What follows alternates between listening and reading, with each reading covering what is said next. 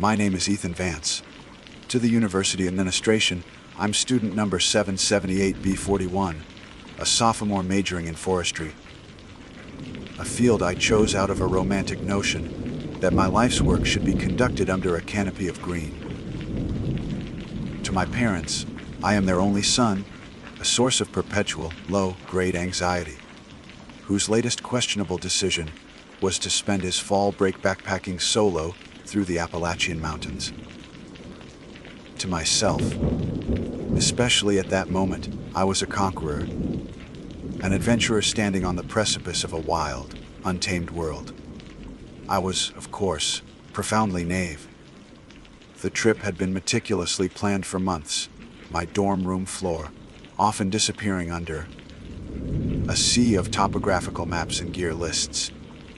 The target was the Roan Highlands, a majestic and notoriously rugged stretch of the Appalachian Trail straddling the border between Tennessee and North Carolina. My professors had spoken of it with a kind of reverence, describing the unique grassy balds that crown the mountaintops, islands of prairie in a sea of dense forest. They were, I was told, ecological mysteries. No one is entirely sure why the trees don't grow there. I began my hike at Carver's Gap, the air crisp with the promise of late autumn. The first day was a grueling, but rewarding ascent through forests of skeletal birch and deep green spruce. The trail was a well-worn artery of packed earth and stone, and I passed a handful of other hikers.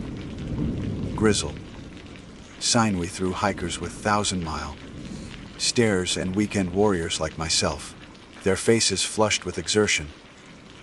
At a trail shelter, I saw a faded flyer tacked to a wooden post. It showed the smiling, pixelated face of a young woman who had vanished somewhere in this vast wilderness 2 years prior.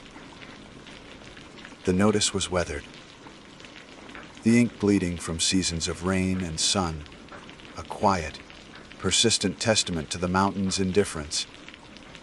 A park ranger I'd spoken to at the trailhead had given me the standard warnings. Watch the weather, secure your food. Don't wander off the marked path. These mountains are old, he'd said, his eyes scanning the ridgeline. They don't forgive foolishness. His words echoed in my mind as I made the decision to leave the Appalachian Trail on the second day. My map showed a smaller, unmarked spur trail that, according to my research, led to a more secluded and less visited bald. The allure of true isolation, of having a mountaintop entirely to myself, was too strong to resist. The path, if one could call it that, was barely there. A faint suggestion of passage through tangled rhododendron tunnels, known locally as laurel hells. The branches clawed at my pack and clothes, and for more than an hour, my world was nothing but a claustrophobic green-brown thicket. Then, abruptly, I burst out of the trees and onto the bald. The effect was breathtaking. It was a perfect dome of wild grass and low-lying shrubs sweeping upwards to a gentle summit. The sky, a vast and piercing blue, felt impossibly close. A sea of lesser peaks, hazy and blue-tinted, rolled away in every direction. I had found it. My own private kingdom. I dropped my heavy pack onto the springy turf, a triumphant shout swallowed by the immense silence. I felt a profound sense of peace, a feeling of being the only human being for 100 miles. I set up my small, one-man tent in the center of the bald, a good distance from the tree line, which formed a dark, impenetrable wall around the clearing. As the sun began its descent, it painted the sky in fiery strokes of orange and purple. The beauty was so intense it felt almost sacred, holy. I made a small meal on my camp stove, the hiss of the burner the only man-made sound. Once darkness fell, it was absolute. There was no moon yet, and the stars were a brilliant, chaotic spill across the black velvet of the sky. It was then that I first noticed the quiet. It wasn't a peaceful quiet. It was a heavy, watchful silence. In the forests below, there was always a chorus of insect life, the call of an owl, the rustle of some small creature in the undergrowth. Here, there was nothing. The wind moved through the grass with a soft, sibilant whisper, but beyond that, the world seemed to be holding its breath. I zipped myself into my tent, telling myself the unnerving stillness was simply a feature of the high altitude. I slept, but it was a thin, restless sleep.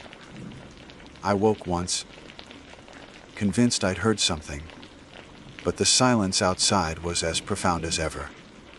I chalked it up to the unfamiliar environment and drifted off again. The second night, the moon was a waxing crescent, casting a pale, ethereal glow over the landscape. The silver light made the clearing look alien, like the surface of another world. I fell asleep faster this time, exhausted from a day of exploring the summit. The dream I was having was mundane. Something about a missed exam, when a new sound slowly worked its way into my consciousness, pulling me toward the surface of wakefulness. Tap, tap, tap. It was soft, rhythmic, and methodical. My first groggy thought was of a woodpecker, but it was the middle of the night. Then I thought perhaps it was a branch, tapping against a rock in the wind. I lay perfectly still, straining my ears. The sound was close, annoyingly close. Tap, tap, tap. A cold dread began to seep into my veins as I realized the sound wasn't coming from the woods around me. It wasn't coming from outside the tent at all. I held my breath, my heart starting a frantic, panicked rhythm against my ribs. The sound was coming from underneath me. It was faint, muffled by my sleeping pad and the tent floor, but it was unmistakable. It sounded, impossibly, like a fingernail or a small stone tapping on a hard surface, tapping on rock. I was lying on at least a foot of topsoil and grass. There shouldn't be any rock directly beneath me. I tried to rationalize it. An animal, a mole or a shrew, digging. But the sound was too regular, too deliberate. It lacked the frantic, scrabbling quality of a burrowing creature. This was patient. This was intelligent. Tap, tap, tap. I slowly, carefully pushed myself up onto my elbows. The movement sent a fresh wave of adrenaline through me. The tapping stopped. The silence that rushed back in was somehow worse than the sound it replaced. It was heavy with expectation. I stayed frozen, every muscle tensed, listening with an intensity that bordered on pain. Minutes stretched into an eternity. Nothing. Just the whisper of the wind across the grass. I finally let out a shaky breath. It was a branch. It had to be. Maybe a root system settling, a stone shifting underground. Any explanation was better than the one my terrified imagination was starting to construct. I told myself I was being ridiculous. A city kid spooked by the unfamiliar sounds of the wild. I tried to lie back down, to force my body to relax. But my eyes were locked on the thin nylon floor of my tent, as if I could see through it to the cold, dark earth below. I was no longer a conqueror on my private mountaintop. I was a trespasser, and I had the distinct, chilling feeling that I had just knocked on a door I never should have approached. Sleep was no longer a possibility. It had been banished from my mind, replaced by a hyper-alert state of terror that was both exhausting and electrifying. I remained on my elbows for what felt like hours, my neck aching, my ears straining to catch the slightest sound beyond the mournful sigh of the wind. Every rustle of the tent fabric, every distant whisper of the breeze, was magnified 1,000 times, filtered through a prism of pure fear. the rational part of my brain, the part that had gotten me good grades and helped me navigate the complexities of university life, was desperately trying to reassert control. It was an animal. It was a geological shift. It was a dream. But the primal, ancient part of my brain, the part that understood the dark, knew better. It knew that the deliberate, rhythmic tapping was not a product of the natural world. I didn't dare move. My world had shrunk to the thin nylon floor of my tent. The vast, beautiful wilderness I had admired only hours before now felt like a cage, and I was trapped inside with something unknown. The silence stretched on, thick and suffocating. My fear began to curdle into a strange kind of resignation. I was going to die here, on this remote mountaintop, and no one would ever know what happened. The faded flyer of the missing girl flashed in my mind. Maybe she had heard the tapping, too. Just as a sliver of hope began to suggest that I had imagined the whole thing, a new sound began. It was far worse than the tapping. It was a low, grating, scraping noise. The sound of stone grinding against stone. It was slow, laborious, and filled with an immense sense of weight and effort. It came from the same direction as the tapping had, from beneath the earth, but it was not directly under me. It sounded like it was several yards away, closer to the edge of the clearing. Squatch. The sound vibrated through the ground, a deep, resonant tremor that I felt in my bones. It was a sound so alien and out of place in this environment that it made the hair on my arms stand on end. There was no mistaking this for an animal. This was the sound of construction, or, more terrifyingly, of deconstruction. The sound of a tomb being opened. Guri and scrape. I knew with a certainty that defied all logic that I could not stay in the tent. To be caught in this flimsy shelter, a blind and helpless victim, was a fate more terrifying than facing whatever was making that noise. The thought of the ground beneath me, tearing open, of a hand reaching up from the cold earth to grab my ankle, was enough to override my paralysis. I had to see. I had to know. Morbid curiosity, the same impulse that makes drivers slow down for a car crash, was now my master. Moving with agonizing slowness, I reached for the zipper on the tent door. The metallic tang of the pull tab was cold against my trembling fingers. I pulled it down, an inch at a time. The sound of the zipper teeth separating was like a scream in the profound silence, a declaration of my presence. I expected the scraping to stop, for whatever was out there to react to the noise. But it continued, indifferent and methodical, as if my existence was of no consequence. I crawled out of the tent into the cold night air. The crescent moon cast a pale, sickly light over the bald, bleaching the color from the grass and casting long, distorted shadows. I rose to my feet, my legs shaking so badly, I was surprised they held my weight. The cold immediately seeped through my socks and into my feet, but I barely noticed. My entire being was focused on the sound, which was louder now, and I could pinpoint its source. It was coming from the northern edge of the bald, about 50 feet from my tent. I stood frozen, a statue of terror, and watched. And then I saw it. A section of the turf, a near perfect circle of grass and earth, was moving. It was no bigger than a manhole cover, and it was being pushed upwards from below, tilting on an unseen hinge. The edges were unnervingly clean, as if the circle had been cut from the surrounding, sawed with a giant, precise blade.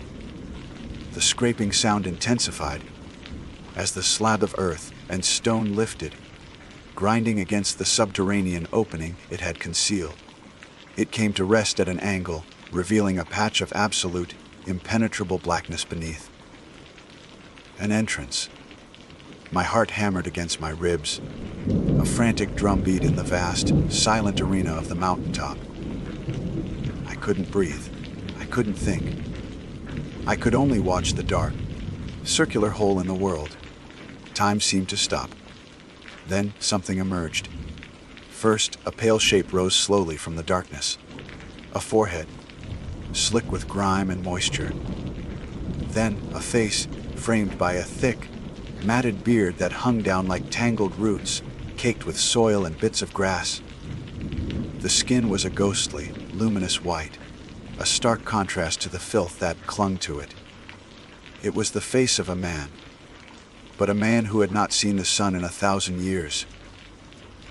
But it was the eyes that shattered my sanity. They were huge, perfectly round, and glowed with a faint, internal luminescence, like 2 small moons. They were a milky, opaque white, with no discernible iris or pupil. They blinked, a slow, deliberate motion, as if adjusting to the faint light of the world above. The head turned, and the moon, eyes scanned the clearing with a slow, ancient intelligence that was utterly inhuman. They swept across the landscape, past my tent, and for one heart-stopping, eternal second, they fixed on me. I was seen. The connection was electric, a jolt of pure, undiluted terror that shot through my entire nervous system. In those glowing, pupilless orbs, I saw a knowledge of the world that was deep, dark, and subterranean. I was an intruder, a fleeting surface-dwelling creature whose presence was an unexpected anomaly.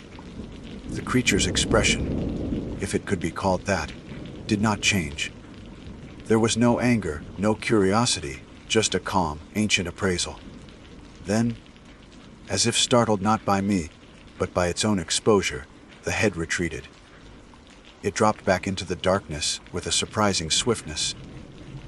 The scraping, grinding sound returned as the circular slab of stone and earth was pulled back down, fitting into place with a final, dull thud that echoed in the silence. It was gone. The clearing was empty again. The wind whispered through the grass. The moon shone on an unbroken, peaceful landscape. If not for the faint, perfectly circular outline in the turf, I might have convinced myself it was all a hallucination, a waking nightmare brought on by altitude and isolation. But I knew what I had seen, and the truth that crashed down upon me was more terrifying than any monster. My professors had been wrong. This bald wasn't an ecological mystery. It was architecture. I hadn't pitched my tent in a clearing. I had pitched it on a roof. The entire mountaintop was a hollow, artificial structure, a lid on a world I couldn't begin to comprehend. The missing people, the unnerving silence, the legends of the mountains. It all coalesced into a single, horrifying reality. I didn't scream. The sound was trapped in my throat, a knot of pure panic. My meticulously planned backpacking trip was over. Survival was the only thing that mattered. The instinct to flee was so powerful, so absolute that it erased all other thoughts. I didn't think about my gear. I didn't think about the trail. I scrambled back to the tent, not even bothering with the zipper. I ripped at the mesh door, tearing a hole, and grabbed my backpack. It held my water, my car keys, my wallet. It was all I needed. I left the tent, the sleeping bag, the stove, all of it, a pathetic offering to the things that lived below. With my pack slung haphazardly over one shoulder, I ran.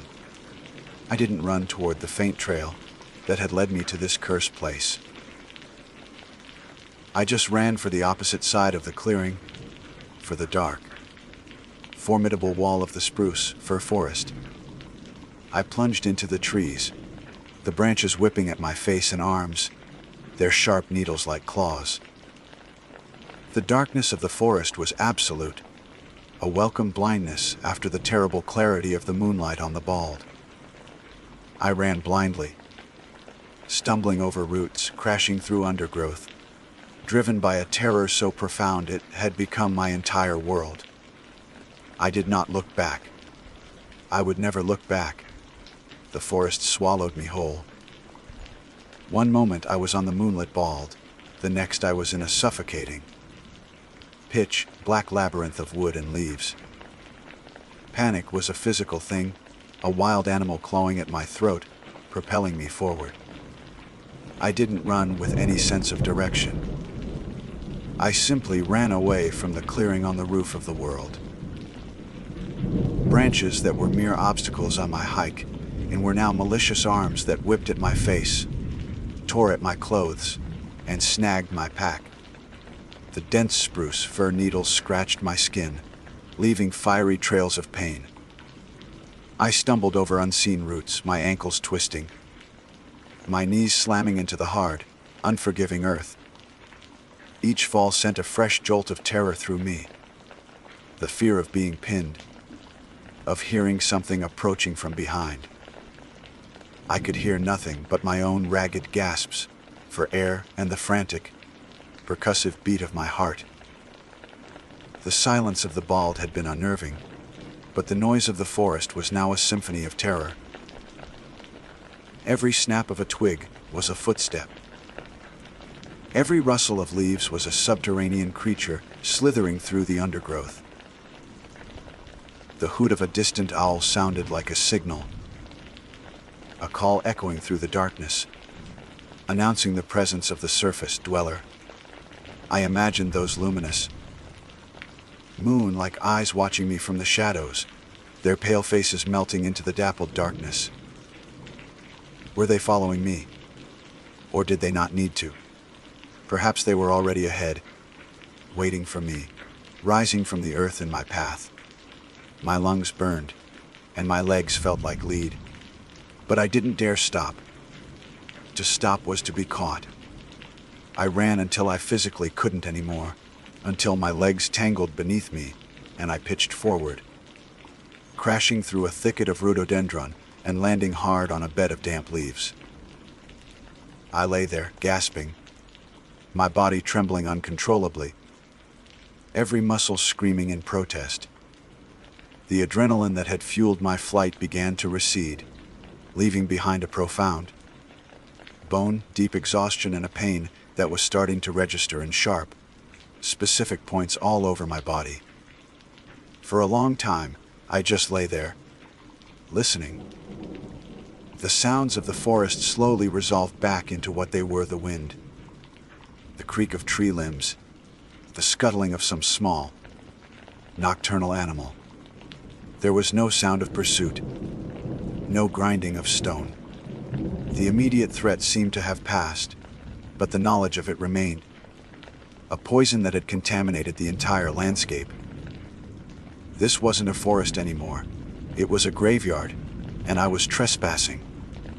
As my breathing quieted, a new fear began to creep in, a cold and rational dread that was almost worse than the blind panic.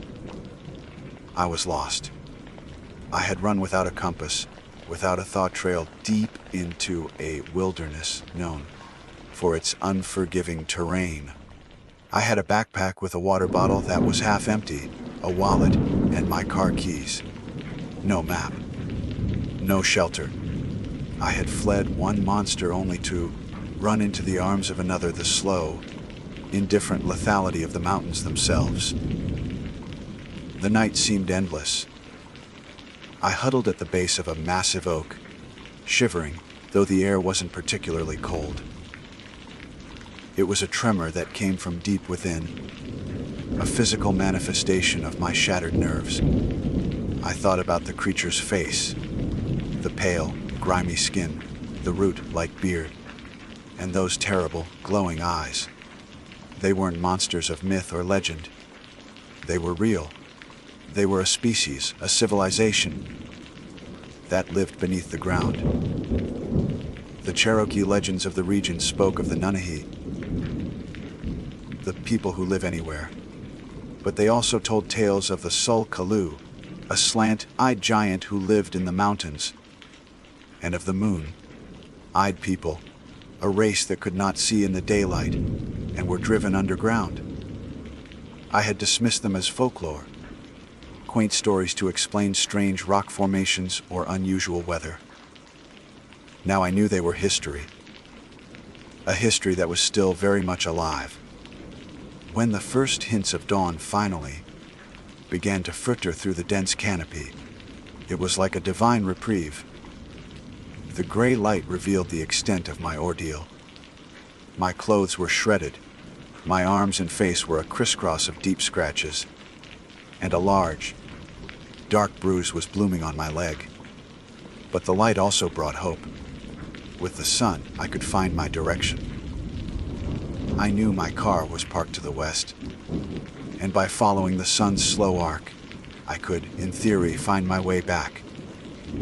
The journey was a grueling, painful blur. I stumbled through the woods for hours, my thirst becoming a throbbing obsession. I followed the slope of the land downwards, reasoning that it would eventually lead to a stream. It did. I drank deeply from the ice-cold water, not caring about parasites or pollutants. It was the best thing I had ever tasted. Rejuvenated, I continued my trek, my mind a numb landscape of fear and exhaustion. It was late in the afternoon when I heard it. A sound so foreign and so beautiful that I thought I was hallucinating the distant, mechanical drone of a car engine. I broke into a stumbling run, crashing through the trees and undergrowth with a renewed sense of desperation. I emerged from the tree line and fell onto the hot, black asphalt of a 2-lane road. It was the road leading to Carver's Gap. I had made it. A few minutes later, a park ranger's truck pulled up beside me. The same ranger I had spoken to 2 days before. His eyes widened as he took in my appearance. "My God, son, what happened to you?" he asked, getting out of the truck. I tried to tell him. The words tumbled out of me in a chaotic, incoherent flood. The bald, it's a roof, they live underneath. The tapping, the eyes, the moon eyes. He listened patiently, his expression a mixture of concern and professional skepticism. He put a blanket around my shoulders and gave me a bottle of water from his cooler. "Easy now," he said in a calm, soothing voice. "You've had a rough time. It's not uncommon for folks to get turned around up here. Dehydration, exhaustion, it can make you see things." "No," I insisted, my voice cracking. "It was real. I left my tent, all my gear. You can go see it. You'll see the circle in the ground." He nodded slowly. "We'll send someone up to retrieve your gear. Don't you worry. Probably a bear got into your camp and gave you a good scare. Happens all the time." I stopped trying to explain. I could see in his eyes that he had already filed my story away under a neat, tidy label. Inexperienced hiker. Panicked. He would find my abandoned campsite and conclude that a bear had ransacked it, chasing me away in a delirious flight. He would see the faint circle on the bald and think it was a strange fungal ring or an old lightning strike. He would never know the truth. I was utterly, completely alone with my knowledge. I never went back to the mountains. I dropped out of the forestry program the following semester and changed my major to architecture, though I'm not sure why. Maybe it's a subconscious need to understand how things are built, to reassure myself of the solidity of the ground beneath my own feet. But the terror never really left. It's a low-grade hum beneath the surface of my everyday life. I don't go camping anymore. I avoid parks and large, open fields. Sometimes, at night, in the dead quiet of my apartment, I think I can hear a faint, rhythmic tapping coming from the floor below. and I find myself staring at the ground, wondering what forgotten doors lie beneath the concrete and steel of the world we think we know, and praying they remain closed. My name is Caleb Thorne. For 20 years, I've worn the uniform of a National Park Service ranger in the Shenandoah. My boots have logged more miles on these trails than most people's cars have on pavement. The mountains are in my blood, a legacy passed down from my grandfather, helped build Skyline Drive. I know the slant of the sun through the oak leaves in autumn, the particular scent of wet slate after a summer storm, and the deep, resonant silence of a winter snowfall. Most importantly, I know the sounds. I can distinguish the sharp, panicked cry of a rabbit caught by a hawk from the playful yip of a young fox. I can tell you if the rustle in the undergrowth is a white-tailed deer browsing or a black bear foraging for grubs. The forest speaks a language, and for 2 decades, I've been its diligent student. My hearing is my most trusted tool, more reliable than any compass or GPS. It has saved my life more than once. But what I heard last Tuesday, deep in a forgotten hollow, wasn't in any language I knew. It was something else entirely, something ancient and predatory, that used the familiar sounds of love and fear as its lure. The call had come in that morning. A hiker, Daniel Miller, was overdue. He'd signed the trail log at the Nicholson Hollow trailhead for a solo day hike, a challenging but popular route that follows the Hughes River. He was experienced, well equipped, and according to his wife, Amelia, meticulous in his planning. When he hadn't returned by nightfall, she'd waited, telling herself he'd just misjudged the time. When he wasn't back by sunrise, she'd called us, her voice tight with a fear she was desperately trying to control. I met her at the station. She was a small woman, clutching a worn photograph of her husband. He was smiling, standing on a sun-drenched peak, the endless blue ridges of the Appalachians rolling out behind him. "He loves it here," she'd said, her voice barely a whisper. "He calls it his cathedral." She gave me his details. 35 years old, 6 foot, 1 brown hair, wearing a blue rain jacket and carrying a gray Osprey backpack. Then she looked at me, her eyes pleading. He knows what he's doing. He wouldn't take unnecessary risks. I gave her the standard assurances, the calm, professional spiel we use to keep families from shattering while we do our work. But every ranger knows the truth. The mountains don't care how experienced you are. They have their own rules. The search began like any other. We established a command post, divided the area into grids, and sent out teams. I took a section myself, a rugged piece of terrain that branched off the main trail and descended into a deep, stream-carved hollow. It was off the beaten path, the kind of place a photographer like Daniel might wander into, chasing the perfect light. The air grew cooler as I descended, the scent of damp earth and decaying leaves becoming thick and heavy. The roar of the main river faded, replaced by the gentle, intricate music of a smaller creek, babbling over moss-covered stones. Sunlight struggled to pierce the dense canopy, dappling the forest floor in shifting patterns of light and shadow. It was peaceful, the kind of profound quiet that usually settled my soul. That's when I first heard it. It was a whisper, nothing more, riding the edge of the creek's sound. I stopped, tilting my head, my ears straining to isolate the noise from the water's gurgle. It was gone. Auditory pareidolia, I told myself. The brain's tendency to find patterns in random noise. When you spend enough time alone in the woods, You learn that the wind can sound like a voice, and a falling branch can sound like a footstep. It's a trick of the mind, your subconscious trying to populate the silence. I dismissed it and pushed on, my boots crunching softly on the leafy ground. I walked for another 10 minutes, following the winding path of the creek deeper into the hollow. Then I heard it again, clearer this time. It was still faint, a thread of sound woven into the tapestry of the forest, but it had a cadence, a rhythm that was distinctly human. I froze, every sense on high alert.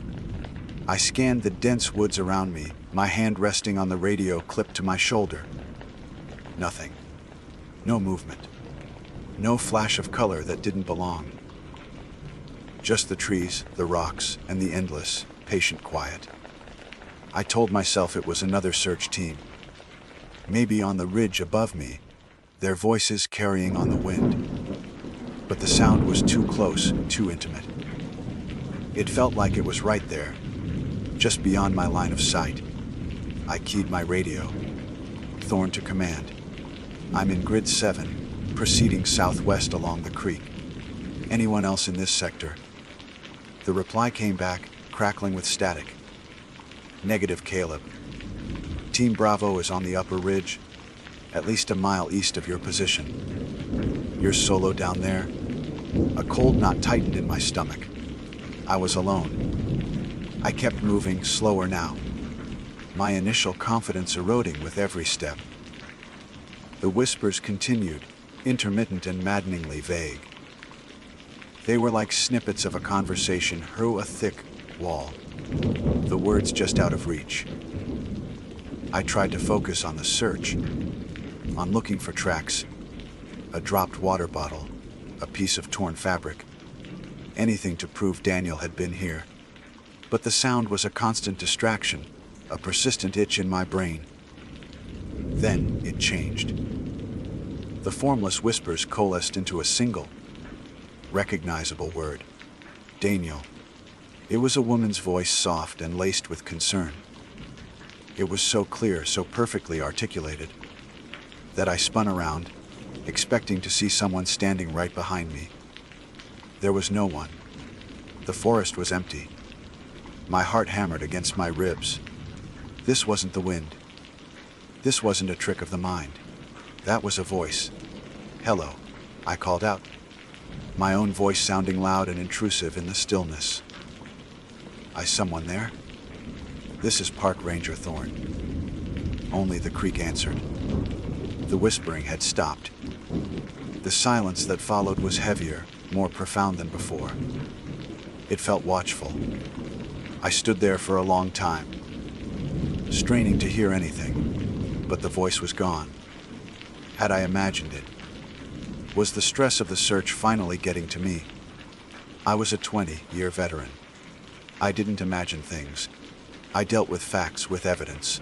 The fact was, I had heard a voice call the missing hiker's name. My duty was clear. A voice meant a person. And a person in this remote area could be in trouble. It could be another hiker who had seen Daniel. It could be Daniel's companion, someone his wife didn't know about. Regardless, I had to investigate. Against every primal instinct screaming at me to turn back, I followed the direction the sound had come from, pushing deeper into the hollow. The terrain grew more difficult. The faint trail I'd been following disappeared completely, forcing me to navigate through thickets of mountain laurel and scramble over slick, mossy boulders. The air was thick with humidity, and the silence pressed in, broken only by my own labored breathing and the relentless babble of the creek. And then the voice returned, closer now, and filled with a desperate, pleading urgency. Daniel, where are you? It was the same woman. The sound was so real, so full of genuine anguish, that my ranger training took over completely. Someone was in distress. I keyed my radio again. Command, this is Thorne. I have an unidentified female voice calling for the missing hiker. I'm attempting to make contact, moving deeper into the hollow. I didn't wait for a reply. I plunged ahead, calling out as I went. "This is the Park Service! Can you tell me where you are? Please help me," the voice sobbed, seeming to come from just ahead, beyond a thick wall of rhododendron. "I can't find him." I fought my way through the dense vegetation, the branches scratching at my face and arms. I burst through into a small, shaded clearing. It was empty. The voice was now coming from my left, further downstream.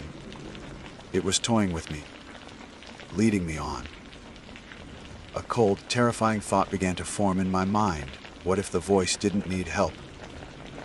What if it was the thing that had made Daniel need help? But I couldn't stop. I had to know. I followed the sound for what felt like an eternity. A half-mile trek that took me into the wild, untamed heart of the park. A place where the trails were nothing but a memory. The voice was my only guide, a phantom beacon of distress pulling me further and further into the shadows. It was a perfect performance of a woman lost and terrified, her calls for Daniel, growing weaker, more pathetic, as if her strength was failing. It was a trap. I knew it in my bones, with the same certainty that I knew the feel of the sun and the sound of the wind. It was a beautifully, flawlessly constructed trap, and I was walking right into it. The knowledge that you are walking into a trap does little to prepare you for the moment it springs. Every rational part of my mind, the part honed by 2 decades of search and rescue, of analyzing tracks and reading weather patterns, told me to stop. It told me that the voice was a lure, that its performance of a terrified, lost woman was too perfect, too theatrical. Animals use camouflage and mimicry to hunt, to blend in or to draw prey closer. What I was hearing was the auditory equivalent of a pitcher plant, a sweet, promising sound that led only to a place of consumption. But the other part of me, the human part, the part that has pulled injured people from ravines and comforted lost children, couldn't ignore the sound of suffering, even if I suspected it was a lie. My duty was to find Daniel Miller, and this voice, whatever it was the only lead I had. The hollow grew narrower, the slopes on either side becoming steeper, their faces a jumble of ancient, lichen-covered boulders and tangled roots. The creek, my only constant companion, cut a deeper and deeper channel into the earth. The voice led me onward, its calls for Daniel, becoming fainter, punctuated by realistic, sounding sobs and sharp intakes of breath. It was a masterful performance, designed to pull at the most basic strings of empathy. It never stayed in one place for long. Each time I thought I was closing in, the sound would shift, moving another 50 yards downstream, always just out of sight, drawing me further from the known world. The air grew still and heavy, and the normal sounds of the forest, the chatter of a squirrel, the buzz of insects, the call of a distant bird, had vanished. The only sounds left were my own ragged breathing, the gurgle of the creek, and the phantom voice. My radio felt like a useless brick on my shoulder. What could I even report? Command, I'm following a ghost that's crying in the woods. They'd pull me for a psych evaluation. I was on my own, and the weight of that isolation pressed down on me with a physical force. I paused, leaning against a massive tulip, poplar to catch my breath, and scanned the oppressive woods. There was still nothing to see. No tracks but my own. No broken branches. No sign that any living thing, human or otherwise, had passed this way. It was as if the voice was emanating from the air itself. That's when the strategy of my unseen stalker changed. The pathetic, weeping voice of the generic lost woman fell silent. For a full minute, the woods were utterly quiet again, a heavy, listening silence that was more unnerving than the crying had been. I held my breath, my ears straining, and then a new sound began. It wasn't a cry of distress. It was a voice filled with a desperate, hopeful urgency. It was a voice I recognized. "Caleb, is that you? Over here?" My blood ran cold. It was the voice of Amelia Miller, Daniel's wife. It wasn't just similar. It was her. The exact pitch, the same slight lilt I'd heard in her voice just that morning at the station. I could hear the faint, underlying tremor of anxiety, the specific way she formed her words. It was a perfect, studio, quality recording of Amelia Miller's voice, and it was coming from the woods in front of me. The shift was jarring and profoundly terrifying. The entity I was tracking had been listening. It had been with me at the station, or it had somehow plucked her voice from my own memory. The concept of auditory pareidolia was a distant, laughable memory. This was not my brain making patterns. This was an intelligent predator, and it had just demonstrated a capability that defied all logic. It had learned. "Amelia," I whispered, the name a dry rasp in my throat. "Yes, it's me. Caleb, thank God."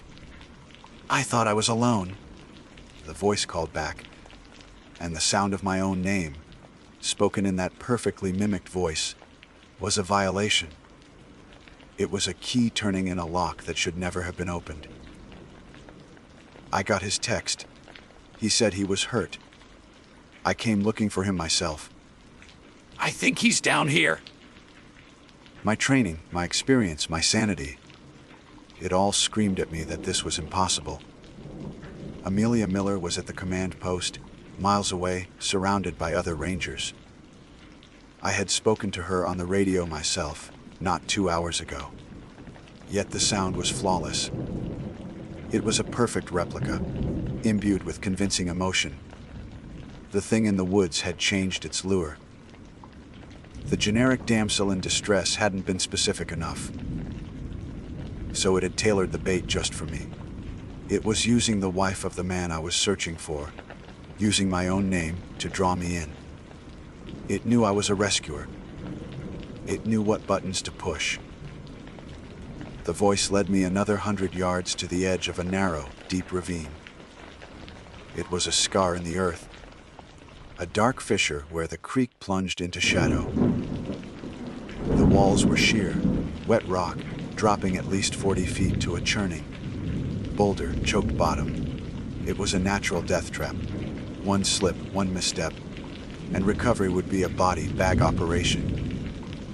The voice of Amelia called out one last time, and this time it came from directly below me, from the bottom of that dark, unforgiving chasm.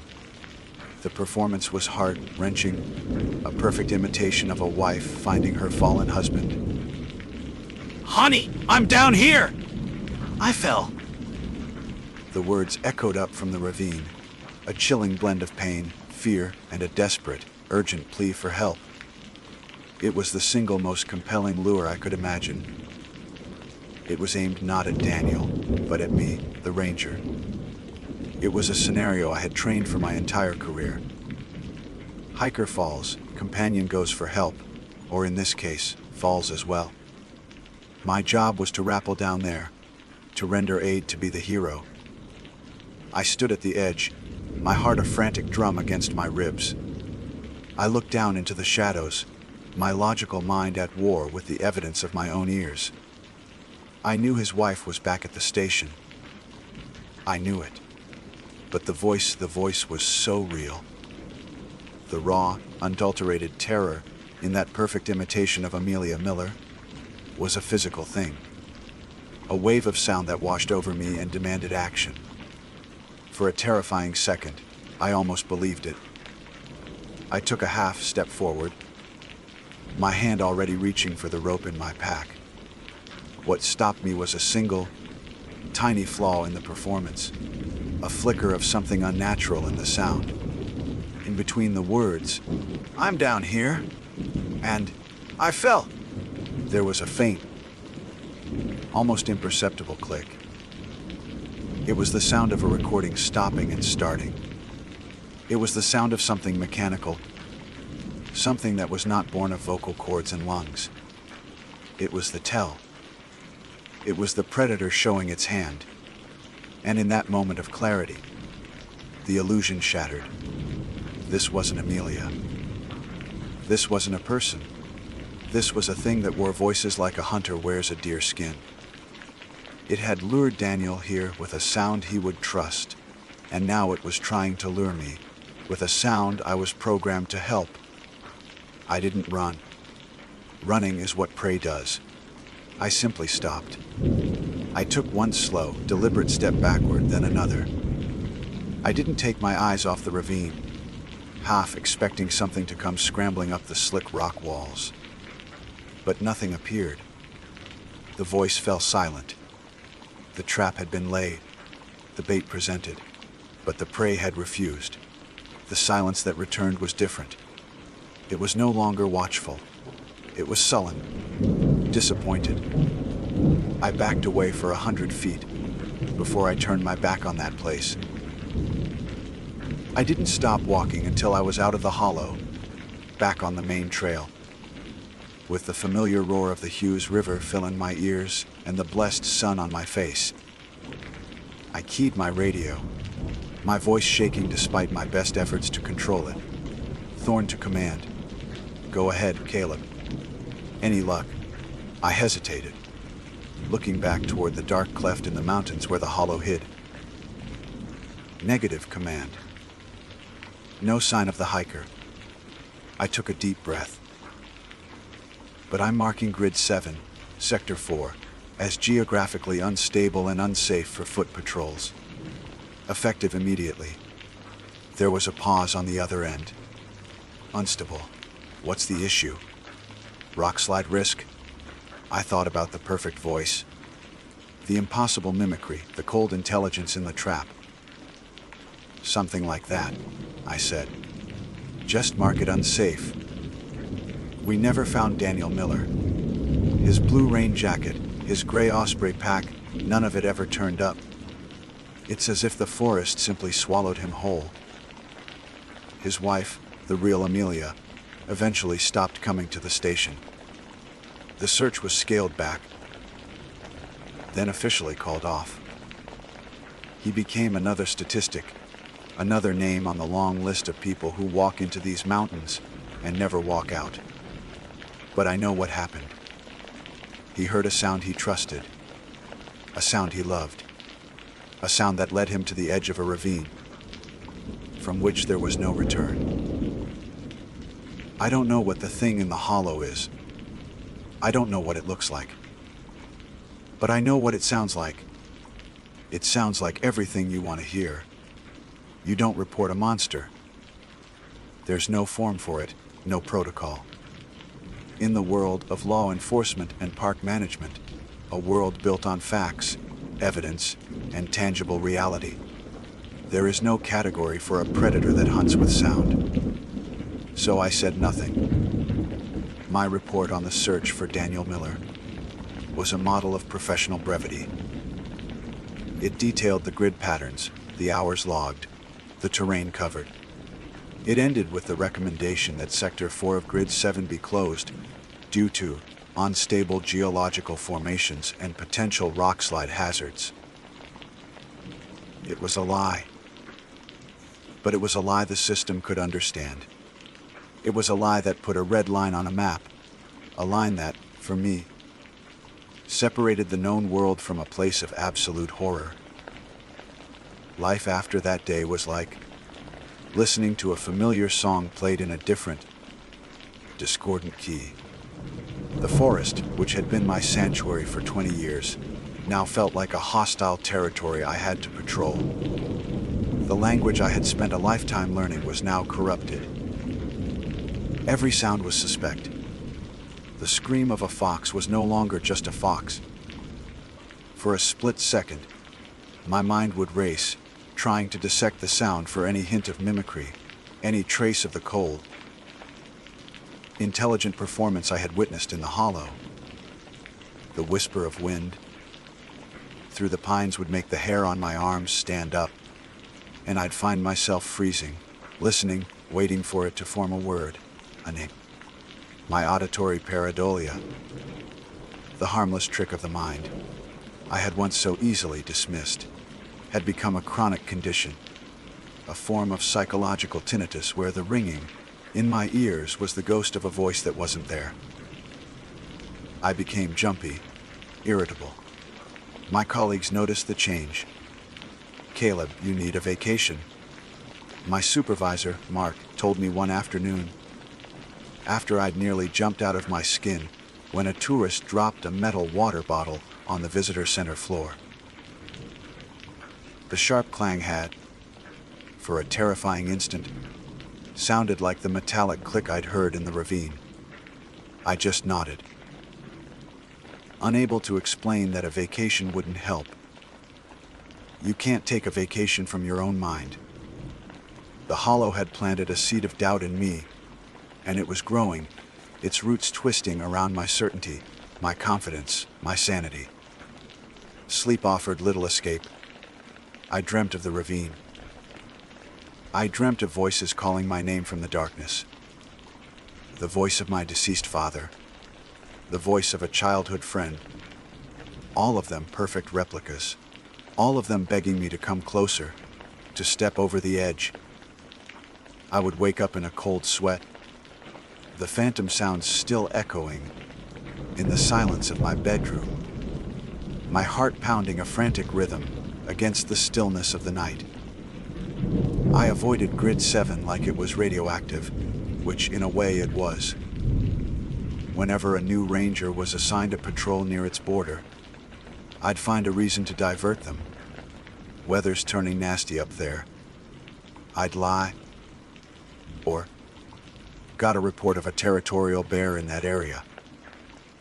They looked at me strangely, but they were young, and I was the veteran. They trusted my judgment, never knowing I was protecting them from something my own report didn't dare to name. I was the keeper of a terrible secret, a lonely sentinel guarding a border on a map that only I knew was the frontier of a nightmare. For 6 months, life settled into this new, uneasy rhythm. Daniel Miller became a cold case, a cautionary tale for hikers. The red line on the map held. And then, in late April, when the dogwoods were blooming and the mountains were bursting with new life, a young woman went missing. Her name was Sarah. She was a college student, a biology major doing a solo field study on native ferns. Her car was found at the same trailhead Dale Miller had used Nicholson Hollow.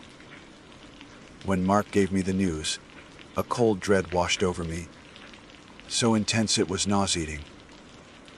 Her research permit was for the area around the river, he said, pointing to a map on the wall. His finger was less than a mile from my forbidden zone. She's been gone for 2 days. Her parents are on their way. The old machinery of the search and rescue operation clanked into motion once again. The command post, the grid assignments, the interviews with frantic family members. It was all a horrifying echo of the Miller search. I was assigned a team, but I knew I couldn't lead them. I had to go alone. I couldn't risk anyone else hearing what I might hear. I couldn't be responsible for leading others into that trap. I took the same path I had taken 6 months before, down into the hollow, along the babbling creek. This time, however, the forest was not quiet. This time, the predator was not subtle. It was as if it knew I was coming back. It was as if it was waiting for me. The whispers started almost immediately, but they were different now. They were a chorus, a cacophony of voices all murmuring at once. I could pick out snippets, fragments of old radio broadcasts, lines from songs, the crying of a baby, a man laughing. It was a college of stolen sounds, a chaotic tapestry of human life being plagued that by something that was not human at all. It was testing its range, showing off its collection. Then, through the noise, a single voice cut through, clear and terrified. Somebody, help me, please. It was a young woman's voice. Sarah's voice. I had listened to her voicemail greeting on her phone back at the station. It was a perfect match. But I was not the same man who had walked here 6 months ago. The empathy, the instinct to rescue, was still there, but it was now shielded by a thick layer of cold, hard terror. I didn't call out. I didn't answer. I just kept walking, my hand resting on the handle of the large knife I now carried on my belt. A useless comfort against a foe I couldn't see. He's here! The voice of Sarah screamed, closer now. The ranger! He's here to help us! Us! Then a second voice joined the first. A man's voice. Thank God you're here, it said, the tone full of wary relief. We're down here. She's hurt badly. It was the voice of Daniel Miller. The sound hit me like a physical blow. It was him. The cheerful, confident voice from the photograph his wife had shown me, now strained with pain and fear. The thing in the woods had kept his voice. It had saved it. And now it was using them both in a twisted, two-part harmony of death. It was a puppet master, and it was making the dead sing. I finally reached the ravine. It was just as I remembered it, a dark, jagged wound in the earth. I stood at the edge, looking down into the shadows, my knuckles white on the grip of my knife. The voices rose up from the darkness below, a desperate duet. Sarah's pleas were interwoven with Daniel's reassurances that help had arrived. It was a trap, more elaborate, more cruel than the last. I didn't back away this time. I stood my ground. I couldn't save them. They were already gone. Their voices nothing more than ammunition for an unseen hunter. But I could refuse to be its next victim. I could bear witness. I unclipped my radio. I held it up, thumbing the transmit button. I didn't speak. I just let the open channel broadcast, the impossible sounds rising from the ravine. I let the cacophony of the damned, the stolen voices of Sarah and Daniel, begging for a help I could not give, pour into the ears of my colleagues miles away. I let it transmit for a full 30 seconds, a broadcast of raw, unexplainable horror. Then I switched it off, turned my back on the ravine, and walked away. I don't know what they made of it back at command. I never asked, and they never brought it up. My career as a ranger ended that day.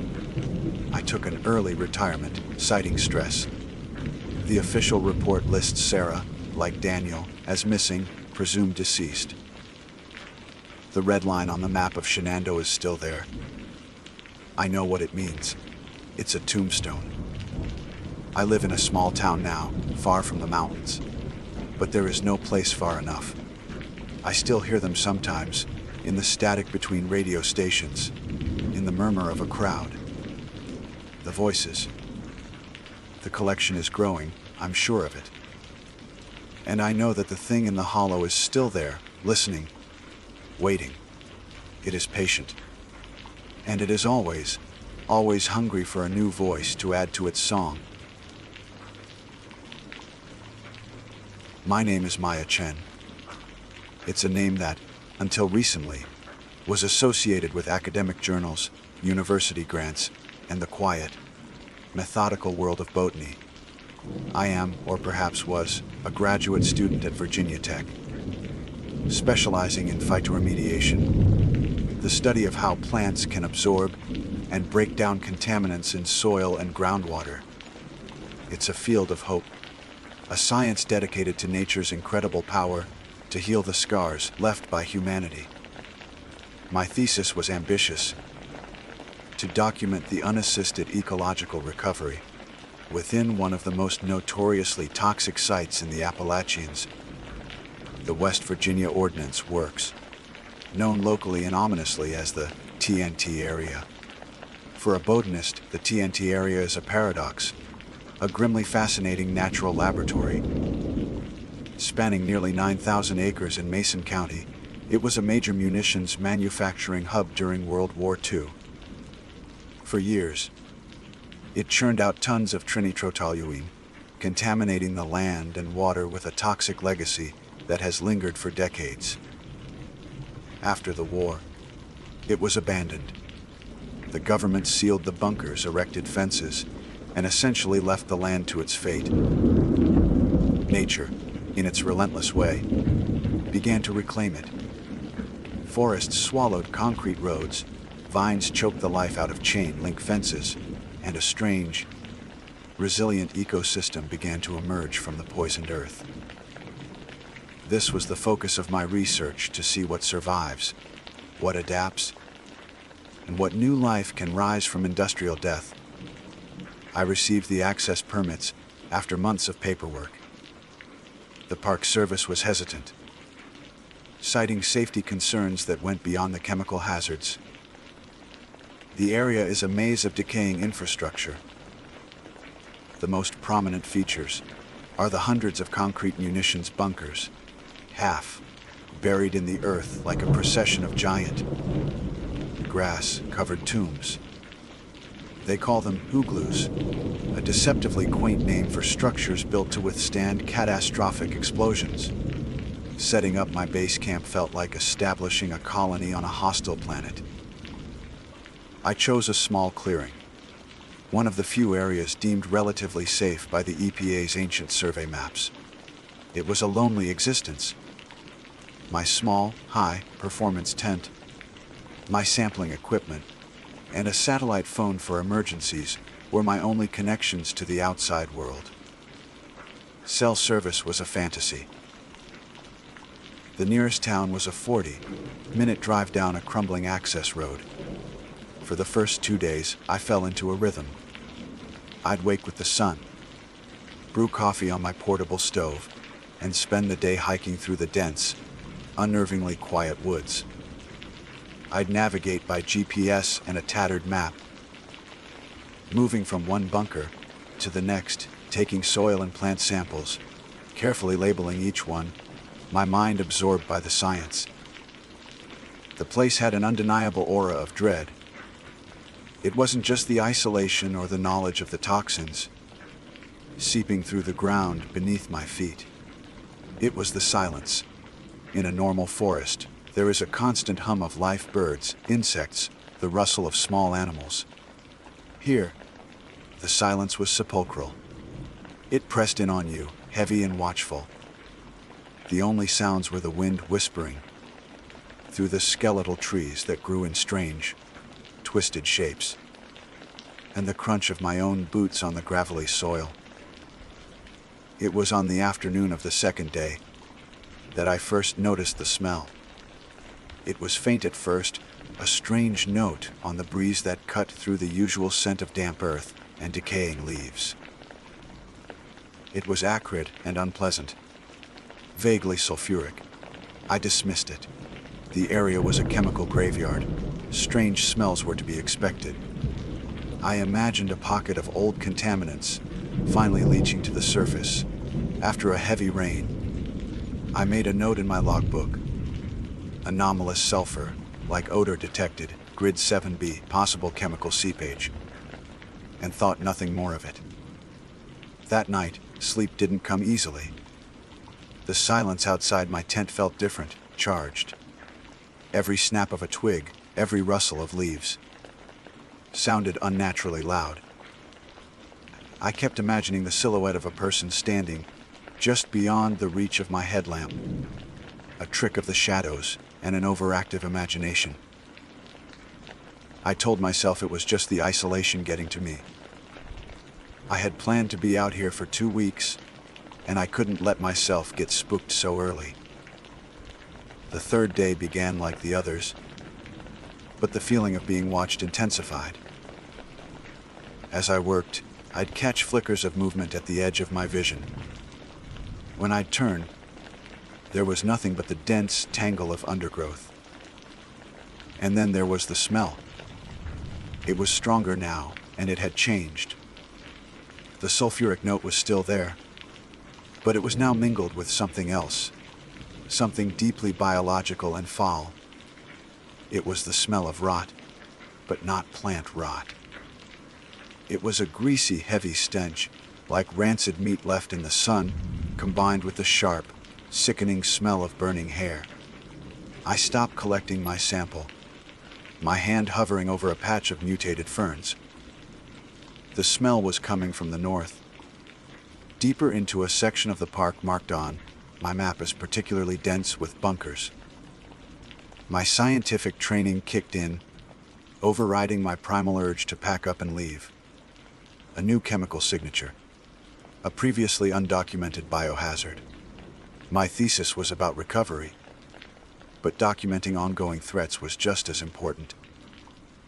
I reported it on the sat phone, my voice sounding small and thin. The ranger on the other end, a man named Henderson, sounded wary. A smell. Yeah, we get reports sometimes. Probably a decomposing bear or a deer that got stuck somewhere.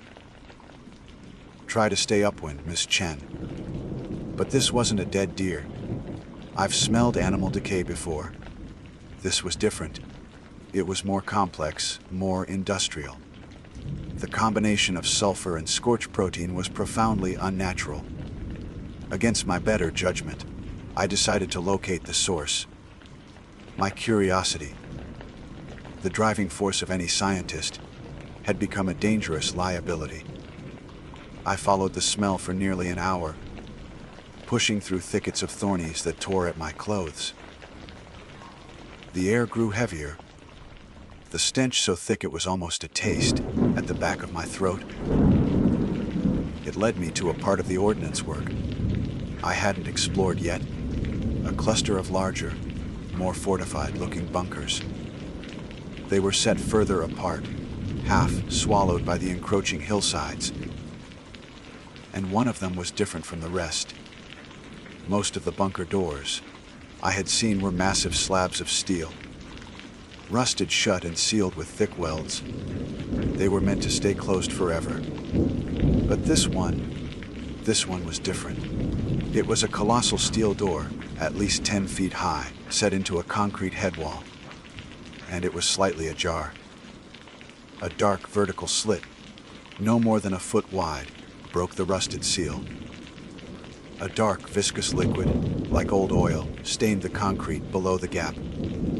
And from this opening, the horrific smell billowed out in waves, a physical presence that made my eyes water and my stomach churn.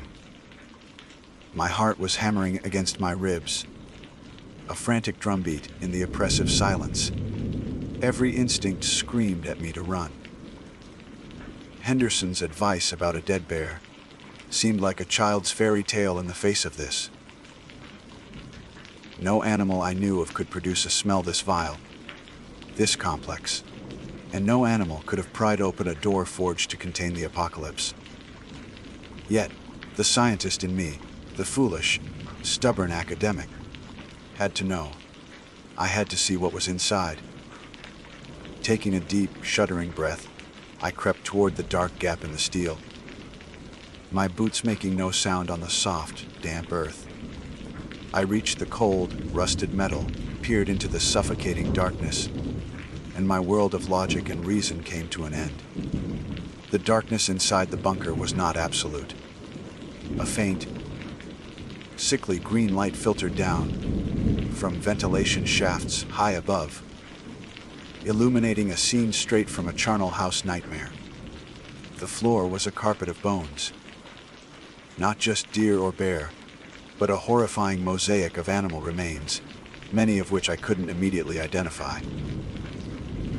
They were splintered and gnawed, piled in drifts against the curved concrete walls. The source of the stench was here, a physical force that coated my tongue and burned my sinuses. But it wasn't the bones that made my blood run cold. It was what lay upon them. In the center of the vast, cavernous space, curled into a semblance of sleep, was a creature of impossible biology. It was immense, easily the size of a grizzly bear, but its form was grotesquely wrong. Its body was covered in a thick, filthy fleece of what looked like white wool, matted with grime, dried blood, and some kind of dark, oily secretion.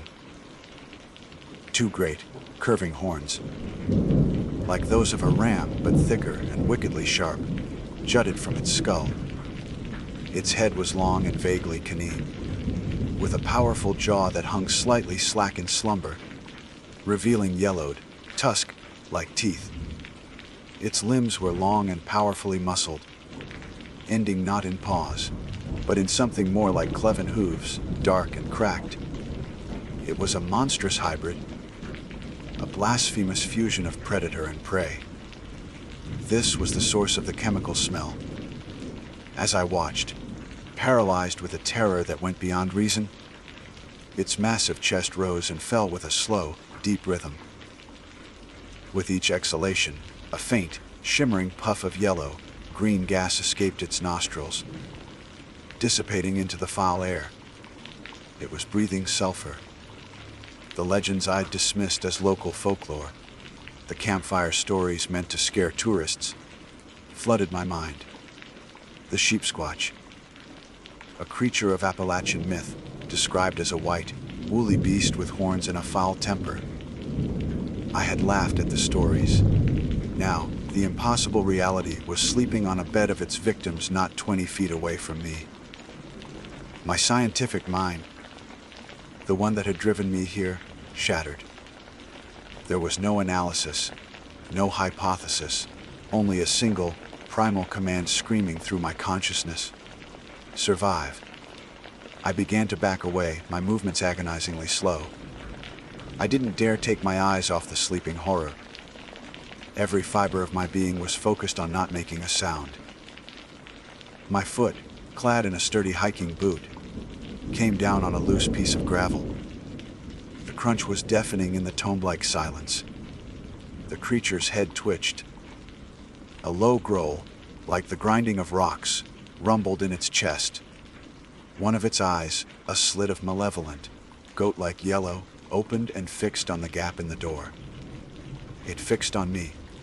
I didn't wait for the other eye to open. I didn't wait to see it rise. I turned and ran. Panic is a poor navigator. I fled without thought, without direction, crashing through the undergrowth, the thorny vines tearing at my skin and clothes like desperate hands. Branches whipped my face, and my lungs burned, but I didn't slow down. The only thought was to put distance between myself and that thing. Behind me, I heard a sound that would haunt my nightmares for the rest of my life. A deafening roar of fury, followed by the screech of metal as the massive steel door was forced open further. Then, the sound of heavy, thudding footsteps, impossibly fast, began to crash through the forest behind me. I have no idea how long I ran. Time dissolved into a blur of green foliage, brown earth, and gray sky.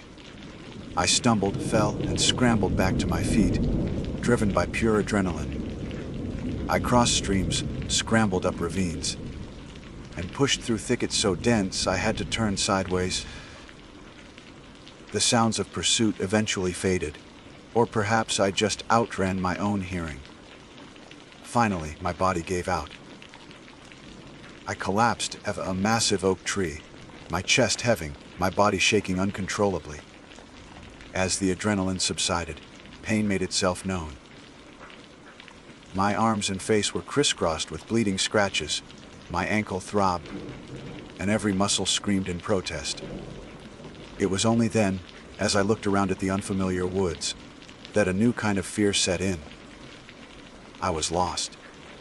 My GPS, my map, my carefully planned route, all were forgotten in the blind flight. The sun was beginning to set, casting long, menacing shadows through the trees. I spent the next hour in a state of near catatonia before some semblance of rational thought returned. I had to get back to my camp. It was my only hope. I checked my watch. The compass function still worked.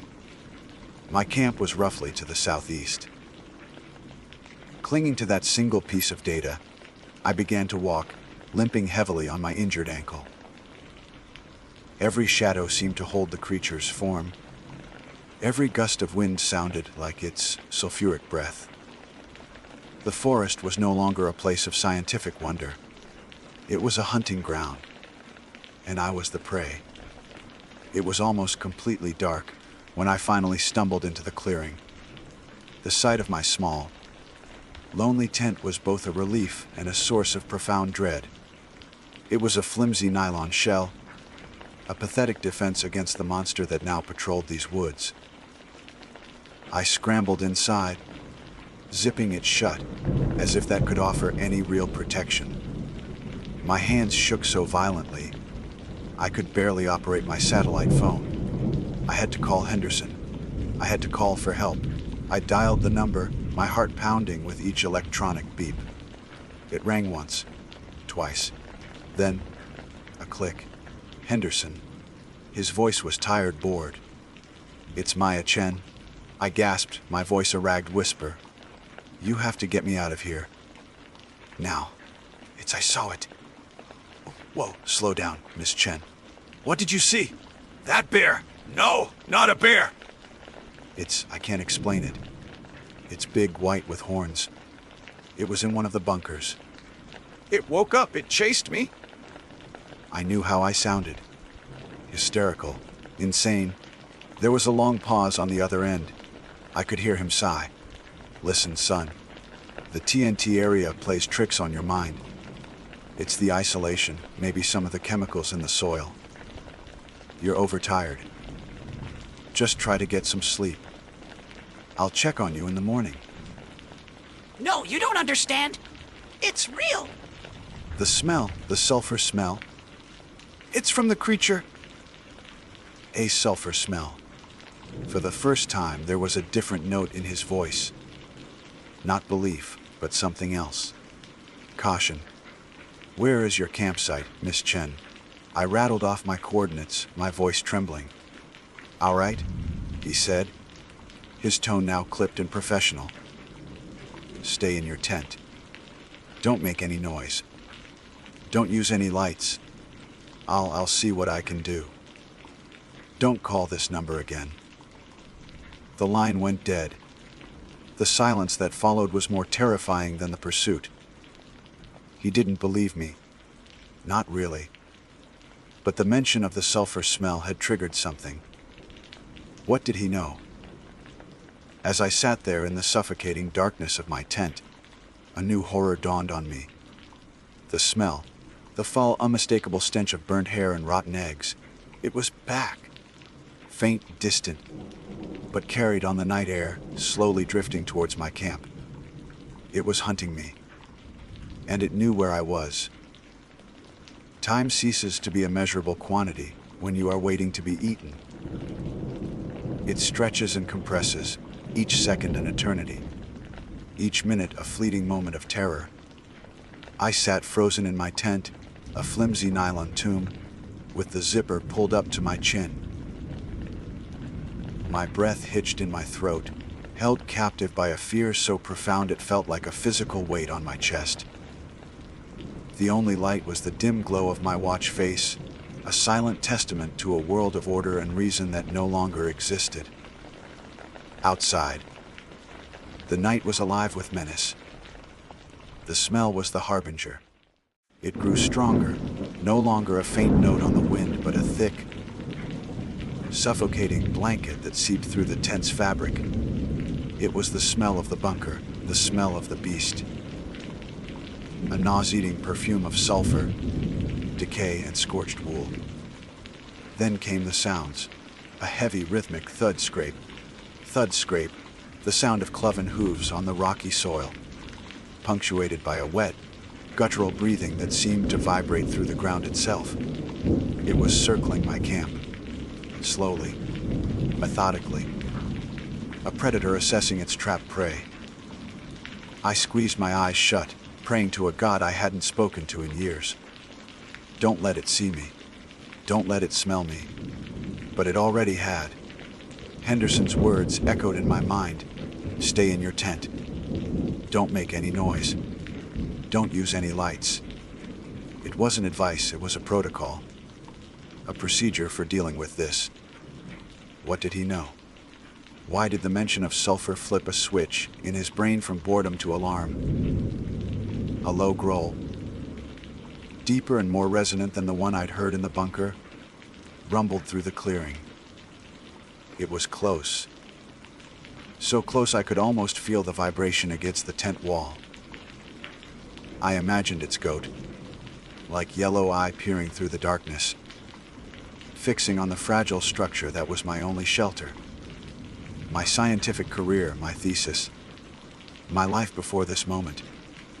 It all felt like a dream belonging to someone else. The only reality was the monster outside my tent. Then, a new sound cut through the night, faint at first, but growing steadily louder. It was a mechanical rumble, the sound of an engine. Headlights sliced through the distant trees, bouncing and weaving as a vehicle navigated the treacherous access road. Hope, fierce and desperate, surged through me. It was Henderson. He was coming to rescue me. He had believed me after all. The creature heard it too. The circling stopped. The guttural breathing paused. A new sound replaced it. A high, pitched, chittering noise, like the agitated clicking of 1,000 giant insects. It was a sound of irritation, of a hunt being interrupted. The heavy footsteps retreated, melting back into the darkness of the woods as the truck drew nearer.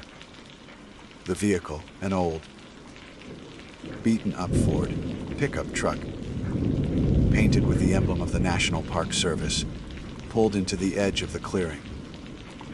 It killed its engine but left the headlights on, bathing my small tent in a stark, artificial glare. The driver's side door opened, and a man stepped out. It was Henderson.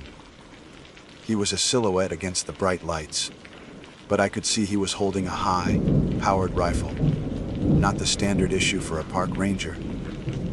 "S. Chen," he called out, his voice tight and strained. "Are you all right in there?" Relief washed over me so intensely it made me dizzy. I fumbled with the zipper, my numb fingers struggling to get a grip. Yes! I'm here! It was just here! "It ran off when you drove up. Stay where you are," he commanded, his tone leaving no room for argument. He didn't move towards me. Instead, he scanned the tree line, the rifle held at the ready. The passenger door opened, and another man got out. He was younger, dressed in similar gear, and held a tranquilizer rifle, the kind used for relocating large game like bears or moose. This wasn't a rescue. This was a containment team. The realization hit me with the force of a physical blow. They weren't here to save me. They were here because of me. I was the problem. I had seen something I wasn't supposed to see. What's going on?" I asked, my voice barely a whisper, my hand frozen on the zipper. Henderson finally turned his attention from the woods to me. His face was grim, etched with a wariness that went bone deep. "You should have stayed away from the bunkers, Miss Chen. We have them marked off for a reason." "What is that thing?" I demanded, a new kind of fear replacing the primal terror. "You know what it is." He let out a long, slow breath, a sigh of resignation. "We'll call it the Shepherd. Been here for decades. A long time before me. It's a product of this place. The chemicals, the radiation, The isolation, they cooked up something new. It mostly keeps to itself, stays in its den. But sometimes it gets disturbed. People go missing in these woods. Hikers who wander off the trail. We put up signs, we give warnings, but people are curious. My blood ran cold. The missing person reports. They weren't just accidents. They were meals. And Henderson and his team, they were the groundskeepers of this toxic, monstrous garden. Their job wasn't to protect the public from the creature, but to protect the creature's secret from the public. What are you going to do? I asked, my voice trembling. Henderson's eyes were filled with a strange, hollow pity. You can't leave, miss. Chen, you can't tell anyone what you saw. You understand that, don't you? The panic, the media, the military descending on this place, we can't have that. We manage it. Quietly. He was going to make me another missing person statistic. Before I could scream, before I could run, the forest exploded. With a roar of pure, unadulterated rage. The sheep squatch burst from the tree line and charged into the clearing. It was a vision of hell. In the full glare of the headlights, I could see it clearly. The matted, blood-stained wool, the wickedly curved horns, the sulfurous steam pouring from its nostrils. It moved with a terrifying speed, its hooves tearing up the earth as it galloped towards the truck. Its yellow eyes blazing with hatred for the light and the noise. The younger ranger yelled and raised his tranquilizer rifle, but he was too slow. The shepherd slammed into the side of the pickup with the force of a freight train, caving in the door and sending the man flying. Henderson opened fire with his rifle, the shots echoing like thunder in the small clearing. The bullets struck the creature's thick hide, but they seemed to have little effect, only enraging it further. This was my chance. While the monster and the men were locked in their desperate battle, I ripped the tent zipper open and scrambled out the back. I didn't run towards the road.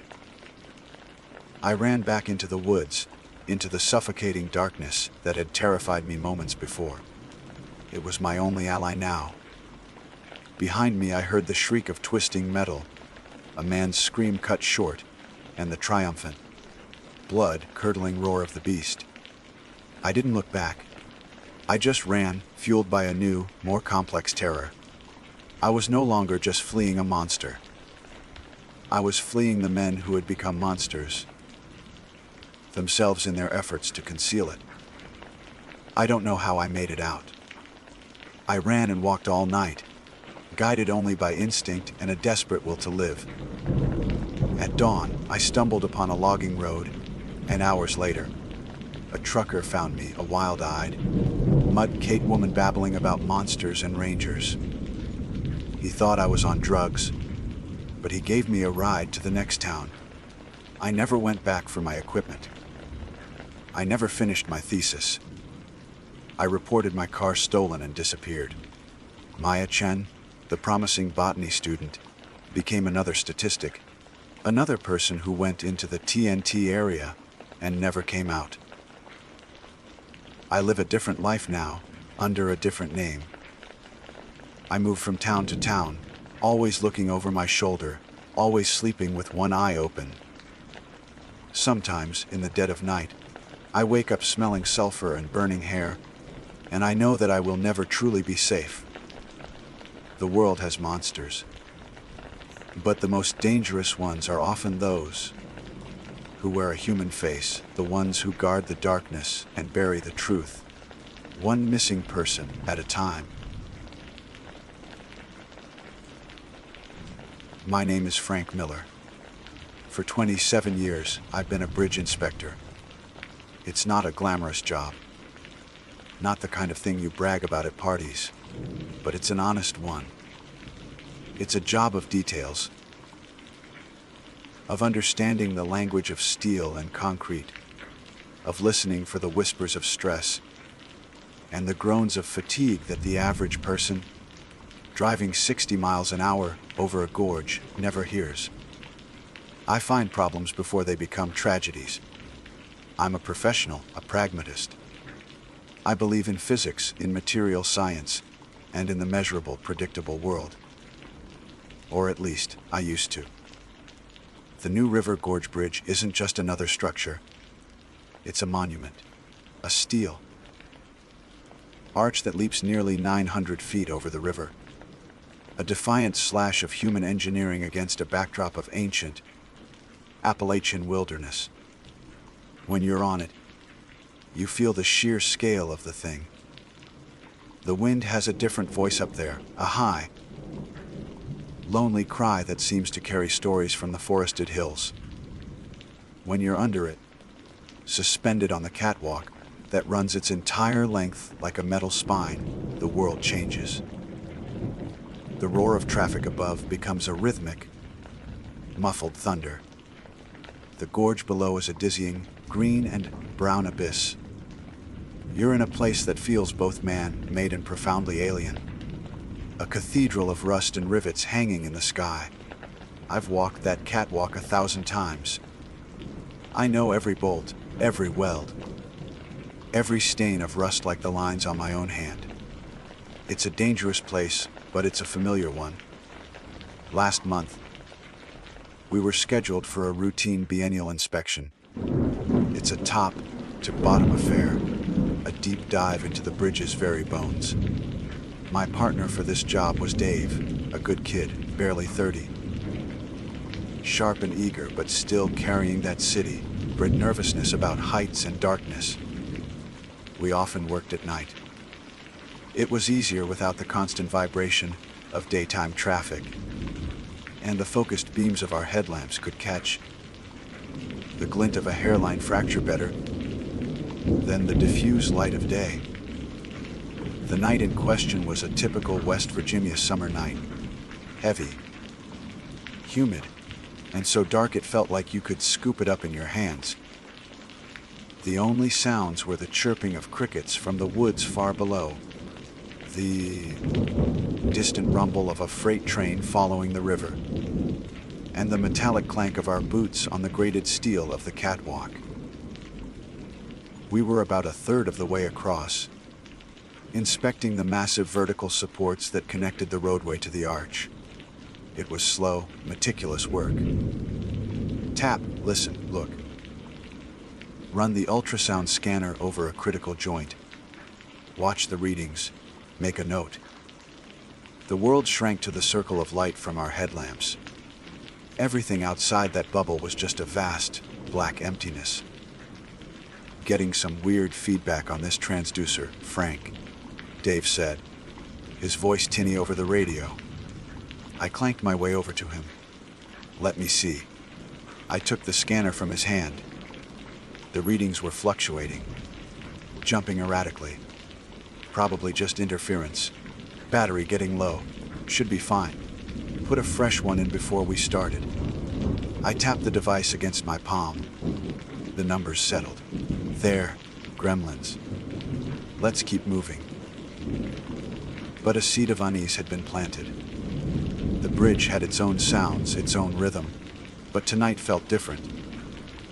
The wind seemed to be whispering, just at the edge of hearing. A couple of times, I thought I saw movement in my peripheral vision, a flicker of shadow in the complex latticework of steel above us. But when I snapped my head up, there was nothing but the unmoving beams. We reached the central support, directly over the deepest part of the gorge. This was our final checkpoint for the night. I was running my hand over a primary stress joint, feeling for any vibration or unevenness, when Dave suddenly froze. "Frank," he whispered, his voice tight. "Don't move." I stopped, every muscle tensing. In this job, a warning like that could mean a dropped tool from above, a slipped safety line, 100 different things that could kill you. "What is it, Dave?" What do you see? Up there, he breathed, his headlamp beam pointing straight up, quivering slightly. On the upper beam. Look, I followed his light, and I saw it. It was perched on one of the upper support beams, about 50 feet above us. At first, my brain tried to make sense of it, to categorize it. A large bird, an owl, but it was too big and the shape was all wrong. It was tall and vaguely man-like, but gaunt, its limbs too long and thin. And folded behind it were what looked for all the world like wings. Not feathered wings, but something more leathery, like a bat's, shrouded in the deep shadows. We couldn't see a face, no discernible features at all. There was just a head-shaped darkness. And in the center of it, 2 large red circles. They didn't glow on their own. They caught the light from our headlamps and reflected it back. A deep ruby red, like bicycle reflectors.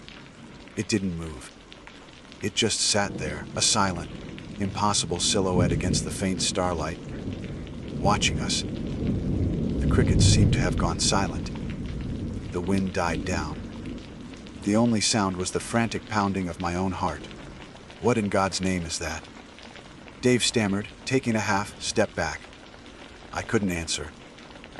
My mind, the pragmatic, scientific mind of Frank Miller, was scrambling, trying to find a logical explanation. A shadow, a trick of the light, some kind of weird kite or drone caught in the beams. But none of it fit. The sheer presence of thing was overwhelming. It felt ancient, and it felt intelligent. The way it watched us wasn't the vacant stare of an animal.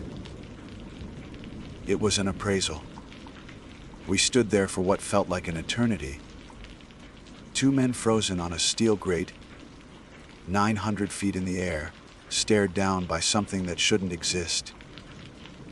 My hand was still resting on the stress joint, and I could feel a faint, almost imperceptible tremor through the steel, a vibration that had nothing to do with traffic or wind. Finally, I found my voice. "Let's pack it up," I said, my voice a low croak I barely recognized. "We're done for the night." "Done? Frank, we have to report this?" "We have to." "Report what?" "Dave?" I cut him off, grabbing his arm. "That we saw a giant bug, man sitting on the bridge. They'll have us in for psych evaluations before sunrise. We saw a shadow. That's it. Now let's go." I didn't believe my own words, but the fear of ridicule was, for a moment, stronger than the fear of the unknown. We gathered our equipment with fumbling, clumsy hands, never taking our eyes off the shape above. It never moved. It just watched us go. Its red eyes the last thing we saw as we retreated back down the catwalk toward the solid ground of the abutment. The next morning, the world felt normal again. The sun was out, the sky was blue, and the memory of the night felt like a dream. A hallucination brought on by fatigue and darkness. Dave was quiet, pale. We didn't talk about it. We just got our gear and went back to work. A silent agreement hanging between us to pretend it never happened. We went right back to the central support where we had stopped. I tried to focus, to put the image of red eyes out of my mind. I knelt by the same primary stress joint I had been touching when we saw it. In the clear light of day, I ran the scanner over it again. The readings were stable, well within tolerance. I was about to move on, to dismiss the whole thing, when something caught my eye. A tiny, faint line, no thicker than a human hair, near the base of the well. I pulled out my magnifying glass. My blood ran cold.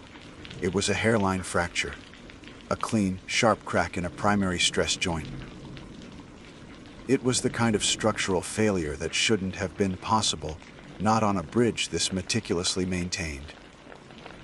It was small, but it was in a place where even a small failure could under the right load and the right temperature, cascade into a catastrophic disaster. We shut the bridge down immediately for emergency repairs. My boss, a suit from Charleston, clapped me on the back and called it a lucky catch, a testament to my sharp eyes. He said I'd probably saved hundreds of lives, but I knew it wasn't luck. Standing there in the bright sunshine, I could still feel the chill of the night before. I could still see those two red eyes watching me from the darkness. It wasn't a monster. It wasn't a threat. I think we were warned. And the most terrifying part, the thought that keeps me awake at night, is wondering what it was warning us about. The crack in the steel was just the beginning. The 2 weeks that followed the discovery of the fracture were a blur of controlled chaos. The bridge, our silent giant, was wounded, and the full weight of the state's engineering corps descended upon it. They brought in metallurgists, structural analysts, and teams of welders who swarmed the underbelly of the arch like wasps on a nest.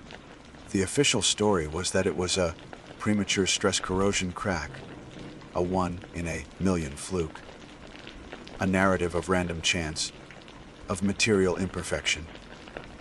It was a clean, tidy explanation that fit neatly into reports and satisfied the bureaucrats in Charleston. It was also a lie. I knew it was a lie, and so did Dave. But we were trapped in our silence. How do you inject a giant, winged cryptid with reflective red eyes into a discussion about tensile strength and metallurgical fatigue? We couldn't. So we played our parts. I was the hero, the sharp-eyed veteran who caught the fluke.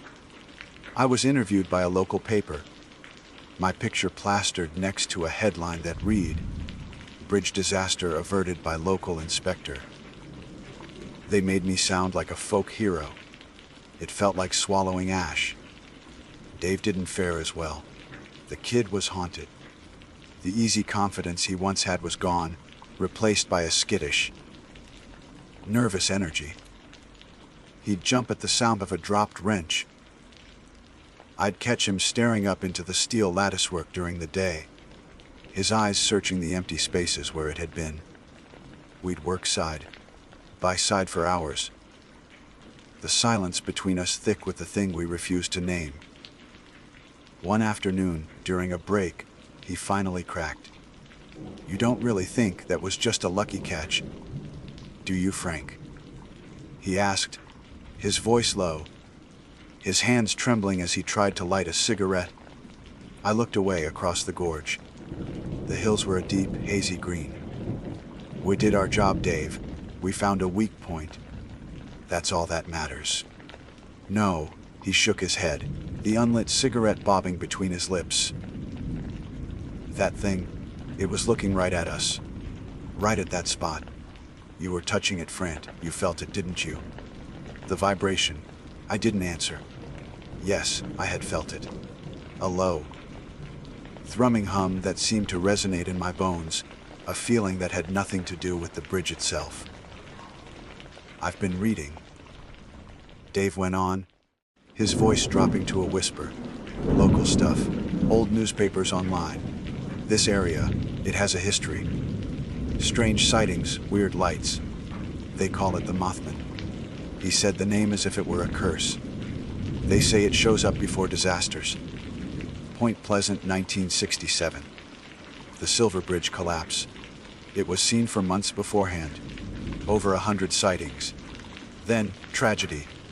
That's just folklore, kid," I said, my voice harsher than I intended. Grief and superstition. People trying to make sense of the senseless. We deal with facts, with physics, not ghost stories. He looked at me, his eyes wide with a mixture of fear and frustration. "The crack was a fact, Frank. And so was that thing. How can you separate them?" He threw the unlit cigarette to the ground and walked away, leaving me alone with his question hanging in the humid air. The truth was, I couldn't separate them. His words had burrowed into my mind, planting a seed of dread that began to sprout in the dark corners of my thoughts. I started noticing things. Small things at first. My truck's radio would hiss with static whenever I drove over the bridge, clearing up the moment I was on the other side. The new state of the art sensors the engineering team had installed on the repaired joint would give off bizarre, phantom readings in the middle of the night. Readings that were always gone by morning, dismissed as telemetry glitches. The feeling of being watched returned, stronger than ever. It wasn't just on the bridge anymore. I'd be in my small house, miles from the gorge. I'd get the feeling. A prickling on the back of my neck, the distinct, unnerving sensation of eyes on me from the darkness outside my window. I'd pull the curtains, but I could still feel it. A silent, patient appraisal. Then came the phone calls. They started about a week after the repairs were completed. I'd pick up the phone, and there would be nothing but a strange electronic warbling. It sounded like a high frequency shriek mixed with a sound like tearing metal, a sound that made the fillings in my teeth ache. I'd hang up, my heart hammering, only for the phone to ring again moments later with the same terrifying noise. I reported it to the phone company. They sent a technician out, a young man who checked the lines, found nothing wrong, and looked at me with pity, as if I were a lonely old man losing his mind. The breaking point came with Dave. He called me late one night, his voice frantic, barely coherent. It's back, Frank. I saw it. Outside my apartment. The eyes. God, the red eyes. Slow down, Dave. Tell me what you saw. It was just there. In the trees behind the parking lot. Watching me. It knows, Frank. It knows we saw it. It's not just the bridge anymore. It's following us, he was sobbing now. I can't do this, man. I'm seeing it everywhere. I'm not sleeping. I think I'm going crazy. I tried to calm him down, told him I'd be right over. But by the time I got to his apartment complex, his car was gone. He didn't show up for work the next day, or the day after. A week later, our boss called me into his office. Dave had officially resigned. He'd sent an email from a public library computer, 2 counties over. He said he was taking a long vacation, that the stress of the job had gotten to him. He was gone. A missing person who wasn't technically missing. He'd just vanished. I was alone with the secret. That night, driven by a desperation I didn't recognize in myself, I did what I'd scorned Dave for doing. I went to the town library and I started to read. I pulled up old microfilms, dusty county histories, and archived articles about the Silver Bridge. The parallels were horrifying. The reports from 1966 and 1967 in Point Pleasant described a tall, winged figure with glowing red eyes. They described electrical interference, malfunctioning phones and televisions, and that pervasive, creeping sense of being watched. It was all there, a blueprint for my own personal hell. The Silver Bridge had been an I-bar, chain suspension bridge, a design known for its lack of redundancy. A single, critical failure in one link of the chain could cause a total collapse. The official report blamed a small stress crack in a single I-bar, a flaw just 2.5 millimeters deep. A hairline fracture, the same as ours. I left the library feeling hollowed out, the pragmatist in me finally, irrevocably dead. The warning we received on the New River Gorge Bridge wasn't a fluke. It was a pattern, a prelude. Driving home, a storm broke. Rain lashed against my windshield, and lightning bleached the landscape in stark, momentary flashes. As I turned onto my street, My headlights cut through the downpour and fell upon something standing in the middle of the road. I slammed on the brakes, my truck skidding to a halt just feet away. It was him, the Mothman, taller than I remembered. Its great, leathery wings partially unfurled, as if to shield itself from the rain. It wasn't a shadow this time. It was terrifyingly real. In the strobing flashes of lightning, I could see the texture of its skin, a mottled gray, brown like old stone. And the eyes. The two red circles burned through the rain, fixed directly on me. They weren't just reflectors anymore. They were glowing with their own internal, malevolent light. Then it unfolded its wings to their full, magnificent span, blocking the entire road. It let out a sound, the same high-pitched, electronic shriek from the phone calls, a sound that vibrated through the truck's chassis and into my very soul. It was a sound of pure, technological agony. As it shrieked, my truck died. The engine cut out, the headlights blinked off, and the radio let out one last squawk of static before falling silent. I was plunged into darkness, alone in a dead machine, with only the storm and the two burning red eyes of the thing that had come to warn us. And in that moment, I finally understood. The crack in the bridge wasn't the disaster. It was just the omen. The real disaster was still coming. The silence inside my truck was colder than the storm raging outside. The engine was dead, the headlights dark. I was submerged in blackness, punctuated only by the occasional flash of lightning that illuminated its form, standing sentinel on the road, and the two crimson orbs that burned in the void. I should have screamed. I should have tried the dead ignition or thrown open the door and run for the woods. But I was paralyzed, staring through the windshield in a state of pure, primal fear. It made no move to approach. It just stood there, its monstrous wings spread like a monument to nightmare. The shrieking, metallic wail had stopped, but I could still feel its echo in my skull, a vibration in my teeth, in my bones. It wasn't the sound of a threatening beast. It was the sound of agony, the agony of technology. Then, slowly, it folded its wings, turned its back to me, and stepped into the curtain of rain and darkness, disappearing. It left me alone with my dead truck and a terrifying truth just beginning to coalesce in my mind. I don't know how long I sat there in the dark. It could have been minutes or the better part of an hour. Eventually, instinct returned. I turned the key. Nothing. The dashboard was a black void. I tried the radio. Silence. My truck wasn't just broken, it was inert, as if its entire electrical soul had been ripped out at once. I got out, the cold rain shocking me back to some semblance of reality.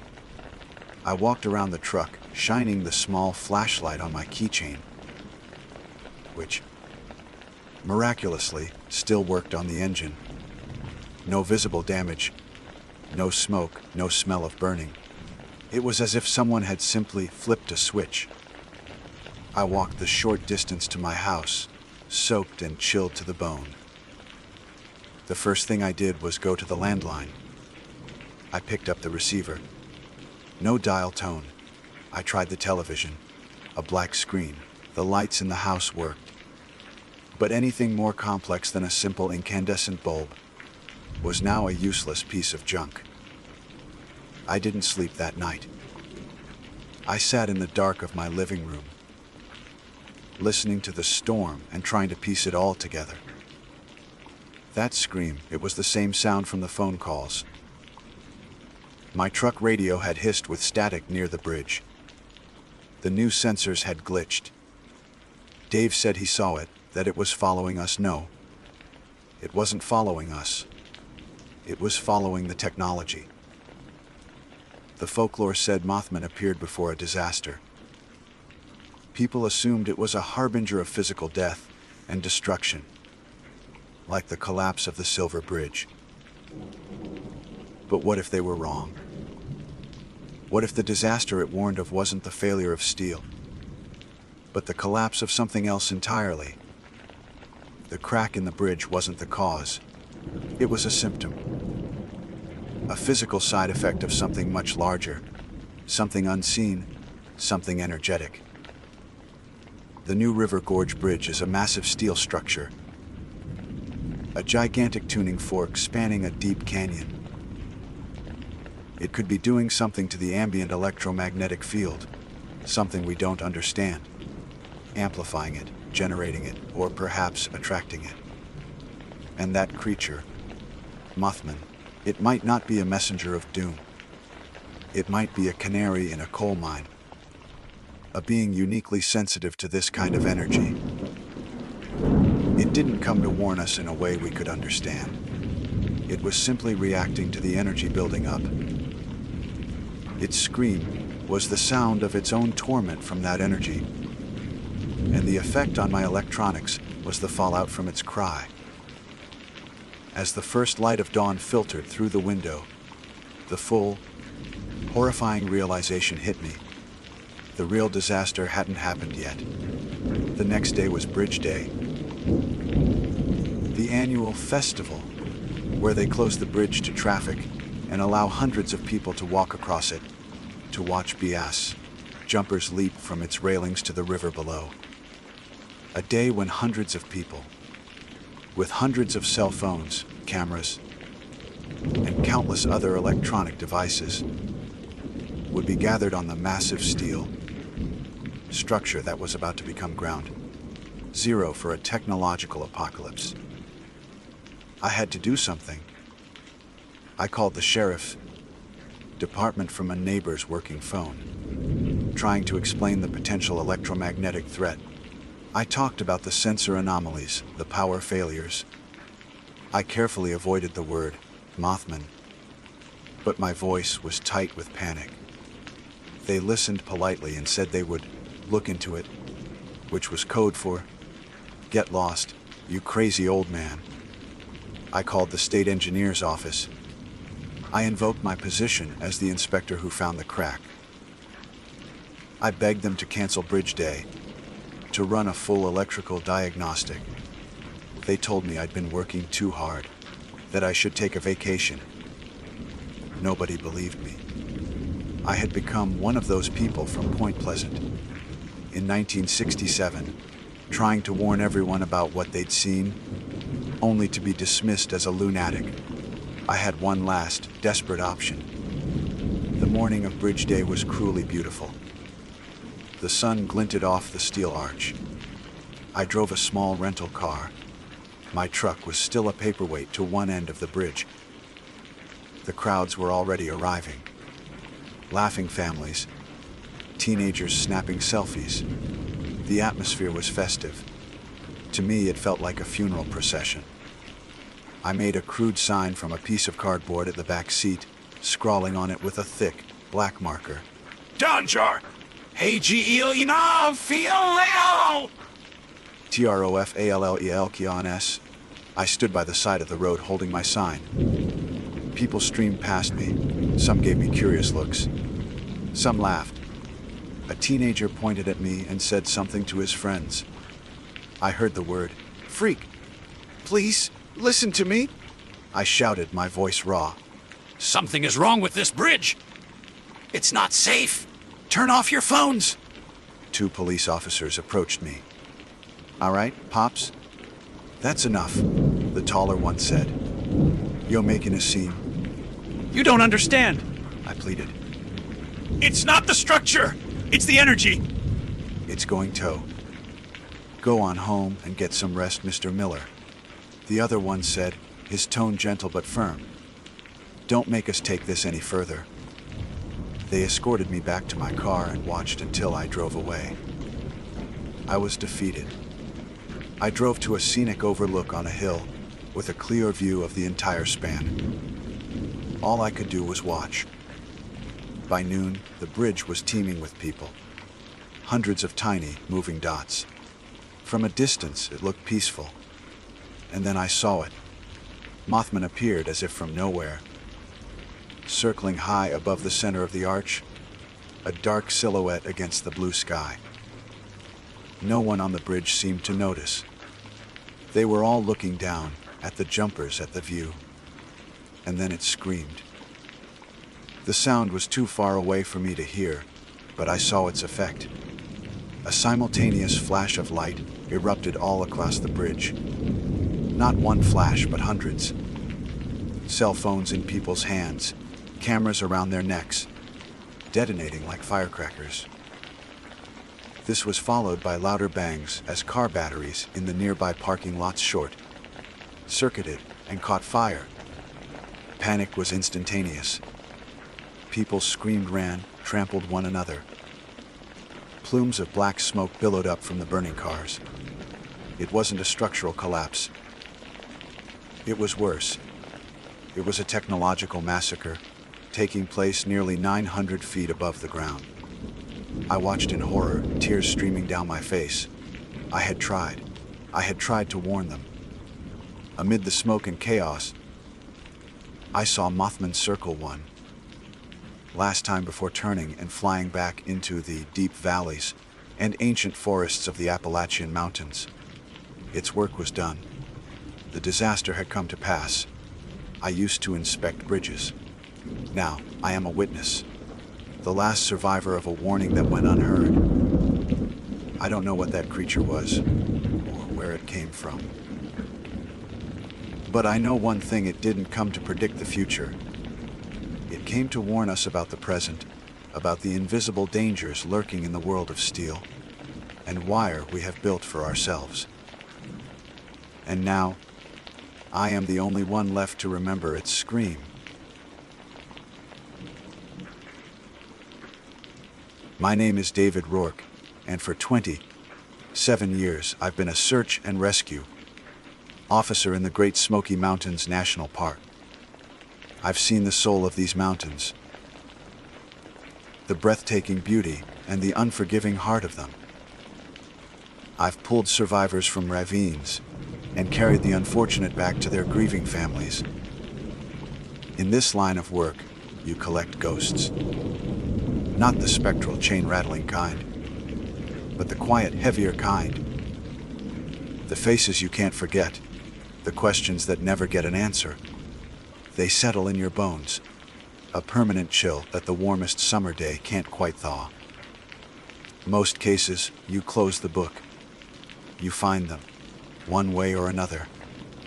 But one case remains open for me, a wound that never scarred over.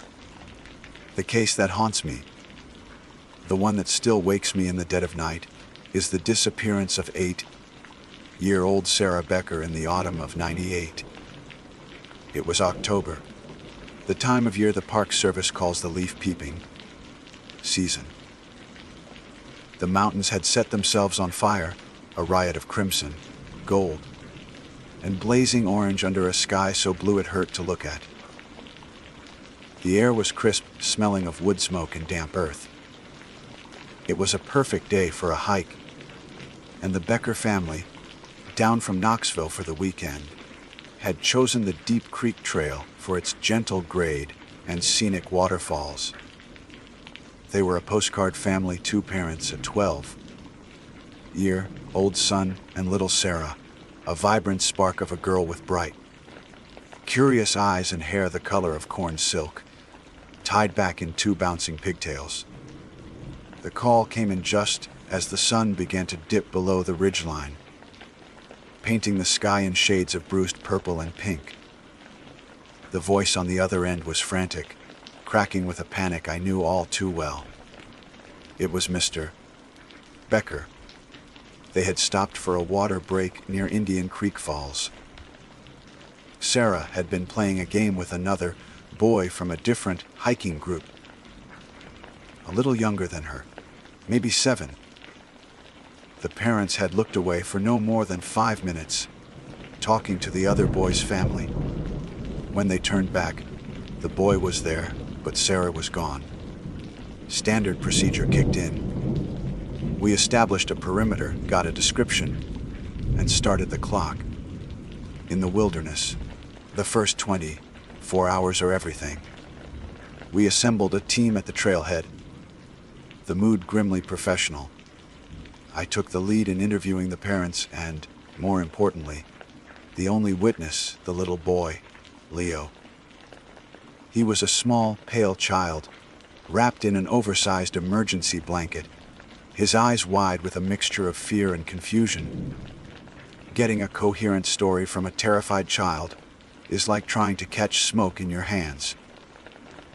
His parents hovered nearby, wringing their hands, which only made him more agitated. I knelt, keeping my voice low and calm, and asked him what happened to his new friend. She went with the lady, he whispered, his gaze fixed on the darkening woods beyond the parking lot. What lady, Leo? I asked, my pen poised over my notepad. Was she with another family? He shook his head. No, she was old. Like my grandma. This was a potential lead. An abduction. It shifted the entire dynamic of the search. What did she look like? Did she have white hair, like your grandma?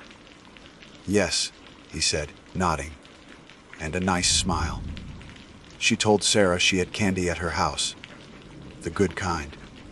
The ones in the crinkly wrappers. My blood ran a little colder. The classic, horrifyingly simple lure. Did you see where they went? Leo pointed a trembling finger toward the dense thicket of rhododendron that bordered the trail. In there. Sarah waved at me. She was happy. He paused, his small brow furrowed in thought. It was the detail he added next that snagged in my mind, a tiny, sharp burr that I couldn't shake loose. She was nice, he repeated, but she was funny. Funny how? Leo. She kept her hand in her pocket, he said, looking down at his own hands. Her right one. The whole time. She picked up a pretty rock with her other hand. To show Sarah, but she never, ever took her right hand out of her pocket. An old lady who looks like a grandmother, offering candy, who keeps one hand hidden. It was strange. It was specific. It was the first thread in a tapestry of wrongness that would come to define this case. As night fell, the forest transformed. The beautiful sun-dappled woods became a labyrinth of monolithic trees and grasping shadows. The air grew teeth. Our headlamps cut cones of nervous light through the oppressive dark, and the calls of Sarah were swallowed by the vast, indifferent silence of the mountains. We searched through the night, a grid of weary bodies moving through the unforgiving terrain, fueled by coffee and a desperate, dwindling hope. It was just after dawn when one of the volunteers found it. About a mile off the Deep Creek Trail, down a steep embankment and across a shallow, rushing stream was Sarah's backpack. It was a small, bright pink thing, adorned with a cartoon cat.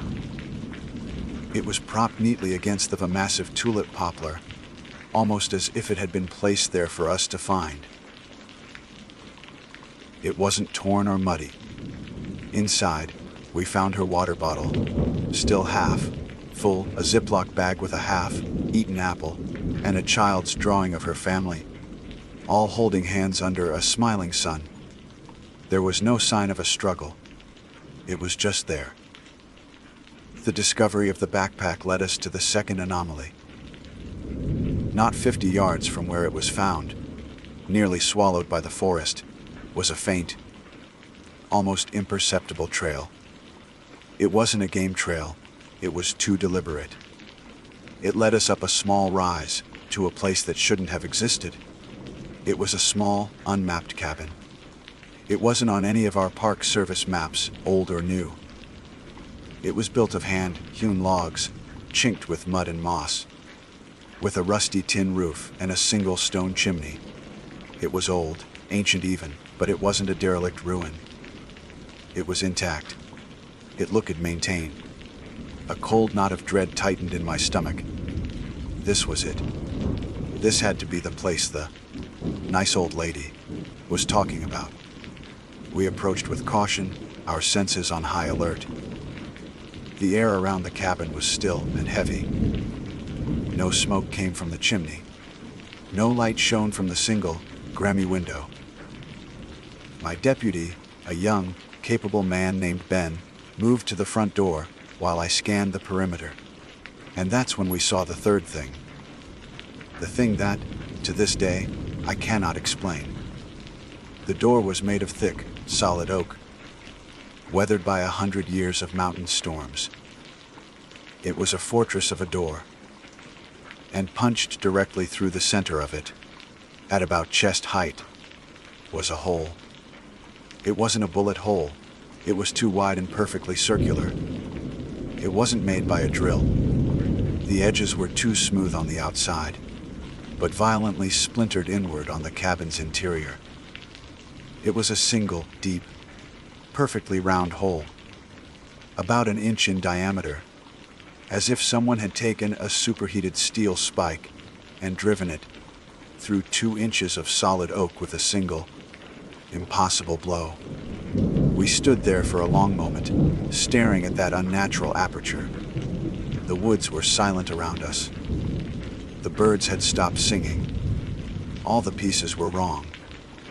The grandmotherly woman with the hidden hand, the neatly placed backpack, and now this cabin, which didn't exist on any map with its impossible wound. Ben looked back at me, his eyes wide.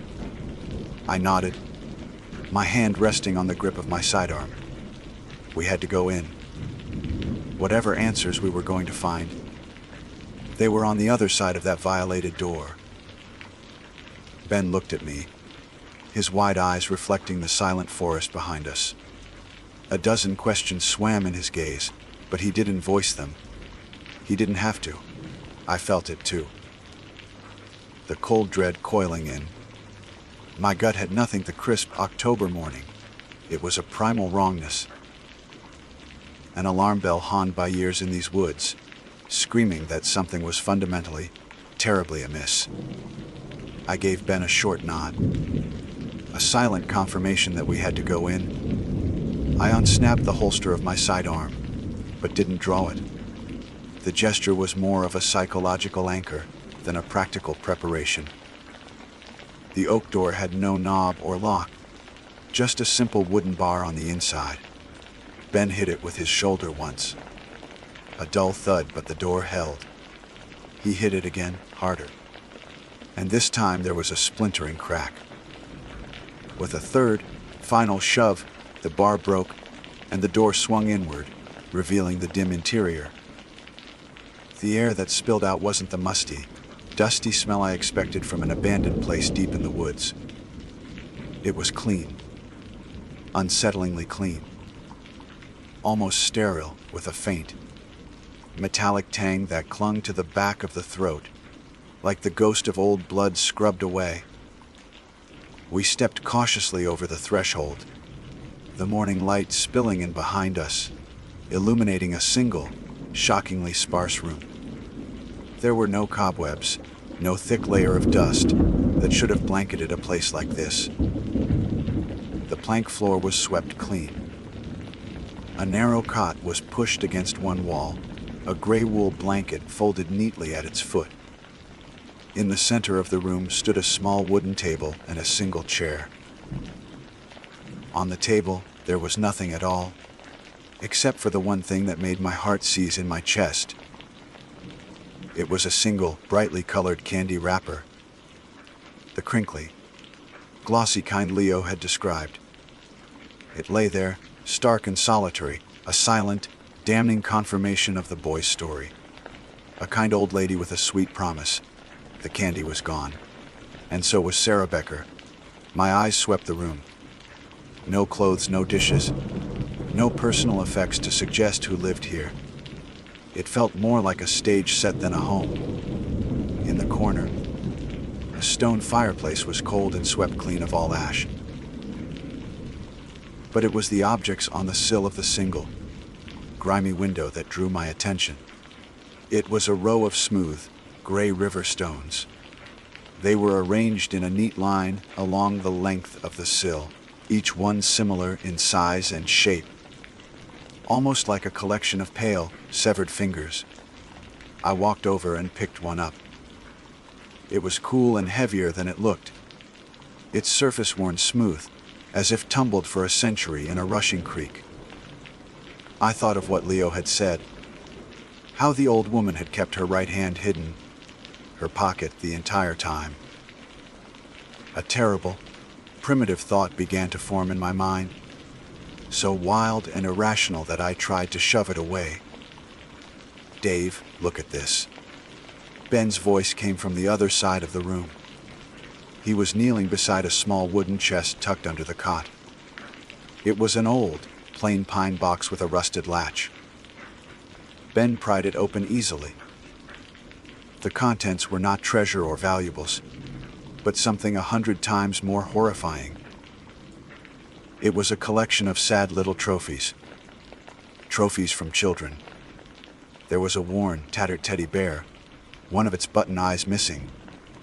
A single child's sneaker, small and red, faded and stained with dirt. A faded hair ribbon, a few small, carved wooden toys. Each item on its own was an ordinary thing a child might carry in their pocket. But together, in this chest, in this cabin that shouldn't exist, they became a testament to a repeating tragedy. This wasn't the first time. This woman, or whatever it was, had done this before. That cold feeling washed over me again, this time with a new and terrible intensity. A deeply buried memory surfaced. A story my Cherokee grandmother used to tell me by the fire on windy nights. A story she used to scare me out of wandering into the woods alone. A story about an ancient, shifting witch who often took the form of a kindly, looking old woman to lure away disobedient children. A witch whose right forefinger was a sharpened, stony spear she used to pierce the livers of her victims. Atlanta. The Spearfinger. I shook my head, trying to banish the ridiculous folklore.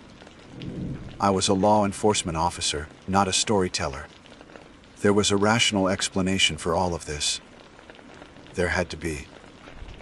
But then my eyes fell on the hole in the oak door. The perfectly round, smooth hole, as if pierced by a heated spike. A stone finger. I looked at the smooth stone in my hand, then at the chest of lost children's toys. The pieces were clicking together in a way that was both horrifying and impossible. We searched every inch of that cabin, but we found nothing else. No trace of Sarah. No forensic evidence that anyone actually lived there. No fingerprints, no hair. Nothing but the staged emptiness and the gruesome collection in the chest. The trail ended there, as if the old woman and Sarah had simply vanished into thin air. The weeks that followed blurred into a desperate, fruitless search. We combed a multi-mile radius around the cabin with hundreds of volunteers, canine units, and helicopters. We found nothing. No tracks. No scraps of clothing. No sign that Sarah Becker had ever been there. The forest had swallowed her whole. The Becker family stayed in town for a month, the hope on their faces slowly eroding, replaced by a hollow, resigned grief. They eventually returned to Knoxville, leaving behind only the missing person flyers, tacked to trees and notice boards, Sarah's smiling face slowly fading in the sun and rain. Officially, the case is still open, filed away as a non-family abduction. But for those of us who were at the cabin, who saw the hole in the door and felt the cold wrongness in the air, we knew it was something else. Over the years, I've heard the whispers from old timers and other park rangers, stories of the old woman of the creek, and of children who go missing in these mountains every 20 or 30 years. Stories I once dismissed as campfire tales now echoed in my mind with a terrifying ring of truth. The Sarah Becker case left a scar on me. It changed the way I see these mountains. Now, when I walk a quiet trail, I'm not just looking for tracks or broken branches anymore. I'm listening for a soft whisper on the wind. And I'm watching for a lone old woman, always keeping one hand tucked deep inside her pocket. 25 years is a long time. It's long enough for a forest to reclaim a forgotten trail, for a wound to become a dull ache, and for a nightmare to curdle into a local legend. The story of Sarah Becker became one of those campfire tales, whispered to wide-eyed tourists. A cautionary fable about straying from the path. They get the details wrong, of course. They talk about a wild man or a bear, embellishing the parts that are easy to understand and omitting the parts that are not. They never talk about the impossible hole in the door, or the unsettling cleanliness of the cabin, or the little boy who insisted the nice old lady never, ever took her right hand out of her pocket. Those details belong to me, to Ben, and to the silence of the mountain. Ben retired a decade ago, moving down to Florida to escape the mountain winters, and I suspect the ghosts that linger in the autumn mist. We don't talk about the Becker case. We never have. Some things are too heavy to be lifted by words. But I stayed. These mountains are in my blood, and leaving would feel like a betrayal, not just to my post, but to her, to Sarah, her smiling, fading face on that flyer is burned into the back of my mind. She is the quiet passenger I will carry with me until my own last day. The case turned me into a different kind of officer. I became obsessed with history, with the deep, unwritten lore of these hills. I spent my off days in archives and talking to the oldest members of the eastern band of Cherokee Indians. Men and women with eyes that held the memory of generations. I'd bring them coffee and just listen. At first, they were hesitant to speak of the old fears. But when I described the cabin, the hidden hand, and the stone-like finger I imagined, their expressions would change. A veil of ancient dread would fall over their faces. They told me more about Atlanta. They said she was a creature of immense power and patience, a being as old as the mountains themselves. They said her hunger was cyclical, like the turning of the seasons. She would sleep for a generation, sometimes longer, and then wake to feed on the livers of children, which was the source of her immortality. Her name, they explained, didn't just mean Spearfinger. It meant she had a sharp finger, a subtle but crucial difference. It was a part of her, not something she carried. They said her heart was her only vulnerability, but she kept it hidden, far from her body, in a stone egg inside a nest at the top of the highest peak. The stories were fantastical, impossible, and yet they fit the facts of my case better than any profile in an FBI textbook. I officially retired last spring. They gave me a plaque and a firm handshake, and I walked away from the only job I'd ever known. But the case didn't retire with me. It followed me home.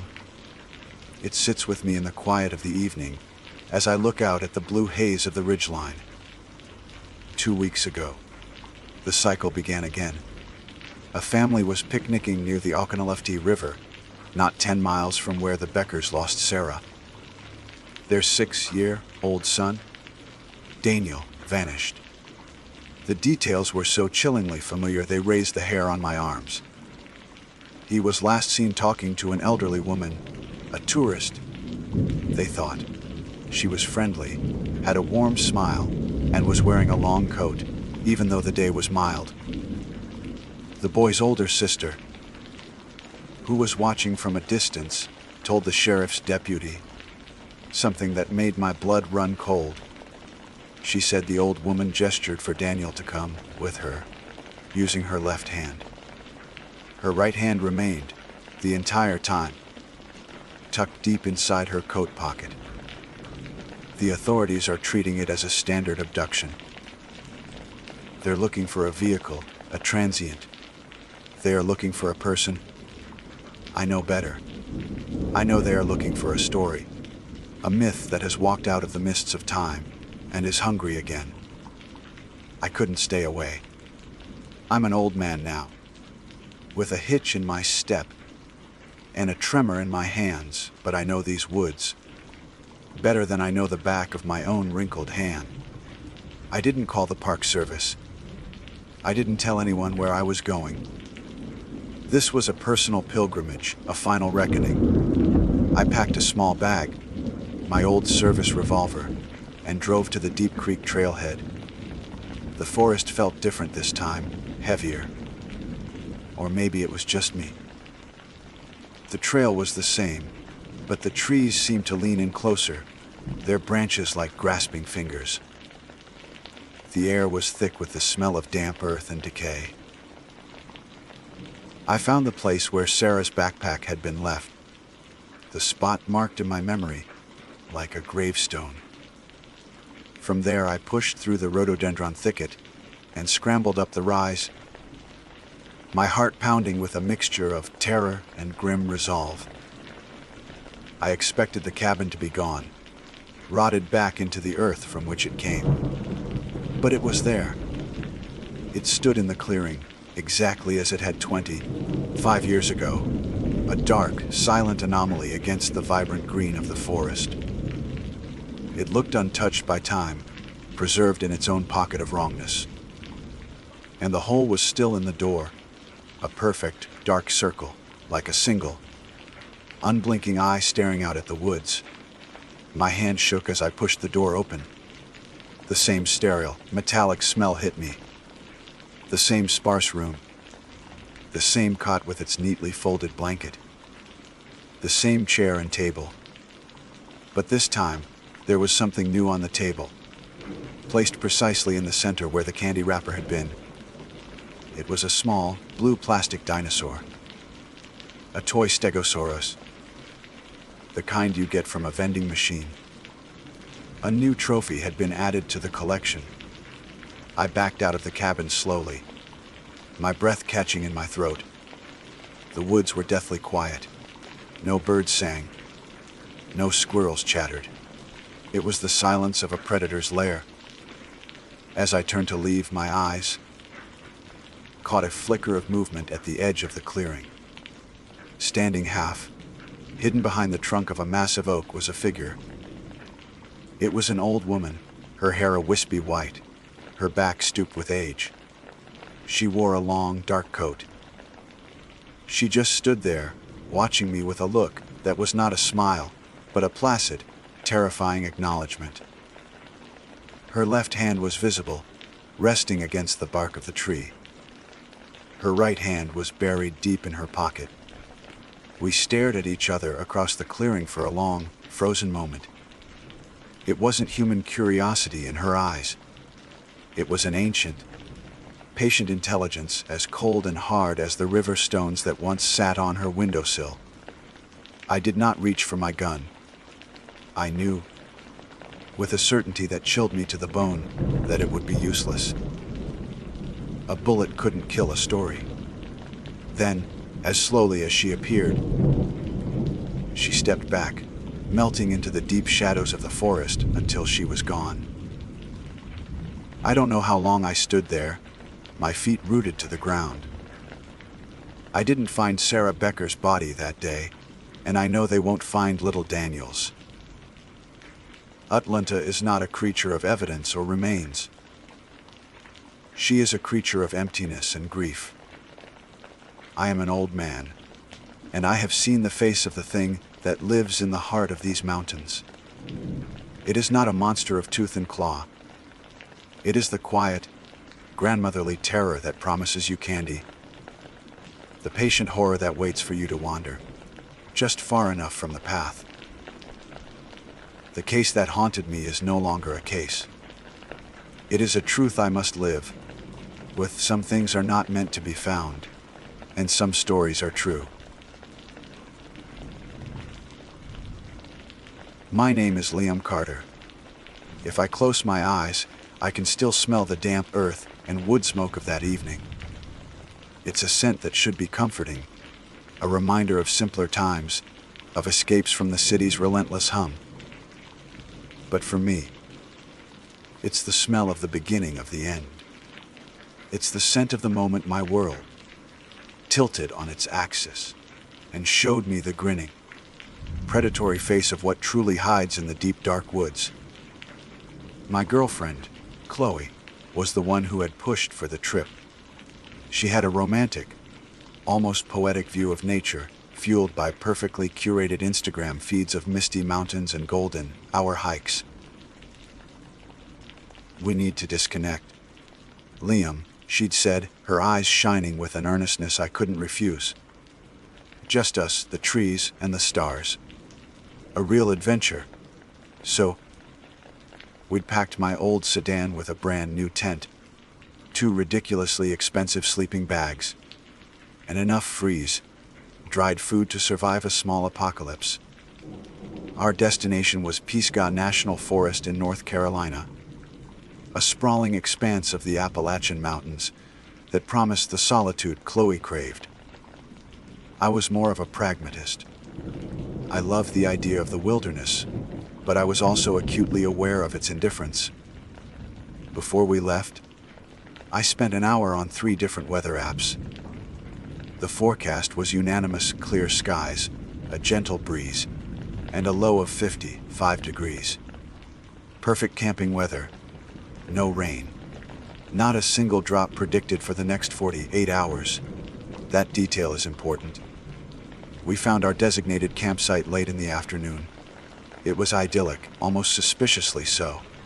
A small, flat clearing bordered by a thick wall of ancient-looking hemlocks and rhododendrons, with a well-established fire pit in the center. A shallow, gurgling creek ran along one edge, its sound a constant, soothing murmur. As we set up the tent, the forest seemed to welcome us.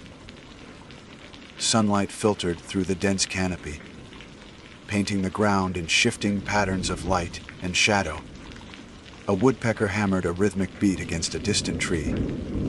It was peaceful. It felt safe. By the time dusk began to settle, draping the mountains in shades of purple and deep indigo, we had a respectable fire crackling in the pit. The flames danced and spat, casting a warm, flickering glow on our little bubble of civilization. Chloe was humming a cheerful tune as she arranged our supplies, her face illuminated by the firelight, her usual city-bred anxiety melting away.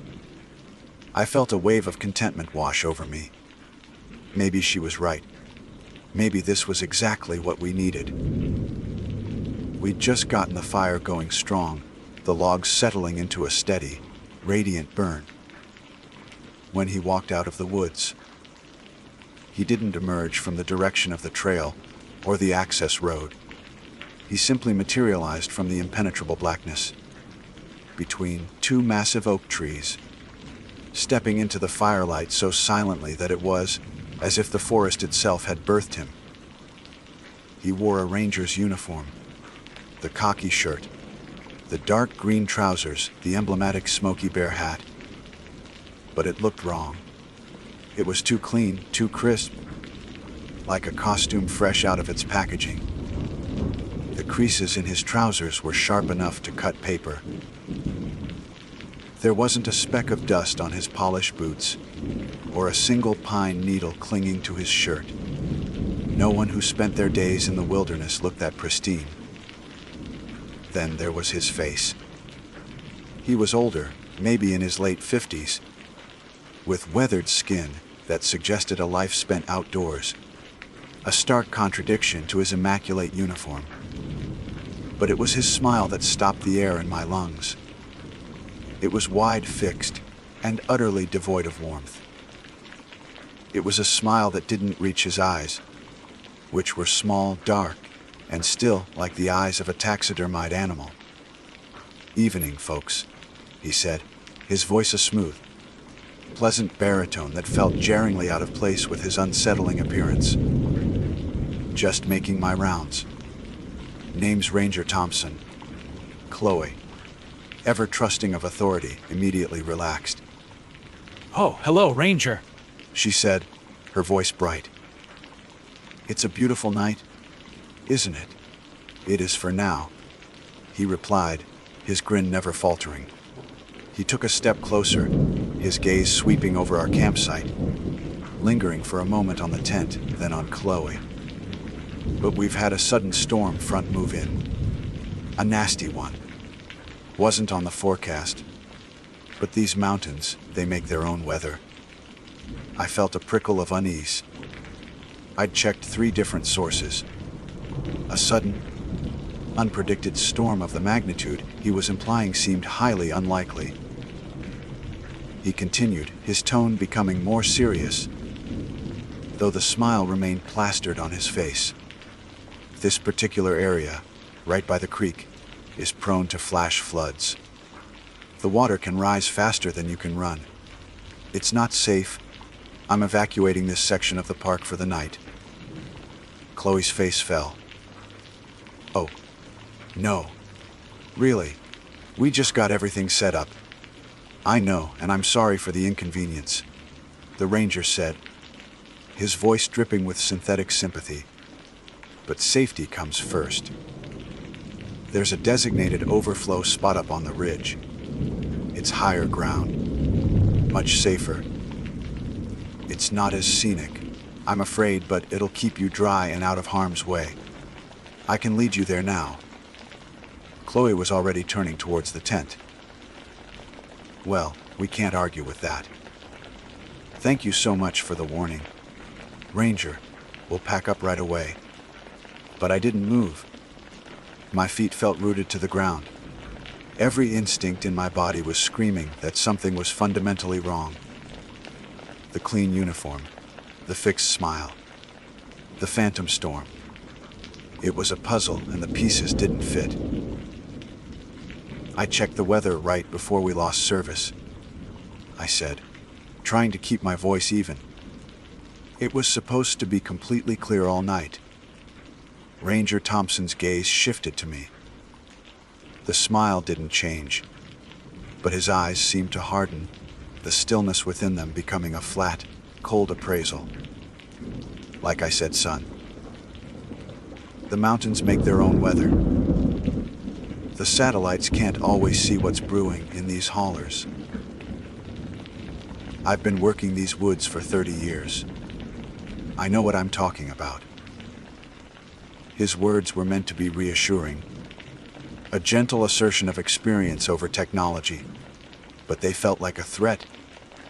Chloe shot me a look, a mixture of annoyance and pleading. "Don't be difficult, Liam." I stood my ground. "I think we'll take our chances," I said, the words feeling heavy and momentous. "We can move the tent further from the creek if we need to. We'll be fine." For the first time, the ranger's smile seemed to tighten at the edges. A flicker of something, annoyance, frustration, passed through his dark eyes before being extinguished. The pleasant mask was back in place. "Switch yourself," he said, his voice losing its feigned warmth, becoming flat and empty. He tipped his hat in a gesture that was almost mocking. "Have a pleasant evening." And then he turned and walked back into the pitch black woods, the same way he had come. He didn't use a flashlight. He didn't once stumble or hesitate.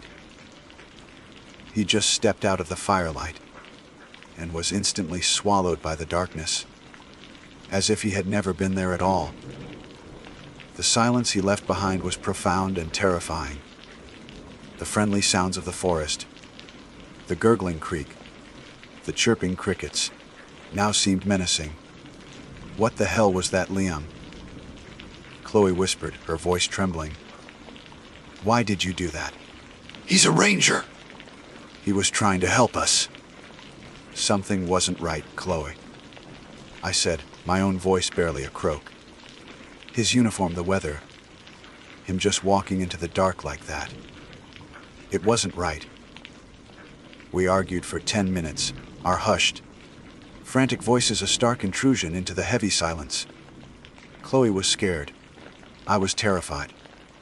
My bravado had evaporated the moment the man disappeared. Every shadow seemed to lengthen, to twist into unnatural shapes.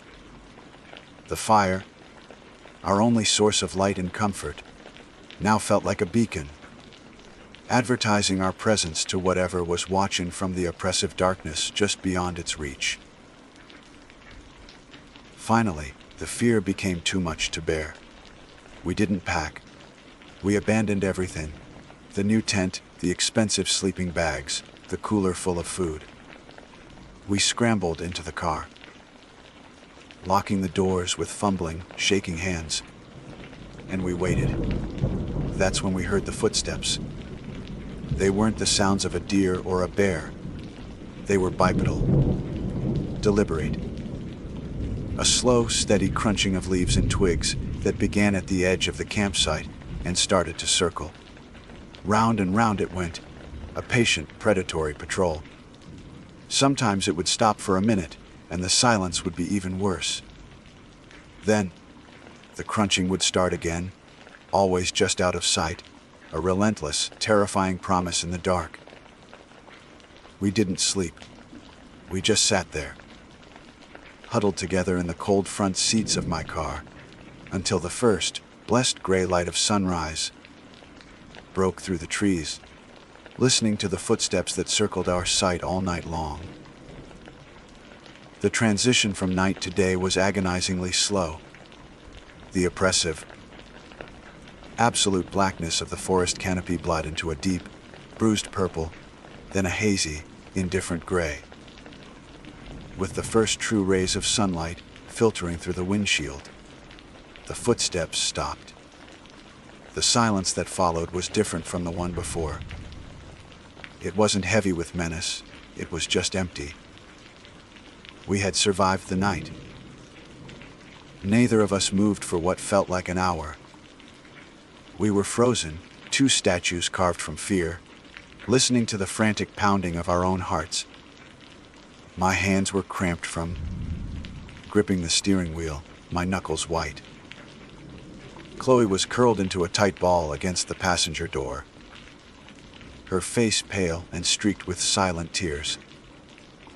The adrenaline that had kept us wired all night had evaporated, leaving behind a bone-deep exhaustion that was almost painful. Is it over?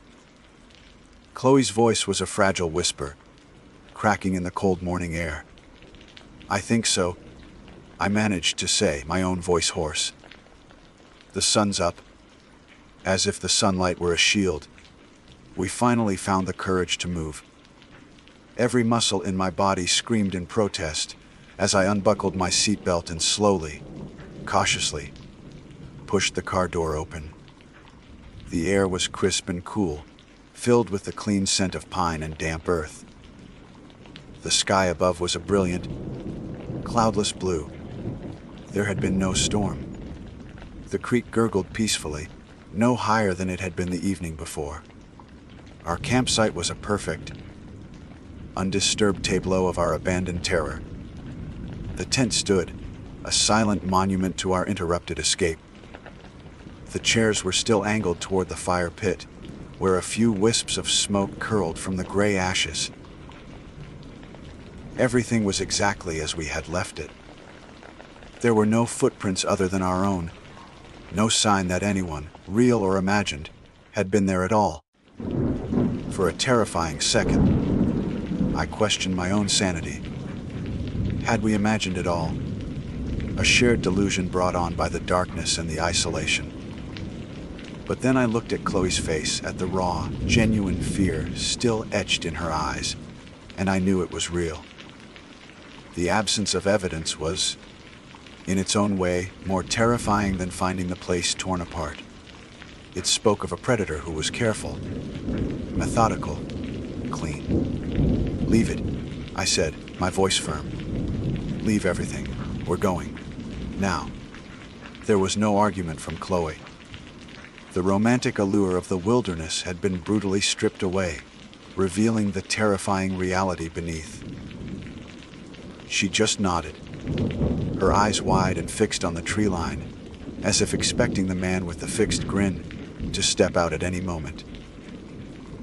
I fumbled with the keys, my hands still shaking, and the engine roared to life, shattering the morning's deceptive peace. The sound felt like a declaration of war against the silence. I didn't bother with a 3-point turn. I slammed the car into reverse, backed onto the narrow dirt trail that served as a road, and sped away without a single glance in the rearview mirror. The drive out was a new kind of hell. The forest, which had seemed so majestic and welcoming just the day before, now felt like a cage. The towering trees pressed in on us, their branches like skeletal fingers reaching for the car. Every shadow that danced across the road seemed to take on a human form. A fallen log became a body. A rustle in the undergrowth was the sound of pursuit. We were prey, fleeing a hunting ground, and the hunter could be anywhere. We'd been driving for about 15 minutes, the dirt road twisting and turning through the dense woods, when I saw it. Tucked away down a barely, their side path, almost completely obscured by overgrown rhododendron bushes, was the dull glint of metal and glass. It was another car, a dark green SUV, covered in a thick layer of dirt and pollen, its tires half sunk into the soft earth. "Did you see that?" I asked, slowing down. Chloe, who had been staring rigidly ahead, turned to look. What? Liam, don't stop. "Please, just keep going." "It's another car," I said, my curiosity overriding my fear for a moment. I pulled over, leaving our own engine running. A terrible, morbid compulsion drew me out. "Stay here. Lock the doors." I walked toward the abandoned vehicle, my heart hammering against my ribs. The air here felt colder, heavier. As I got closer, I could see that the driver's side window was shattered, a spiderweb of cracks radiating from a single point of impact. The door was slightly ajar. With a deep breath, I pulled it open. The inside was a mess. Papers, maps, and empty water bottles littered the seats and floor. A woman's hiking boot lay on its side on the passenger floor mat. But it was the object on the driver's seat that made my blood run cold. It was a small, leather-bound journal flipped open to the last entry. The handwriting was a neat, looping cursive. "A ranger stopped by." The entry read, "Such a nice man.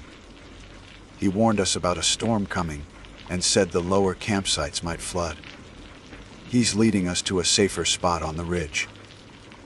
A bit of a hassle to pack everything up again, But better safe than sorry. He seems to know these woods like the back of his hand. He didn't even need a flashlight." I slammed the journal shut, my hands trembling violently. I backed away from the car, a wave of nausea washing over me. We weren't the first. This wasn't a random act of harassment. This was a system, a trap, and these people, whoever they were, had walked right into it. They had listened. They had trusted the uniform, trusted the smile. They had followed him into the woods. I ran back to our car, jumped in, and sped away, the tires kicking up a shower of gravel. I didn't say anything to Chloe. I couldn't. The words were lodged in my throat, choked by a fear so profound it felt like I was drowning. It felt like an eternity before we finally hit the paved asphalt of the main park road. The smooth surface beneath the tires was the most reassuring feeling in the world. A few miles later, we saw the sign, Park Headquarters and Ranger Station. It was a sturdy-looking log building with an American flag flying proudly out front. It was a bastion of order and safety in a world that had suddenly become chaotic and predatory. We burst through the doors, looking wild and disheveled. A young, friendly-faced ranger sitting behind a large wooden desk looked up, startled. An older, more grizzled ranger stood by a map on the wall. "Can I help you?" the young one asked. The story came tumbling out of me in a frantic, disjointed rush. I told them everything. Our campsite, the man who called himself Ranger Thompson, the pristine uniform, the fixed grin, the lie about the storm, the footsteps circling us all night. I told them about the abandoned SUV in the journal. As I spoke, the friendly expression on the young ranger's face slowly faded, replaced by one of confusion and concern. He kept glancing at the older ranger, whose back was still to us. When I mentioned the name, Ranger Thompson, the older man finally turned around. His face was grim, his eyes hard. "Describe him," the older ranger said, his voice low and serious. I gave him every detail I could remember. The age, the weathered skin that didn't match the clean uniform, the polished boots, and most of all, the dead, still eyes and the smile that never wavered.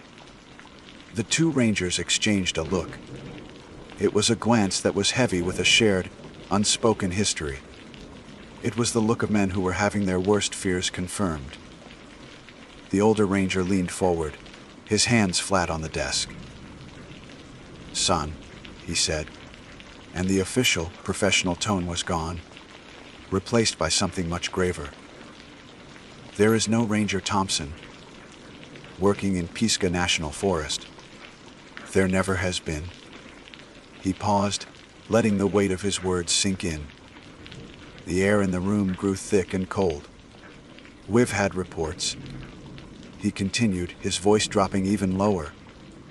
"Over the last 5 years, 6 people have gone missing from the backcountry in this sector. Officially, the cases are cold. Unrelated incidents, hiker accidents, animal attacks, you know the drill. But unofficially, we've heard whispers. Vague descriptions from the occasional spooked camper about a helpful ranger who gives them bad directions or an odd warning. Nothing concrete. Nothing we could ever act on. Until now." He looked from my face to Chloe's, his expression one of deep, wary sorrow. "You two are the first to describe him in such detail. The first to have a story that corroborates the others. The first to get away." The room fell silent. The weight of that last sentence crashed down on me. We had escaped. We had suited ourselves. And in doing so, we had unknowingly saved our own lives. The footsteps circling our car weren't just a threat. They were the sound of a patient hunter, waiting for his prey to emerge from their shelter. My defiance, my simple refusal to follow him into the dark, had been the only thing that stood between us and becoming another cold case, another whisper in the woods. The words, "the first to get away," hung in the sterile air of the ranger station, heavy and suffocating. They weren't words of congratulations. They were an epitaph for the 6 people who weren't sitting in this room. 6 people who had trusted a uniform and a smile. 6 people who had followed a helpful ranger into the dark without a flashlight. The next few hours were a blur of official procedure, filtered through a haze of trauma. We gave our statements, first separately, then together. The older ranger, whose name was Harding, guided us through it with a grim patience. He had us describe the man again and again, every minute detail, from the impossibly sharp creases in his trousers to the dead, flat stillness in his eyes. He made me pinpoint our campsite on a large topographical map, and then the location where I'd found the abandoned SUV.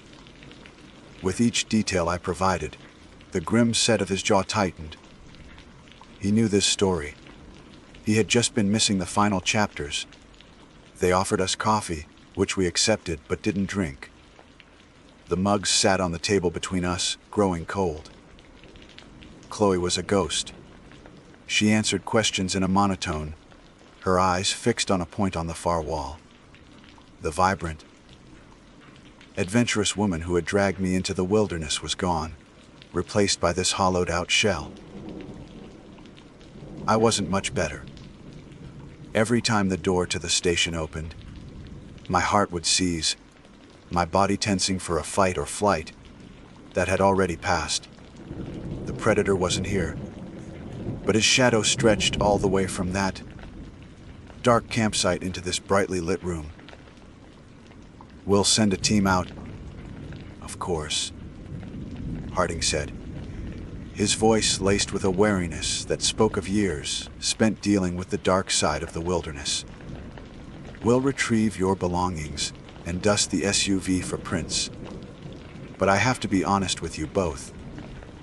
He leaned forward, his gaze locking onto mine. "We won't find anything. We never do. This man, this thing, he's a phantom. He leaves no tracks, no evidence. The only thing he leaves behind are missing person posters and stories that sound too crazy to be true." He was right. We knew he was right. The absence of footprints at our own campsite was proof of that. This wasn't just a man. A man makes mistakes. A man leaves traces. This was something else. Something that understood the woods not as a place to live, but as a place to hunt. He used its isolation, its beauty, and its inherent dangers as his tools. The lie about the flash flood wasn't just a lie. It was a brilliant piece of psychological manipulation, preying on the fears of city dwellers who see nature as an unpredictable beast. He didn't need a weapon. Not when he could simply convince his victims to walk willingly to their own slaughter. They told us we were free to go. The drive home was a silent, 4-hour ordeal. The world outside the car seemed alien and distant. Billboards advertising smiling families. Radio jingles about car insurance. The entire mundane tapestry of modern life felt like a film, being played in a language I no longer understood. We had crossed a threshold in that forest, seen something we were never meant to see, and it had severed our connection to the normal world. Chloe and I didn't talk about it. We couldn't. The experience was a chasm that had opened up between us. She would look at me sometimes, and I could see the question in her eyes. Why did you take me there? And in my own, I knew she saw the terrible, unspoken answer that haunted my every waking moment. I was the one who said no. I was the one who saved us. It was a truth that should have brought us closer. But instead, it felt like an accusation. My stubbornness, my gut feeling, had been our salvation. And that random twist of fate was too terrible a foundation on which to rebuild a relationship. Sleep offered no escape. For weeks, I would jolt awake in the dead of night, my heart pounding. The image of his fixed, predatory grin burned onto the inside of my eyelids. I'd hear the crunch of leaves outside our apartment window, even though we lived on the 3rd floor. The city, once a symbol of noise and stress, became my sanctuary. The constant hum of traffic, the wail of distant sirens, the light pollution that washed out the stars. These were my new lullabies. They were the sounds of civilization, the sounds of witnesses. Monsters, I learned, prefer the quiet places. Chloe moved out a month later. There was no fight, no dramatic breakup. Just a quiet, sad packing of boxes. "I can't look at you," she said, her voice devoid of emotion, "without seeing the woods, without seeing his face." I understood. Looking at her, I saw the ghost of the woman I had failed to protect from a horror she never knew existed. My life since then has been a quiet obsession. I sold my camping gear. I avoid parks and hiking trails, but I can't leave it alone. I spend hours online, scrolling through cold case forums and websites dedicated to the strange and unexplained. I search for keywords: missing, national forest, ranger, and I find them. The whispers Harding spoke of, a post from a man who, 7 years ago, was warned away from a trail in the Shenandoah by a strangely clean ranger, only to read later that a lone hiker had vanished from that same trail on that same day. A comment on a blog from a woman who remembers her father telling a story about a ranger with a weird smile, who tried to lead him and his buddy on a cut in the Monongahela National Forest back in the 90s. They declined, and later felt they'd had a lucky escape, though they never knew from what. There are no names, no official reports. Just these digital fragments, these echoes of near misses and lucky guesses, scattered across the vast wilderness of the internet. I collect them like a grim hobbyist. I piece them together, creating a map of this phantom's hunting grounds. It stretches for hundreds of miles along the spine of the Appalachians. He is a legend, a campfire story brought to life. A boogeyman who wears the uniform of a protector. I still have the journal I took from the SUV. The police let me keep it after they found no prints on it, not even from the woman who wrote in it. It sits in my bedside table, a cold, leather-bound reminder. Sometimes late at night, I take it out and read that final, cheerful entry. I think about the woman who wrote it, her trust, her relief at being guided to safety. I think about her and the person she was with, walking into the deep woods, following that silent, smiling figure, leaving the firelight behind for a darkness from which they would never return. I am one of the lucky ones, but I carry the forest with me. I can still smell the damp earth and the wood smoke. And I know, with a certainty that chills me to my very soul, that he is still out there. He's walking out of the woods, his uniform clean, his grin fixed and wide, telling his story about the coming storm. And somewhere, right now, someone is listening. Someone is packing their tent. Someone is getting ready to follow him. My name is Sarah Jenkins. I am a doctoral candidate in the Folklore and Ethnomusicology program at the University of North Carolina at Chapel Hill, a field that, to the uninitiated, sounds like a quaint and harmless pursuit of dusty old songs and forgotten fairy tales. In many ways, it is. But my specific area of research is less concerned with the quaint and more with the visceral. My dissertation, tentatively titled Echoes in the Hollow, The Transmission and Mutation of Appalachian Murder Ballads, focuses on how these brutal narratives of violence and betrayal have survived, not just as songs, but as living, breathing parts of the cultural memory in the most isolated corners of the mountains. My work is built on the belief that these ballads are more than just lyrics and melodies. They are artifacts of trauma, passed down through generations. They are ghost stories set to music. And there is no ghost more famous, no story more chilling in the Appalachian songbook than that of Pretty Polly. The ballad tells the simple, horrifying tale of Willie, who courts a young girl named Polly, lures her into the woods with promises of marriage, and then murders her, burying her in a shallow grave she was forced to dig herself. For months, I had been tracing its roots, collecting dozens of variations, from the polished, almost sterile versions sung at folk festivals to the raw, mournful renditions hummed by old-timers on their porches. But I was searching for something more, an version, a source. I was looking for the ballad's heart, and my research had led me here, to the deep, winding hollows of Madison County, North Carolina, a place locals still called Bloody Madison, for its violent history during the Civil War and beyond. It was a place where the past, I was told, didn't always stay buried. My methodology was straightforward: immerse, listen, and record. I drove a beat-up Subaru Forester, its cargo space filled not with camping gear for leisure, but with the tools of my trade: a high-fidelity digital audio recorder, a selection of sensitive microphones, notebooks, and a library of historical maps. For 2 weeks, I had been a polite, academic presence in the small towns that dotted the county.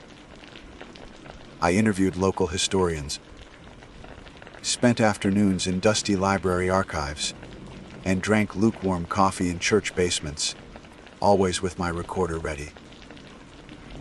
I collected some wonderful material. The sinners generous with their time and their heritage. But the versions of Pretty Polly I heard felt rehearsed. They were songs sung for an audience. The sharp edges of the horror sanded down by time and repetition. They were echoes, but the original scream was missing. The breakthrough, or what I hoped was a breakthrough, came from a woman named L.R. Vance. I met her at a small, cluttered general store in a place called Sodom Laurel, a community tucked so far back in the mountains it felt like a wrinkle in the map. Alara was well into her 80s, her face a beautiful, intricate record of a long life, her eyes the color of a stormy sky. She sat on a worn bench out front, shucking beans into a metal bowl, her movements economical and precise. When I introduced myself and my project, she didn't smile. She simply watched me, her gaze unnervingly perceptive, as if she were weighing my purpose and finding it wanting. "Pretty Polly," she said, her voice raspy like stones tumbling in a dry creek bed. "Everyone sings that one. The church folks sing it as a warning against wicked men. The boys at the tavern sing it when they're drunk. It's just a song now. I'm looking for the older versions," I explained, trying to sound more like a dedicated scholar and less like a desperate graduate student. The ones that might be closer to the original event the ballad is based on. She let out a short, dry laugh. "The original event wasn't a song, child. It was blood and dirt. It was a girl begging for her life." She paused, fixing me with that intense stare. "You've got all that fancy equipment," she said, nodding toward my car. "You want to record something real? You want to hear the real Pretty Polly?" I leaned forward, my heart starting to beat a little faster. "Yes, more than anything. Then you need to stop asking people. You need to go ask the place itself." She gave me a set of directions that were both precise and unnervingly vague. I was to follow the Ivy River north, past an old collapsed tobacco barn, and look for a trail marked only by a trio of birch trees. I was to follow that trail until I reached a sharp bend in the river, a place where the water ran deep and dark, and the banks formed a small, flat clearing. "The murder happened there," she said, her voice dropping to a near whisper. "That was Willie's land. He brought her there, and he left her there. The place remembers. If you're quiet, and you go at the right time, it'll sing for you." "When is the right time?" I asked. A flicker of something I couldn't decipher crossed her face, Pity, perhaps, or a grim sort of amusement. "The river knows," she said, and turned back to her beans, the conversation clearly over. My academic mind screamed at me that this was folklore in action, not a literal guide. The old woman was imbuing the landscape with supernatural qualities, a common practice in communities with a strong oral tradition. It was a beautiful, metaphorical way of saying the story was integral to the land itself. It was data, but another part of me, the part that had been drawn to these dark stories, in the first place, was captivated. The pull of the narrative was too strong to ignore. I had to go. The next afternoon, I followed her directions. The paved road gave way to gravel, and the gravel to a rutted dirt track. I found the collapsed barn, its spine broken, looking like the skeleton of some great beast. And there, just beyond it, stood the 3 birch trees, their white bark like pale sentinels at the edge of the woods. I parked the Subaru, loaded my pack with my tent, sleeping bag, and all my recording gear, and stepped onto the trail. The air changed almost immediately. The humidity intensified, and the temperature dropped. The woods were dense, a tangled mesh of rhododendron and ancient hemlocks that blocked out the sun, casting the forest floor in a perpetual twilight. The only sounds were the crunch of my own boots on the damp earth, the frantic buzzing of insects, and, in the distance, the growing murmur of the river. The trail was barely there, and I had to push through grasping branches and slick, moss-covered rocks. It felt like the woods were actively trying to discourage me, to turn me back. After an hour that felt like 3, the trees opened up and I found it. The clearing was exactly as Elara had described. It was a small, unnaturally flat patch of ground, no more than 30 feet across, nestled in a sharp, almost theatrical bend of the river. The water here was slow, deep, and the color of black tea. On all sides, the forest pressed in, dark and silent. There was a profound and unsettling stillness to the place. It wasn't peaceful. It was watchful. I tried to shake off the growing sense of dread by focusing on the task at hand. I worked methodically, setting up my small, 1-person tent. Then I assembled my recording equipment. I placed the main parabolic microphone on a tripod, aiming it toward the riverbank, where the acoustics would be best. I ran a secondary, omnidirectional microphone to the center of the clearing. I checked the levels, formatted the memory card, and ensured the battery pack was full. I was a scientist preparing an experiment. This, I told myself, was fieldwork. As dusk began to bleed through the canopy, the atmosphere grew heavier still. The silence deepened, broken only by the river's constant, whispering rush. It didn't sound like water over rocks anymore. It sounded like voices, 1,000 hushed conversations I couldn't quite make out. I made a small, pathetic dinner of a protein bar and an apple, my appetite gone. I sat on a log, my back to the tent, and watched the last of the light fade from the sky, leaving a darkness so complete it felt physical. It swallowed the trees, the river, everything. I was alone, in a place steeped in a story of murder, miles from any road. And I had come here on purpose. For the first time, I allowed myself to wonder if I had made a terrible mistake. I retreated into my tent, zipping it tight against the night, but the feeling of being watched, of being an intruder in a place that held a long and patient memory, did not go away. I lay in my sleeping bag, my flashlight in one hand, my ears straining to hear over the beating of my own heart, and waited for the river to sing. Sleep was an impossibility. lying in the suffocating confines of my sleeping bag. Every nerve in my body felt frayed and exposed. The thin nylon walls of the tent offered no real protection. They were merely a psychological barrier, a fragile membrane separating me from the immense, breathing darkness of the Appalachian night. The river was a constant presence. Its murmur, which had seemed merely mysterious from a distance, now sounded explicitly like language. It was a low, ceaseless chorus of whispers, the sound of 1,000 secrets being told simultaneously, just below the threshold of my understanding.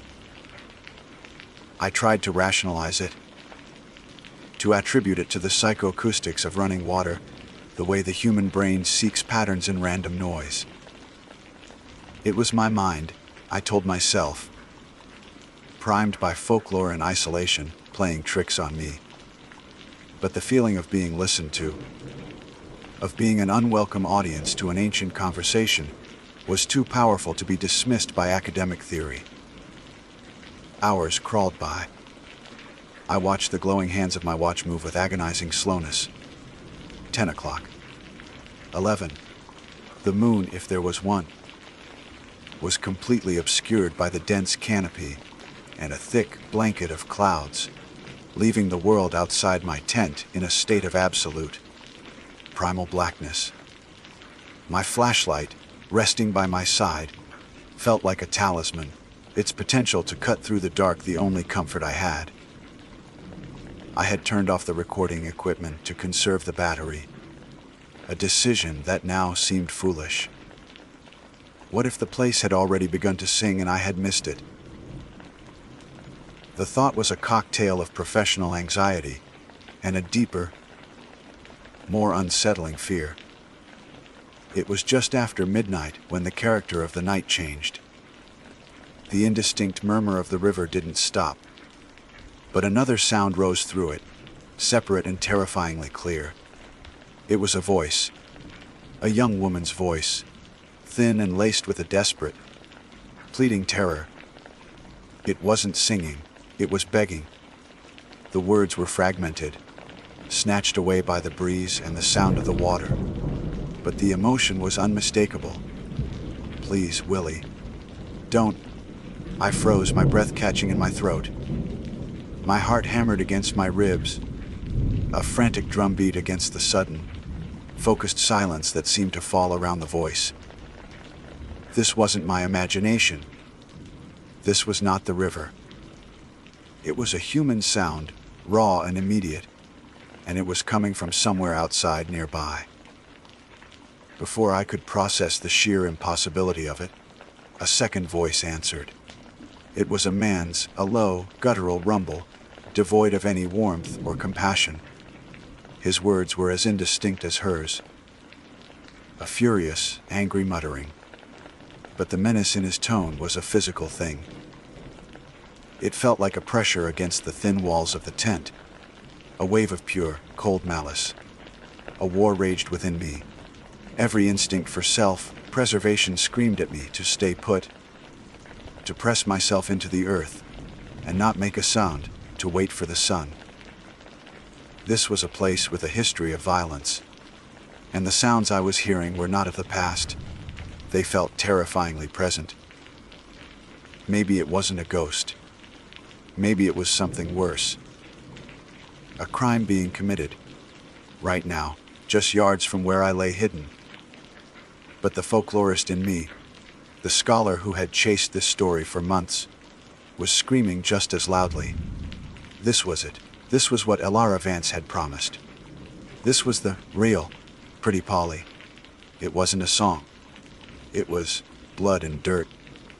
It was a girl begging for her life. My academic curiosity, a force more powerful and reckless than I had ever realized, won out. My hands shaking so badly, I could barely work the zipper. I fumbled for the main power switch on my recording deck. The small red light blinked on, a tiny, defiant star in the darkness of my tent. I grabbed my largest flashlight, a heavy, duty mag light that could throw a beam 100 yards, and took a deep, shuddering breath. I slowly, quietly, unzipped the tent flap. The night air that hit my face was cold and damp, thick with the smell of wet earth and decaying leaves. The voices were louder out here, clearer. The woman was sobbing now, a heartbreaking sound of utter despair. The man's voice was a low, constant growl. They seemed to be coming from downstream, just beyond the edge of the clearing. Clutching the flashlight like a weapon, I crept out of the tent. I flicked it on, and the powerful beam sliced through the darkness, illuminating a world of stark, terrifying contrasts. The familiar trees became monstrous shapes, their branches like grasping arms. Every shadow seemed to writhe and twist at the edge of the light. I moved slowly, placing each foot with deliberate care to avoid snapping a twig or dislodging a stone. The voices were my beacon, drawing me forward. They led me away from the relative safety of the clearing, toward a dense thicket of rhododendron that grew right up to the riverbank. As I got closer, I could start to make out words. "For God's sake," the woman wept. The man's reply was a snarl. "God ain't listening out here." My flashlight beam pushed through the last of the leaves, and I saw it. Or rather, I saw the absence of it. In a small, hollowed-out space at the foot of an ancient oak, the ground was disturbed. The earth was dark and freshly turned, piled in a mound to one side. It was a depression in the ground, long and narrow. A perfect rectangle. It was a grave. A shallow, empty grave, dug with a brutal, urgent haste. And there was no one there. I swept the flashlight beam back and forth, my heart pounding in my ears. The clearing was empty. The woods were still. The voices, both of them, had vanished. The instant my light had fallen upon the open grave, they had been extinguished, as if a switch had been thrown. The silence that rushed in to fill the void was profound and absolute. It was a dead silence, heavier and more terrifying than the whispers and the pleading had ever been. I was alone, standing in the dead of night, in the heart of a haunted wood, staring at a freshly dug grave. My mind reeled, trying to find a rational foothold. A prank. Had someone known I was coming? Had Alara set me up? But that made no sense. The sheer effort, the perfect timing, the raw, authentic terror in that voice. It wasn't a performance. My gaze fell to the digital recorder, still clutched in my left hand. The red light was still on. It had been running the entire time. With trembling fingers, I switched off the main power, unplugged my headphones from the jack, and plugged them in. My hands were so slick with sweat, I could barely handle the small buttons. I rewound the recording to the point where I had left the tent. I took a shaky breath, pressed the headphones tight against my ears, and hit play. The sound of my own fumbling with the zipper was loud and jarring. I could hear my own breathing, quick and shallow. I could hear the crunch of my boots on the forest floor. But the voices, the pleading, the angry muttering, they weren't there. There was no argument. There was no begging. Instead, there was something else. A voice began to sing. It was a woman's voice, impossibly clear and pure, emerging from the static of the night. It was unaccompanied, filled with an ancient, heartbreaking sorrow. The audio quality was perfect, as if it had been recorded in a professional studio, completely isolated from the ambient sounds of the river and the woods that I knew had been there. The voice, achingly beautiful, began the story. "Polly, pretty Polly, come go along with me." I sank to my knees, the flashlight dropping from my hand and casting a wild, bouncing light across the scene. I was listening to the ballad, the complete ballad of Pretty Polly, sung from beginning to end. It was a version I had never heard before, filled with verses of such intimate detail and raw pain that they felt less like a story and more like a testimony. The melody twisted in unfamiliar, mournful ways. It was the version, the source. The song continued, its narrative unfolding in my ears while my eyes remained fixed on the empty grave before me. The voice sang of Willie's promises, of their journey into the woods, of Polly's growing fear. It sang of the knife, the betrayal, the coldness in his eyes. Then, the song reached its final, terrible climax, the verse where Willie forces Polly to dig her own grave. The ghostly, beautiful voice on the recording sang. She dug her own grave with a trembling hand. I stared at the dark, disturbed earth, the hole in the world waiting to be filled. The air grew impossibly cold. The voice in my headphones, clear as a bell, sang a final line, a line that exists in no recorded version, no printed collection, no folklorist's archive. A line I had never heard, but a line I knew, with a certainty that froze the marrow in my bones, was the absolute truth. He's digging my grave, the voice sang, its sorrow turning to a chilling, final realization, and I see it now. The recording ended. There was only the hiss of empty tape. The story was over, and I was left in the crushing, watchful silence, kneeling before the evidence. For a long time, I couldn't move. I remained kneeling on the damp earth, the headphones silent against my ears, the world reduced to the pale, trembling circle of my flashlight's beam on the dark soil of the empty grave. The silence that followed the recording was not an absence of sound. It was a presence. It was a heavy, suffocating blanket woven from dread and the chilling finality of what I had just heard. The story was over, but the horror was just beginning. My academic mind, the part of me that had driven this entire insane expedition, was reeling. I had done it. I had captured something impossible, a piece of evidence that would rewrite the conventions of my field. It was the discovery of a lifetime. But the human part of me, the part that was a lone woman in a dark wood miles from help, knew only one thing. I was kneeling at a grave that had been prepared tonight, and I was in the presence of the man who had dug it.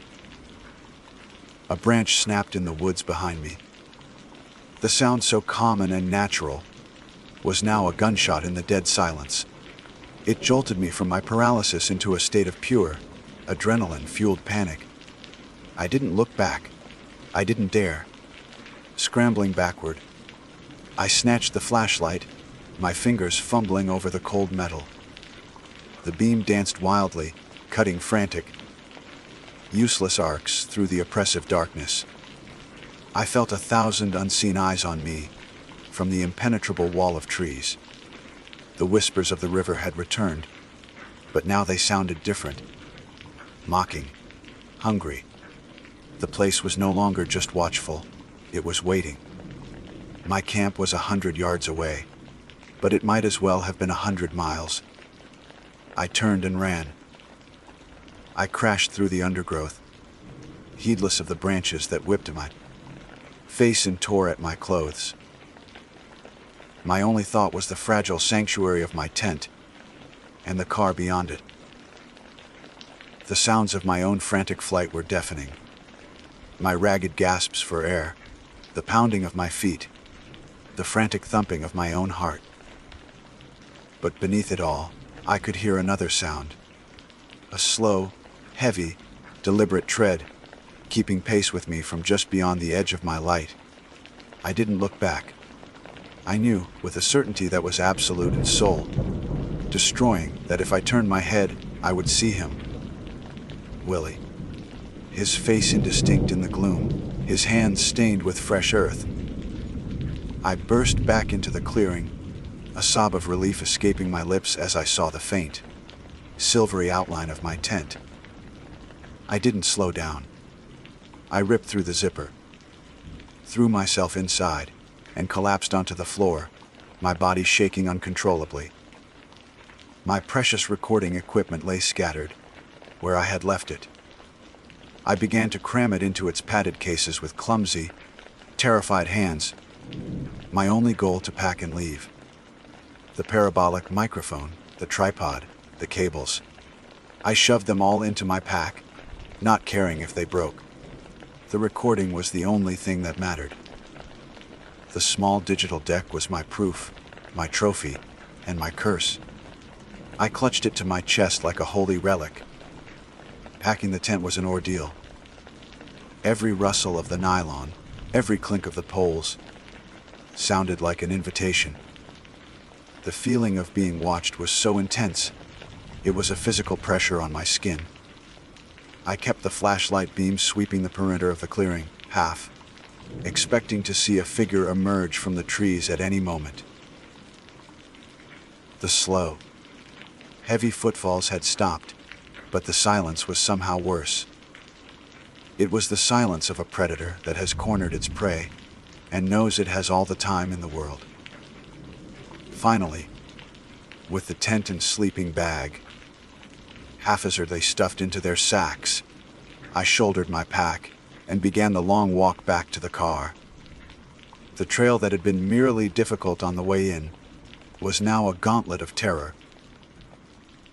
Every gnarled root looked like a grasping hand. Every shadow held a waiting figure. The air was thick with a silent, malevolent energy. The forest was no longer neutral, it was his accomplice. I imagined Polly's final walk along this same path, her hope dwindling with every step, the man she trusted leading her to her doom. I felt a chill that had nothing to do with the night air. The past wasn't just repeating, it was reaching out for me, trying to pull me into its narrative. When I finally saw the familiar shape of my Subaru through the trees, I almost wept with relief. I fumbled with the keys, my hand shaking too much to fit the key in the lock. A low laugh seemed to echo from the woods behind me, a sound of pure, triumphant evil. I finally wrenched the door open, threw my pack onto the passenger seat, and scrambled inside, slamming and locking the door behind me. I didn't wait. I jammed the key into the ignition and twisted. The engine turned over with a roar that felt like the most beautiful sound in the world. I slammed the car into gear and sped away, spraying gravel as I fishtailed onto the dirt track, not daring to look in the rearview mirror, and the headlights were cutting through the familiar asphalt of the main road. I drove for an hour, my knuckles white on the steering wheel, before I felt safe enough to pull into the brightly lit parking lot of an all-night gas station. I sat there for a long time, the engine running, the car's interior light, a pathetic shield as the memory of the profound darkness I had just escaped. My body still trembled with leftover adrenaline. I looked at the digital recorder on the seat beside me. It was real. I hadn't imagined it. Back in the sterile anonymity of my motel room, I locked the door, wedged a chair under the knob, and drew the curtains tight. With the lights on and the television murmuring for background noise, I allowed myself to listen to the recording again. I plugged in my headphones, my heart pounding, and pressed play. A ghostly, beautiful voice filled my ears once more, telling its terrible story. And that final, chilling line, delivered with the dawning horror of absolute certainty. His digging my grave, and I see it now. It was all there. I had captured a ghost on tape. The next day, I drove back to Sodom Laurel. I had to see Alara Vance. I found her in the same spot, on the bench outside the general store, a basket of apples in her lap. She looked up as I approached, and her stormy eyes held no surprise. It was as if she had been waiting for me. "You went," she said. It wasn't a question. "I went," I confirmed, my voice hoarse. "I heard them. And I recorded it." She nodded slowly, her gaze distant, fixed on the mountains that loomed over the town. "The place remembers," she said softly. "It holds the story. The pain of it stains the ground. It wasn't just a memory," I said, my voice trembling. "It was happening. I saw the grave. And the recorder, it didn't pick up the argument I heard. It picked up her song. The whole ballad. A flicker of something that looked like pity crossed her ancient face. The place doesn't just remember, child. It tries to finish the story.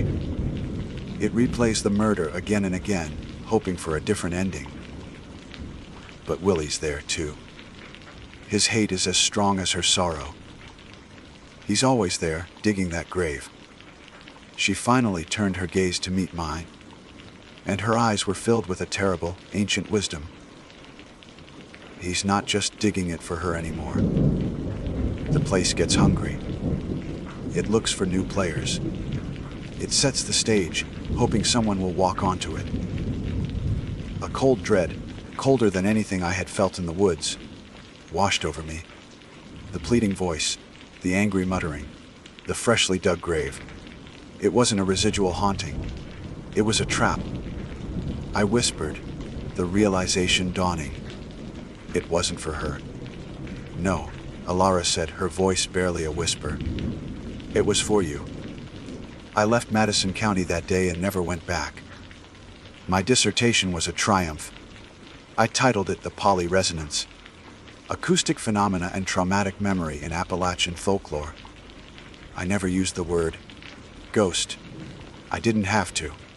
The recording spoke for itself. It made my career. But it also broke me. I can no longer listen to folk music. I can't stand the silence of a quiet room. Sometimes, in the dead of night, I wake up with the phantom feeling of damp earth on my hands. I have my proof, my perfect, impossible data. But I know what Alara knew. Some stories aren't meant to be collected. They are living things. And the ghost of Pretty Polly isn't the only one that followed me out of that hollow. Willie's ghost followed me, too. I have the girl's song on my recorder, but I have the man's silence in my soul. And I know, with a certainty that haunts my every waking moment, that he is still out there, listening and waiting for the story to begin again. My name is Eugene Lemon Jr. It's not a name that carries much weight outside the quiet, rolling hills of Braxton County. But here, it's a legacy. Not one of wealth or political power, but of something far stranger. My father, Eugene Lemon, sir, was one of the boys, now old men, most of them gone, who saw the monster on the Fisher farm back in September of 1952. He was a shadow of that event for the rest of his life, a man defined not by what he did, but by what he saw on a single, terrifying night. He never spoke of it. Not to me, not to my mother, not to anyone who would listen. While other witnesses gave interviews, appeared in documentaries, or simply spun yarns for tourists, my father locked the experience away in a vault of silence. But silence has a weight, a pressure that shapes everything around it. Our home was quiet in a way that felt heavy, laden with unspoken words. The fear he refused to acknowledge seeped into the floorboards and stained the wallpaper. It manifested in his eyes when he looked towards the wooded hill that loomed over our property, the same hill where it all happened. It was in the sudden, rigid set of his jaw. If a neighbor's kid set off a firecracker, or the way he'd stare at the sky on a clear night, not with wonder, but with a deep, abiding suspicion. His only rule for me was absolute. Never go up on that hill, Jean. You promise me. You never go up there. He made me repeat it, my small hand in his calloused one, his gaze so intense it felt like a physical brand.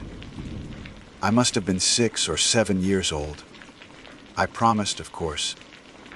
To a child, a father's command is law, especially when it's delivered with such desperate gravity.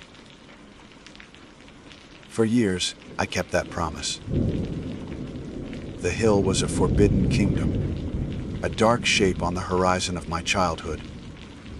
I'd watch my friends disappear into its canopy chasing squirrels or playing war, and I'd feel a knot of envy and fear tighten in my stomach. They'd come back smelling of damp earth and pine, their faces flushed with adventure. They'd talk about the view from the top, the old oak tree struck by lightning, the deer trails that wound through the rhododendron thickets. To them, it was just a hill. To me, it was a tomb, a place where my father's youth had died and been replaced by a silent, watchful ghost. Growing up, I pieced the story together from whispers, from articles in old newspapers I found in the town library, and from the sensationalized television shows that would occasionally feature the Flatwoods Monster, a fireball streaking across the sky, a crash in the woods, a group of local boys and mother, and a National Guardsman, my father among them, going to investigate. They found a pulsating red light, a foul metallic mist that choked them and burned their eyes. And then they saw it. A towering figure over 10 feet tall, with a glowing, spade-shaped head and piercing, non-human eyes. It hissed and glided towards them, and they ran. They all ran for their lives. The official reports mentioned nausea, vomiting, and irritation of the throat and nose among the witnesses afterward. Symptoms my father suffered from chronically, dismissed by doctors as allergies or nerves. They called it mass hysteria, a misidentified a meteor. My father's silence was his only rebuttal.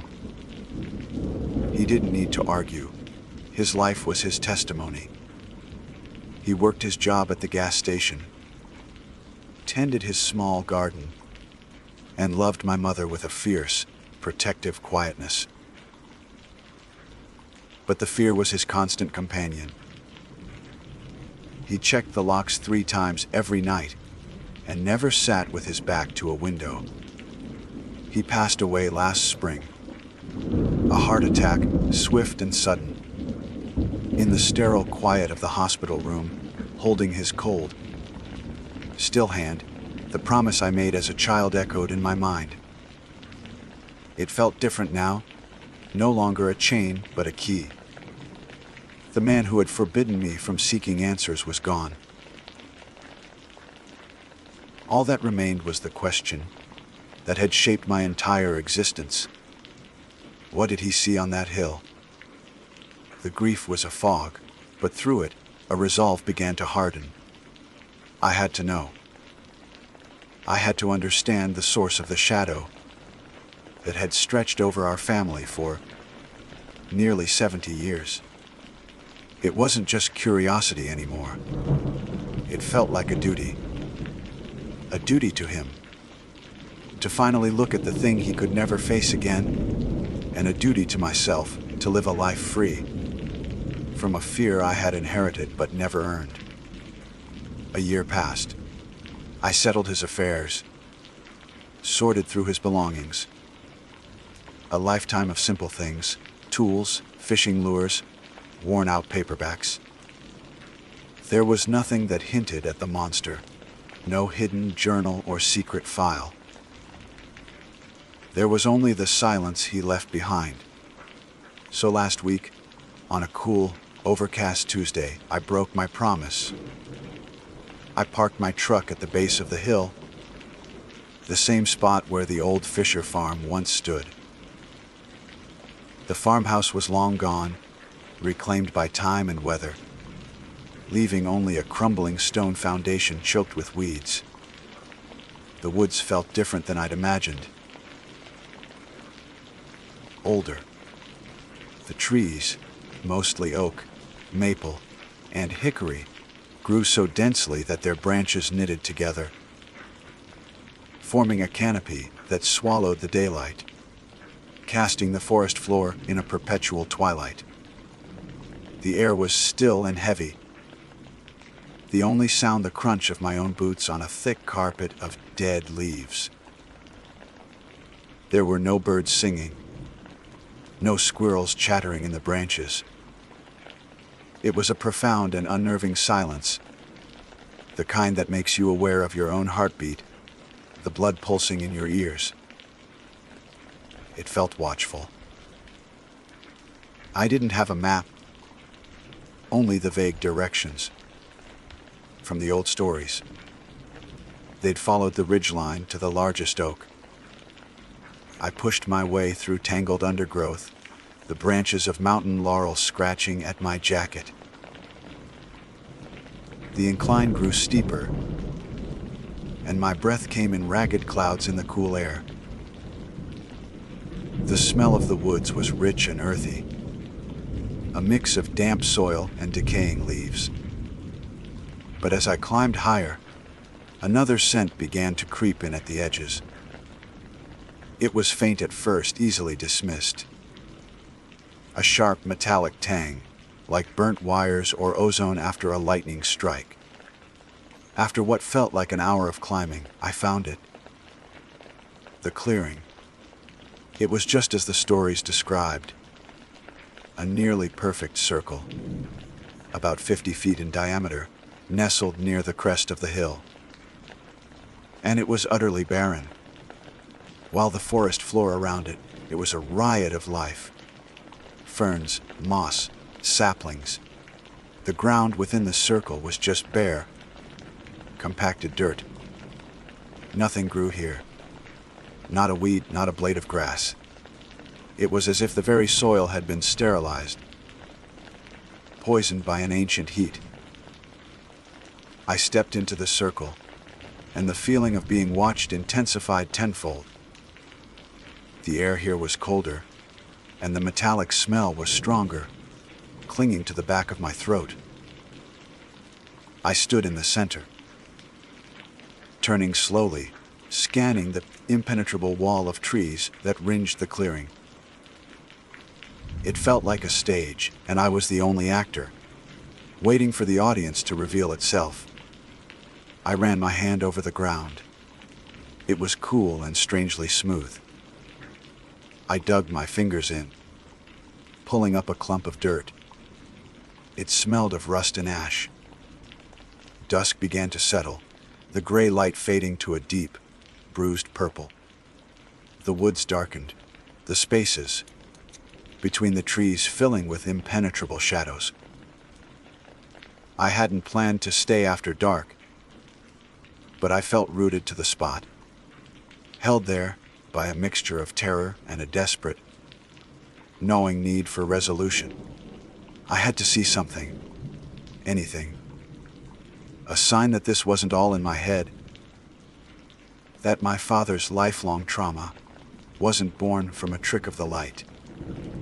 And as the last vestiges of daylight bled from the sky, I got my sign.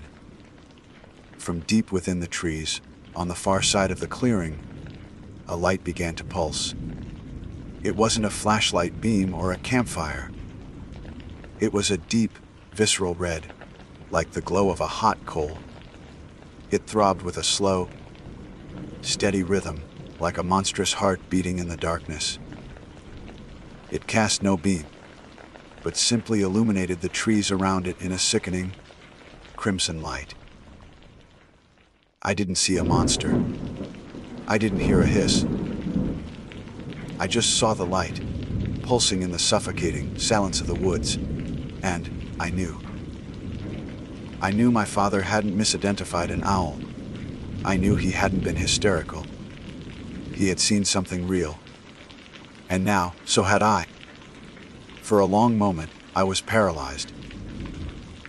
Time itself seemed to congeal, the seconds stretching into thick, syrupy eternities. My feet were lead weights bolted to the sterile earth of the clearing. My lungs forgot their function. There was only the clearing, the oppressive dark, and the silent, rhythmic pulse of that sickening red light. It was a heartbeat, a slow, alien, predatory heartbeat that resonated not in my ears, but in the marrow of my bones. In that instant, every story, every whisper, every doubt I ever had, crystallized into a single, terrible truth. My father wasn't haunted by a memory. He was haunted by this. The initial shock gave way to a strange, horrifying sense of validation. I had come seeking an answer, and the woods had given it to me. This was real. The weight of my father's 70 years of silence crashed down on me, and I finally understood its suffocating density. It wasn't the silence of stubbornness. It was the silence of a man who had looked into the abyss and found something looking back. The metallic smell, which had been a faint tang at the edge of my senses, intensified dramatically. It billowed out from the direction of the light, a foul, corrosive fog that wasn't a fog at all. It was a presence. It coated my tongue with the taste of old blood and hot copper. My eyes began to water, stinging as if I'd been doused with chemical spray. My stomach churned. A violent lurch of nausea that threatened to bring up the day's lunch. It was exactly as the reports had described. The burning mist. Then came the sound. It started as a low-frequency hum, a vibration so deep I felt it in my teeth. It was a sound that felt older than the hills, older than humanity. The hum steadily climbed in pitch, rising through registers my mind couldn't properly categorize. It became a whine, then a shriek, a high-pitched, piercing hiss that seemed to bypass my ears entirely and drill directly into my skull. It was everywhere at once. It came from the trees in front of me, from the ground beneath me, from the air all around me. The silence of the woods had been shattered by this all-encompassing sanity, shredding noise. It was the sound of machinery and animal rage fused into one. My body broke its paralysis. The decision to run wasn't a conscious thought. It was a primal biological imperative. My legs, clumsy and stiff, stumbled into motion. I turned and fled from the clearing, my boots slipping on the dead leaves that now felt treacherous and slick. I didn't look back. I couldn't. To look back would be to see the source of the light, the origin of the sound, and some deep, instinctual part of me knew that to see it would be to lose my mind.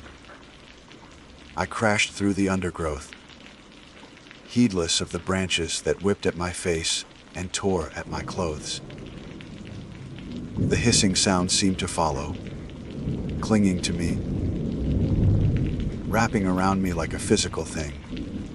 The red light pulsed against the back of my eyelids, a persistent, rhythmic strobe that illuminated my panic. My lungs burned, not just from the exertion, but from the acrid, metallic air that I was still breathing, still tasting. A wave of vertigo washed over me, and I stumbled, falling hard onto one knee. The impact sent a shockwave of pain up my leg, but the adrenaline was afire in my veins. I scrambled back to my feet, my hands raw and scraped, and kept running. The descent was a blur of darkness, pain, and abject terror. Every shadow was a pursuing figure, every rustle of leaves a creature at my heels. The hill, which had felt so ancient and still on the way up, was now alive with a malevolence I had never known was possible. It wanted me gone. Or worse, it wanted me to stay. When I finally burst out of the tree line and saw the pale, familiar shape of my truck parked near the old foundation, a sob of relief escaped my throat. I fumbled in my pocket for my keys, my fingers numb and useless. The key fob felt alien in my trembling hand. I dropped it once, twice, my frantic scrabbling in the dirt punctuated by the phantom hiss that still echoed in my head. Finally, I got the door open, threw myself inside, and slammed it shut, locking it immediately. The sound of the lock clicking into place was the most reassuring sound I had ever heard. I didn't wait to catch my breath. I jammed the key into the ignition and twisted. The engine roared to life, its familiar, mechanical growl a comfort against the unholy noise from the hill. I threw the truck into reverse, spun the wheel, and stomped on the accelerator, spraying gravel and dirt.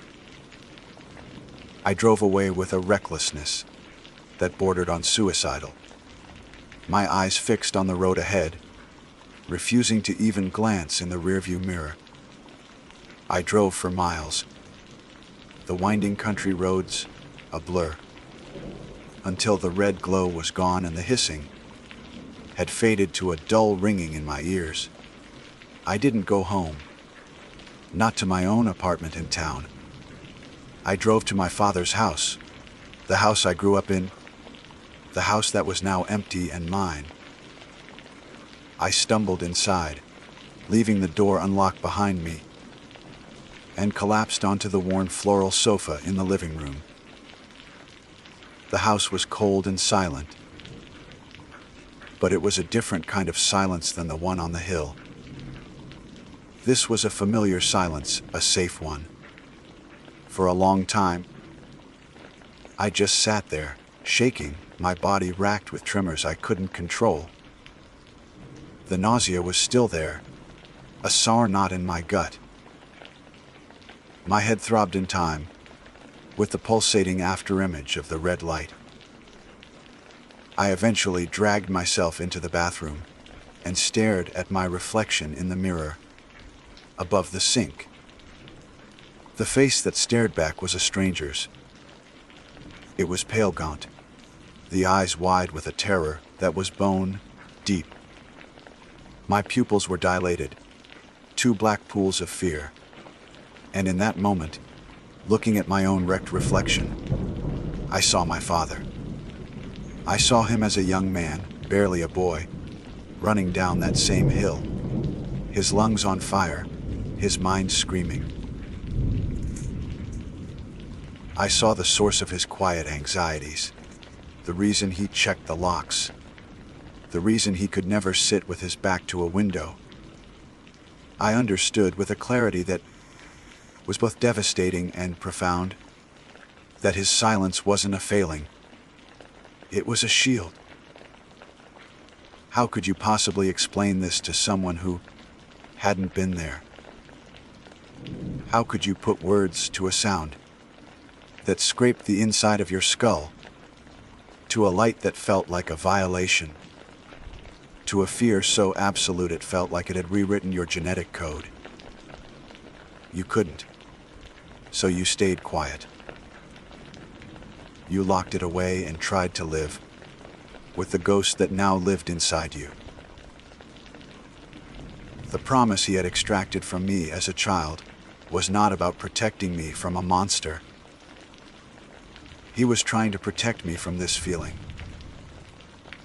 This soul, deep certainty that the world was not what we thought it was, that there were things in the dark spaces that were ancient, powerful, and utterly indifferent to our existence. He had failed. By trying to understand his trauma, I had made it my own. The fear was no longer an inheritance, a second-hand story. It was mine now, earned in the sterile clearing and the suffocating dark. The shadow of the hill had finally fallen on me, and I knew, with a chilling certainty, that it would never leave. The days that followed were a waking nightmare. A hazy existence lived in the gray space between shock and raw, undiluted fear. I didn't leave my father's house. I couldn't. The world outside the windows seemed like a fragile stage set, one that could be torn down at any moment by the reality I now knew lurked just beyond the tree line. Sleep offered no escape when I did manage to drift off. My dreams were a chaotic slideshow of a pulsating red light and a sound that felt like it was tearing my soul apart. I'd wake up tangled in my sheets, my heart hammering against my ribs, the metallic taste of burnt copper still clinging to my tongue. The physical symptoms lingered with a cruel persistence. The nausea came in waves, a constant, summer churning in my stomach that made the thought of food repulsive. A low-grade tinnitus had taken up permanent residence in my ears, a faint, high-pitched echo of the hiss from the woods. It was just loud enough to be a constant reminder, a phantom signal broadcasting from the hill directly into my brain. My eyes, sensitive and raw, saw the red glow in every passing taillight, every blinking electronic device. After 3 days of self-imposed exile, subsisting on tap water and stale crackers from the pantry, I knew I had to move. My apartment, my job, my life. They were all waiting for me in town. The thought of returning to that life felt absurd, like trying to put on a costume that no longer fit. How could I stand behind the counter at the hardware store and discuss the best brand of lawn fertilizer when I knew what was breathing in the woods just a few miles away? My first trip into town was an exercise in paranoia. Every shadow seemed too long. Every sudden noise made me jump. The familiar faces of my neighbors looked like masks, their casual smiles and friendly greetings, feeling like a profound ignorance I could no longer share. I saw Mrs.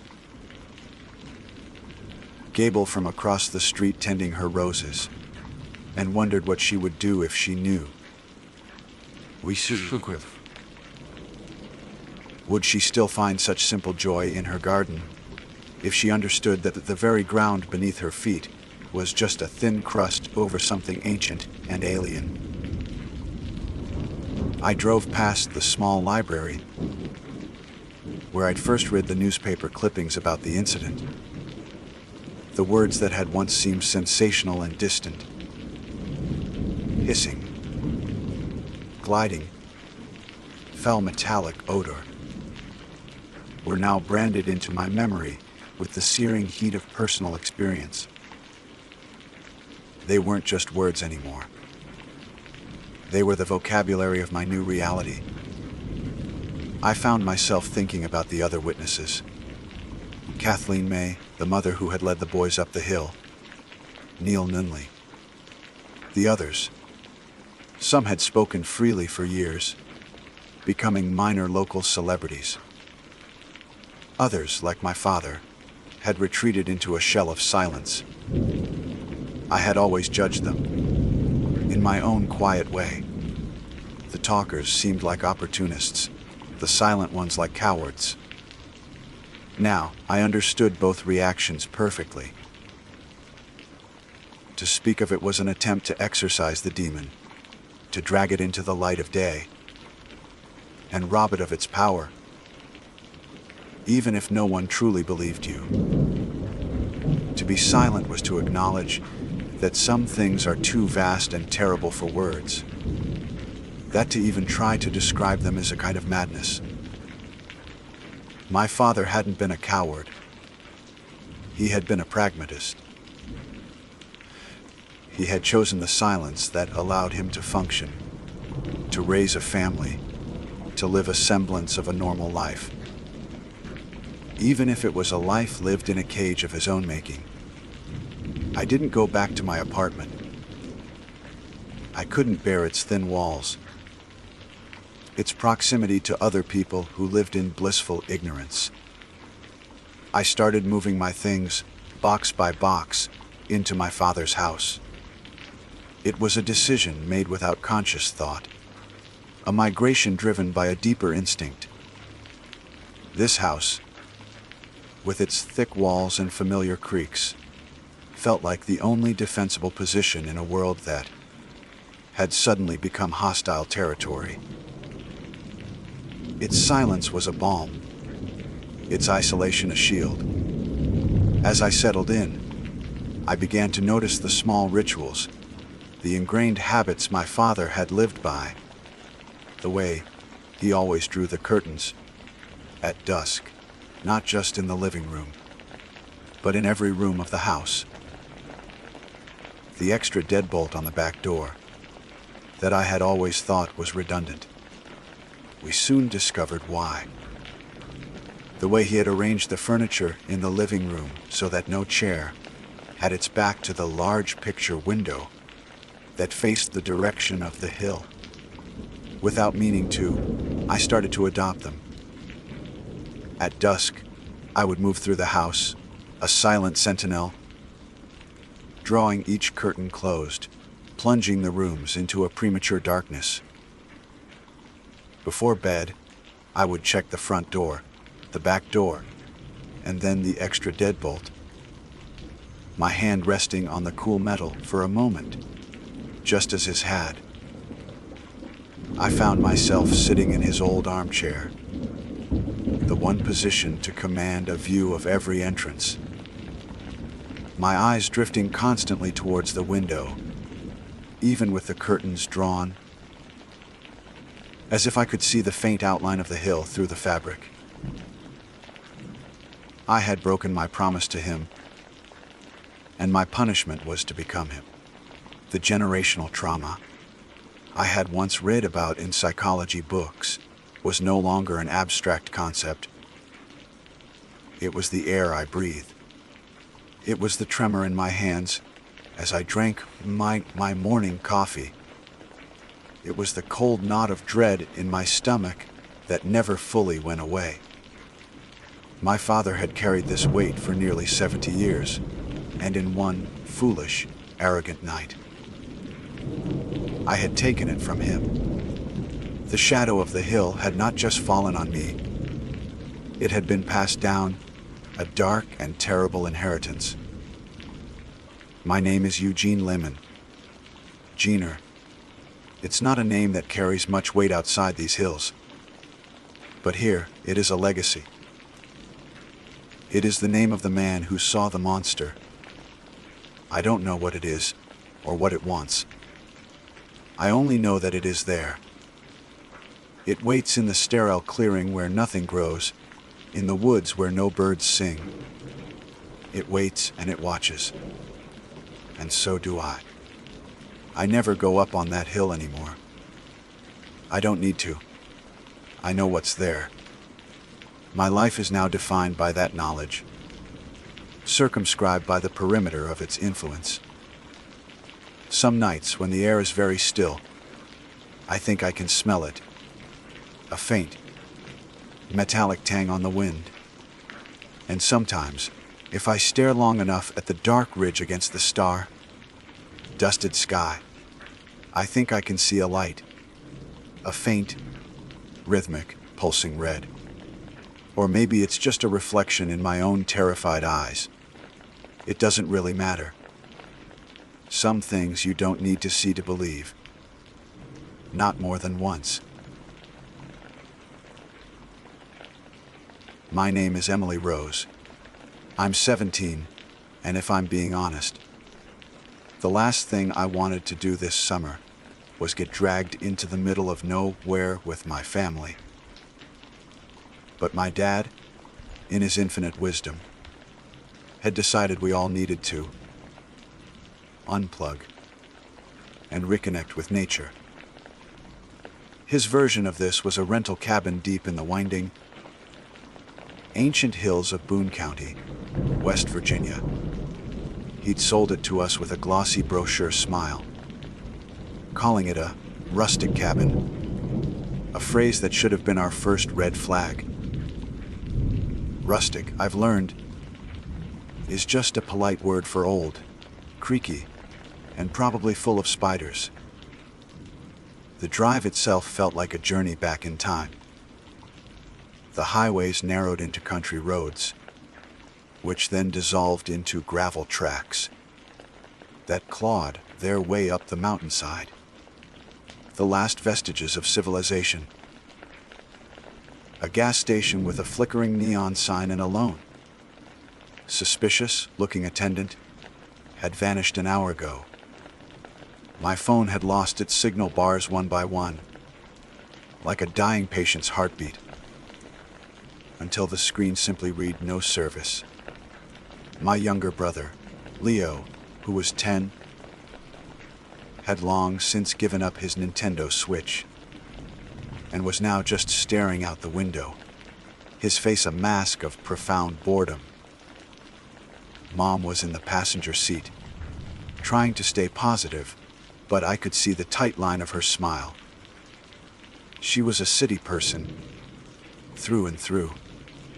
The symphony of honking horns and distant sirens was her lullaby. The dead, oppressive silence of the woods was anything but. "Isn't this great, kids?" Dad said, his voice booming with forced enthusiasm. He navigated a particularly nasty pothole, sending a shower of gravel against the car's undercarriage. Real country! Fresh air! None of that city smog. I just grunted in response, sinking lower in my seat and pulling my hoodie over my head. The cabin, when we finally reached it, was even more rustic than I'd imagined. It was a dark log structure, squatting in a small clearing like a toadstool. The surrounding trees, mostly ancient oaks and towering pines, crowded in on all sides, their branches interlocking overhead to form a dense canopy that blotted out most of the afternoon sun. The air was thick and heavy, smelling of damp earth, decaying leaves, and something else. Something vaguely musky and wild. A rickety porch wrapped around the front, and a stone chimney, stained black with soot, leaned tiredly against one wall. "Home sweet home!" Dad announced, killing the engine. The sudden silence was deafening. The inside wasn't much better. It was one large room, bisected by a sagging plaid couch and a dusty bearskin rug. A kitchenette with peeling linoleum counters occupied one corner, and a stone fireplace, big enough to stand in, dominated the far wall. 2 sets of bunk beds were crammed against the back wall for me and Leo, while a slightly larger bed for my parents was tucked into an alcove. The whole place was decorated in what I could only describe as dead animal chic. Deer heads with glassy eyes stared down from the walls, their antlers draped in cobwebs. The first day passed in a blur of forced family fun.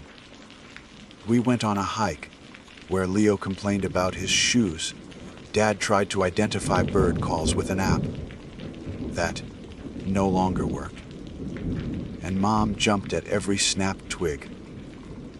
I trailed behind, feeling a strange, persistent sense of being watched. I'd catch a flicker of movement in the periphery of my vision, but when I'd turn, there was nothing but the dense, unmoving wall of trees. The woods were unnervingly quiet. No birds sang, no squirrels chattered.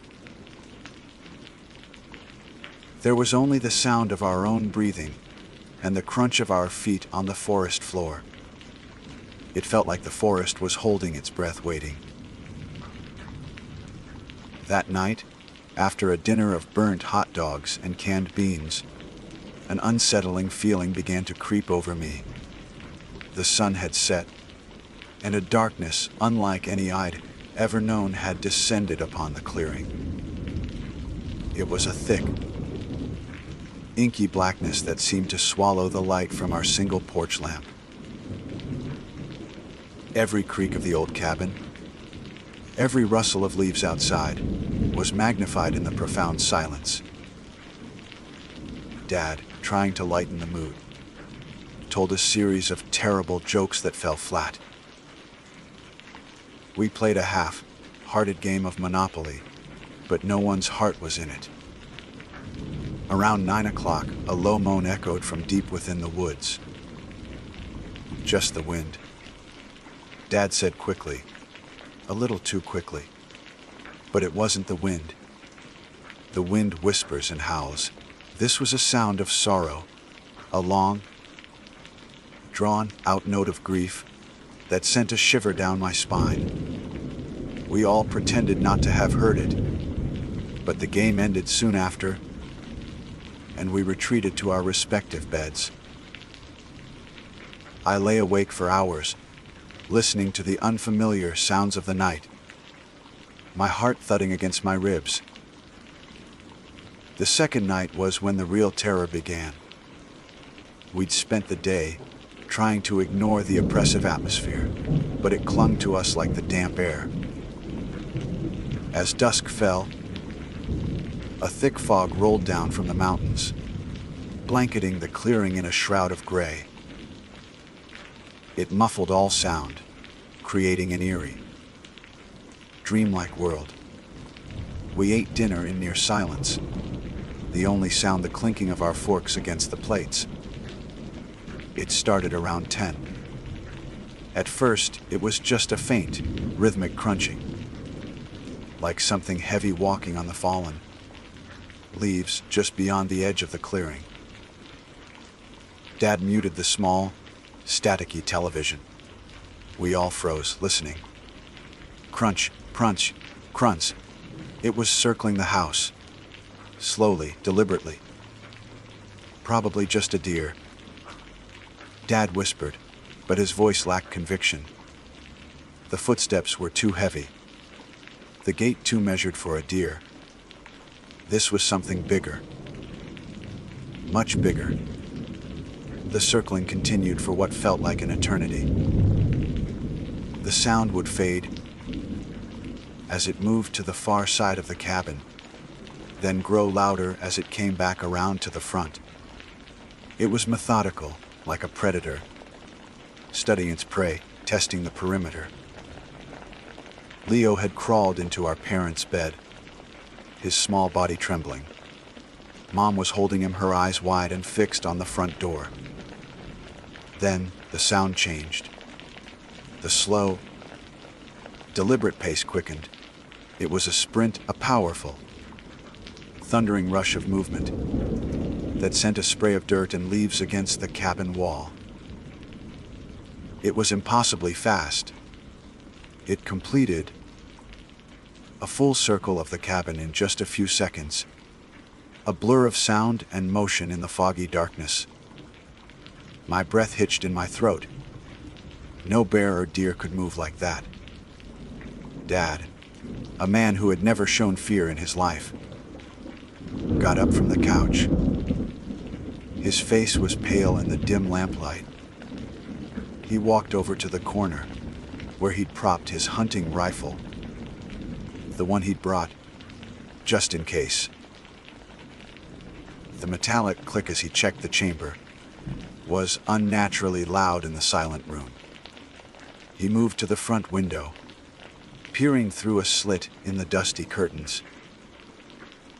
He stood there for a long moment, completely still. The only sound was the frantic pounding of my own heart. "What is it, honey?" Mom whispered, her voice trembling. Dad didn't answer. He just kept staring out of the fog-choked night. The color had completely drained from his face, leaving it a waxy, ghostly white. He looked like he'd seen a ghost. "It's on the roof," he finally whispered, his voice so low I barely heard it. The words hung in the air, cold and sharp as ice. As if on cue, a sound from directly above us made us all flinch. It was a long, scraping sound. Claws. Heavy. Sharp claws, dragging across the wooden shingles of the roof, sending a shower of grit down the chimney and into the cold fireplace. The cabin groaned under a weight it was never meant to bear. We could hear it moving up there, its heavy footfalls making the rafters creak ominously. Dust motes danced in the beam of a single lamp. Then came a heavy, sickening thump as the creature landed on the front porch. It was so close now. Just a few inches of wood separated us from it. A low, guttural growl rumbled through the floorboards, a sound that vibrated deep in my chest. It was a sound of pure, primal malice. The scratching started at the door. Not the frantic scrabbling of an animal, but a deliberate, gouging scrape. It was testing the wood, feeling for a weakness. And then we heard the scream. It wasn't a human scream. It was a woman's voice, twisted and warped into something monstrous. It was a shriek filled with an ancient rage and a profound, bottomless sorrow. It ripped through the night, echoing off the silent, watching trees. It went on and on, a single, piercing note of insanity that promised a world of pain. The thing on our porch was screaming, and it knew we were inside. The scream was so high, pitched it felt like it could shatter glass. It ended as abruptly as it began, leaving a silence that was heavier and more terrifying than the sound itself. No one in the room dared to move. The four of us had become statues of fear. My dad remained frozen by the window, the rifle in his hands looking like a useless toy. Mom clutched Leo, who was trembling, rocking him back and forth gently, as if trying to comfort both him and herself. All I could do was stare at the old wooden door, as if my gaze alone could reinforce its strength. The silence was broken by a scraping sound, followed by a violent slam that shook the entire cabin. Things on the shelves rattled, and a shower of dust rained down from the ceiling beams. It was throwing itself against the door. The sickening crack of splintering wood filled the air. It slammed again and again, each impact harder than the last. A low growl seeped through the cracks in the door, a sound filled with hatred and hunger. "Get back!" Dad yelled, his voice hoarse. He had finally broken free from his paralysis. "Get away from the door!" To the back of the room. Dad shoved the sagging plaid couch against the door. It was a pathetic barricade, but it was all we had. We scrambled to the far side of the room, huddling together in the corner, between the bunk beds and the cold wall. Dad knelt in front of us, raising the rifle to his shoulder, aiming at the door that seemed moments from bursting inward. For hours, the torture continued. The screaming didn't return, but other sounds did. The frantic scratching moved from the door to the walls surrounding the cabin. We could hear sharp claws dragging along the logs, like someone slowly scraping the side of our house with a giant knife. Sometimes, it would fall silent for so long that we'd begin to harbor a desperate, foolish hope that it had left. But then the heavy footsteps would resume on the porch, or a guttural snarl would erupt from beneath one of the windows. It was playing with us, a predator sadistically hunting its prey. I glanced at the cuckoo clock on the wall. The hands had barely moved. It was only 1 a.m. The night was still young. Leo had fallen asleep in Mom's arms, but it was a sleep of pure, fearful exhaustion. His small face was damp with tears, his brow furrowed even in his dreams. Mom just stared into the void, her eyes wide and vacant. Dad was our only anchor. He never took his eyes off the door.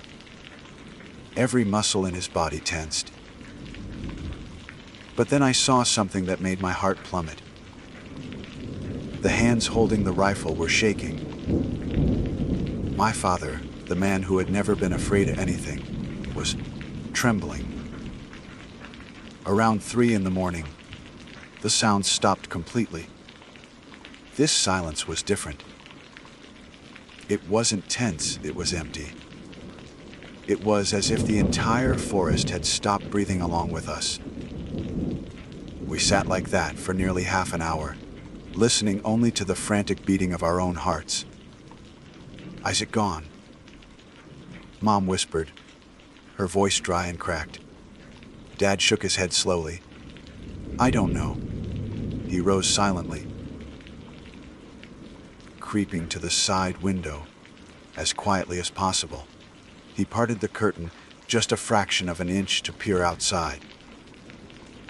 I could only see darkness and the thick curtain of fog reflecting the dim light from inside the cabin.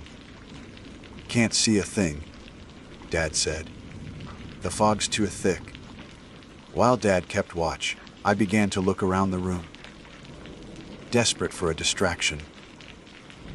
My eyes scanned the morbid decor, the deer heads, and a small bookshelf filled with dusty, old hardcovers. Something compelled me to get up and walk over to it. "Emily, what are you doing?" Mom asked, her voice sharp with anxiety. Just looking for something to do," I replied, trying to keep my own voice steady. I ran my finger along the decaying spines. Most were cheap westerns and maintenance manuals. But one book was different. It was a black, leather-bound volume with no title. I pulled it out carefully. It was heavier than it looked. When I opened it, the pages were yellow and brittle, smelling of damp and age. It wasn't a printed book, but a journal filled with a spidery, handwritten script. "Look at this," I said, carrying it back to our corner. We huddled together under the dim light. Dad kept his post by the door, but glanced over occasionally. The handwriting was old and difficult to decipher, but I managed to read it aloud. "Ranger Arthur Jones's log 1978.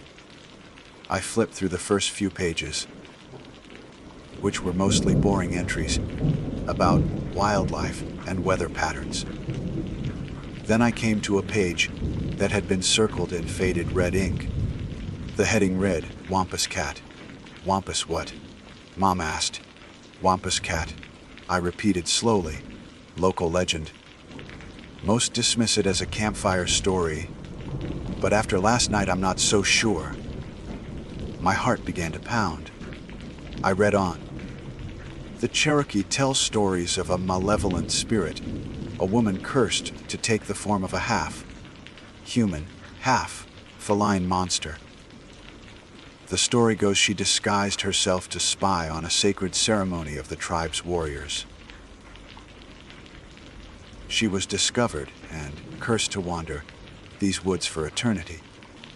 An entity driven by rage and a deep-seated hatred for all mankind. I looked up at my parents. Our eyes met with a shared, dawning horror. That woman's scream. It wasn't an animal. My voice trembled as I continued reading. It is described as having the powerful body of a cougar, but with eyes that glow like embers and a scream like that of a tortured woman. They say it is incredibly intelligent and possesses supernatural strength. It will stalk its prey for days, terrorizing them, driving them mad with fear, before it finally attacks. There have been reports of missing persons in these hills going back decades. Often, all that is found are signs of a struggle in massive claw marks gouged deep into trees and cabin doors. Suddenly, a deafening crash erupted from the window right next to us. Glass shattered. Our collective scream tore through the room. Dad spun around and fired the rifle, the blast deafening us, the muzzle flash illuminating. A face, peering in through the broken pane. It was only for a split second, but the image was burned into my mind forever. It was not the face of an animal, but it wasn't human either. The skin was pale and stretched taut over sharp cheekbones. The eyes, oh God, the eyes. They glowed with a sickening yellow-green light. Feline eyes filled with a malevolent intelligence that no animal could possess. Its mouth was open in a snarl, revealing black gums and sharp, pointed fangs. And hair, long, black, stringy hair framed its face. Then it was gone, vanished back into the darkness. It left behind only the biting cold that now poured into the room through the shattered window, and a foul stench of wet fur and decay that hung heavy in the air. We didn't hear another sound for the rest of the night. But none of us slept. We sat huddled together, shivering from cold and fear, desperately waiting for the first light of dawn. When a faint, gray light finally began to filter through the fog, we knew we had survived the night. But I knew, with a certainty that chilled me to the bone, that something inside of us had been shattered along with that window, and it would never be whole again. Dawn did not break, it seeped. A pale, sickly gray light bled through the thick fog, slowly illuminating the scene of our violation. The cold was the first thing I registered, a deep, biting chill that had settled into my bones, a souvenir from the shattered window. But the silence was worse. After a night filled with such relentless, violent noise, the dead quiet of the morning felt profoundly unnatural, as if the world itself was holding its breath in the aftermath of a great atrocity. No one spoke. We moved like ghosts, stiff and slow, drawn by a morbid curiosity to the front of the cabin. Dad cautiously wedged the couch from the door, his movements heavy with exhaustion. He pulled the door open, its hinges groaning in protest, and we saw what the night had wrought. It was carnage. The thick oak door was shredded, ripped apart as if by industrial machinery. Deep, claw-like gouges, some over an inch deep, crisscrossed the wood in a frenzy of rage. The porch railing was splintered, and the floorboards were scarred with the same violent marks. It looked like a grizzly bear had tried to tear its way inside, but we knew better. A bear would have been a comfort compared to the truth. My mother gasped, pointing a trembling finger at the door jamb. There, caught in a sliver of splintered wood, was a single, long strand of hair. It was coarse and black as pitch. It wasn't animal fur. It was hair. Human-like, yet thicker, stronger. It was the final, damning piece of evidence that confirmed the ranger's journal. We hadn't been attacked by a beast. We had been hunted by a curse. That was it for my father. The last vestige of his forced optimism, his rustic getaway, fantasy, shattered completely. His face, already pale and drawn, hardened into a mask of grim determination. "Pack," he said, his voice a low, urgent command. "Just the essentials. Leave everything else. We're leaving. Now." There were no arguments. We moved with a frantic, silent efficiency, driven by a singular, primal instinct survival. We stuffed clothes into bags without folding them, grabbed our wallets and phones, which were still useless slabs of glass and metal. Leo, bless his heart, didn't complain once. He just packed his backpack with a solemnity that no 10-year-old should ever possess. The air in the cabin was thick with our shared, unspoken terror. Every shadow seemed to lengthen. Every creak of the floorboards sounded like a footstep. The woods outside the windows were no longer a place of nature and beauty. They were a cage, and we could feel the eyes of our jailer upon us. Within 10 minutes, we were tumbling out of the cabin and into the car.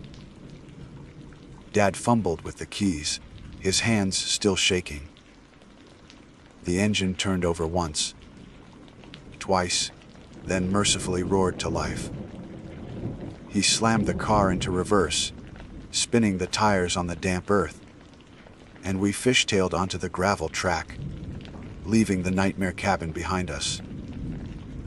For a moment, a wave of pure, unadulterated relief washed over me. The car was moving. We were escaping. The trees blurred past the window. A green and gray tunnel, leading us back to civilization, back to safety. I risked a glance in the rearview mirror and saw the cabin shrinking in the distance, half swallowed by the fog. And I allowed myself to believe we were free. The hope lasted for less than a minute. We rounded the first sharp bend in the road, and Dad slammed on the brakes, sending us lurching forward against our seatbelts. My heart leaped into my throat. Lying completely across the narrow track, from one steep embankment to the other, was a massive oak tree. Its trunk was as thick as our car, its branches a tangled, impassable web. It hadn't been there yesterday. There were no signs of a storm, no lightning strike. The base of the trunk, where it had separated from its roots, was a fresh, jagged wound of splintered wood. It hadn't just fallen, it had been pushed. "No," Mom whispered, her voice cracking. "No, no, no." Dad got out of the car, leaving the door open. He walked to the edge of the tree, a tiny, defeated figure against the immense obstacle. He kicked at it, a single, futile act of rage, then ran his hands through his hair, his shoulders slumping. He looked back at us, his eyes filled with a despair so profound it stole my breath. "It's not moving," he said, his voice flat. "We're not getting through." Panic, cold and sharp, began to set in. We were trapped. The realization hit me with the force of a physical blow. The creature wasn't just a mindless predator. It was intelligent. It had anticipated our escape. It had herded us, toyed with us, and now it had sealed us in. "What do we do?" I asked, the words barely a whisper. "Go back," Dad said, his voice regaining a sliver of authority. "We go back to the cabin, barricade the door properly this time, and we wait." "Wait for what?" Mom cried. "For it to come back." Wait for someone to notice we're gone! He snapped, his fear momentarily boiling over into anger. "Someone will come looking for us eventually." Eventually. The word hung in the air, a death sentence. We got out of the car. The uselessness of it a bitter pill to swallow. As we began the grim walk back toward the cabin, a new sound cut through the fog. It was the low rumble of an engine, coming from the other side of the fallen tree. Hope, fierce and desperate, surged through me. We all froze, turning as one toward the sound. A vehicle was coming down the mountain. A pair of headlights pierced the gray mist, growing brighter and brighter. A moment later, a dark green pickup truck with the emblem of the National Park Service on its door came into view, stopping on the far side of the tree. A man got out. He was tall and broad-shouldered, wearing the familiar khaki uniform of a park ranger. He had a kind, weathered face and a calm demeanor that seemed to radiate competence. He looked at the tree, then at our family huddled on the other side, and his expression became one of grim understanding, having some trouble. He called out, his voice steady. We all started talking at once, a frantic, incoherent babble of terror and relief. Dad held up a hand, silencing us, and quickly explained what had happened. The sounds, the attack, the face at the window, the blocked road. The ranger listened patiently, his gaze never leaving Dad's face. He didn't look surprised or skeptical. He looked like a man who had heard stories like this before. "I'm Ranger Miller," he said, his voice calm and reassuring. "I got a call, bowed down communication line up this way. Seems like more than just the line came down." He looked past us, toward the cabin. "You folks did the right thing trying to leave. You can't stay here. That thing, it doesn't like visitors." He walked back to his truck and pulled out a chainsaw. The roar of its engine was the most beautiful sound I had ever heard. "This will take a little while," he shouted over the noise. "Stay close." For the next hour, Ranger Miller worked. He was strong and efficient, and the sight of him methodically cutting through the massive trunk was a powerful antidote to our fear. With every section of wood he removed, I felt the creature's hold on us weakening. The sun even began to burn through the fog, casting long, hopeful rays of light through the trees. He was almost through the last section of the trunk when the light began to fail. The sun was setting. A chill that had nothing to do with the evening crept back into the forest. The woods grew dark, the shadows deepening into pools of blackness. "All right, that should do it," Miller said, turning off the saw. The sudden silence was jarring. "Let's get you all in my truck.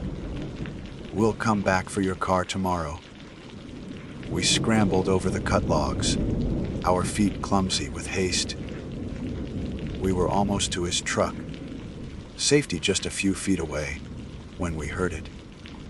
It started as a low growl from the trees to our right.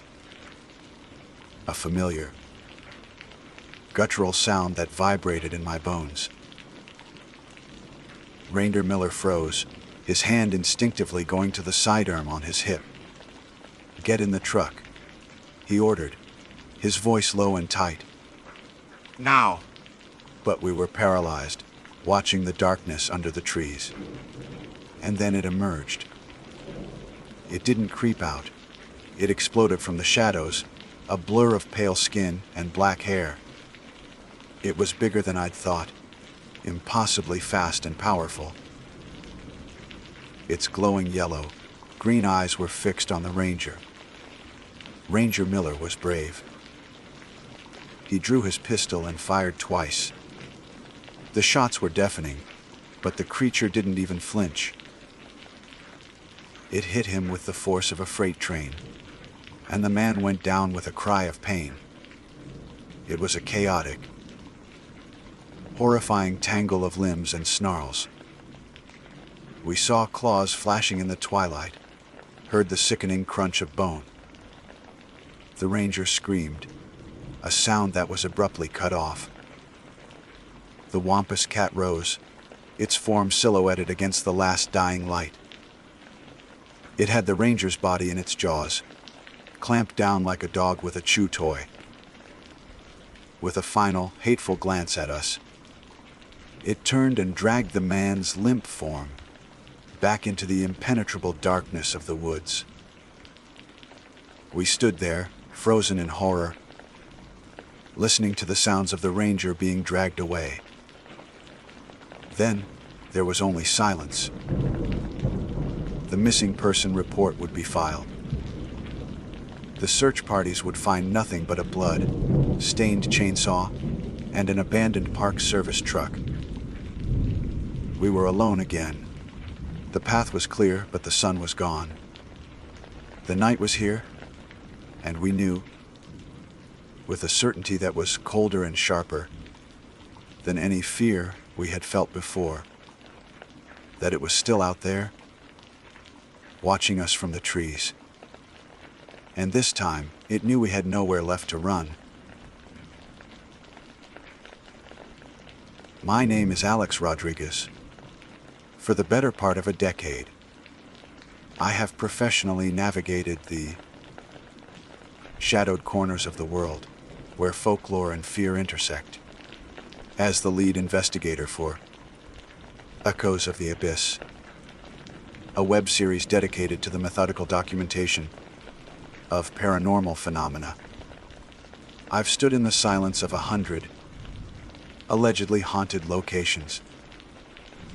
I've listened to the whispers of history in abandoned asylums, felt the cold breath of forgotten tragedies in Civil War battlefields, and traced the outlines of spectral figures in the grainy feedback of our equipment. Most of these places offered little more than atmospheric chill and the power of suggestion. They were stages set for a play that never began, their ghosts long having given up their lines. But I learned early on that you don't hunt the supernatural. You create an environment of patience and respect, and you wait for it to notice you.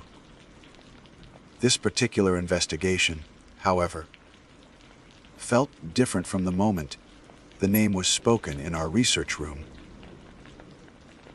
Sensabaugh Tunnel, tucked away in the dense rolling hills near Kingsport, Tennessee. It wasn't a grand Gothic ruin or a place of widely publicized tragedy. It was a simple, unassuming concrete tube, bored through a hill, a place steeped not in documented history, but in the murky, potent waters of local legend. And the legends were specific, a trifecta of classic horror tropes. Turn off your car inside the tunnel, and the engine will refuse to restart. You will hear the disembodied cry of an infant, or perhaps a woman. And if you are truly unlucky, you will see the dark figure of Mr. Sensabaugh himself, the man who supposedly murdered his family within those damp, concrete walls, appearing in your rearview mirror. My partner, Ben Carter, was, as always, the anchor of pragmatism for my more intuitive approach. Ben was our tech guru, a man who believed that every ghost was simply an unexplained electrical field or an infrasound vibration until proven otherwise. It's Campfire Story 101. Alex, he had said, tapping his pen on the file. Dead car, crying baby, spooky guy in the mirror. It's a bit on the nose, don't you think? The most enduring legends often are, I had replied, looking at the grainy photograph of the tunnel's entrance. They're simple, primal. Darkness, isolation, the fear of being stranded. The sound of a child in distress. They're designed to push our buttons. The question is, what created the design? That question led us here, navigating our gear-laden SUV down a winding, poorly maintained road as the Appalachian bled from purple to a deep, starless black. The trees, ancient and heavy with summer leaves, crowded the asphalt, their branches knitting together overhead to form a canopy that swallowed the last of the light. It was a disorienting, claustrophobic journey. With every mile, the tendrils of civilization, streetlights, cell service, the distant hum of the highway, were stripped away, leaving us in a profound and unnerving isolation. The air itself seemed to grow heavy, thick with the smell of damp earth and decaying leaves. We're close, Ben said, his eyes on the GPS mounted to the dashboard. Another half mile. EMF is flat. Ambient temperature is 72 degrees. No significant audio anomalies. He was in his element, reducing the world to a series of quantifiable data points. It was his way of maintaining control, of keeping the encroaching darkness at bay. I, on the other hand, was letting it wash over me. I had the driver's side window down, and the sounds of the forest were a symphony of unseen life. The chirping of crickets, the mournful call of a whippoorwill, the rustle of something moving just beyond the reach of our headlights. There was an energy here, a watchfulness that felt older than any ghost story. It was the ancient, indifferent spirit of the mountains themselves, and we were intruding. Then we saw it.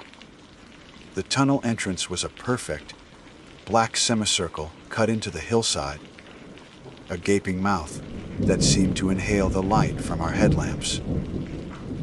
The concrete facade was scarred with decades of graffiti, vibrant splashes of color that seemed garish and out of place against the organic decay of the surrounding woods. It looked less like a piece of civil engineering and more like a wound in the landscape. I pulled the vehicle to a stop just before the entrance, killing the engine. For a moment, we sat in silence, the sounds of the forest now seeming more distant, muted by the sheer presence of the structure before us. Right, Ben said, breaking the spell and unbuckling his seatbelt. Standard setup. 2 static night vision cams, one at each entrance. I'll place the digital audio recorders at the quarter and halfway points. You get the full spectrum camera and the EMF meter ready for the drive. In. We worked with the quiet efficiency of long practice. The air grew cooler as we neared the tunnel. A noticeable temperature drop that had nothing to do with the setting sun. I ran my hand along the cool, damp concrete of the entrance, feeling the grit and peeling paint. There were names and dates scratched into the surface, a testament to the generations of teenagers who had tested their courage here. With the perimeter secured, we got back in the SUV. I took a deep breath. Ready. Ben nodded, his face illuminated by the green glow of the handheld monitor, displaying the feeds from our cameras. Ready. Let's go wake the baby. I put the car in drive and eased us into the oppressive darkness. The moment we crossed the threshold, the world outside vanished. The acoustics changed instantly, the gentle hum of the tires on asphalt becoming a loud, hollow roar that echoed around us. The tunnel was longer than it looked from the outside, a perfectly straight, disorienting passage of absolute blackness, beyond the reach of my headlights. Water dripped from the ceiling, each drop hitting the roof of the car with a sound like a tapping finger. I drove to the exact center and, following the instructions of the legend, shifted into park and turned the key. The engine died. The headlights went out. The roaring echo was replaced by a silence, so profound it felt like a physical pressure against my eardrums. The darkness was total. It wasn't just the absence of light. It was a tangible, suffocating blanket. I couldn't see Ben, who was sitting less than 3 feet away. I couldn't see my own hands on the steering wheel. Okay. Ben's voice was strained, unnaturally loud in the confined space. Darkness achieved. Let the EVP session commence. I switched on our primary audio recorder. Is there anyone here with us? I asked, my voice sounding small and thin. My name is Alex, and this is my associate, Ben. We've come to hear your story. We mean you no harm. We waited. The only sound was the slow, rhythmic plink. Plink. Plink of water, dripping somewhere in the darkness ahead. I could hear the sound of my own breathing, the frantic beat of my own heart. The claustrophobia was immense. The concrete walls, unseen, felt as though they were inching closer, squeezing the air from the space. Minutes stretched into an eternity. Anything, I whispered. Nothing, Ben replied. EMF is dead flat. No thermal changes. Just wet concrete and darkness. He sounded disappointed, but also relieved. I'm about ready to call this a bust, Alex. Let's give it 5 more minutes. I was about to agree when I felt it. A subtle shift in the atmosphere. A drop in pressure. The air grew colder, and the fine hairs on my arms and the back of my neck stood on end. My training, my instincts, screamed that we were no longer alone. And then we heard it.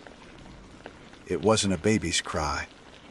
It was the sound of a woman weeping. It was a soft, heartbreaking sound of pure, undiluted grief. And it was coming from the impenetrable darkness at the far end of the tunnel. Ben made a choked sound. I saw his silhouette move as he fumbled for the parabolic microphone, pointing it toward the sound. Did you hear that? He whispered, his voice trembling. I hear it, I said, my own voice barely a croak. The weeping grew. Not necessarily in volume, but in presence. It seemed to fill the space. The sound waves bouncing from the walls until it was coming from every direction at once. It was a sound of utter despair, and it was getting closer. Then, the car's interior light began to flicker. It flashed on and off in a frantic, irregular rhythm, bathing us in moments of sickly yellow light followed by absolute blackness. On, off, off. In one of those brief flashes of light, my eyes darted to the rearview mirror. My blood ran cold. The legend was wrong. The figure wasn't in the mirror. It was behind the car. A tall, broad shape, utterly black, standing silhouetted against the distant, graffitied entrance. It was just a man-shaped void, but it was unmistakably there. "Ben," I said, my voice tight. "Don't move. There's someone behind the car." The weeping sound was changing, the sorrow curdling into something else. Something furious. It began to rise in pitch, twisting from a sob into a guttural, rage-filled shriek that clawed at our ears. "Start the car," Ben hissed, his eyes wide with terror in the flickering light. "Alex, start the car now." My hand was already on the ignition key. I turned it. Nothing. I turned it again. The only sound was a dead, metallic click. The engine wouldn't even try to turn over. The shriek grew louder, more unhinged, echoing in the confined space, until it felt like the concrete itself was screaming. In the rearview mirror, in the next strobe, like flash of the dome light, I saw the dark shape take a step toward us. Panic is a cold, sharp thing. It bypasses thought and reason, sinking its icy hooks directly into the primal core of your brain. In that strobing, screaming darkness, my professional detachment shattered into a million pieces. My hand, slick with sweat, twisted the key again and again. Click, click. The sound was pathetic, a tiny, futile noise swallowed by the all-consuming shriek that vibrated through the very frame of the SUV. It was a sound of pure, metaphysical rage, the sound of a soul being torn apart for eternity, and it was directed entirely at us. "It's not working," I yelled, my voice cracking. "It's right there," Ben screamed, his face a mask of pure terror in the flashes of the dying dome light. He had recoiled from the passenger window, pressing himself against the center console, as if he could somehow melt through it. His eyes were locked on the rearview mirror, and what he saw there was fueling a terror I had never witnessed in him before. I risked a glance. Another flash of light. The dark shape was no longer just a step away. It was closer, its form more defined, though it still lacked features. It was a silhouette carved from a deeper, more absolute black than the tunnel itself. It had broad shoulders and a height that seemed a natural, filling the space behind us. And it was raising an arm. The shriek reached an impossible crescendo. The windows of the SUV began to vibrate violently, a low, resonant hum that I could feel in my teeth. I was convinced the glass was about to explode inward. This is it, I thought. This is how it ends. Not in some noble pursuit of knowledge, but in a damp, concrete tube in the middle of nowhere, torn apart by something that shouldn't exist. I braced for the impact, for the shattering glass, for the touch of that profound cold. and then the engine roared to life. It didn't sputter or cough. It exploded into a full, throated, deafening roar, as if the ignition had been bypassed, and the engine shocked into existence. The headlights blazed on, cutting a brilliant white path through the oppressive black, illuminating the far end of the tunnel. For a split second, the shriek was drowned out by the sheer mechanical violence of our escape. I didn't need to be told twice. My foot slammed down on the accelerator. The tires screamed against the wet concrete, struggling for purchase before finding it.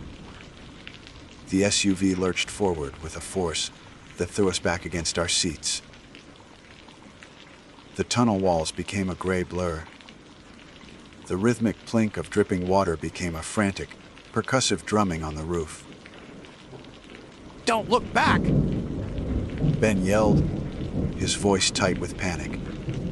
Just drive, Alex! Go, go, go! I didn't need the warning.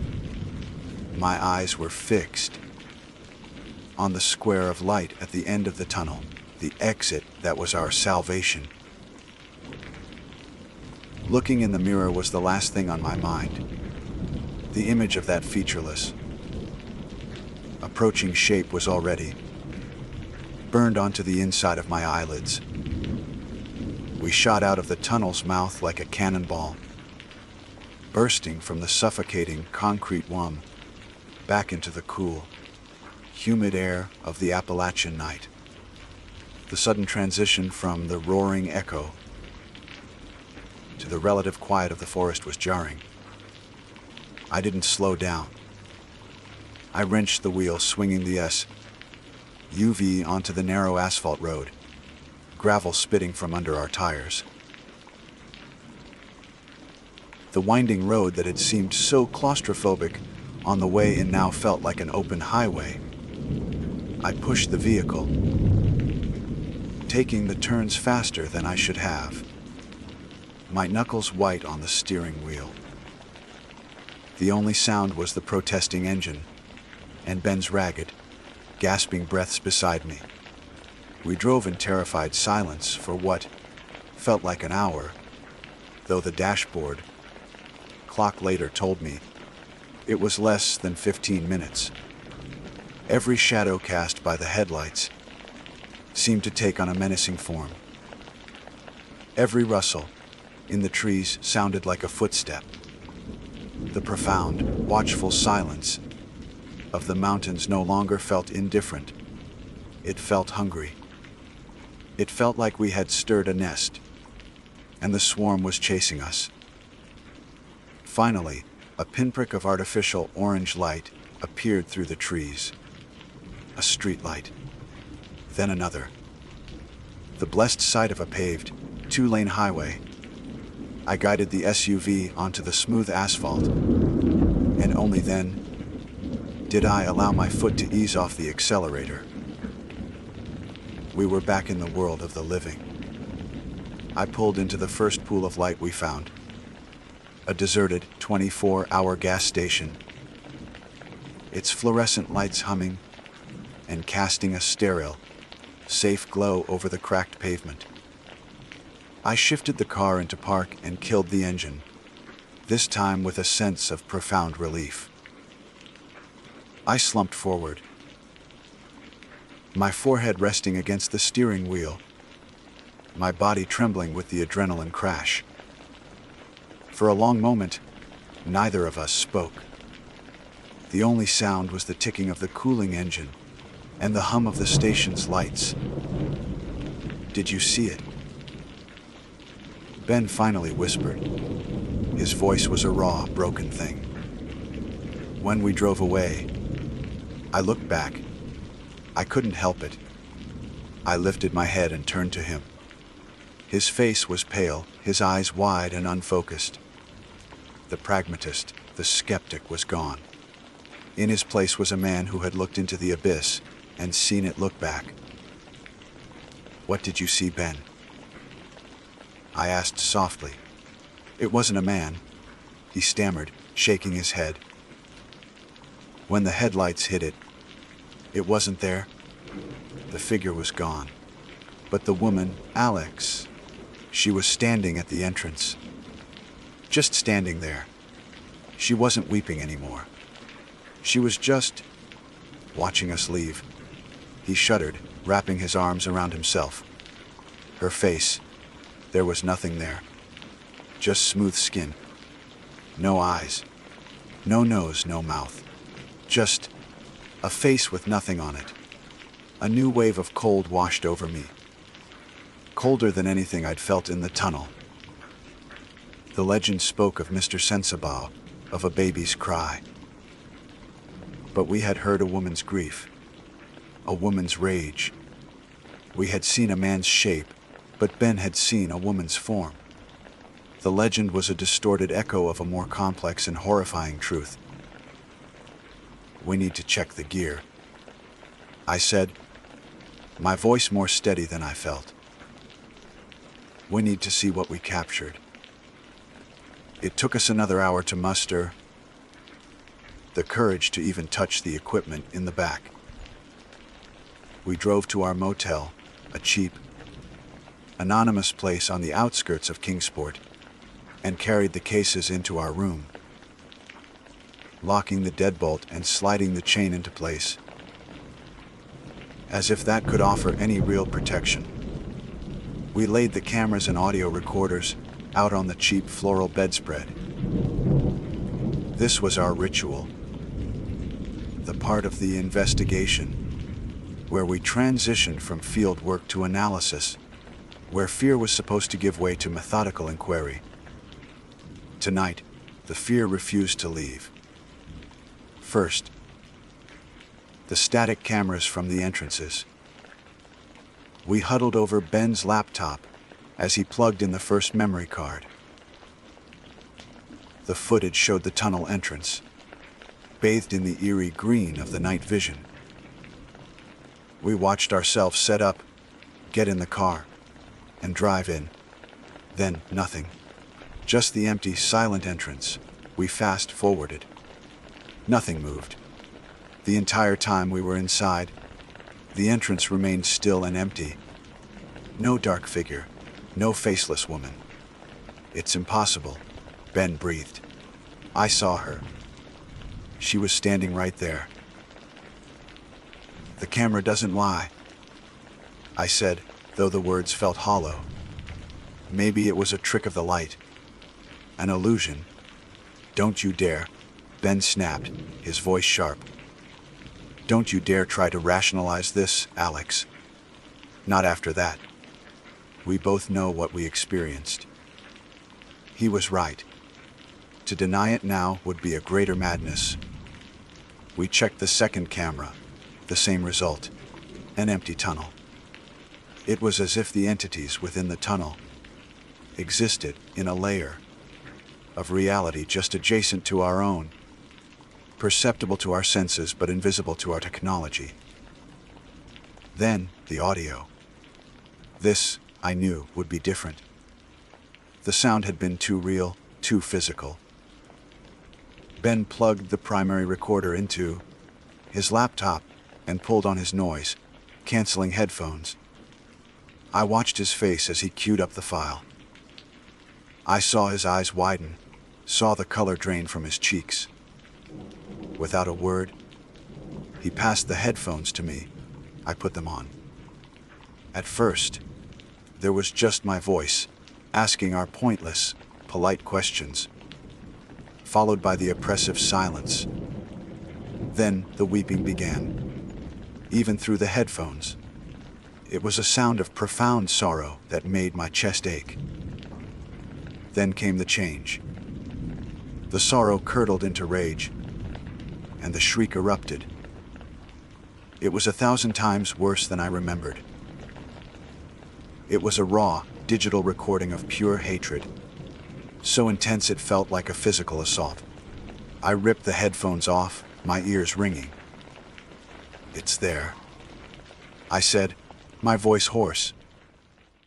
It's all there. There's more. Ben said, his hands trembling as he worked the laptop's trackpad. I'm isolating the frequency of the shriek, running it through a filter to see if there's anything underneath it. He worked for several minutes, his face a mask of intense concentration. The only sound in the room was the clicking of his keyboard. Finally, he stopped. He looked at me, his eyes filled with a new, deeper kind of fear. The legend says you hear a baby cry, he said quietly. We heard a woman, but listen to this. Listen to what was under her scream. He played the file again. This time, it wasn't the shriek. It was a filtered, heavily distorted sound, a whisper buried deep in the audio mix. It was faint, guttural, and inhuman. But it was also undeniably clear. It was a single word, spoken in a voice that was ancient and full of malice. And the word it spoke was my name. Alex. The single word hung in the stale air of the motel room, a poisoned dart that found its mark in the deepest part of my soul. Alex. It wasn't just a sound, it was an infection. A claim. In all my years of investigating, I had maintained a professional barrier, a psychological wall between myself and the phenomena I studied. I was the observer, the chronicler. But that one word, spoken in a voice that felt, scraped from the bedrock of the mountain itself, had demolished that wall. I was no longer an observer. I was the subject. Ben stared at me, his face a canvas of dawning horror. The last vestiges of his skepticism had been burned away, replaced by a raw animal fear. It knows you, he whispered, the words barely audible. Alex, it knows your name. I couldn't breathe. My heart was a frantic drum against my ribs. The motel room, which had seemed like a sanctuary just moments before, now felt like a cage. The thin walls, the cheap art, the buzzing fluorescent light in the bathroom. None of it felt real. The only reality was that guttural whisper, and the suffocating darkness of the tunnel that had followed us here. Shut it off, I managed to say, my voice a stranger's. Turn it all off. Ben fumbled with the laptop, his hands shaking so violently he could barely control the trackpad. He slammed the lid shut, plunging the room into a dimmer, more intimate gloom lit only by a single bedside lamp. We sat in silence, two men adrift in a sea of terror. The silence was worse than the scream. In the silence, my mind replayed the word over and over. Alex. Alex. This has never happened before, Ben said, his voice trembling. EVP, EMF spikes, cold spots. That's all data. It's impersonal. This is a conversation. It singled you out. Why? I asked, looking around the room as if the answer might be written on the peeling wallpaper. Why me? I was just the driver. I said my name. That's all. Maybe that's all it needed, Ben murmured, his eyes darting towards the window, towards the impenetrable darkness outside. An invitation. A new, chilling thought began to form in my mind. The legend was a lie, a distortion. It wasn't about Mr. Sensabaugh or a lost child. That was the story people told, a simple, digestible horror to mask a more complex and ancient malignancy. The figures we saw, the sounds we heard, they were components of a trap. The disabled car, the sound of distress, the menacing figure. It was all a performance, designed to hold you in place, to make you vulnerable, to get you to speak your name. and I had walked right into it. Sleep was an impossibility. Every creak of the old motel, every passing car on the highway, sent a fresh jolt of adrenaline through me. I felt watched. The feeling was so intense, so palpable, that I found myself staring into the dark corners of the room, expecting to see that featureless face from Ben's description materialize from the shadows. Ben had dragged a chair to block the door, a futile gesture that spoke volumes about his state of mind. He sat on the edge of his bed, staring at nothing, a man hollowed out by fear. "We have to leave," he said suddenly, his voice flat. "Now, pack the gear, get in the car and drive. We don't stop until we see the sun." "And go where, Ben?"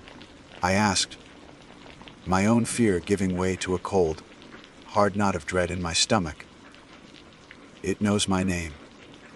Do you think a few hundred miles will matter to something that can stop a car and scream from the ether? It's not attached to the tunnel. It's attached to me." The truth of my words settled between us, heavy and suffocating. We hadn't just observed a haunting, we had contracted it.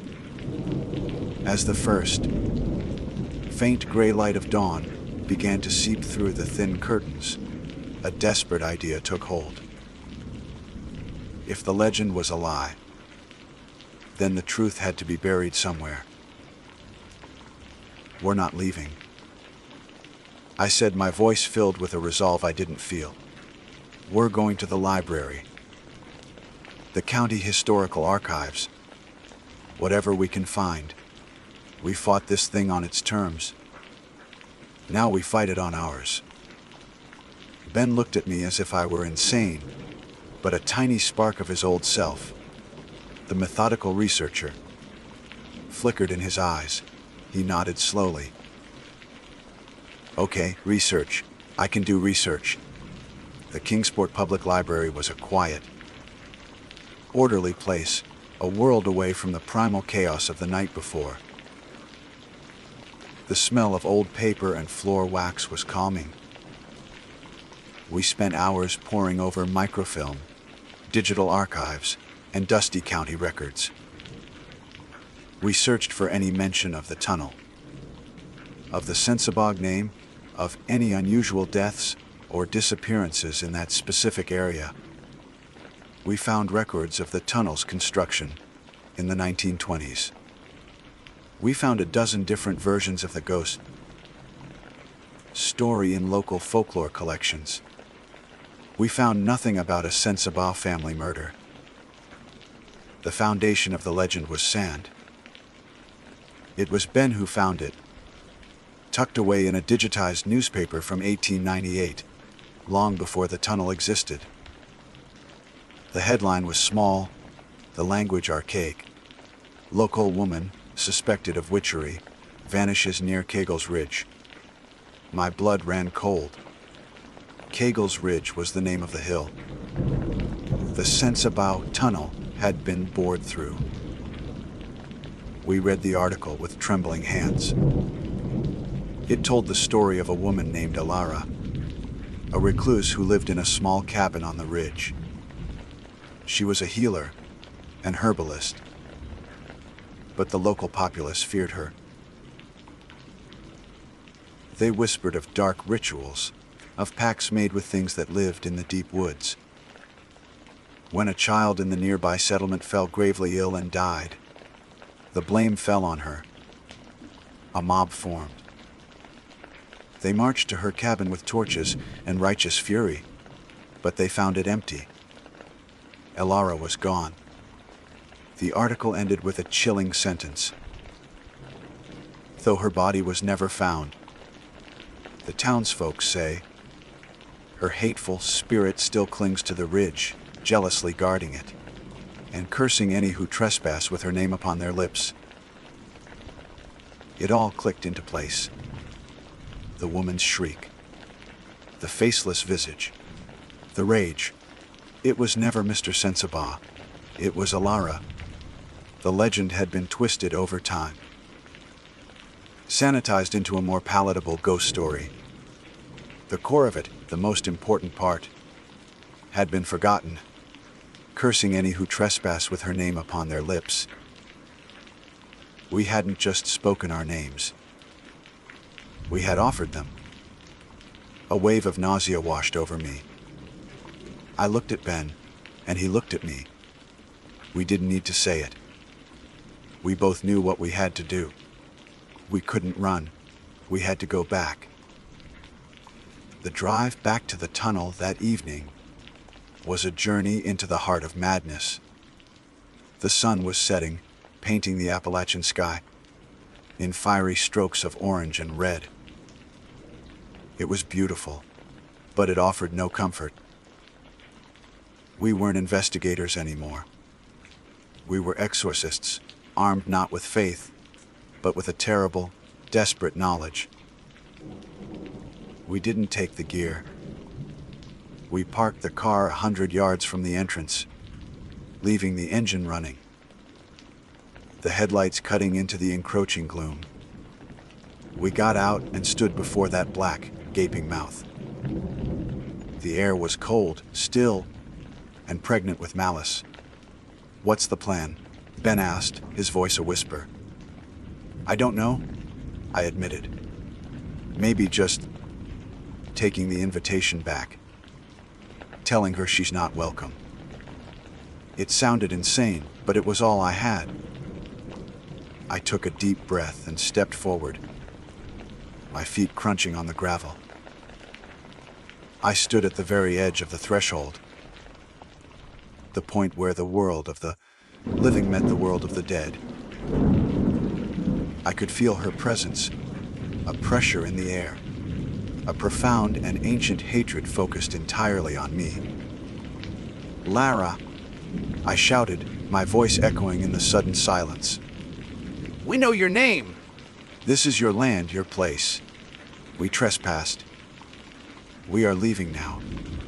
But you are not coming with us. My name is my own.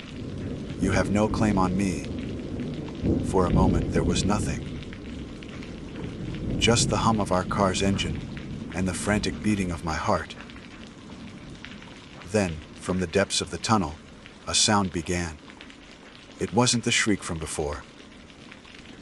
It was a low, guttural laugh. It was a sound of pure amusement, of ancient power, that saw my defiance as nothing more than the squeak of a mouse before a serpent. And then, the car engine died. The headlights went out. We were plunged into absolute darkness and a silence that was complete. The laughter stopped. I felt a cold breath on the back of my neck, and a voice, no longer a filtered whisper on a recording, but clear as a bell right beside my ear, spoke a final, chilling word. "Mine." "My name is Special Agent Maria Flores, and I am a K-9 handler for the state's Search and Rescue Division. That's the official title they print on my business cards and the one I use when I have to testify in court. But in the field, among the tight-knit community of rangers, deputies, and volunteers who calm the unforgiving wilderness of the Appalachian Mountains, I'm just Maria, and the 110-pound German shepherd who is currently asleep with his head on my boot is bare. He's not just my partner. He's an extension of my own senses, a finely tuned instrument of discovery with a sense of smell so acute it can feel like magic. He is, without exaggeration, the best cadaver dog in the state of Tennessee.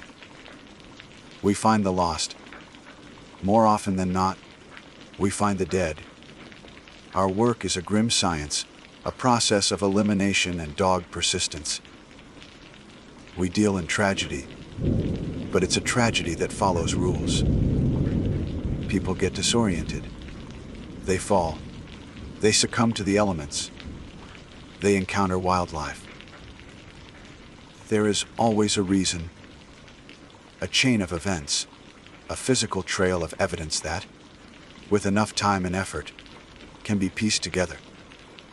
We find footprints, broken branches, a discarded piece of equipment. Bear finds a scent cone, a whisper of human decomposition on the breeze, and follows it to its source. Every search, no matter how desperate, is grounded in a grim, unwavering logic. Until the Liam Turner case. The call came on a Tuesday morning in late October. Liam was a 20-year, old college student from the University of Tennessee, an avid hiker and photographer. He and two friends had driven up to Klingman's, dum to catch the sunrise and the spectacular autumn colors. The air at that altitude, over 600 feet, was already sharp with the promise of winter, and the mountains were ablaze in a riot of crimson, gold, and orange. According to his friends, Liam had wandered off the main paved path to the observation tower, wanting to get a more natural shot of the sweeping vistas. They'd called out to him. He'd waved back from about 50 yards away, and then disappeared behind a thick stand of Fraser firs. They waited. 10 minutes turned into 30. 30 minutes turned into an hour of frantic calling and searching. By the time they hiked back to the parking lot to get a signal and call 911, he had been missing for nearly 2 hours. By the time Bear and I were deployed, the search was already in its third day. It had become a massive operation, coordinated by the National Park Service. Grid searches had been conducted in expanding circles from Liam's last known point. Helicopters had scoured the landscape from above, their rotors beating a hopeful rhythm against the vast, indifferent silence of the Great Smoky Mountains. Nothing. Not a single sign. The command post was a chaotic hub of activity in the sprawling Klingman's Dom parking lot. Maps were spread across the hoods of trucks. Radios crackled with clipped, professional voices reporting negative contact, and the weary faces of volunteers told a story of dwindling hope. The lead ranger, a man named Henderson with a face like a roadmap of the park itself, gave me the briefing. "It makes no sense, Maria," he said, rubbing his tired eyes. The kid was right there. A stone's throw from the most popular spot in the entire park. He wasn't equipped for an overnight, just a light jacket, jeans, and hiking boots.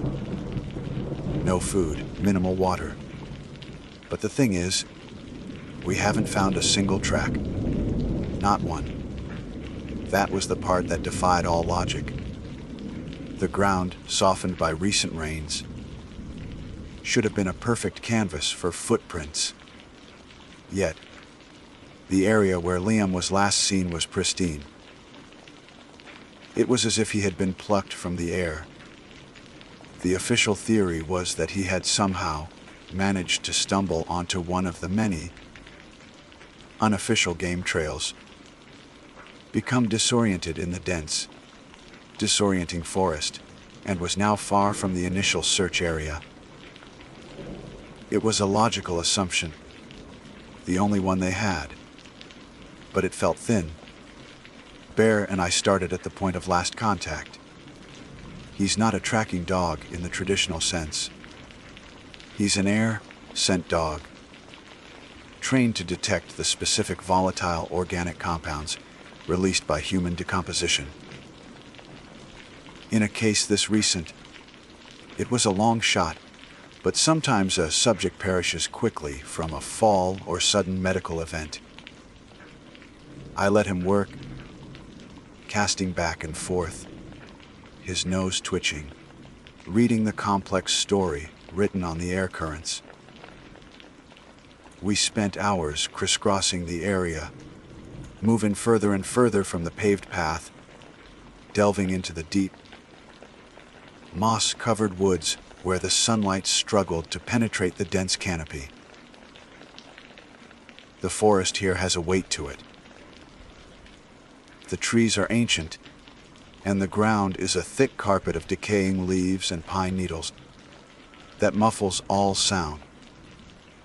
It's easy to get turned around, to feel like you're the only person left in the world. But for a search area, it was eerily clean. No granola bar wrappers, no footprints, no sign that a 180-pound young man had passed through. By the end of the fourth day, the operation was being scaled back. The volunteers were sent home, the helicopters were grounded, and the official search status was shifted to a limited, continuous patrol. It's a polite way of saying they were now looking for a body, not a survivor.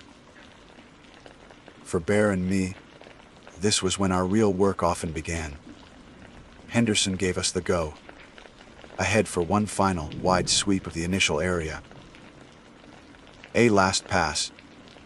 Maria, he'd said, his voice heavy with resignation. Just to be sure we didn't miss anything obvious. We started early the next morning. The air was cold and damp, and a thick fog clung to the mountains, reducing visibility to less than 100 feet. It was the kind of fog that swallows sound and plays tricks on the eyes. Bear was all business, working in his usual focused silence.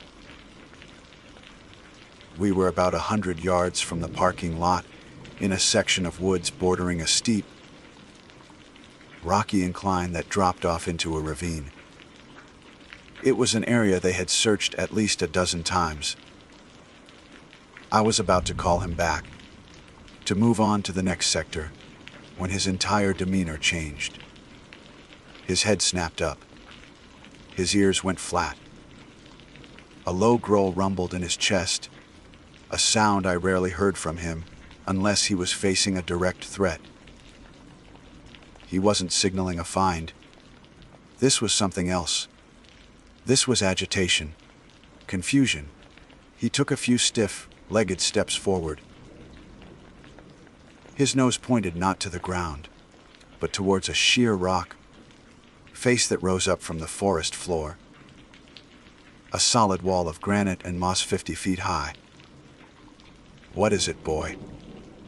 I whispered, unclipping the safety on my sidearm.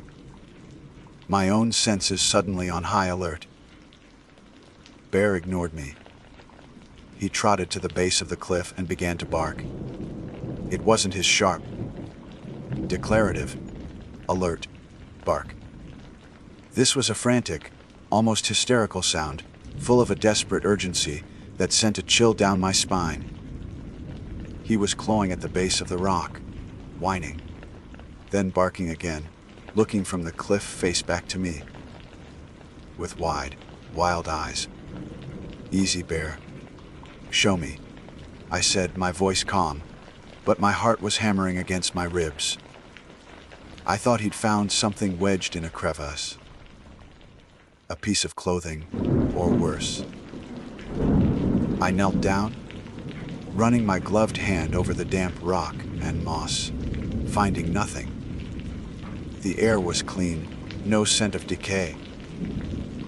I clicked on my high-powered flashlight, its beam cutting a sharp cone through the fog. I scanned the base of the cliff, then followed Bear's frantic gaze upward. And then I saw them. My breath caught in my throat.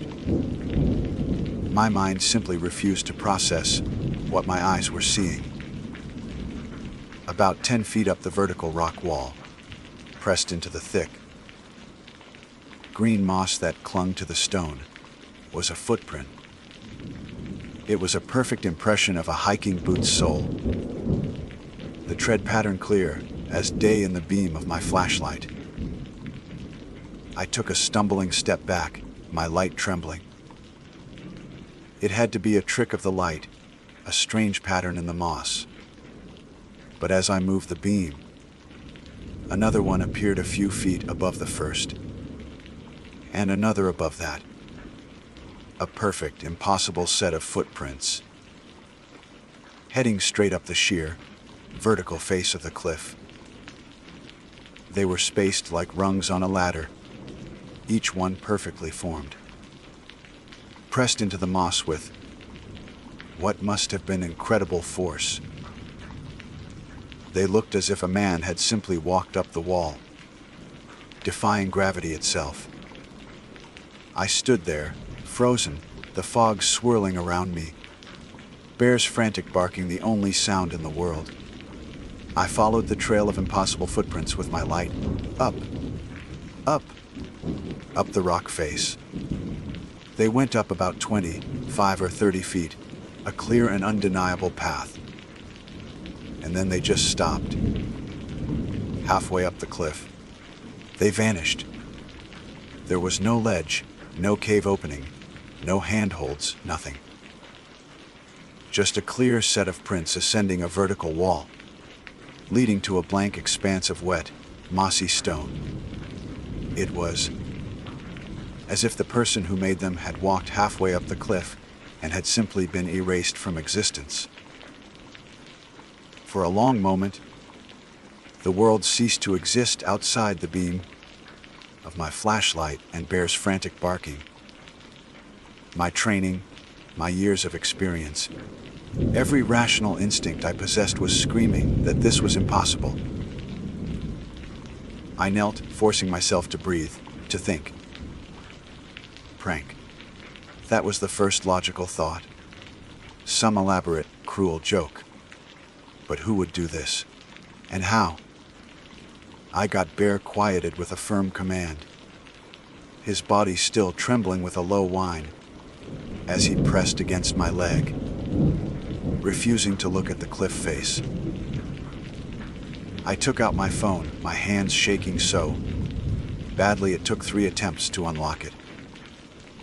I started taking pictures, dozens of them, from every conceivable angle, using the flash to illuminate the scene, praying the images would capture the sheer absurdity of it all. My radio crackled to life. Floors, what's your 20? Over. It was Henderson. I raised the radio to my lips, but no words came out. How do you report the impossible? Command, this is Floors. I finally managed my voice hoarse. I have something here. You need to see this. Off the main trail. About 100 yards east of the tower path, near the rock face. What is it, Maria? Did you find him? The hope in his voice was a physical weight. Negative. It's tracks. But they're not on the ground.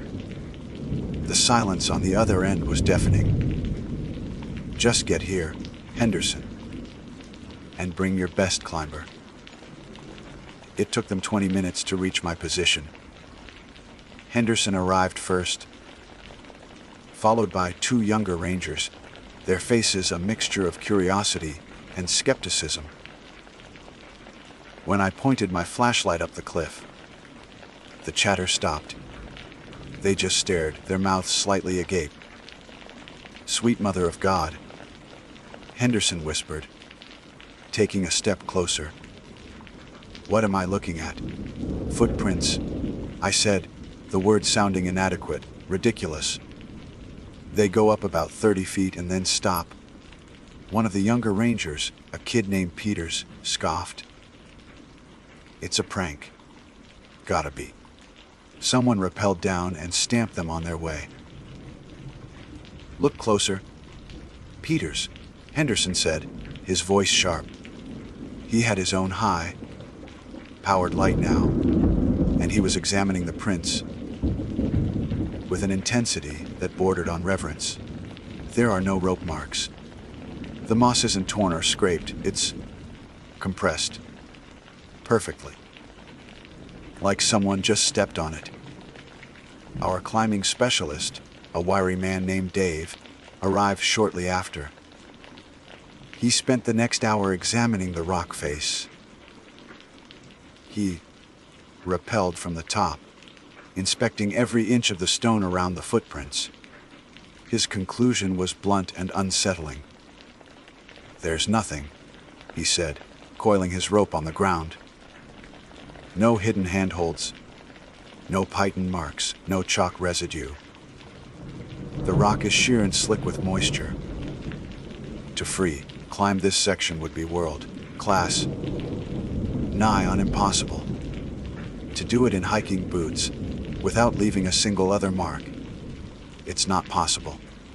And there's absolutely no explanation for how the tracks just end. It's like he flew off the rock."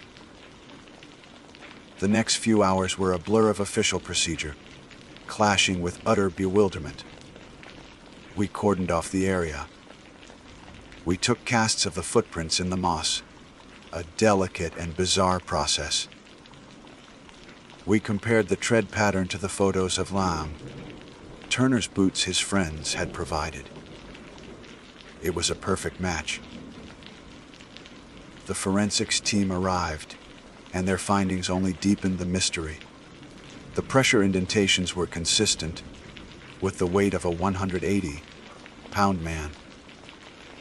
There were microscopic fibers in the prints that matched the material of his jeans. This wasn't a hoax. These were Liam Turner's footprints. The news rippled through the command post like a shockwave. The official investigation stalled, paralyzed by a piece of evidence that defied every law of physics. The search was quietly, unofficially, called off. What were they even looking for anymore? That's when the stories started. The hushed conversations around the coffee pot. The late night whispers over the radio. The older rangers, men who had spent their entire lives in these mountains, started talking. They spoke of the Cherokee legends of the Sul, Kalu, the slant-eyed giant who could walk up walls and steal people away into his domain within the mountains. They talked about other disappearances, cases from decades ago that were just as strange, just as inexplicable. The Great Smoky Mountains National Park is one of the most visited parks in the country, but it also has one of the highest numbers of missing persons cases. Most are explained. Some, they said, are not. I'm a scientist, a pragmatist. I believe in evidence, in cause and effect. I dismissed the stories as campfire tales, the product of tired minds trying to make sense of the nonsensical. But the image of those footprints was burned into my memory. I saw them when I closed my eyes. I dreamed of a young man walking calmly up a vertical wall of stone, the fog swirling around him. Before he simply dissolved into the rock, the Liam Turner case was officially moved to inactive pending new evidence. The file sits on my desk, a thick manila folder full of reports, photographs, and maps, all of it circling a single, impossible fact. To the world, Liam Turner vanished without a trace. But I know that's not true. He left a trace. He left a message that I can't decipher, a question I can't answer. The mountains hold the secret, I'm sure of it. They watched him walk into the stone, and they've been watching me ever since. And I can't shake the feeling that they're waiting for me to follow. The case file became my obsession. The logic that governed my entire career had been shattered. and I found myself unable to rebuild it. I spent my nights digging through the park's digital archives, searching for patterns, for anything that resembled the Liam Turner case.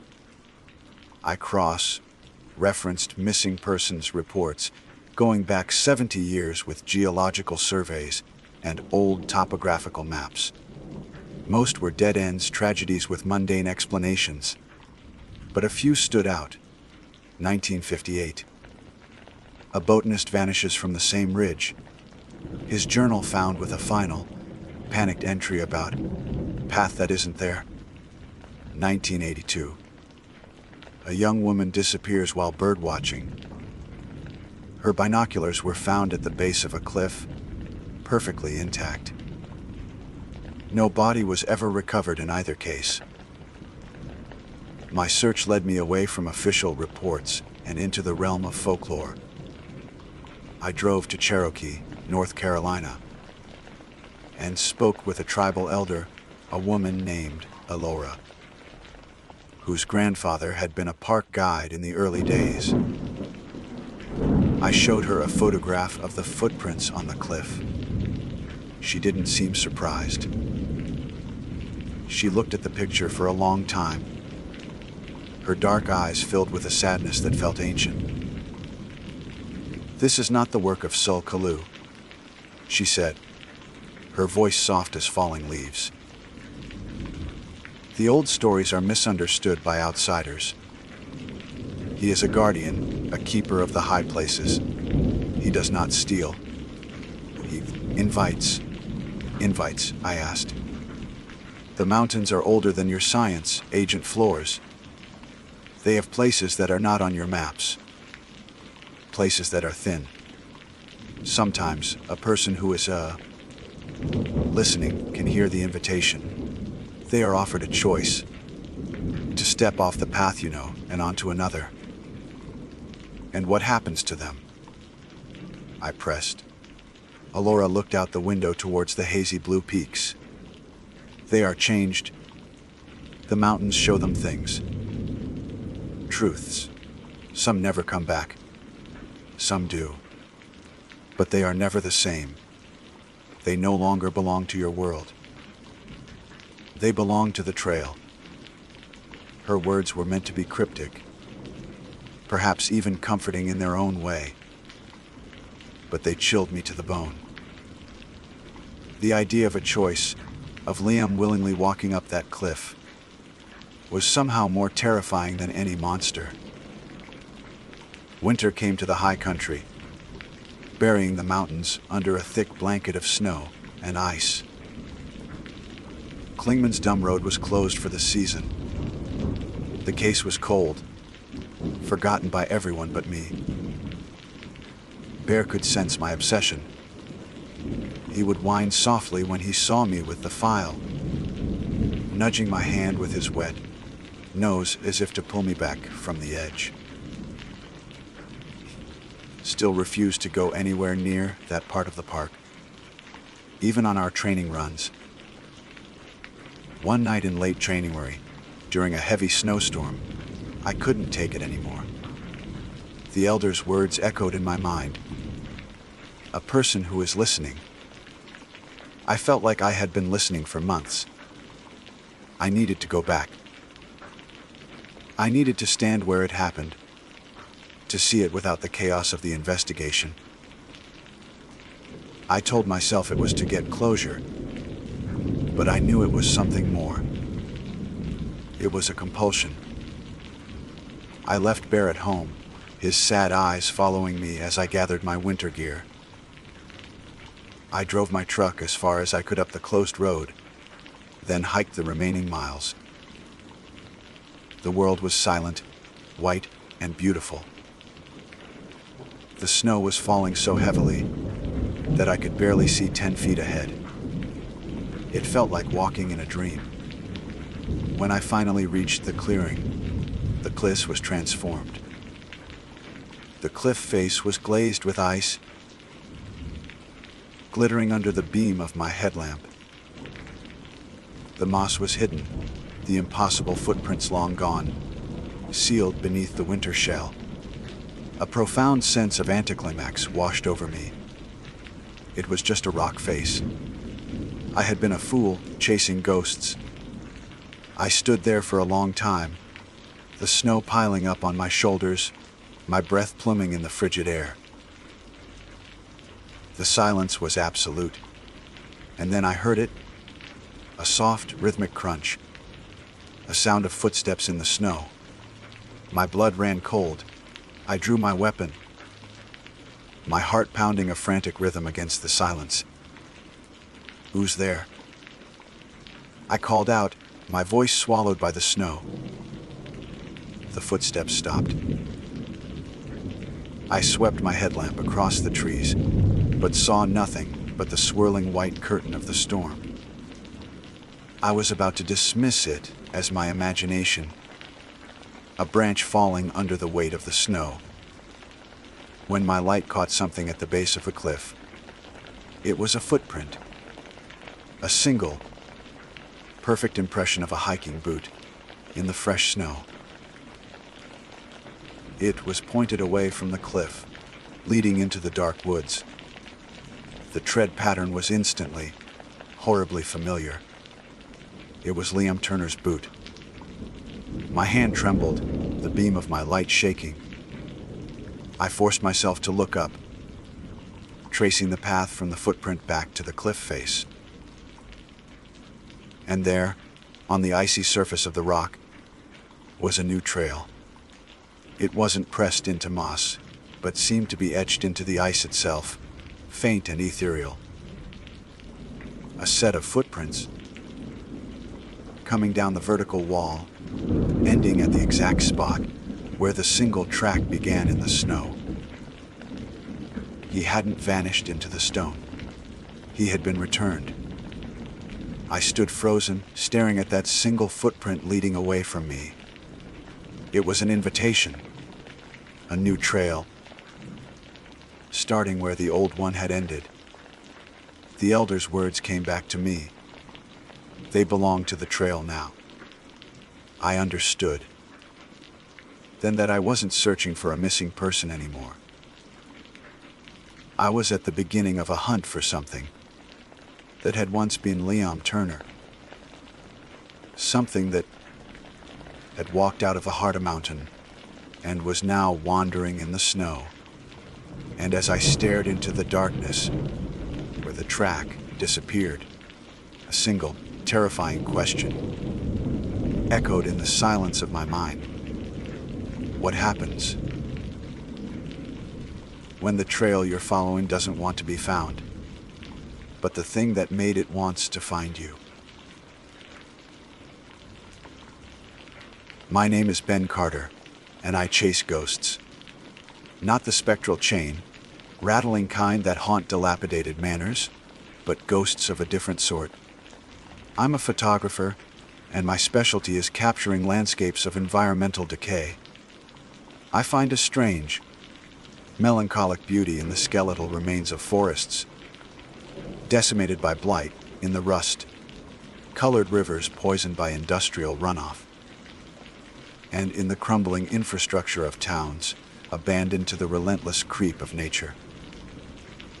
My portfolio is a testament to what we've lost, a collection of morbid eulogies printed on glossy paper. It's a niche market, but it pays the bills and, more importantly, it satisfies a certain part of my soul that finds solace in the solemn and the decaying. My latest project, the one I'd been planning for months, brought me to the highest peak east of the Mississippi River, Mount Mitchell, North Carolina. The drive itself was a gradual ascent into another world. The lush, vibrant greens of the lower elevations slowly gave way to the darker, more somber tones of the high-altitude forests. My destination was a place known locally and among photographers as the Ghost Forest. It's a vast expanse near the summit where the majestic Fraser firs, once the kings of this mountain, now stand as a silent, silver, gray army of the dead. Acid rain and the invasive balsam woolly adelgid A tiny insect with a voracious appetite had conspired decades ago to wipe them out, leaving behind a hauntingly beautiful graveyard of trees.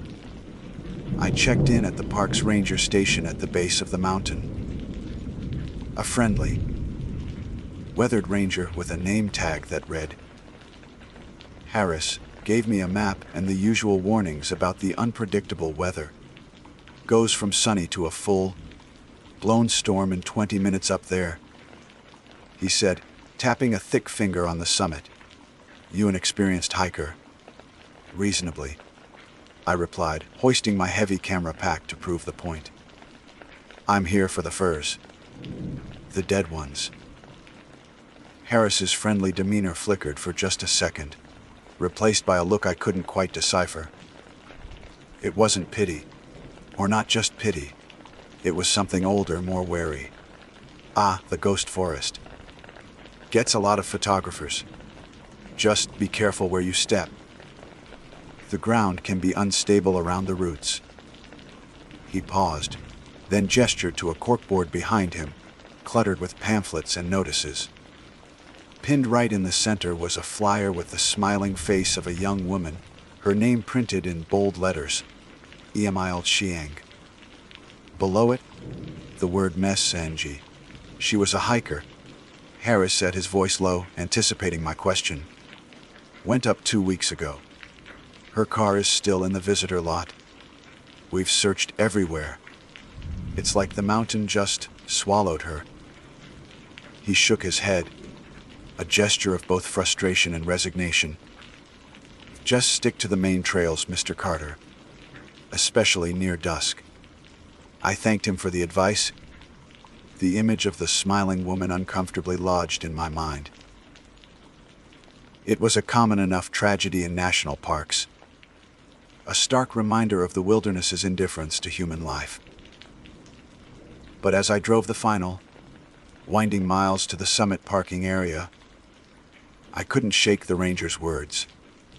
Like the mountain just swallowed her. The air at the summit was thin and cold, carrying the scent of pine and damp earth. I pulled on a heavier jacket and began the short hike to the observation deck. The view was breathtaking. Ridge after rolling ridge of the Blue Ridge. Mountains faded into a hazy, purple-blue infinity.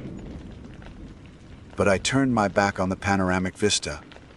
The living beauty wasn't what I was here for. I was here for the dead. I left the paved path, my boots crunching on gravel and pine needles as I ventured towards the ghost forest. The transition was abrupt. One moment I was in a world of green, living spruce and fir. The next, I was standing at the edge of an ashen barnyard. The silence was the first thing that struck me. It was a deep, profound silence that the living forest, with its birdsong and rustling leaves, could never possess. Here, the wind didn't rustle, it hissed, weaving through the naked, interlocking branches like a mournful sigh. The Fraser firs stood like skeletal sentinels, their bark long since peeled away to reveal smooth, pale wood that gleamed with an eerie bone, white luminescence in the afternoon light. Their branches, twisted and gnarled, reached for the sky like the arthritic fingers of the dying. It was a scene of utter desolation, yet it was exactly what I had come for. It was morbidly, tragically beautiful. I spent the next couple of hours completely absorbed in my work. I moved through the skeletal woods, my camera a third eye, searching for the perfect composition. I framed shots of the gnarled wood against the deep blue sky, used a wide, angle lens to capture the sheer scale of the arboreal graveyard, and switched to my macro lens to photograph the intricate patterns of decay on the wood, where moss and fungi had begun their slow, patient reclamation. The world narrowed to my viewfinder. The missing hiker, the ranger's warning, it all faded away, replaced by the technical precision of aperture, shutter speed, and focus. The sun began its slow descent, painting the western sky in hues of orange and pink. This was the golden hour, the moment I'd been waiting for. The low, warm light would make the pale wood of the firs glow, creating a truly ethereal scene. I found a promising spot on a ridge that overlooked a particularly dense section of the dead forest. I set up my tripod, mounting my camera with the heavy telephoto lens. I wanted to compress the perspective, to make the distant, skeletal trees feel claustrophobically close. I scanned the ridge through the lens, adjusting the focus. The magnification was powerful, bringing the faraway trees into sharp, intimate detail. I could see every crack, every splintered branch. I was slowly panning across the silent, wooden skeletons when I stopped. Something was wrong. One of the trees, far down the ridge, was moving. I pulled my eye away from the viewfinder, blinking. The forest was perfectly still. The wind had died down completely. There was no breeze to explain what I thought I'd seen. I looked back through the lens, my heart starting a slow, heavy drum against my ribs. I centered the viewfinder on the same tree. It was a tall, stark, white fir, its top snapped off, leaving a jagged point aimed at the sky. As I watched, a lower branch, thick as a man's arm, bent downwards. It didn't sway or tremble. It bent smoothly and deliberately, with a horrifyingly organic quality, like a jointed limb, like an elbow.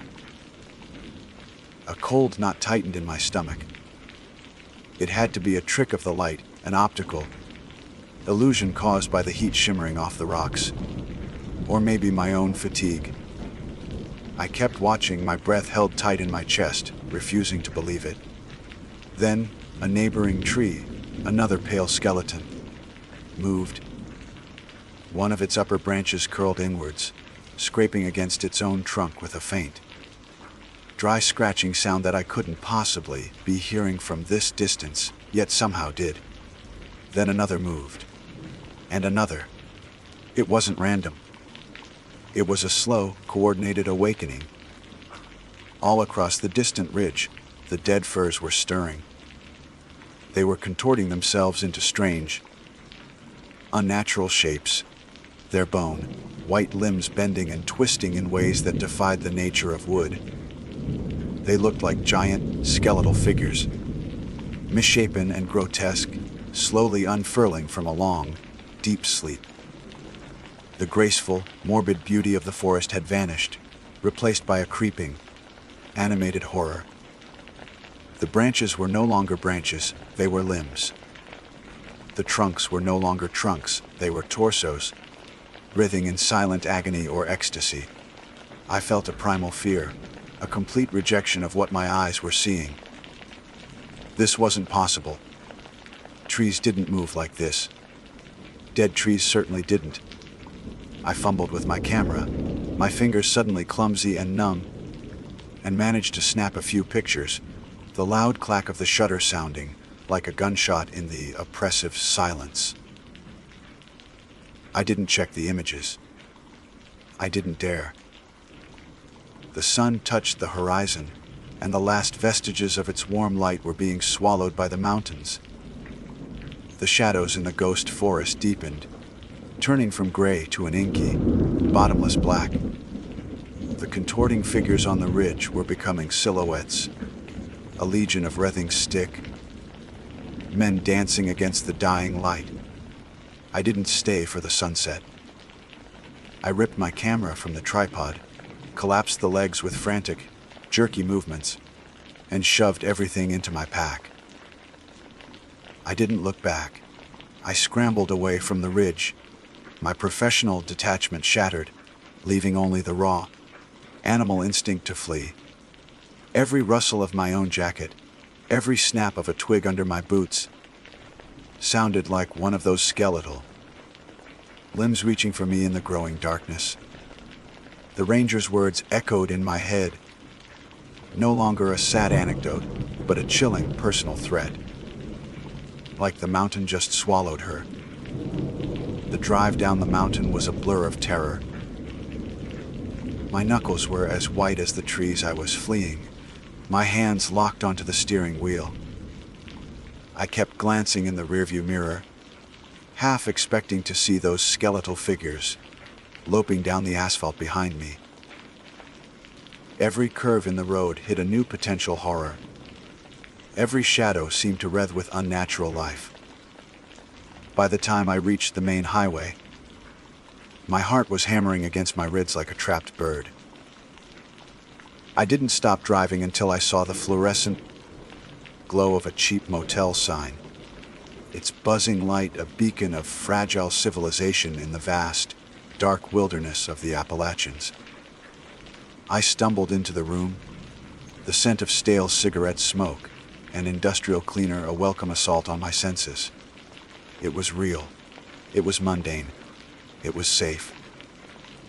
I locked the deadbolt, slid the chain across, and leaned against the door, my body trembling with adrenaline and exhaustion.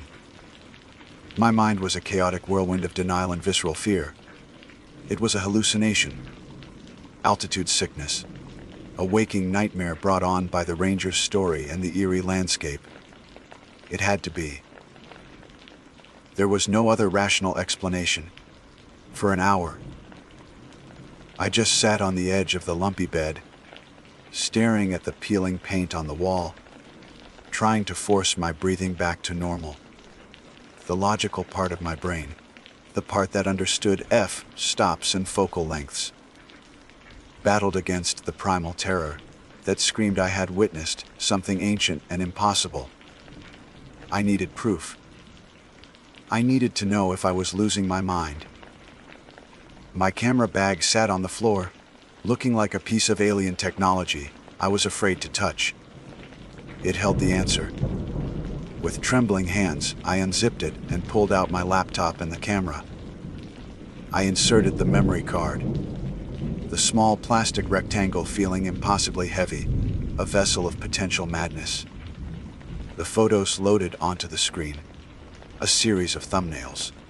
First, the beautiful static shots from earlier in the day, the gnarled wood, the vast, silent panoramas. They were exactly as I remembered, haunting and still. My heart rate began to slow. It was a dream. It was all in my head. Then I got to the last few images, the ones I took in a blind panic. I clicked on the first one. The image filled the screen, and the air left my lungs in a painful rush. It was blurry, the result of my shaking hands, but it was undeniable. Against the vibrant sunset, a distant, bone-white tree was bent at an impossible angle. Its lower branch was not just swaying, it was folded sharply like a broken limb. I zoomed in, my face inches from the screen. The pixels dissolved into a grainy mess, but the shape was still there, a clear violation of natural law. I clicked to the next photo. This one was slightly sharper. It captured several of the trees. One had its branches twisted around its own trunk, like a man hugging himself in torment. Another's upper limbs were curled into what looked chillingly like a beckoning gesture. They weren't just moving, they were communicating, their silent wooden bodies, forming a terrifying, alien sign language. My carefully constructed wall of denial crumbled into dust. This was real. It had happened. The final photograph was the worst. I almost didn't see it at first. The shot was wide, capturing a larger section of the ridge. The trees were a chaotic jumble of wreathing, skeletal shapes against the twilight. But as I scanned the image, my eyes were drawn to a space between two of the larger, contorting firs. There, nestled in the dark, tangled roots at the base of the trees, was a flash of color. A small patch of bright blue. I zoomed in, pushing the resolution to its absolute limit. The image became a mosaic of digital noise, but the color remained. It was the distinct, vibrant blue of modern outdoor gear. A jacket, perhaps, or a backpack. It was partially obscured by a thick, gnarled root that, in the photograph, seemed to be curled around it almost possessively. My blood ran cold. The missing poster. Emily Chang. I scrambled for my phone, my fingers fumbling on the screen, and pulled up a local news article about her disappearance. The article included a photo of her taken on the day she went missing, posing at a trailhead. She was smiling, full of life, and she was wearing a bright blue windbreaker. The motel room suddenly felt like a cage. The thin walls offered no protection. The darkness outside the window was no longer empty. It was the edge of that same vast wilderness. A wilderness that was alive in a way it shouldn't be. The mountain hadn't just swallowed her. It was digesting her. And those things? Those skeletal puppets were its instruments.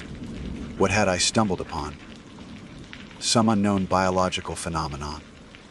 A collective hallucination shared by the desperate and the lonely on this mountain. Or was it something else? Something that had been there, long before the trees died. An ancient intelligence that was now simply wearing their bones.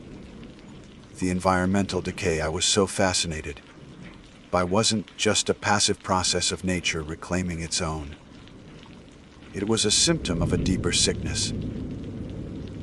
The acid rain and the blight hadn't just killed the forest. They had hollowed it out, creating a vessel for something else to move in. Sleep was impossible. Every time I closed my eyes, I saw the white limbs twisting, the silent dance of the dead. I saw that patch of blue, a tiny flag of human tragedy in a landscape of incomprehensible horror.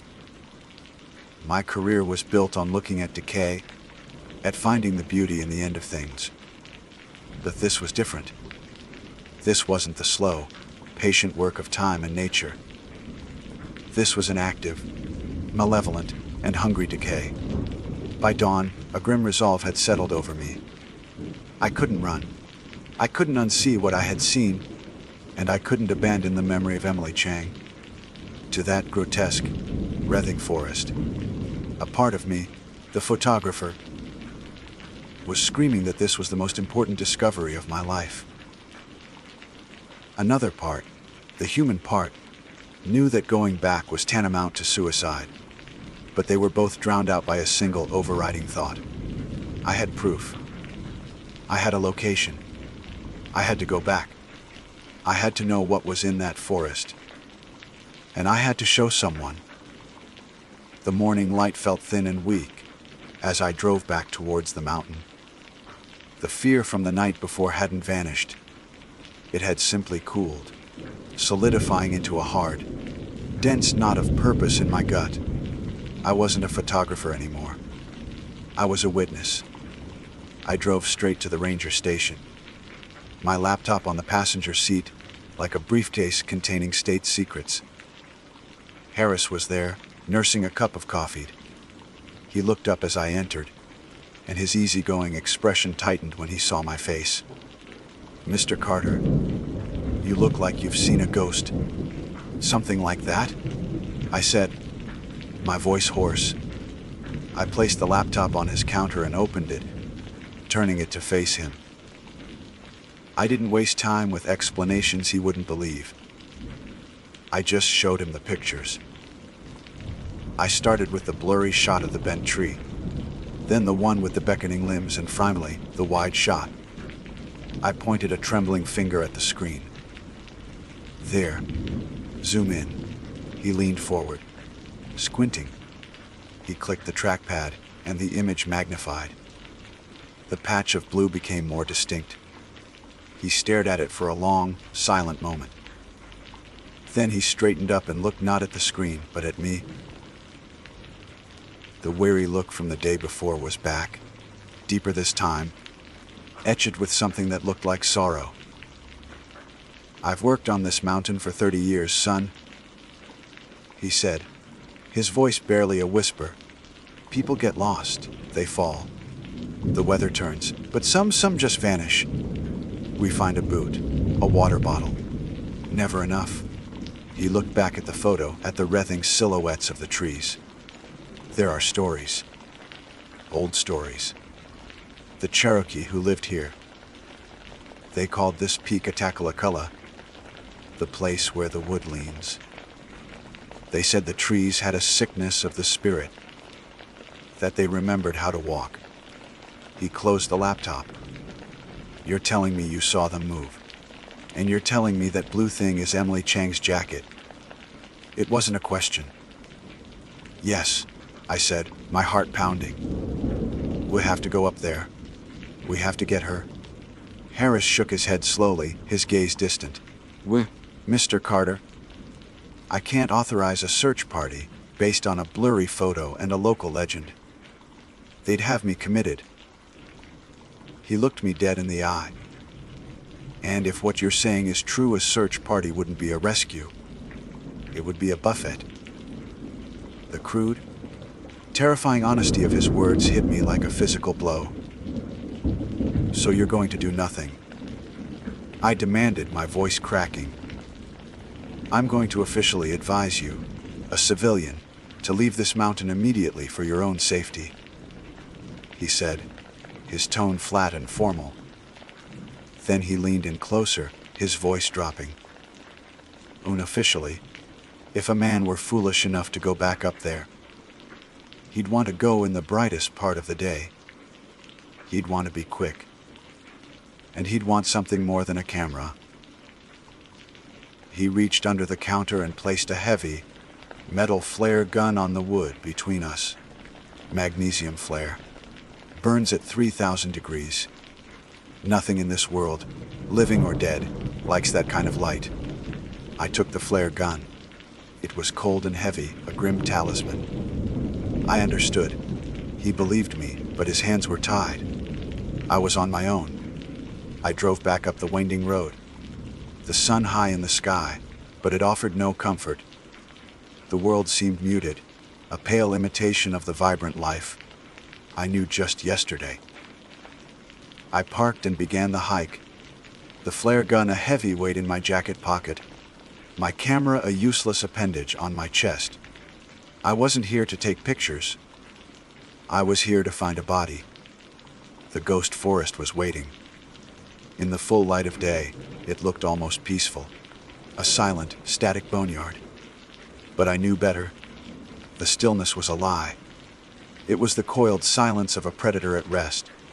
I navigated using the photos on my camera's display, my own images guiding me like a map into hell.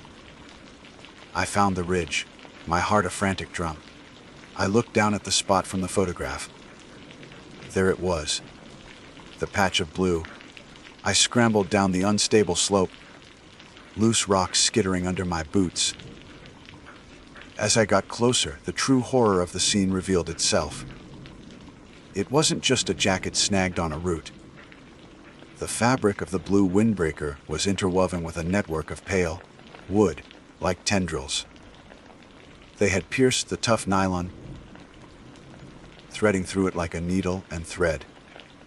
The thick root I had seen in the photo was wrapped tightly around the center of the jacket. And as my eyes followed it up, I realized it wasn't a root at all. It was a limb, emerging from the base of a massive, gnarled fir. And beneath the jacket, I could see the shape of what was left of Emily Chang. A sound escaped my throat, a choked gasp of horror and grief. And the forest heard me. It started with a low, groaning creak from the tree in front of me. The limb clutching the jacket tightened its grip. Then another tree to my left shifted its weight with a sound like cracking bone. I looked up, my blood turning to ice. All around me, the silent, skeletal firs were beginning to move. Not in a frantic dance, but with a slow, deliberate purpose. Their branches, their limbs, were turning towards me. They were cutting off my escape. I was in the heart of the organism. The forest wasn't haunted. The forest was the ghost. a collective, malevolent consciousness that wore the skeletons of dead trees as its body. And I had just walked right into its maw. A dry, whispering sound filled the air, like 1,000 autumn leaves skittering across pavement. It coalesced into a voice, a horrible mimicry of human speech. "Help me," it rasped, the sound seeming to come from the trees themselves. It was trying to lure me closer, using a dead woman's last plea as bait. Panic gave way to a surge of pure adrenaline. I ripped the flare gun from my pocket, my hands shaking violently. I aimed it at the central tree, the one holding Emily, and pulled the trigger. The whoosh was deafening, and the world exploded in a searing, white light. The flare shot out, embedding itself in the dead wood. The light was blinding, a miniature sun that bleached all color from the world and cast stark, dancing shadows. The trees recoiled. The whispering voice became a deafening, unified shriek of pain, a sound that tore at my sanity. The limbs that were closing in on me jerked back as if burned, twisting away from the incandescent glare. I didn't wait. I turned and ran, scrambling up the loose scree of the ridge, my lungs on fire. The shriek of the forest pursued me, a sound of pure hatred. I didn't look back. I ran through the still, silent sections of the forest, past the observation deck, not stopping until my feet hit the asphalt of the parking lot. I threw myself into my car, started the engine with a roar, and sped away, leaving the mountain and its hungry ghost behind me. I have the photos. I have the flare gun. I have the memory of Ranger Harris's haunted eyes. I have proof. But what is it proof of? That our world is dying, and that in its decay, new and terrible things are waking up. I will release the photos anonymously. They will be dismissed as a hoax, a clever Photoshop. But I will know the truth. My name is Ben Carter, and I chase ghosts. But now I know they chase me back. My name is Robert Thompson, but nobody has called me Robert in months. On the Appalachian Trail, you're reborn with a new name. One that's earned, not given. Mine is Trail Legs. It came from my lanky, almost tireless stride that ate up miles day after day. A rhythm that had become the very pulse of my existence. For 5 months, the trail had been my world. A 200-mile pilgrimage stretching from the green mountains of Georgia to the rugged peak of Katahdin in Maine. I was a through hiker, a member of a strange tribe of wanderers who trade comfort for the raw, unfiltered experience of the wild. The trail changes you. It strips away the person you were in the real world and boils you down to your essence. Your concerns are primal water, food, shelter, and the relentless forward motion. You learn the language of the forest, the rustle in the undergrowth that signals a deer, the sharp cry of a hawk circling overhead, the heavy silence that precedes a storm. You become intimately familiar with your own body, its strengths and its breaking points. But more than that, you become familiar with solitude. A profound, soul, deep solitude that can be both a comfort and a curse. There are days you feel like the last person on earth, a solitary speck in an ocean of ancient trees and silent mountains. It's in those moments that your mind can play tricks on you. Paranoia becomes a shadow that walks beside you, whispering doubts in the quiet moments just before sleep. It was in the heart of Virginia that I met the man who called himself Sonny. I'd been hiking alone for the better part of a week, and the solitude was beginning to wear on me. I found him resting by a stream, his face tilted up to the sky, basking in a rare patch of sunlight that had broken through the dense canopy. He had a wide, easy grin and a contagious optimism that seemed to radiate from him like warmth. His trail name was perfect. He was a beacon of light in the often gloomy green tunnel of the forest. "Mind if I join you?" I'd asked, lowering my heavy pack to the ground. "The more the merrier," he'd replied, his voice cheerful. "Name's Sonny. You look like you could use a break." We fell into an easy rhythm together. Sonny was good company.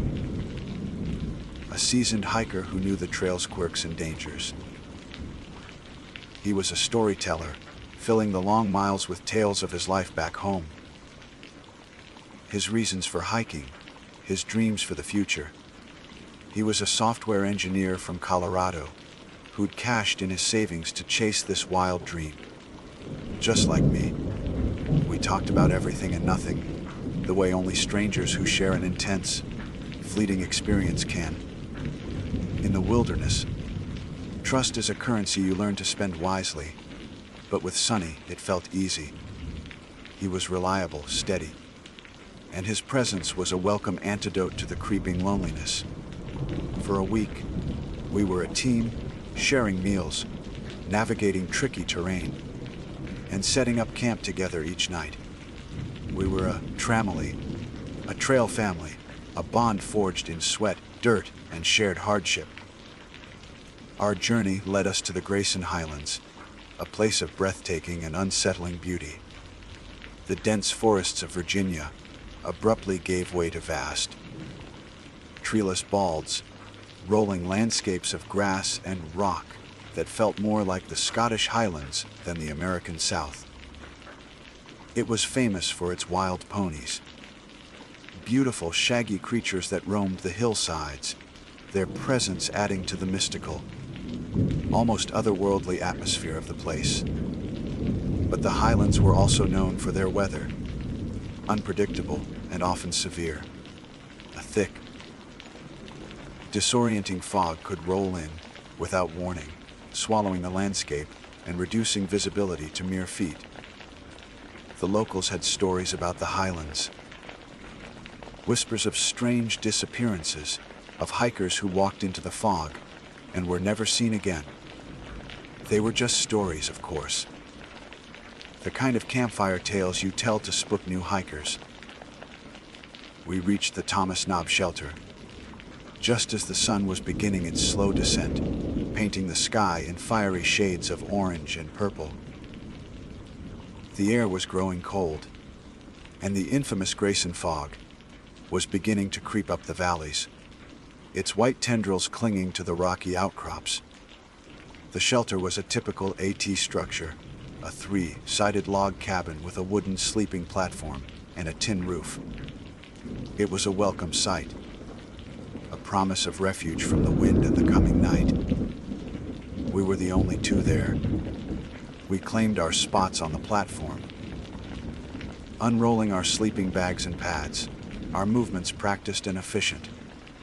"I'm gonna head down to the spring and get some water for dinner," Sonny said, grabbing our empty water bottles and the filter. "Shouldn't take long." The spring trail was a narrow, steep path that branched off from the main Appalachian Trail, leading down into a dark patch of rhododendron. I watched him go, his familiar figure disappearing into the encroaching twilight. "Be careful," I called after him. "Don't get turned around." He waved a hand without looking back. "Never." I settled in, pulling out my stove and the dehydrated meal that would be my dinner. The silence of the Highlands descended, broken only by the sigh of the wind across the balds and the distant, mournful call of a bird. The fog grew thicker, a solid white wall that pressed in on the shelter, isolating it from the rest of the world. It felt like we were on an island in a sea of clouds. 20 minutes passed. I started to get a little anxious. The spring wasn't that far, but the trail was slick and the light was failing. Just as I was about to call out his name, I heard footsteps. But they weren't coming from the spring trail. They were coming from the north, from the main AT, the direction we had come from. A figure emerged from the fog. It was Sonny. He stepped into the shelter, a slight smile on his face. He wasn't carrying the water bottles. "Hey," I said, confused. "I thought you went to the spring." "Changed my mind," he said, his voice perfectly normal. He sat down on the platform and started taking off his boots. Still had a full liter in my pack. Figured I'd just filter from that. Didn't feel like tackling that slick trail in the dark. It made sense. It was a logical decision. But something felt off. A tiny, dissonant note in the familiar melody of our companionship. He wasn't winded. His shoes weren't muddy. He seemed too calm. Too clean for someone who had even considered that treacherous path. I pushed the feeling down. It was the fog, the solitude. My mind was playing tricks on me. "Good call," I said, trying to sound casual. We sat in a comfortable silence for a few minutes. The only sound the hiss of my small stove. He seemed perfectly normal, asking about my dinner, talking about the miles we had planned for the next day. Then I heard it. Another set of footsteps. These were slow, heavy, and they were coming from the spring trail. My blood ran cold. I froze, my eyes locked on the dark path leading down from the shelter. A figure slowly materialized from the dense fog. It was a man, hunched over, breathing heavily. He was covered in mud, and his clothes were soaked. As he stumbled into the faint light of the shelter, he looked up, his face etched with exhaustion and frustration. It was Sonny. "Sorry that took so long," he gasped, leaning against the shelter wall for support. He held up the full water bottles. I got turned around in that damn fog. Slipped and fell twice. I couldn't breathe. My heart hammered against my ribs like a trapped bird. I slowly turned my head to look at the man sitting beside me. The first Sonny. He wasn't looking at the newcomer. He was looking at me, and he was smiling. It wasn't Sonny's smile. It was a slow, wide, predatory grin that stretched his mouth too far. A smile of ancient and unspeakable malice. It was a smile that didn't belong on a human face. His eyes, fixed on mine, were empty. Black pits in the twilight. Without a word, the thing wearing my friend's face stood up, turned, and walked calmly out of the shelter. It didn't look back. It just stepped out into the thick, white fog and vanished completely, as if the world had simply erased him. For a long moment, the world seemed to stop. The only sounds were the frantic drumming of my own heart, and the ragged, gasping breaths of the real Sonny, as he leaned against the shelter's frame. The space where the impostor had been sitting moments before felt like a void, a patch of cold that the warmth of my stove couldn't touch. My mind struggled to process the impossible event, trying to fit it into a logical framework. But the pieces wouldn't connect. It was like trying to solve an equation where one of the numbers was madness. Trail, legs. What's wrong? "You look like you've seen a ghost," Sonny said, his voice laced with concern as he finally caught his breath. He pushed himself upright, his brow furrowed as he looked from my pale face to the empty space beside me. "Who were you looking at?" My mouth opened, but no words came out. How could I explain? How could I tell my friend that a perfect copy of him, a clean, dry, and utterly malevolent copy, had just been sitting with me, only to vanish into the fog the second the real him appeared? The absurdity of it was overwhelming. I felt the cold tendrils of hysteria creeping up my spine. "You," I stammered, pointing a trembling finger towards the swirling white abyss outside the shelter. "You were just here. You came back from the trail, not the spring. You said you changed your mind about the water. Sonny stared at me, his expression shifting from confusion to genuine worry. What are you talking about, man? I just got here. I went to the spring, got lost in this soup, fell a couple of times. See, he gestured down at his mud-caked pants and the fresh scrape on his forearm. He was real. He was the tired, dirty, and slightly clumsy friend I'd been hiking with for a week. The other one was something else entirely. No, I whispered, the reality of it crashing down on me with physical force. There was another you. He was sitting right there. My voice rose, cracking with a terror I couldn't contain. He sat with me for 5 minutes. Sonny! He looked like you, sounded like you, But he wasn't you. and when you showed up, he just smiled and walked away. The silence that followed was heavier than the fog. Sonny looked at me, his eyes wide. I could see the conflict in them. The rational mind of a software engineer, trying to find a logical explanation, warring with the primal fear that my story ignited. He knew me. He knew I wasn't prone to flights of fancy or practical jokes. He could see the raw, undiluted terror in my eyes. Trail legs, he said slowly, his voice low and steady, trying to be the anchor in my sea of panic. It's the fog. The solitude. We've been out here a long time. The mind plays tricks. Maybe you dozed off for a second and had a bad dream. I was awake. I insisted, my voice shaking. I was cooking dinner. We talked. He asked about the miles for tomorrow, and his smile, Sonny. It wasn't your smile. It was wrong. It was like a wolf baring its teeth. He didn't have an answer for that.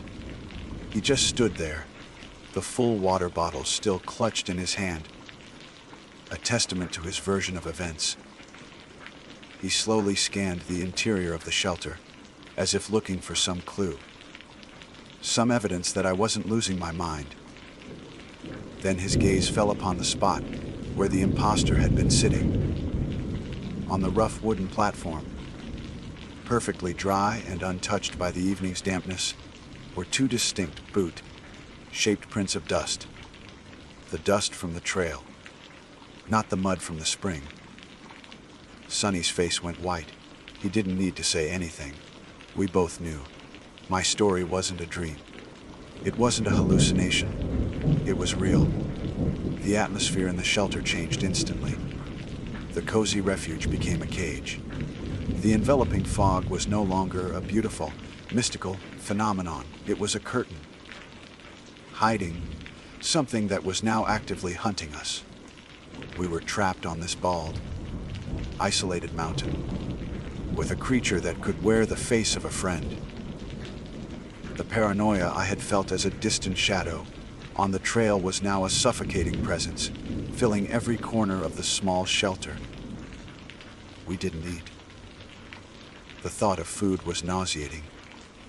We extinguished the stove, plunging the shelter into a deeper gloom, lit only by the weak beams of our headlamps.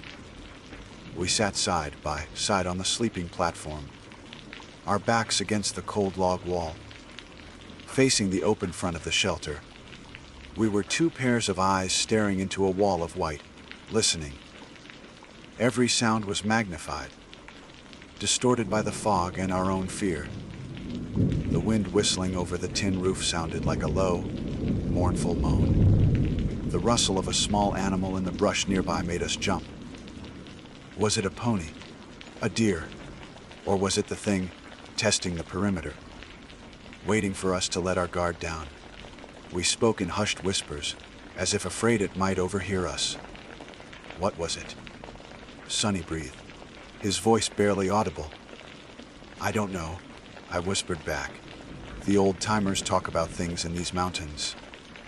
Depelge angers, things that lure you off the trail. The campfire tales that had seemed so harmless just hours ago now felt like dire warnings. Why would it do that? he asked. Why just show up, then leave? Maybe it was a test, I said, the thought sending a fresh wave of ice through my veins. Maybe it wanted to see if I'd notice. Or maybe it was replacing you, and your showing up interrupted it. We fell silent again, the implication of my words hanging in the air between us. What if the real Sonny hadn't made it back?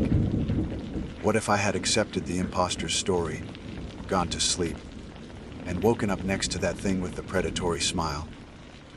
Hours crawled by. The temperature dropped, but the cold I felt was deeper than the mountain air. It was a cold that came from the absolute certainty that we were not alone, and that we were in terrible danger.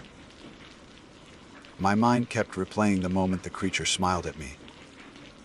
The image was burned into my memory, the unnatural width of the grin, the deadness in its eyes. It was a look of pure, intelligent malice. It knew what it was doing. It was enjoying my fear. Sometime after midnight, we heard a new sound. It was a voice, a soft, familiar voice, calling from the fog just beyond the shelter. Trail legs. Sonny, you guys in there? It was a hiker's call. Friendly, normal. But it was my voice. A perfect imitation of my own voice was calling to us from the darkness. Sonny and I grabbed each other, our hearts seizing in our chests. We didn't breathe. We didn't move. We just listened as my own voice called out again, closer this time. Hello. Is anyone in the shelter? I saw your lights. It was a trick. A hideous, terrifying trick. The creature was out there, using my voice as bait. What did it want? For us to answer. To step outside. The possibilities were too horrific to contemplate. We huddled together, two grown men reduced to frightened children, praying for the sun to rise. The voice called out a few more times, then fell silent. But the silence that followed was worse. We knew it was still out there, watching, waiting. The fog was its home. It could see us, but we couldn't see it. That was the moment we knew we couldn't stay. We couldn't wait for morning. The shelter was no longer a refuge. It was a trap. To stay here was to wait for the monster to decide it was done playing games. Our only chance, however slim, was to move. To plunge into the fog and the darkness and run. With frantic, trembling hands, we began to pack. We didn't bother being quiet. The thing knew we were here. We shoved our sleeping bags, stoves, and food into our packs, our movements clumsy and uncoordinated. Every snap of a buckle, every rustle of a nylon bag sounded like a gunshot in the oppressive silence. We were a symphony of fear. Within minutes, we were ready. We stood at the edge of the shelter, packs on our backs, trekking poles in our hands, staring out into the impenetrable wall of white. It was like standing on the edge of a cliff, about to step off into nothing. Ready? I whispered, my throat dry. Sonny gave a single jerky nod, his face a grim mask of terror. We took a deep breath, and together, we stepped out of the shelter and into the monster's world. Stepping into the fog was like diving into a cold, blind ocean. The world vanished. The shelter behind us, the mountains around us, the sky above us, all were erased by a featureless, suffocating white. The only reality was the ground beneath our feet and the small, trembling circle of light from our headlamps, which seemed to be swallowed by the mist just a few feet ahead. Our breath plumed in the frigid air, mingling with the fog, as if we too were dissolving into the nothingness. Panic was a living thing, a clawed hand gripping my throat. Every instinct screamed at me to run, to flee blindly into the night. But I knew, and Sonny knew, that to run without direction was to die. We would stumble off a cliff, get hopelessly lost, or simply run in circles until the creature decided to end its game. Our only hope, our single, fragile thread of survival, was the Appalachian Trail itself. We had to find the next white blaze. South. I croaked, my voice tight with fear. We have to go south. Stay on the trail. We moved with a desperate, shuffling gait, our trekking poles clicking nervously against the unseen rocks. We stayed shoulder to shoulder, a pact of mutual defense against the oppressive dark. Our headlamp beams swept back and forth, frantically searching for the 2-by-6-inch white rectangle that marked the path. For what felt like an eternity, we saw nothing but rock and wet grass. The thought that we had already lost the trail, just steps from the shelter, was a fresh wave of terror. Then Sonny's light caught it. There, he hissed, 20 feet ahead, painted on the side of a large boulder, was the blaze. It shone in the mist like a holy symbol, a promise of direction in a world gone mad. We scrambled towards it, our relief so profound it was painful. Reaching the rock, we immediately started searching for the next one and the next. This became our entire world, a desperate, terrifying game of Connect. The dots, played in the dead of night on a haunted mountain, with a monster as our opponent. The creature did not let us go in peace. It began to toy with us. We heard footsteps in the fog, sometimes to our left, sometimes to our right, always just beyond the reach of our light. They were clever footsteps, mimicking our own pace, making us wonder if it was just an echo, a trick of the sound muffling fog. But then we would stop, and a moment later, the footsteps would stop too. It was shadowing us. Then came the whispers. Faint, sibilant sounds carried on the wind, too indistinct to be words, but filled with a chilling, mocking intelligence. It was the sound of something enjoying our fear, savoring it like a fine wine. My mind flashed back to the impostor's smile, the wide, predatory grin. This was its nature. It didn't just want to kill us, it wanted to break us first. At one point, my foot caught on a root I didn't see. I pitched forward, crying out as I hit the ground hard. My headlamp smashed against a rock and went out, plunging my world into absolute blackness. Panic exploded in my chest. "Sonny," I screamed. An arm grabbed my pack and hauled me to my feet. I've got you. I'm here. Sonny's voice was a lifeline. His light shone in my face, blinding me for a second, before he turned it back to the trail. But in that brief moment, as I was getting up, I saw it. A shape in the fog. Taller than a man, impossibly thin and dark. It was there for a split second, a silhouette against the white, just beyond where I had fallen. Then it was gone. It's right there. I shrieked, pointing with a shaking hand. "Let's go," Sonny yelled, pulling me along. Don't look back. Just move. We abandoned our shuffling walk and began to run, a clumsy, stumbling flight through the darkness. We were no longer just hiking. We were being hunted. The white blazes were our only guide. Find the blaze. Run to it. Find the next one. Don't think. Don't listen to the whispers. Don't look into the fog. Just run. Our lungs burned, our legs ached. We were running on pure, undiluted adrenaline. We passed through a grove of gnarled, stunted trees, their branches like skeletal arms reaching for us in the mist. We crossed open balds where the wind howled, trying to push us off balance, and the sounds followed us. The footsteps were bolder now, closer. We heard a twig snap directly behind us. We heard a low chuckle that seemed to come from all directions at once. It was then that we heard a new sound, a frantic drumming of hooves. Suddenly, a herd of wild ponies burst from the fog, their eyes wide with terror. They thundered past us, their shaggy bodies brushing against ours, their panicked snorts filling the air. They weren't running from us. They were running from the same thing we were. For a terrifying second, I thought we would be trampled, but they flowed around us like a river around a rock and vanished back into the mist. Their terror confirmed our own. We were not crazy. There was something truly evil on this mountain. The will to continue began to fray. Every muscle screamed in protest. My mind was a maelstrom of fear and exhaustion.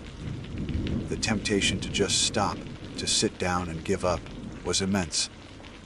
I saw Sonny stumbling beside me, his face a pale mask of grim determination. We were both at our breaking point. Can't stop, I gasped, more to myself than to him. Almost there, he panted back, though neither of us knew. That was true. It was in that darkest moment of despair that I noticed a change. The fog, the absolute uniform blackness of the fog, was beginning to lighten. It was no longer pitch black, but a deep, dark gray. I looked up and saw a faint, almost imperceptible lightening of the sky to the east. Dawn was coming. The hope that surged through me was more powerful than any energy gel. It was a raw, primal need for the sun. The whispers on the wind seemed to falter. The footsteps behind us grew more distant.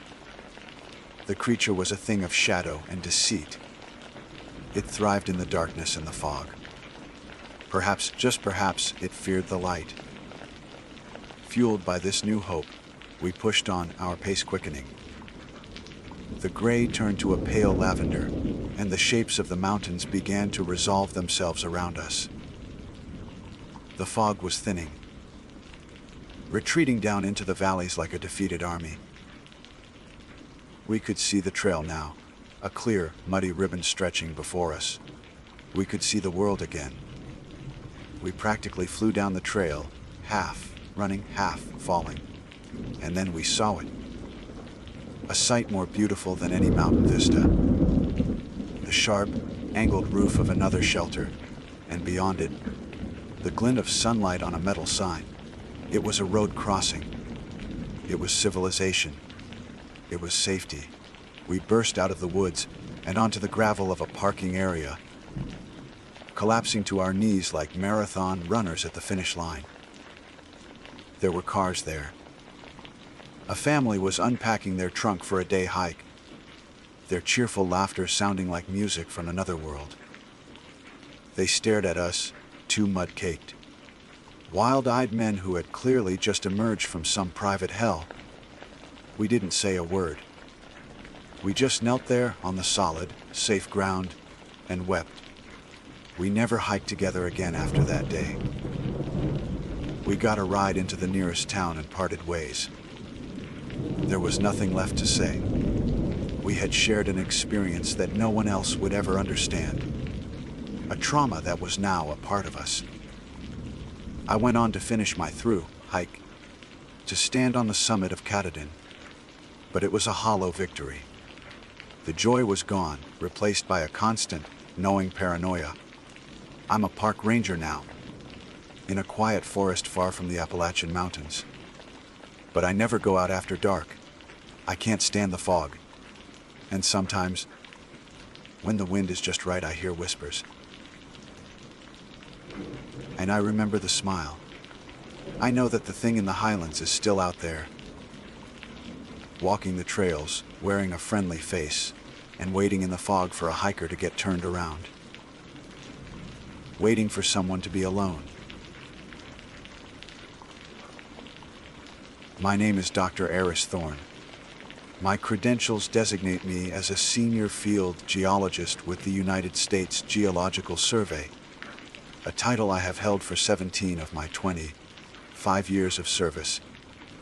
My specialization is in structural geology and petrology, with a specific focus on Precambrian formations, the deep, ancient bones of our planet. It is a field that rewards patience and precision. Two qualities I have always prided myself on. Geology is a conversation with deep time, and I had always believed I understood its language. The Earth speaks in pressures, in temperatures, in the slow, inexorable dance of tectonic plates, and the patient layering of sediment. It does not, as a rule, whisper lies. Our last sanctioned expedition, filed under project number USGS 734A, took my team and me deep into the Cherokee National Forest, specifically to the Ocoee Basin in southeastern Tennessee. This region is a geologist's nightmare and dream combined. The rock here is among the oldest in the Appalachians, a chaotic assemblage of metamorphosed sedimentary and volcanic rock known as the Ocoee supergroup. Formed during the rifting of the supercontinent Rodinia nearly 1 billion years ago. These formations were later mangled and thrust upwards during the creation of the Appalachians. The result is a geological mess, a landscape of thrust, faulted, folded, and inverted strata where the normal rules of stratigraphy are thrown into disarray. Old rock sits atop young rock, layers are flipped upside down, and the entire region is a puzzle box of geological time. Our mission, funded by a federal grant for resource mapping, was to drill a series of deep core samples to better understand the basin's complex history and substructure. It was standard, if challenging, work. My team was composed of the best. There was Dr. Lena Petrova, a geochemist whose analytical mind could coax secrets from the most stubborn of mineral matrices. Beside her was Ben Carter, our lead drilling technician, a man with 2 decades of experience wrestling with bedrock from the Alaskan tundra to the Mojave Desert. He was pragmatic, unflappable, and could diagnose a drill bit's complaint by the pitch of its whine. Rounding us out were 2 graduate students from the University of Tennessee, Maya and Kenji, bright-eyed and eager, their academic enthusiasm a welcome counterpoint to our seasoned professionalism. We established our base camp in a small, relatively flat clearing surrounded by a dense canopy of hemlock and rhododendron. It was remote, a 2-hour journey by truck and ATV from the nearest paved road. The air was thick with the scent of damp earth and pine, and the only sounds were the chatter of birds and the rustle of unseen things in the undergrowth. For the first week, everything proceeded by the book. Ben and his crew set up the portable drilling rig, its diesel generator a jarring but necessary intrusion on the forest's silence. Lena established her mobile lab in a reinforced weather-proof tent, a sterile bubble of science amidst the wilderness. Maya and Kenji, under my supervision, meticulously logged every inch of the initial core samples, their notebooks filling with observations on grain size, mineral composition, and structural integrity. The rock was stubborn, just as the maps predicted. We pulled up core after core of slate, metasandstone, and schist, each sample a familiar chapter in the story of the Earth's crust. We worked long hours, fueled by coffee and a shared sense of purpose. In the evenings, we'd gather around the campfire, the conversation a comfortable mix of geological theory and personal anecdotes. Ben would tell stories of rogue bears in Denali, and Lena would debate the merits of different isotopic dating methods with the students. It was a rhythm I knew well, the familiar cadence of fieldwork. The world outside this small circle of light and science ceased to exist. Our universe was the drill, the rock, and the story it was telling us. The change began on the 8th day. We were drilling at a new site, a few hundred yards deeper into a ravine, where the oldest of the Precambrian rock was exposed. The drill had punched through a thick layer of Warden Creek, group shale, and was now biting into the basement rock beneath. What we all expected to be the ancient, crystalline granite of the continental crust. The rig's engine note changed, the steady, grinding groan smoothing out into a higher, pitched, almost effortless hum. Ben, ever attentive, cut the power immediately. "That's not right," he muttered, wiping grease from his hands with a rag. Felt like we hit glass. Or nothing at all. We spent the next hour carefully retracting the drill string. The tension was palpable. An unexpected change in geology could mean anything, from a void to a damaged drill bit. But Ben's description had unsettled me. When the final core barrel was brought to the surface and laid in its trough, we all gathered around. The sample was unlike anything I had ever seen. For the first several feet, it was the expected coarse, grained granite, a familiar salt and pepper mix of quartz, feldspar, and mica. But then, the transition was unnervingly abrupt. There was no fracture zone, no gradual change in composition. 1 inch there was granite, and the next there was something else. It was a metallic cylinder, perfectly smooth, with a dark, non-reflective surface that seemed to drink the sunlight. It wasn't an ore vein. It wasn't a natural formation. It looked manufactured. Lena was the first to break the stunned silence, her voice a clinical whisper. "Get it to the lab. Full sterile protocol." In the controlled environment of her tent, the anomaly became even more disturbing. The material defied classification. It was a metallic alloy, but its density was far greater than any known stable element or combination thereof. It was incredibly hard, shrugging off a diamond, tipped scribe without a scratch. But the true impossibility lay in the spectrographic analysis. Lena ran the tests 3 times, her face growing paler with each pass. "The composition it's not terrestrial, Aris," she said, pushing her safety glasses up onto her forehead. "The isotopic ratios are wrong. They don't match anything in our solar system. And there's more." She pointed to a section of the readout. "It's laced with organic compounds, complex polymers and what looks like cellular structures. They're integrated into the metal matrix itself." "That's impossible." I breathed. "The rock above it is 600 million years old. Nothing organic could survive that." "It's not just surviving, Aris," she replied, her voice trembling slightly. "It's viable. The protein chains haven't denatured. According to the microscanner, there's still metabolic activity. Slow, almost undetectable. But it's there, it's alive. A cold dread, entirely separate from the thrill of scientific discovery, began to creep up my spine.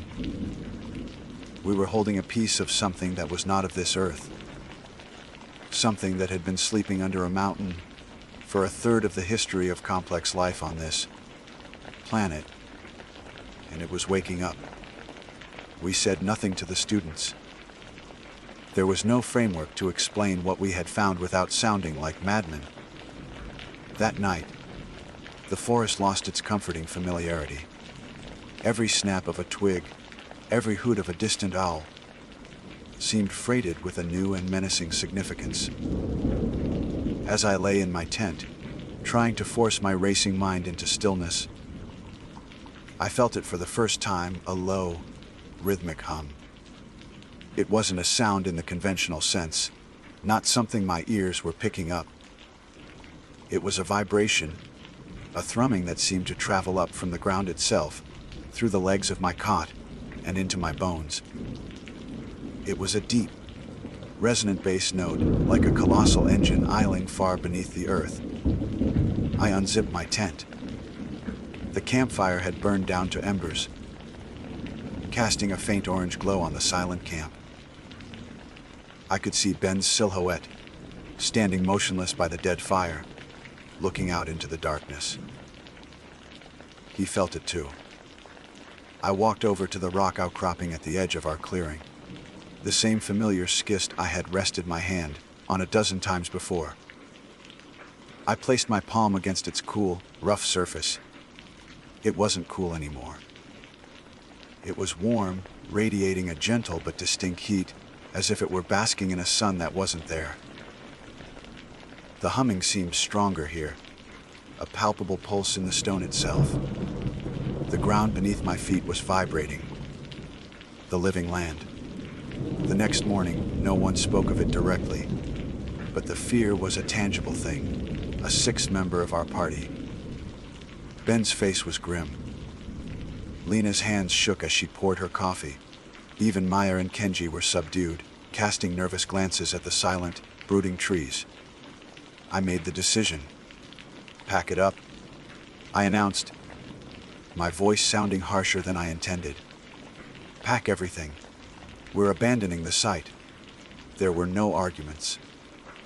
The relief on their faces was immediate and profound. We worked in a feverish silence, breaking down the camp with an efficiency born of shared terror. We left the drill rig. There was no time. The humming was growing stronger, no longer a subtle vibration, but a low, audible moan that seemed to emanate from the very air around us. The rocks were now hot to the touch, and a strange, coppery scent, like ozone and old blood, had begun to permeate the forest.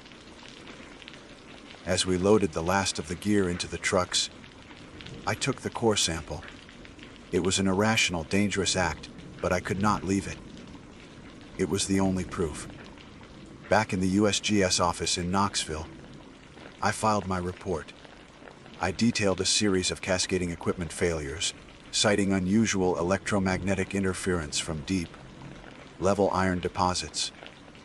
I described the core sample as a contaminated specimen, ruined by a catastrophic drill, head fracture. Instrument malfunction? I wrote.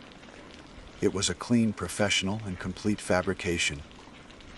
A lie to protect my career, my team, and perhaps my sanity. But I have the sample.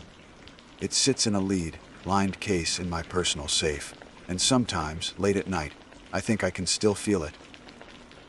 Humming. The 6 months following our flight from the Okoye were a study in forced normalcy. I buried myself in paperwork, in peer reviews, in the mundane geology of seismic retrofitting for city bridges. I tried to reconstruct the comfortable walls of my old life, brick by painstaking brick. But the foundation was cracked. The lie I had filed, instrument malfunction, was a constant, low-grade fever in my mind. Every geological map I consulted, every rock sample that crossed my desk, felt like a pale imitation of the truth. The Earth I had known, the solid, predictable planet I had dedicated my life to understanding, had been replaced by a hollow mockery. I now knew what it was capable of hiding. The silence from my team was more damning than any accusation. Our shared trauma did not forge a bond. It was a corrosive agent that dissolved it. I called Lena a month after our return. Her voice was strained, distant. She spoke in clipped, professional tones, refusing to acknowledge my veiled questions about the contaminated sample. When I pressed, she cut me off. It was a malfunction, Eris. The report is filed. I'm working on a new project now. I have to go. She hung up. I knew then that she had chosen to build her fortress of denial even higher than my own. Her fear was so profound that she was trying to excise the memory from her own history. Ben Carter was a ghost. 2 weeks after our return, he submitted his resignation via email, citing only personal reasons. No forwarding address, no phone number. His decades of service to the USGS were terminated with a single, sterile digital message. I tried to find him, calling mutual acquaintances and old field contacts. No one had heard from him. It was as if the pragmatic, unshakable man who had faced down nature's furies across a continent had simply evaporated. I imagined him somewhere remote, trying to outrun the memory of the humming ground, seeking a place where the bedrock was silent and cold and blessedly dead. I felt a pang of profound guilt. I was the lead scientist. They were my responsibility. I had led them into that ravine, and in doing so, had broken them. I fared no better. Sleep offered no respite. My dreams were a chaotic slideshow of impossible geometries and crushing pressure. I would dream of the core sample, not as a metal cylinder, but as a single, dark eye staring at me from the heart of the earth. I would wake in a cold sweat, the phantom sensation of the deep, subterranean hum vibrating in my teeth. The lead-lined case in my safe became a focal point of my paranoia. I'd find myself standing before it, hand on the cold steel, straining to hear, to feel. Was the hum I felt a memory, or was it real? Was the object in that box still pulsing with its ancient, alien life? Driven by a need that felt more like compulsion than scientific curiosity, I began monitoring the news out of Polk County and the surrounding areas of the Cherokee National Forest. At first, there was nothing. The seasons turned. The world went on. Then, 3 months after our expedition, the first report appeared. It was a small article, buried in the back of a local online paper. A hiker, an experienced outdoorsman from Chattanooga, had gone missing. His car was found at a trailhead bordering the western edge of the Ocoee Basin. Search parties found no trace. The official speculation was a fall or an animal attack. A month later, 2 more people vanished. A young couple on a camping trip.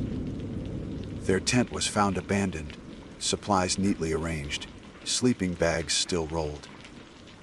There were no signs of a struggle. They had simply walked away from their campsite and disappeared from the face of the earth. This time, the story gained a little more traction. I found a quote from a National Park Service ranger, a man named Dwight Hobbs. He sounded wary, frustrated. "It's rugged country," he told the reporter. "People get turned around. But this feels different. Their tracks just stop, like they were lifted right off the ground." That quote sent a chill through me that had nothing to do with the autumn air. I knew I had to talk to him. Posing as a researcher following up on the electromagnetic interference from my falsified report, I got Ranger Hobbs on the phone. He was wary at first, his voice a gravelly Appalachian drawl, weathered by years in the sun and wind. "USGS? Ah," he said. "You fellas left in a hurry back in the spring. Left a brand new drilling rig up in the holler. Not supposed to do that. We had catastrophic equipment failure." I lied, the words tasting like ash. "The EM fields were playing havoc with our electronics. We were wondering if you'd noticed any similar phenomena since." There was a long pause on the other end of the line. I could hear the crackle of a radio in the background. "Phenomena," he repeated slowly. "You could say that. We've had compasses spinning like tops up there. GPS units lose their lock for no reason. Our radios are useless in some of those ravines. It's getting worse." He lowered his voice. "And there's the sound. The old-timers have a name for it. They say the mountain is singing, a low hum. Makes your teeth ache. You hear it at night mostly. Seems to come right up from the ground." My grip on the phone tightened. "The missing people," I said, my voice barely a whisper. "Where did they disappear from?" "All within a 5-mile radius," he said, and the dread in my stomach coalesced into a cold, hard stone. "Up in the old growth, where the rock is all twisted up. The same area you boys were drilling." He paused again. Tell me, Doctor, what exactly were you looking for up there? I had no answer for him. I mumbled something about geological surveys and ended the call. The truth was screaming in my head. We woke it up. We drilled a hole and let the sickness out. The conversation with Hobbs was a catalyst. The denial I had so carefully constructed shattered. The anomaly wasn't contained in the lead box in my safe. The sample was just that, a sample. A biopsy of a cancer that was now spreading through the living rock of the Appalachians. The humming, the heat, the warping of magnetic fields. It was the land itself that was changing, infected by the impossible life form we had disturbed. The missing people weren't just lost, they were taken, assimilated, perhaps, by a geological consciousness that was utterly alien to every conception of life on Earth. My lie was no longer a shield for my career or a bomb for my team's sanity. It was a gag order on a planetary emergency. I was the only person on Earth who knew the truth. Lena had buried it. Ben had run from it. The students never knew it. It was mine alone. The weight of that knowledge was immense, a pressure greater than any I had ever studied in the Earth's crust. I could report it, of course. I could go to my superiors, present the core sample, and watch as my life's work, my reputation, and my freedom were incinerated in a firestorm of disbelief and ridicule. And even if they believed me, what then? What human agency could possibly contend with a living, hostile geology? Standing in the sterile quiet of my office, surrounded by the maps and books that had once defined my reality, I understood. Science had no answer. Government had no protocol. There was only the thing in the mountains, growing, spreading, and singing its deep, resonant song. And there was me, the man who had knocked on its ancient door. The humming in my bones was no longer a memory. It was a summons. I knew, with a certainty that defied all logic, that I had to go back. My return to the Ocoee Basin was not a scientific expedition. It was the act of a penitent returning to the scene of his sin. I took an indefinite leave of absence from the USGS, citing health reasons, a diagnosis more accurate than my superiors could ever know. I packed my old field truck, not with seismic sensors and rock hammers, but with survival gear, high-powered flashlights, and two items that felt both essential and utterly futile: a gauger counter, and the lead, lined case containing the core sample. Driving east from Knoxville, with the dark cylinder in the passenger seat beside me, felt like I was escorting a king to his coronation. The low, familiar hum seemed to pulse from the case, a silent, insistent metronome counting down the miles. I found Dwight Hobbs at the cramped, wood, paneled ranger station at the edge of the park. He was a tall, lean man with a face like a topographical map of the land he patrolled, all sharp ridges and deep, set valleys. He looked at me over the rim of a steaming coffee mug, his eyes holding no welcome. "You're back," he stated. Not a question. Didn't figure you for the type to leave a job half finished. Something was left behind, I said, placing the lead case on his cluttered desk. The metallic thud silenced the crackle of the radio. "I believe it's the cause of your problems. And mine." I spent the next hour explaining. I omitted the extraterrestrial analysis. There was no point. Instead, I framed it in terms he might accept.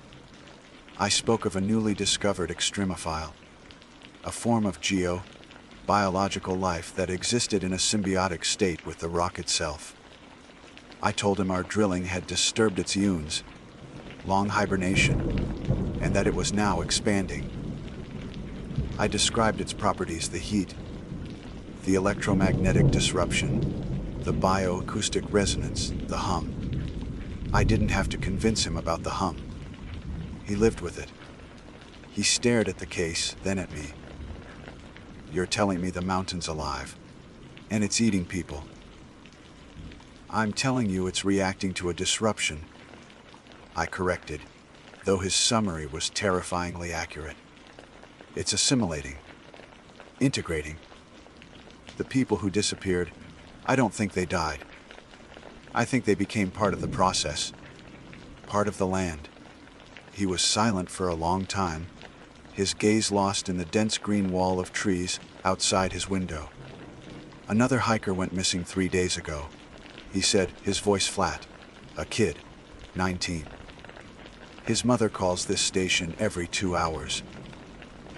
He finally looked at me, his eyes filled with a wary resignation that mirrored my own. "What do you propose to do, Doctor?" "Reason with it. I want to go to the drill site," I said. "I need to see how far it's spread. I need to understand the focal point." I tapped the lead case. "And I think this might be the key. It's a piece of the original organism, a kind of genetic key." It was a wild guess, a desperate hope masquerading as a hypothesis. Hobbs nodded slowly. "All right, Doctor. You want to go into the heart of it, I'll take you. But we go in armed, and we go in my way." His way meant on foot, leaving my truck at the station. The air grew heavy the moment we stepped onto the trail. The normal chorus of the forest was gone. No bird song, no insect drone.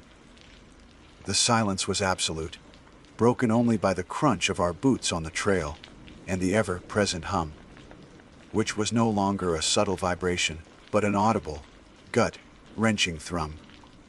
It resonated in my chest cavity, making it hard to breathe. The trees themselves looked sick. The leaves of rhododendrons were veined with a dark, metallic-looking growth, like circuits printed on living tissue. The bark of the hemlocks was warm to the touch. Hobbs's compass was useless, its needle spinning wildly. He navigated by instinct, by the lay of the land. He knew better than his own hand. After 2 hours of hard hiking, we found the first sign. It was a backpack lying by the side of the trail. The missing teenagers. A few feet away, a single hiking boot stood upright, its laces still tied. The tracks leading to it were clear in the damp earth. And then they simply stopped. There was no sign of a struggle. No scuff marks, no drag marks. One moment there were footprints, the next, there was nothing but undisturbed leaf litter. It was exactly as Hobbs had described. They were lifted right off the ground. As we drew closer to the ravine, the changes in the geology became more pronounced and more horrifying. The outcroppings of schist and slate were no longer inert rock. They seemed to flow, the lines of strata shifting in slow, nauseating undulations. A faint, internal luminescence pulsed within the stone. A sickly purple, green light that waxed and waned in time with the hum. The coppery smell of ozone and blood was thick in the air. We reached the clearing of our old camp, and I gasped. The drill rig was still there, but it was no longer a machine of steel and iron. It was encased in a crystalline, metallic growth, the same dark, non-reflective material as the core sample. Tendrils of it had spread out from the rig, covering the ground, the trees, and the abandoned equipment in a web of alien geometry. The entire clearing had become a monstrous monument to our trespass. And standing before the rig, his back to us, was a man. He was unnaturally still, his arms hanging limp at his sides. He was wearing the tattered remains of a work shirt and jeans. "Ben," I whispered, my voice cracking. Hobbs raised his rifle. "Stay back," he warned. The figure turned slowly. It was Ben Carter, but it wasn't. His skin was pale, translucent, and etched with the same dark, circuit-like patterns that covered the trees. His eyes were gone. In their place were two swirling pools of the same faint, purple, green light that emanated from the rocks. He opened his mouth, but it was not his voice that came out. It was the hum, amplified, concentrated into a wave of sound that buckled my knees. "You have returned." The voice echoed, not in the air, but directly inside my skull. It was a chorus of a billion ancient thoughts, a consciousness that measured time in geological epochs. The broken piece seeks to be whole. The thing that was Ben Carter took a step towards us. Its feet did not touch the ground. It floated an inch above the corrupted earth. Hobbs fired his rifle. The bullet struck Ben in the chest, but there was no impact. The slug was simply absorbed into his body, vanishing without a trace. Flesh is a temporary arrangement. The voice in my head boomed, a wave of pure intellectual force that sent me reeling. Rock is patient. Rock endures. We are the new arrangement. The ground beneath our feet began to shift. The rocks around the clearing rose up, flowing like liquid, forming a closing circle around us. The air crackled with energy. I fumbled with the clasps on the lead case, my hands shaking uncontrollably. I didn't know what I was doing, only that I had to do something. I pulled out the core sample. The moment it was free of its lead shielding, the hum intensified to a deafening roar. The light from the rocks and from Ben's eyes flared, becoming blindingly bright. The sample in my hand grew intensely hot, and I cried out, dropping it to the ground. It did not land. It hovered in the air, pulsing with a dark energy. It began to drift towards the figure of Ben Carter, drawn to it like iron to a magnet. The catalyst. The voice thundered in my mind, a feeling of triumphant, aeon's old hunger washing over me. The awakening is complete. The core sample merged with Ben's chest, dissolving into his form in a flash of dark light. The figure convulsed, and the entire landscape around us began to writhe. The trees twisted into impossible shapes. The ground buckled, thrusting upwards. I saw the faces of the missing people, swirling in the flowing rock, their mouths open in silent screams. The hiker, the young couple, the teenager. They were not dead. They were awake. They were the mountain.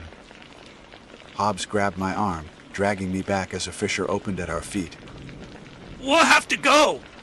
Now, but I couldn't move.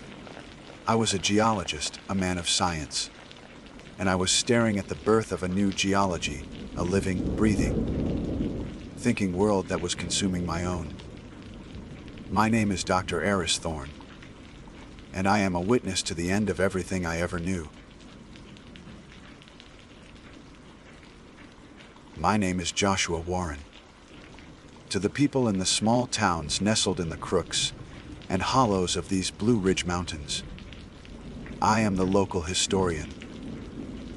It's a title I've worn for the better part of 3 decades, a cloak of academic respectability that allows me to spend my days sifting through dusty archives and my nights staring into the vast, dark maw of the Linville Gorge. My work is the history of this place, a history written not just in ink and paper, but in stone, in the ancient flow of the river, and in the whispers that travel on the wind. I've dedicated my life to understanding the Appalachian soul, and nowhere is that soul more palpable, more mysterious than at Wiseman's View Overlook.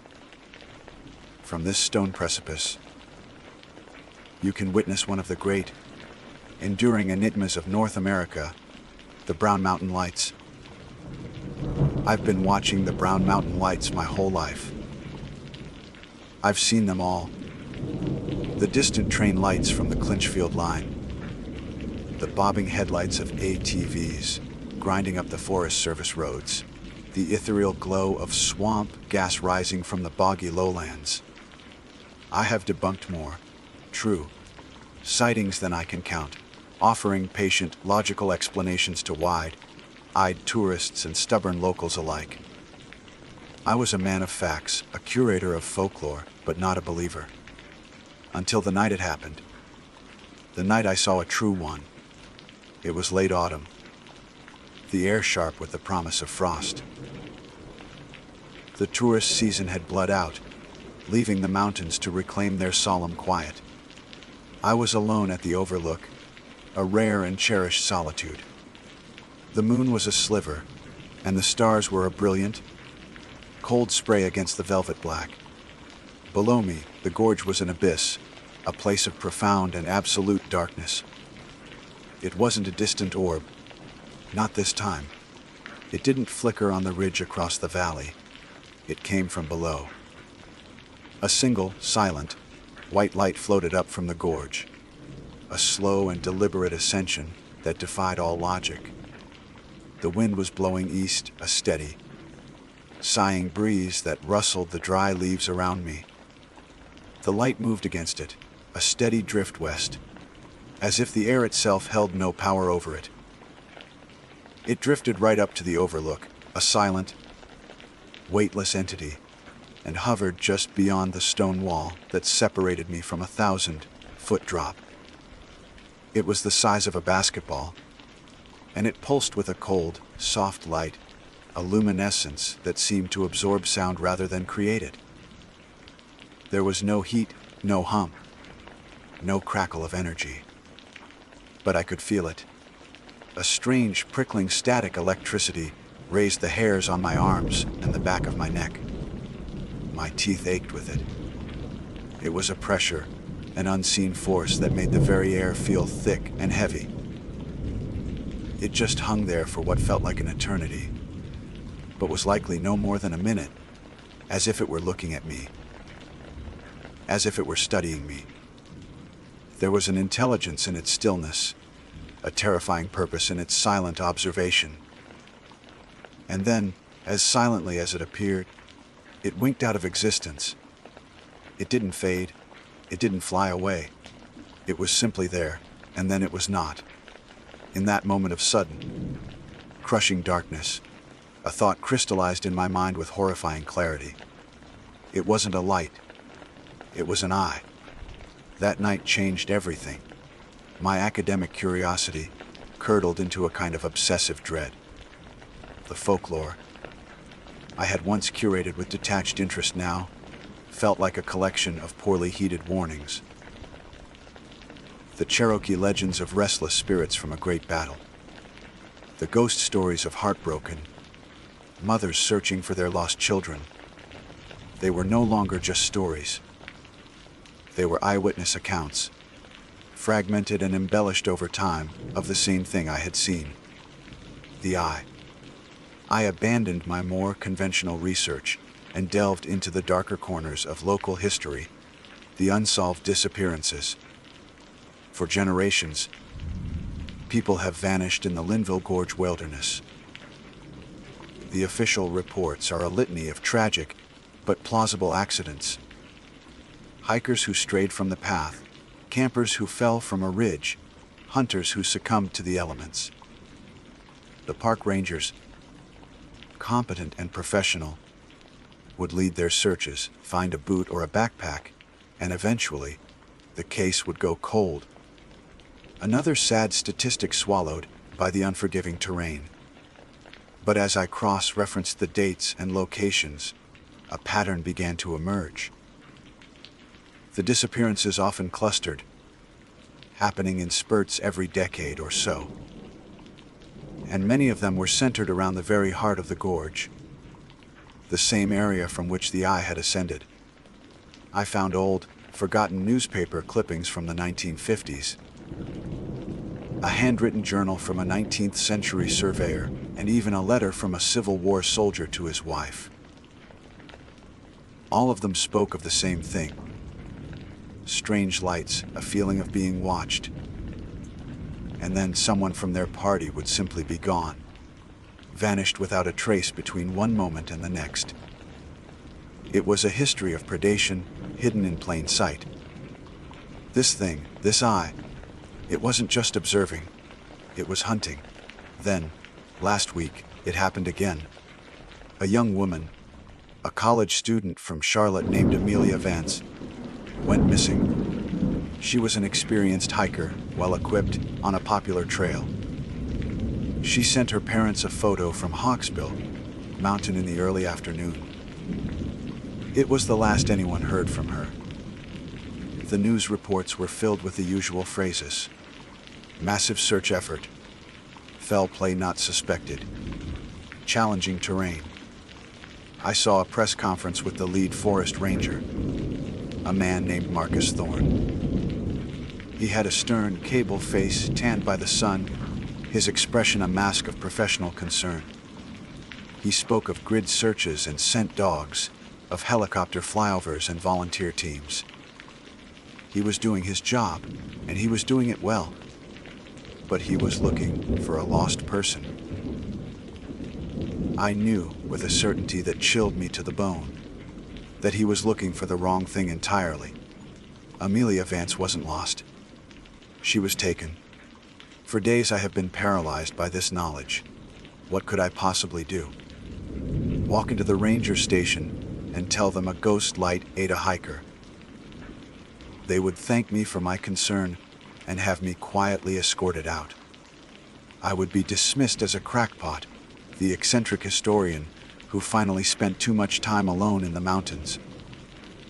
My reputation, my life's work, would be undone. But every time I close my eyes, I see it. The cold, pulsing white light. The silent, intelligent stillness. The feeling of the air growing heavy, charged with an ancient and malevolent energy. I see it hovering, watching, waiting. And I see Amelia Vance. Alone on the trail, perhaps pausing to admire the view as the sun began to set, feeling a sudden chill on the back of her neck, feeling the air grow thick. I cannot stay silent.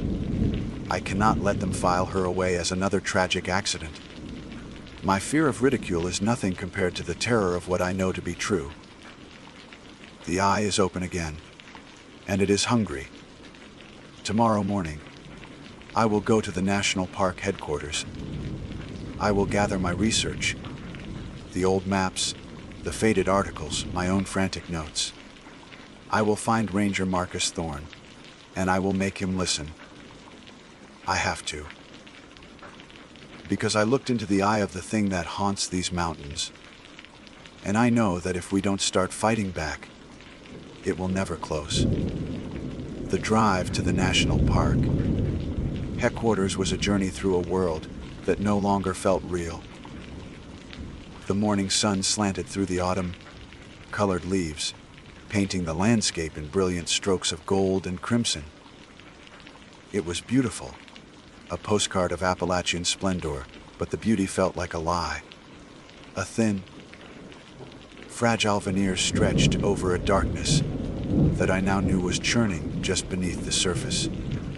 My knuckles were white on the steering wheel of my old pickup truck, and a heavy, leather-bound portfolio of my research sat on the passenger seat like a brick. The headquarters was a modern log and stone building, designed to look rustic while being ruthless and efficient. Inside, the air smelled of strong coffee, pine-scented cleaner, and the faint, metallic tang of radio equipment.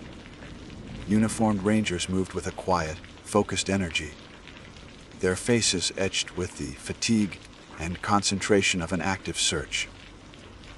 A massive topographical map of the Linville Gorge wilderness dominated one wall, a spider web of colored lines marking grids, search sectors, and points of interest. It was a map of a physical place, a world of elevation and terrain. The map I carried in my head was one of fear, of historical predation, and of places where the veil between worlds wore thin. Getting a meeting with Ranger Marcus Thorne was easier than I expected.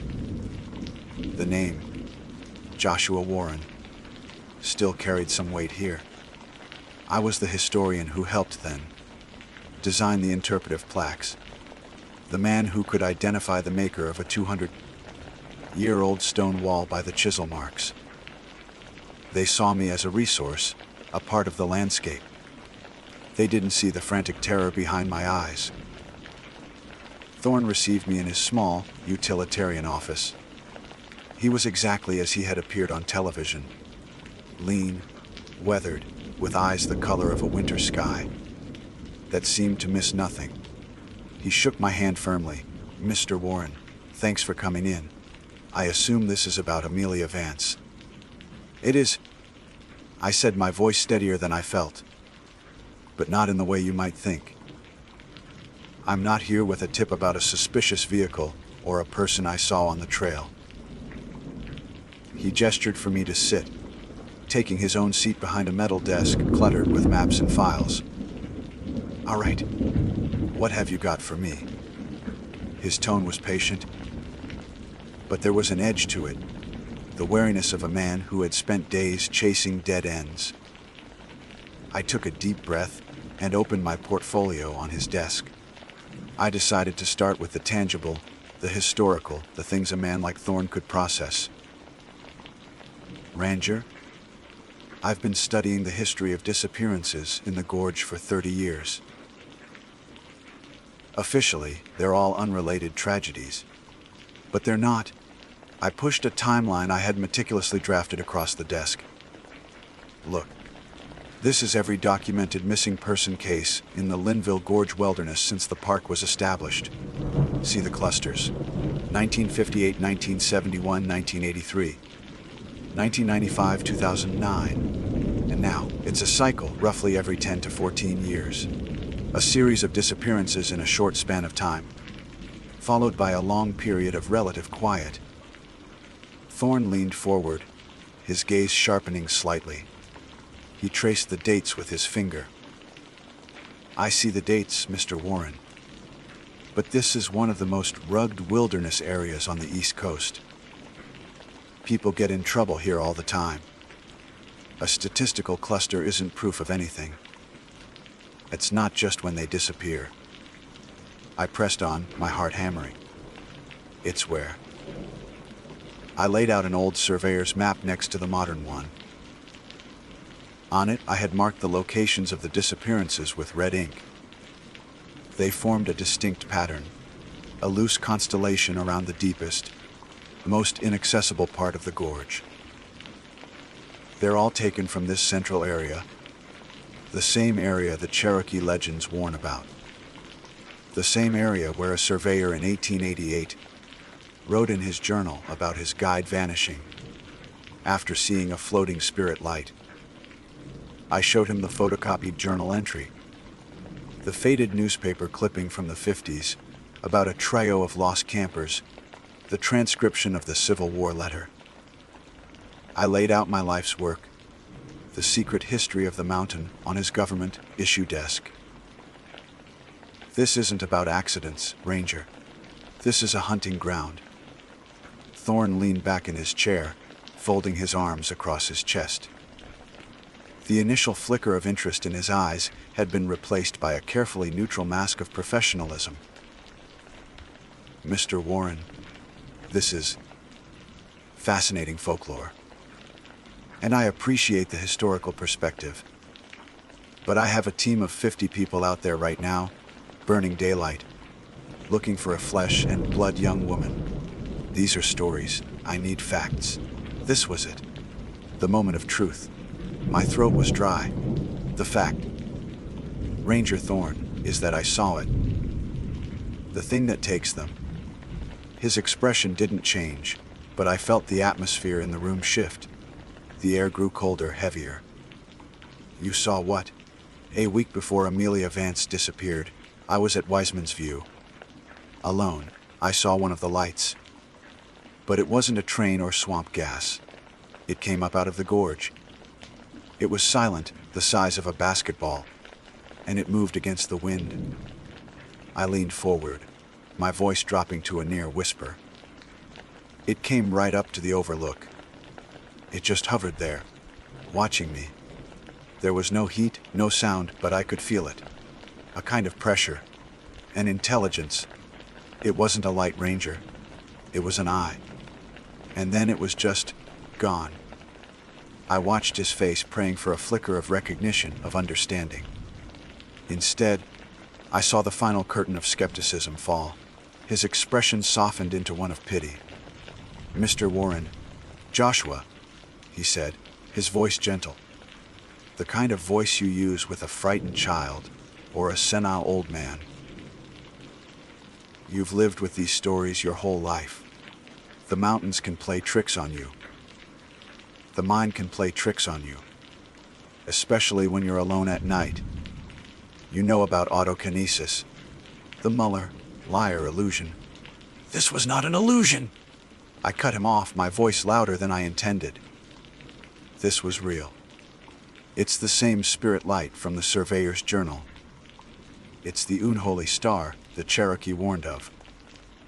It doesn't leave tracks. It doesn't leave evidence. It just takes people. Amelia Vance wasn't lost. She was taken. Thorne stood up, a clear signal that our meeting was over. I appreciate your concern.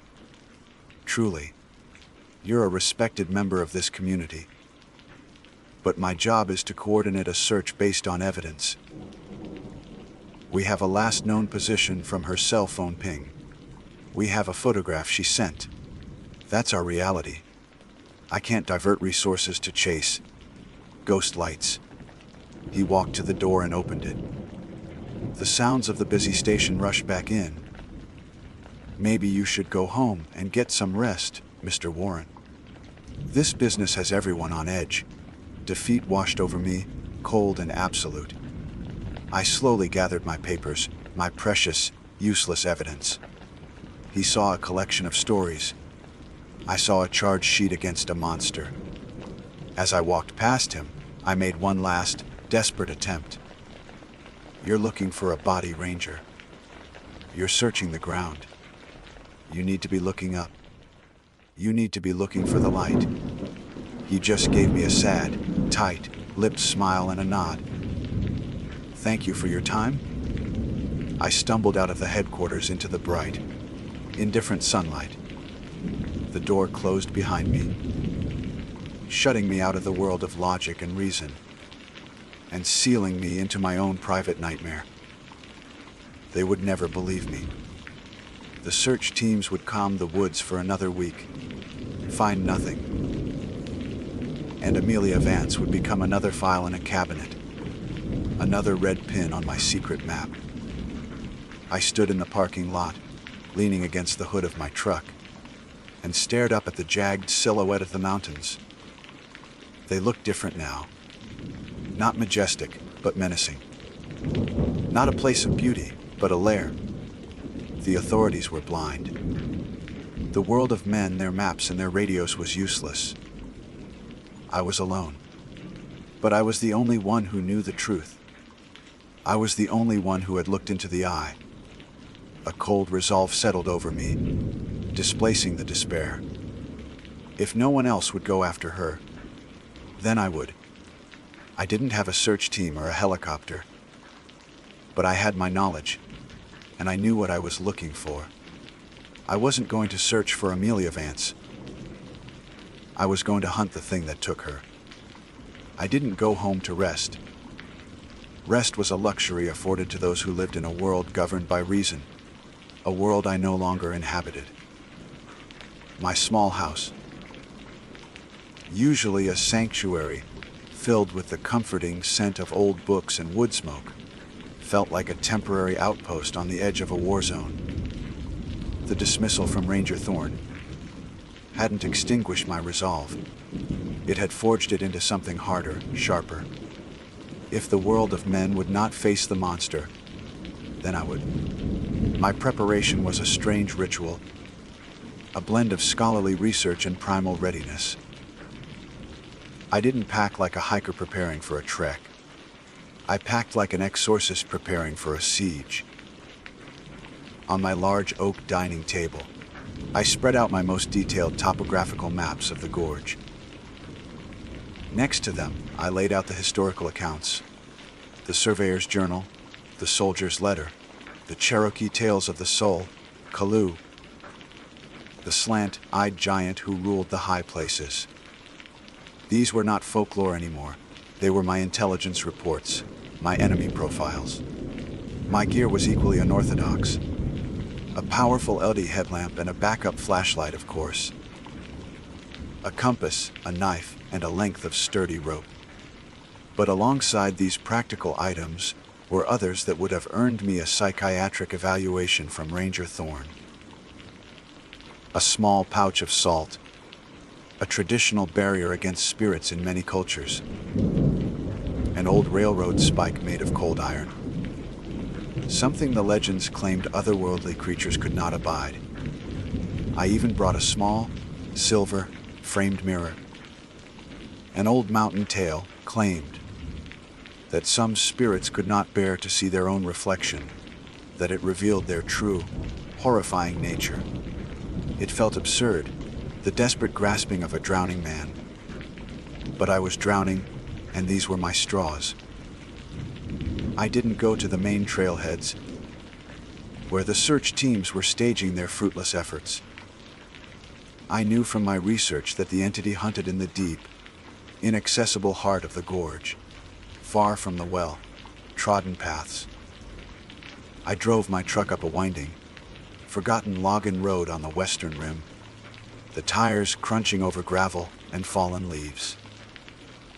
When the road became impassable, I parked, pulled on my pack, and stepped into the woods. The moment the canopy of trees closed over me, the world changed. The air grew still and heavy. The sounds of the modern world, the distant hum of traffic, the drone of a plane, vanished, replaced by the deep, ancient silence of the wilderness. This was no longer the forest I had studied and admired. It was a cathedral of shadows, a place that felt watchful and alive. Every rustle of leaves was a footstep. Every gnarled branch was a grasping hand. I was an intruder here, an unwelcome presence in a place that did not want me. My destination was a place called the amphitheater, a natural bowl, shaped depression deep within the gorge that my historical research had pinpointed as the epicenter of the disappearances. It was a brutal, punishing hike, forcing me to scramble down steep, rock-strewn slopes and push through dense thickets of rhododendron that clawed at my clothes and skin. By the time I reached the gorge floor, the sun was setting, and long, distorted shadows were stretching across the landscape. As darkness fell, the true horror began. It wasn't a sudden attack, but a slow, creeping erosion of my sanity. I would hear a twig snap just behind me, but when I spun around, flashlight beam cutting through the gloom, there was nothing. I would catch a flicker of movement at the edge of my vision, a pale shape darting between trees, but it was always gone when I looked directly. The air began to crackle with that same familiar static charge I had felt at Wisman's View. The pressure was building. I knew I was being followed, stalked. I found Amelia Vance's compass just after full dark. It was lying half, buried in the mud near a small creek, a place far from any official trail. It wasn't broken from a fall. The metal casing was warped and twisted, as if subjected to an intense, localized force. And the needle didn't point north. It spun erratically, a frantic, dizzying dance, refusing to settle. It was as if the very laws of physics were unraveling in this place. Holding it, I felt a profound wave of despair, the final, terrified moments of the young woman who had dropped it. She hadn't been lost. She had been running from this same unseen terror. Clutching the useless compass, I pushed on, my fear now mixed with a grim certainty. I was in the heart of the lair. I reached the edge of the amphitheater as the moonless sky achieved a perfect, star-dusted black. It was a vast, silent space, ringed by sheer cliffs. The air here was unnaturally cold and still. No crickets chirped, no owls called. It was a dead space, a vacuum of sound and life. This was the place. I walked to the center of the clearing, my boots echoing unnervingly in the silence. I took a deep breath, the cold air burning my lungs. I was no hunter. I was the goat tethered to a stake. I was the bait. I know you're here. I shouted, my voice sounding small and thin in the vast emptiness. I saw you! I know what you are. Silence was my only answer. But the pressure in the air intensified. The hairs on my arms stood ramrod straight. My teeth ached. It was coming. And then I saw it. It didn't rise from the gorge this time. It simply coalesced in the center of the clearing. 20 yards from me, a single point of white light appeared. It expanded rapidly, silently, pulsing with that same cold, dead luminescence. It was the eye. It was larger now. Or perhaps it only seemed so without the scale of the overlook for comparison. It hovered 5 feet off the ground, a perfect, silent sphere of impossible light. It turned its attention to me. I felt its gaze, a palpable, psychic weight that pressed down on me, trying to crush my will. This was how it hunted. It didn't need claws or teeth. It paralyzed its prey with pure, unadulterated terror. My legs refused to move. My throat closed up. My mind screamed. But my body was locked in place. With a surge of will that felt like lifting a mountain, I forced my hand into my pocket and pulled out the small, silver, framed mirror. My arm trembled violently as I raised it, angling the reflective surface toward the light. The effect was instantaneous and horrifying. The moment the light's reflection hit the mirror, the silent orb convulsed. A sound tore through the clearing, the first sound it had made. It was not a roar or a scream, but a high-frequency shriek that vibrated in my bones, a sound of pure agony and rage. The smooth, white surface of the light fractured, and for a split second I saw what was inside. It wasn't an eye, it was a cage, and inside the pulsing light I saw faces. Dozens of them. Pale and translucent, their mouths open in silent screams. They were twisted in agony, their forms swirling and merging like smoke in a jar. I saw the face of a man with a thick beard from a bygone century, the face of a young boy in a faded baseball cap, and, God help me, I saw the terrified, wide eyes of Amelia Vance. The entity wasn't just taking people, it was consuming them, feeding on their life, their fear, their very souls. The brown mountain light was a prison of tormented spirits, and its warden was now turning its full, wrathful attention on me. The shriek intensified, and the mirror in my hand grew impossibly hot, searing my palm. The light surged forward, expanding, rushing to engulf me. The faces within it swirled in a vortex of despair. This was the end. I would become another ghost in the machine, another silent scream in the heart of the light. I closed my eyes. The image of the tormented faces burned forever onto the back of my eyelids. The cold, static, filled energy washed over me, and the world dissolved into silent, white fire.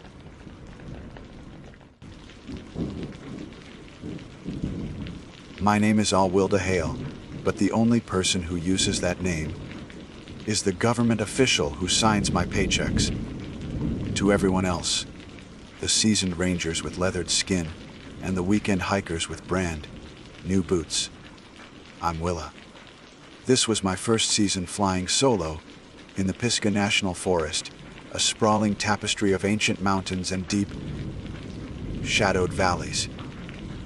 I'm a biologist by training, a fact that has shaped my entire perception of the world. I see the woods not as a place of myth or legend, but as a complex, interconnected machine.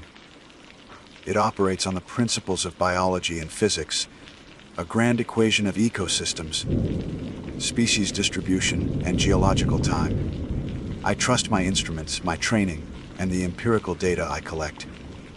Campfire stories, the whispered tales of strange occurrences and things that go bump in the night, I've always dismissed as just that.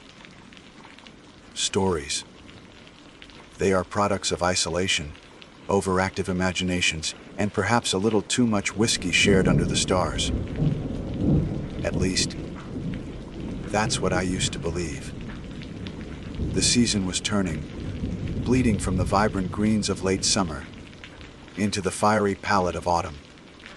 It was late October, and the air had a sharp, crystalline edge to it, a promise of the hard frost that was soon to come. The scent of damp earth and decaying leaves was a constant, comforting presence. My duties often involved long patrols, sweeping designated sectors for any signs of trouble, illegal campsites, unauthorized fires, or the telltale signs of poachers. It was methodical work, and I found a certain peace in its rhythm. Log the coordinates, note the wildlife, check the trail markers. It was a language of logic and order imposed upon the beautiful chaos of the wilderness. On this particular evening, the sun was beginning its slow descent, painting the western sky in hues of bruised purple and molten gold. The light slanted through the canopy, casting long, distorted shadows that danced like specters. I was on a dusk patrol, a final sweep of a remote ridge known for its dense thickets of rhododendron and ancient hemlock trees. My objective was simple: ensure the area was clear before nightfall and the temperature plummeted. I paused at a scenic overlook, the vast expanse of the Blue Ridge Mountains rolling out before me like a rumpled blanket. I raised my binoculars, the cool metal of familiar weight in my hands, and began a systematic scan of the slope below. That's when I saw it. At first, it was just movement, a flicker of motion in a dense patch of rhododendron about 200 yards away. My mind immediately supplied the most logical explanation: a white-tailed deer. They were abundant in this area, their graceful forms a common sight. I adjusted the focus on my binoculars, preparing to log it as a routine wildlife sighting. The creature stepped partially into a small clearing, and I saw a flash of brown hide. Odocoileus virgininus, my brain supplied automatically. Female likely. I was about to lower the binoculars and make a note on my pad when it took another step, moving fully into the fading light. And my blood ran cold. Every rational thought, every ounce of my scientific training, screeched to a halt. Something was profoundly, fundamentally wrong. Its legs were the first thing I noticed. They were too long, disproportionately so, and they bent at an angle that was subtly but sickeningly incorrect. The joints seemed to move with a fluidity that defied anatomy. Less like a creature of flesh and bone, and more like a marionette controlled by an unskilled puppeteer. It moved with a liquid, gliding motion that was entirely unnatural, its body flowing over the uneven ground as if it had no weight. Its head was held at a stiff, rigid angle, not turning to browse or listen, but fixed forward in a way that no deer ever would. The phrase, "not deer," flickered through the back of my mind. It was a fragment of internet nonsense, a piece of digital folklore I'd scrolled past on some late night, filed away under. Ridiculous cryptids, alongside Bigfoot and the Mothman. I'd laughed at it then. I wasn't laughing now. I shook my head, a physical tick to try and clear the impossible image from my vision. It had to be an injured animal, I told myself. A deer with a severe birth defect or a debilitating disease. That was the logical explanation. My hand, however, was trembling slightly as I raised the binoculars again, forcing myself to observe, to collect data. I centered the lenses on its head, and the last vestiges of my composure shattered. Its eyes weren't on the sides of its head, large and placid like a prey animal's. They were set in the front of its skull, like a wolf's, like a bear's, like a human's. They were forward-facing, intelligent, and predatory, and they were fixed directly on me. There was no mistaking it. Across 200 yards of dense forest, through the magnifying power of my binoculars, I was staring into a pair of eyes that were staring back with an unnerving, analytical focus. A cold, heavy knot formed in the pit of my stomach. This was not an animal. My training had prepared me for bears, for wild boars, for belligerent hikers. It had not prepared me for this. My instincts, the primal wiring that predates science and logic, screamed a single, silent word wrong. I lowered the binoculars slowly, my movements deliberate. My training kicked back in, a fragile shield against the rising tide of panic. Don't run. Don't show fear. Back away slowly. But this wasn't a bear I could make myself look big for, or a coyote I could scare off with loud noises. This creature didn't feel like it belonged to any category I understood. It felt like an observer, ancient and alien, wearing the ill-fitting skin of a deer. I took a step back, the crunch of a dry leaf under my boot, sounding like a gunshot in the sudden, oppressive silence. I realized then that the forest had gone completely quiet. The evening chorus of crickets and cicadas had ceased. There were no birds calling their last goodnights. Not even the rustle of a squirrel in the underbrush. The world seemed to be holding its breath, and the silence was more terrifying than any growl could ever be. For the next hour, it shadowed me. It was a horrifying, silent ballet. I would retreat, trying to put distance between us, and it would simply melt into the trees, only to reappear moments later, always maintaining that same distance of roughly 100 yards. It never made a sound. It never rushed. It just moved with that same impossible, fluid grace, a silent, brown shape flitting between the ancient trunks of hemlock and oak. It was always there, a persistent, unnerving presence at the edge of my vision. A chilling realization began to dawn on me. It wasn't hunting me. If it had wanted to attack, it could have closed the distance in seconds with its unnatural speed. This was something else. It was deliberate. It would appear ahead of me, on the trail, its form stark against the deepening twilight, and wait. It would stand perfectly still, its forward-facing eyes locked on me, until I had drawn closer. Then, just as the proximity became unbearable, it would turn and dissolve back into the woods, always nudging me, guiding me in a specific direction. Away from my intended path back to the ranger station. Against every logical fiber of my being, against all my training and common sense, I followed. Part of it was a morbid, scientific curiosity I couldn't suppress. The biologist in me needed to understand what I was seeing. But a larger part, the part that was now slit with cold sweat, understood that I didn't have a choice. I was no longer the one in control. I was being led, and I had the distinct and terrifying feeling that I was about to be shown something. I was about to learn why the forest had fallen silent. The path it led me on was no path at all. We moved through tangled laurel hills, so thick they blotted out the last of the dying light, and across moss-covered rock faces that should have been treacherous but felt strangely solid under my boots. My compass was spinning uselessly, its needle dancing a frantic jig, completely untethered from magnetic north.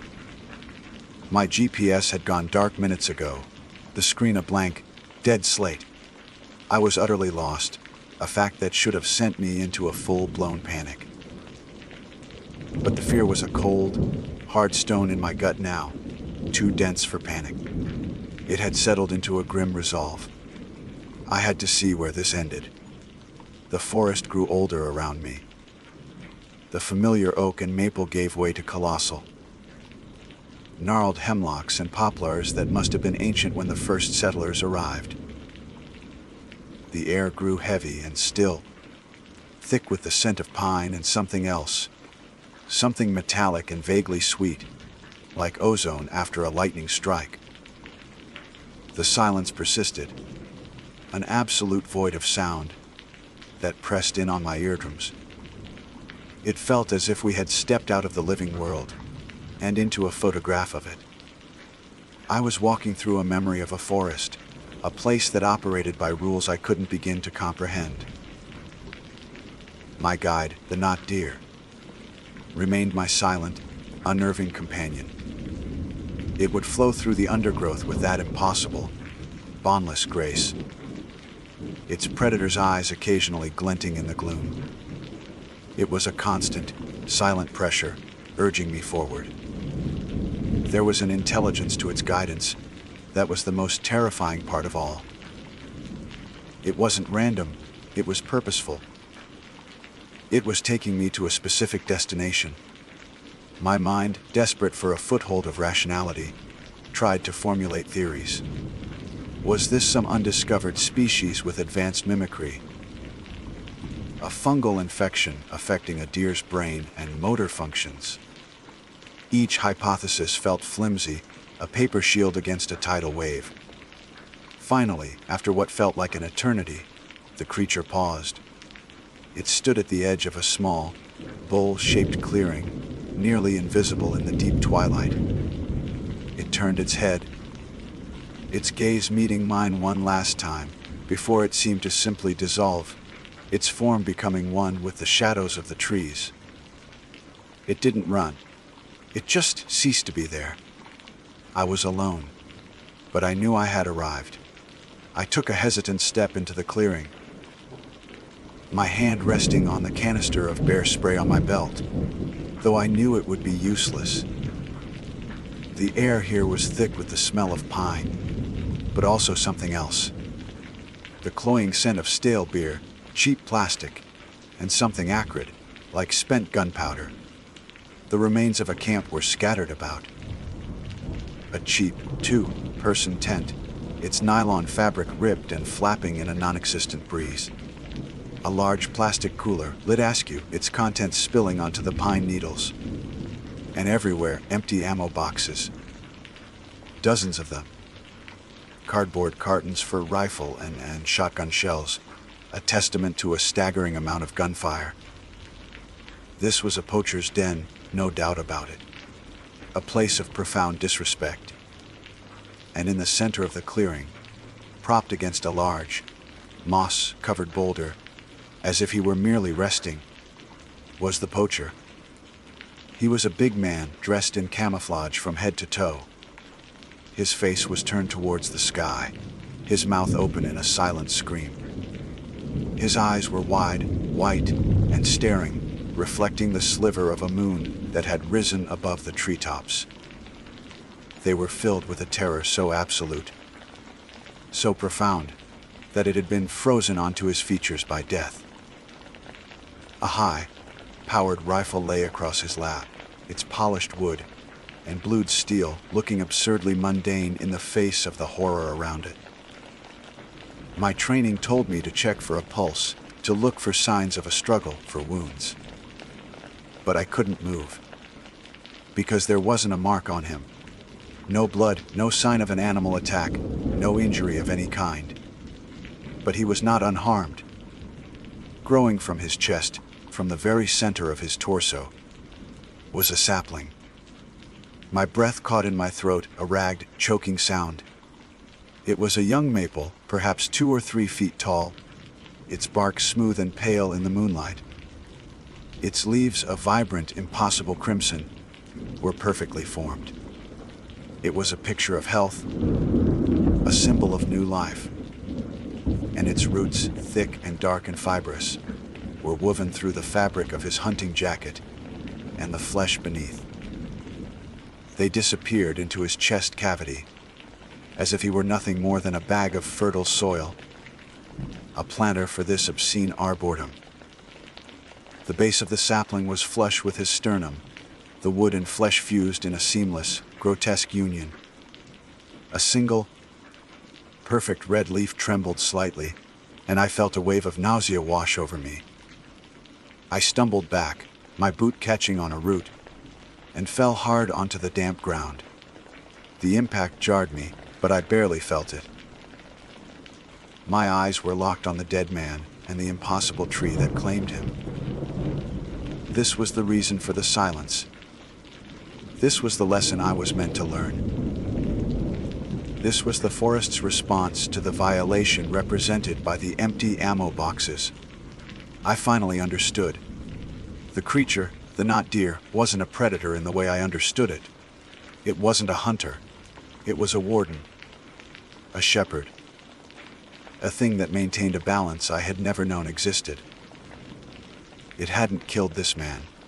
It had planted him. It had turned his destructive presence into a source of new life, a grim and silent monument to his transgression. I scrambled to my feet, my heart hammering against my ribs, like a trapped bird. I looked to the edge of the clearing, where the creature had disappeared. I felt its presence, its watchful, analytical gaze, even though I could no longer see it. It was as if the entire forest was watching me, waiting to see what I would do. It had shown me its power, its method of justice. The message was clear. Now you understand. I turned and fled. I didn't look back. I crashed through the undergrowth, heedless of the branches that whipped at my face and tore at my clothes. I ran until my lungs burned and my legs screamed in protest. Eventually, miraculously, I stumbled onto a trail I recognized. Hours later, I saw the familiar, comforting glow of the lights from the ranger station.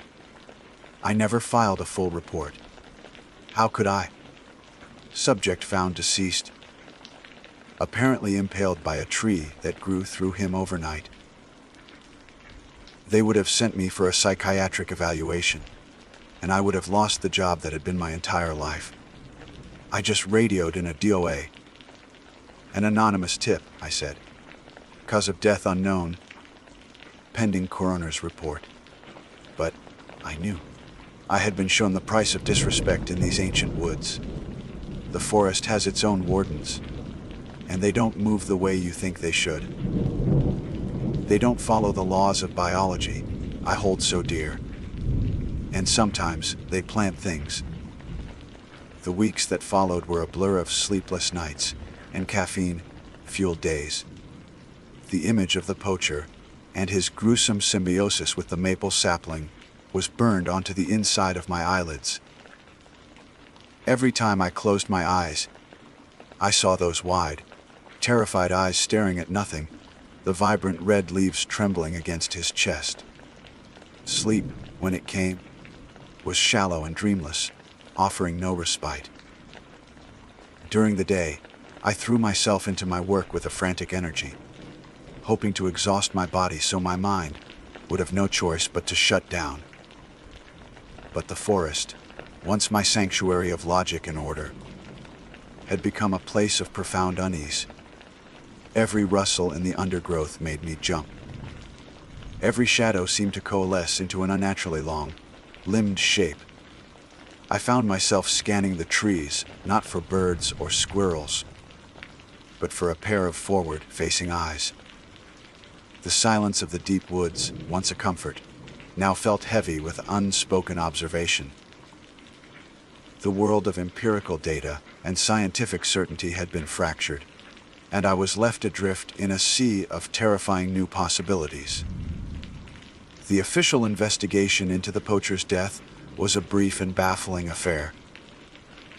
My anonymous tip led a team to the hidden clearing. The body was recovered, and the local sheriff, a pragmatic man named Davis with a perpetually wary expression, called it the strangest damn thing he'd ever seen. The coroner's report was a masterpiece of medical bewilderment. The official cause of death was listed as catastrophic organ failure due to rapid and aggressive foreign biological growth. The foreign biological growth was identified as Acer rubrum, the common red maple. The report noted with clinical detachment that the root system had fully integrated with the deceased's circulatory and respiratory systems in a manner inconsistent with all known botanical and biological principles. There was no evidence of foul play, no tool marks, no signs that the sapling had been surgically implanted. It had simply grown there.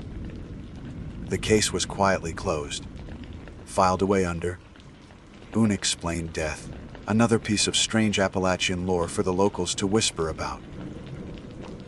For me, it wasn't lore. It was a paradigm shift.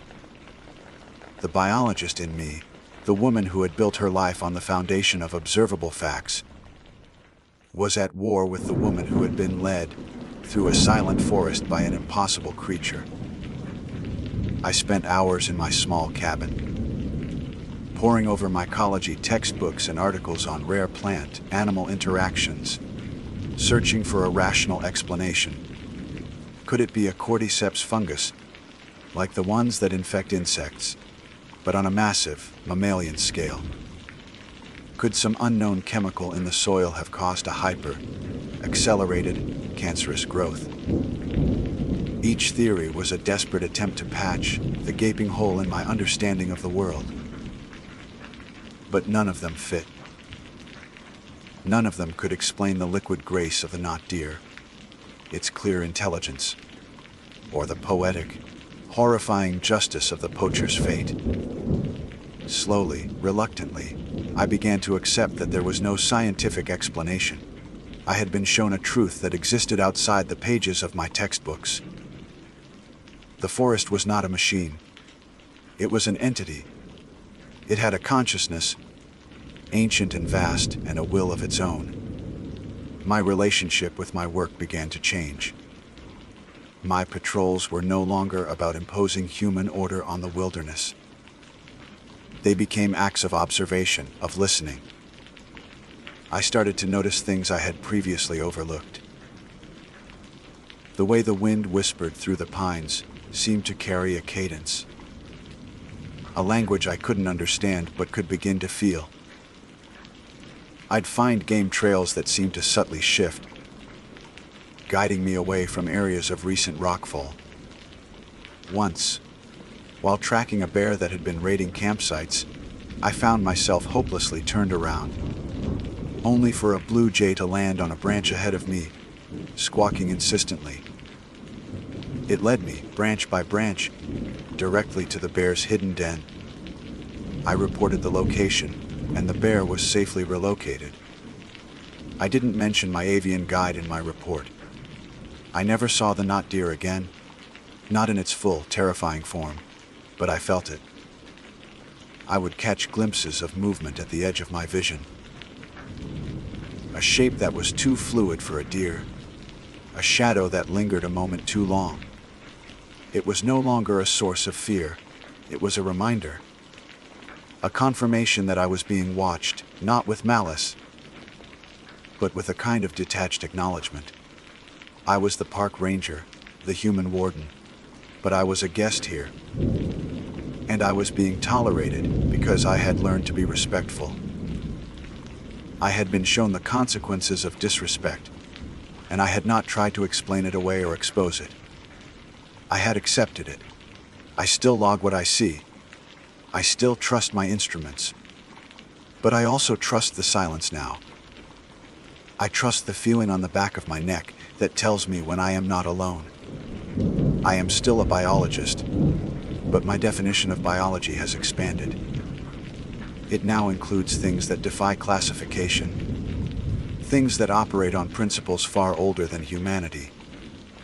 The forest has its own laws, its own immune system, and its own wardens.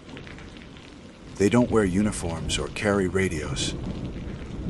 They move in ways you don't think they should, and they ensure that the balance is maintained. My job is to protect this forest from people. But I now know, with a certainty that chills me to my core, that the forest is perfectly capable of protecting itself.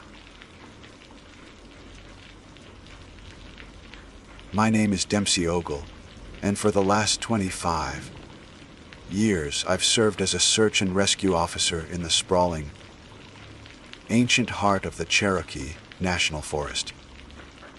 You don't spend a quarter century in a place like this without it leaving its mark on you, carving its lines into your face like the creeks carve their paths through the mountains.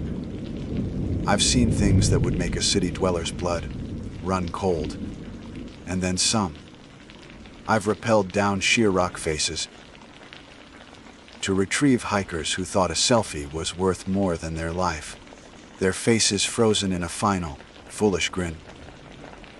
I've tracked tourists who packed nothing but a single Snickers bar and a bottle of water for what they thought would be a leisurely 3-day trek, only to find them huddled and hypothermic, their bravado washed away by the cold mountain rain.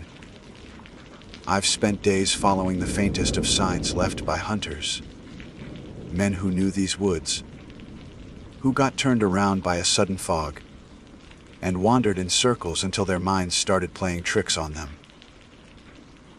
I've seen the raw, unforgiving power of nature and the fragility of the people who wander into it unprepared. But in all those years, through all those calls, nothing prepared me for the day Lily Ridnor went missing. The call came in on a Tuesday, late in the afternoon when the sun was beginning to cast long, distorted shadows through the poplars and oaks. The dispatcher's voice was tight, professional, but with an undercurrent of urgency that always signaled a child was involved. 6 years old. Vanished from a picnic area near Ripshin Ridge. The name of the ridge sent a familiar, unwelcome shiver down my spine. It was a place my granddaddy, a man whose Cherokee blood ran deeper and truer than mine, spoke of with a quiet reverence.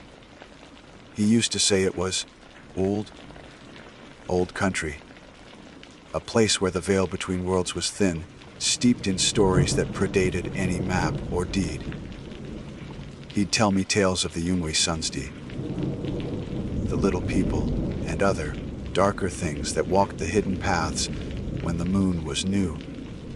I'd always listened, half believing, half dismissing them as the fireside ramblings of an old man. That day, his words echoed in my mind with a weight they'd never had before. When my team and I arrived, the scene was one of controlled chaos. The family's red pickup truck was parked askew, its door still hanging open, as if they'd fled from it.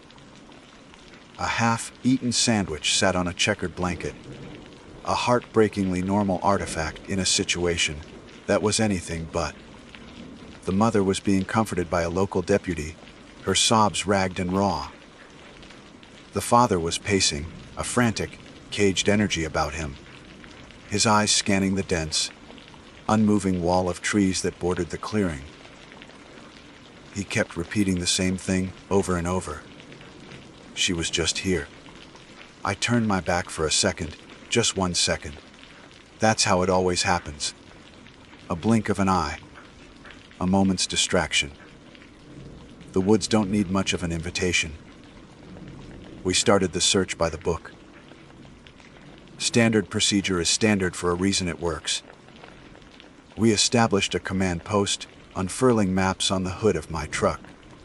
We laid out grid patterns, assigning sectors to teams of volunteers and deputies. The K9 units arrived, their handlers letting them get a scent from a purple sweater Lily had left on the picnic table. The dogs were eager at first, their barks sharp and full of purpose, but as they hit the tree line, their enthusiasm faltered. They whined, casting confused glances back at their handlers, their noses twitching at 1,000 scents that seemed to lead nowhere. High above, a chopper began its lazy, thumping circles, its blades chopping the air, a modern sound in an ancient place.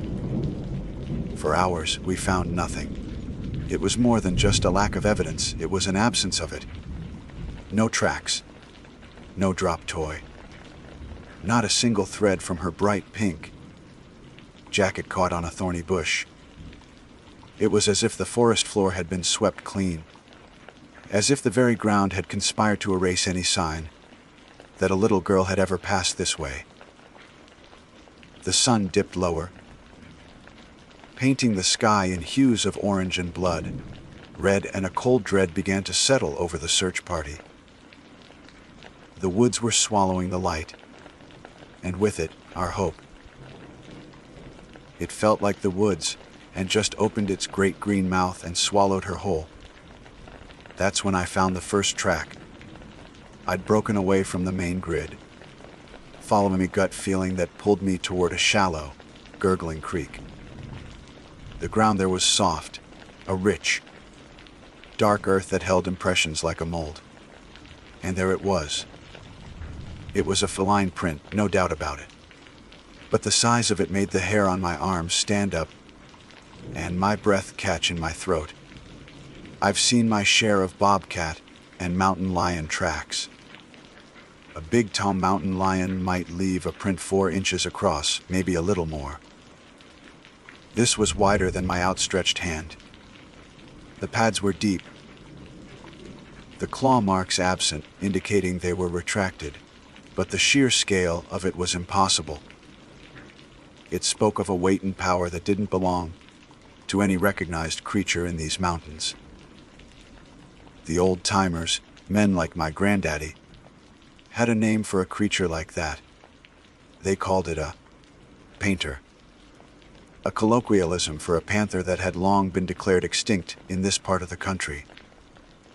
But the legends, the old Cherokee stories he used to tell, they called it something else entirely.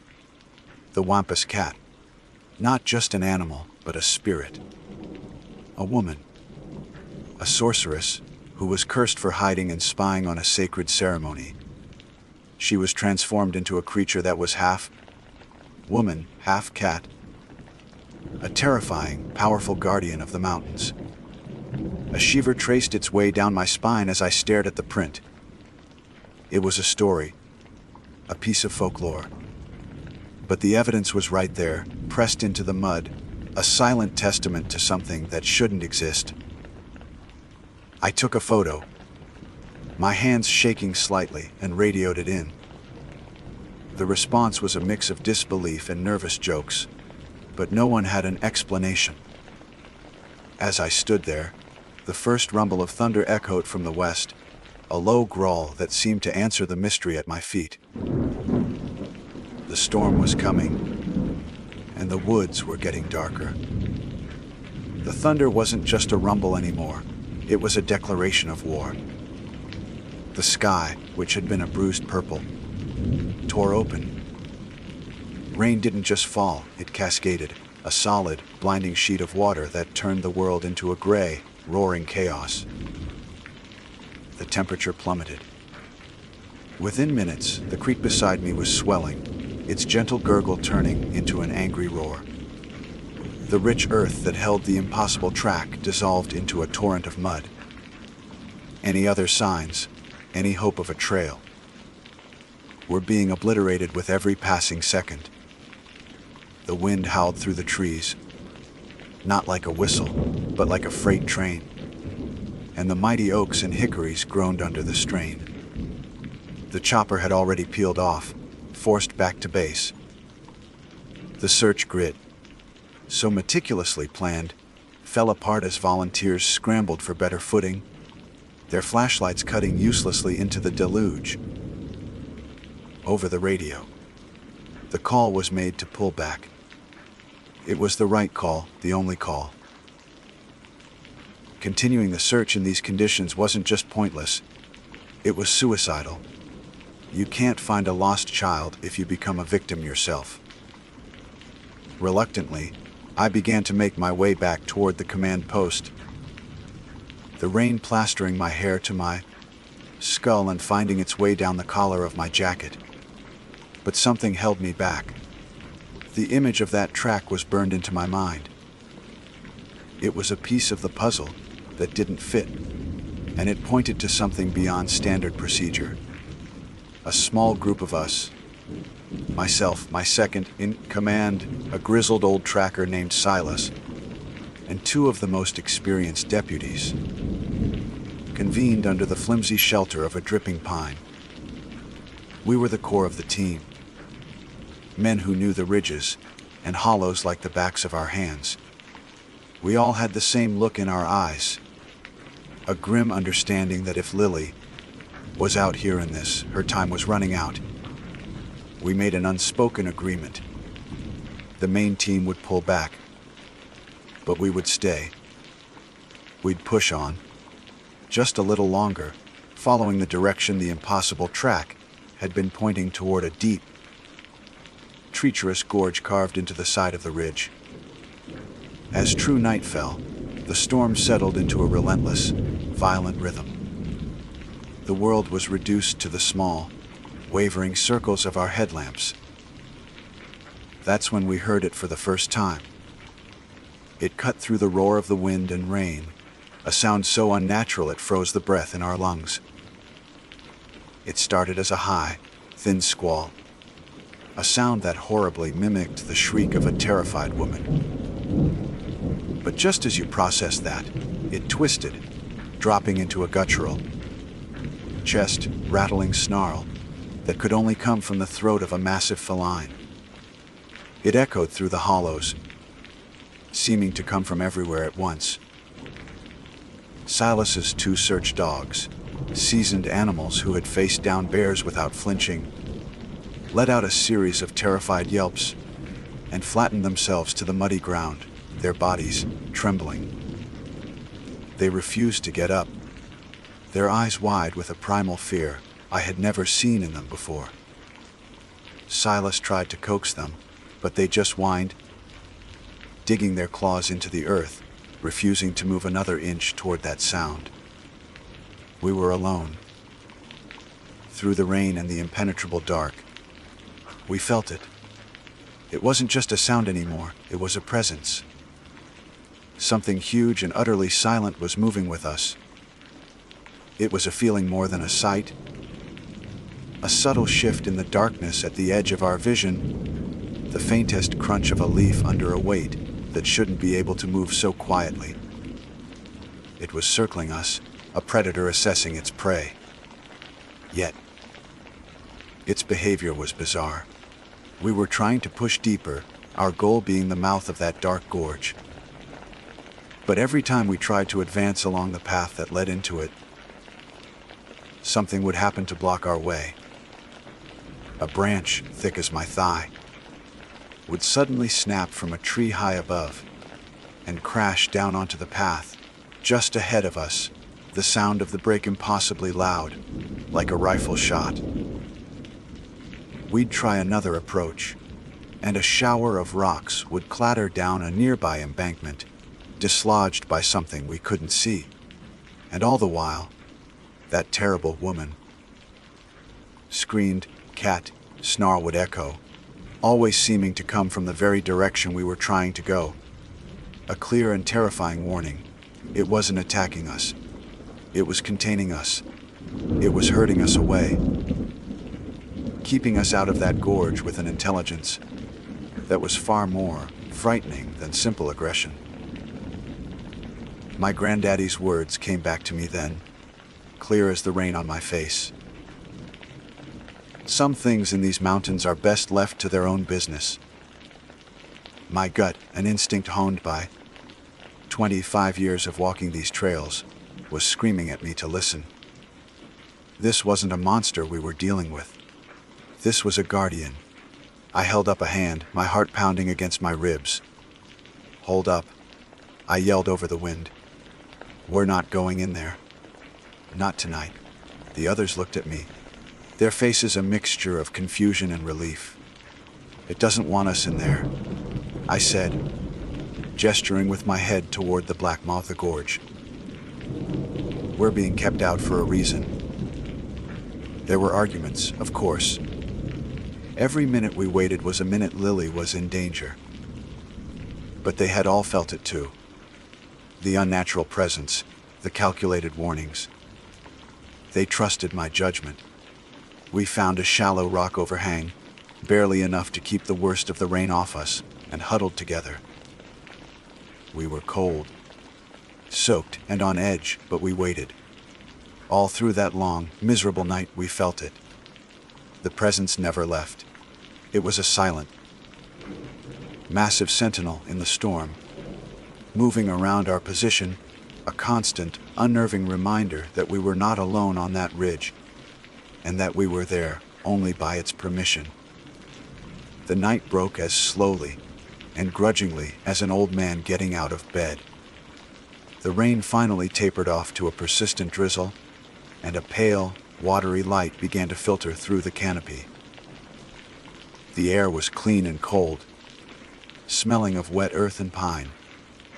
The silence was profound. The presence we had felt all night, the heavy weight in the darkness, was gone. It had vanished with the storm. We emerged from our shelter, stiff and sore, and looked toward the gorge. The path was clear. The warnings had stopped. It was an invitation. We moved as one, our exhaustion forgotten, replaced by a tense anticipation.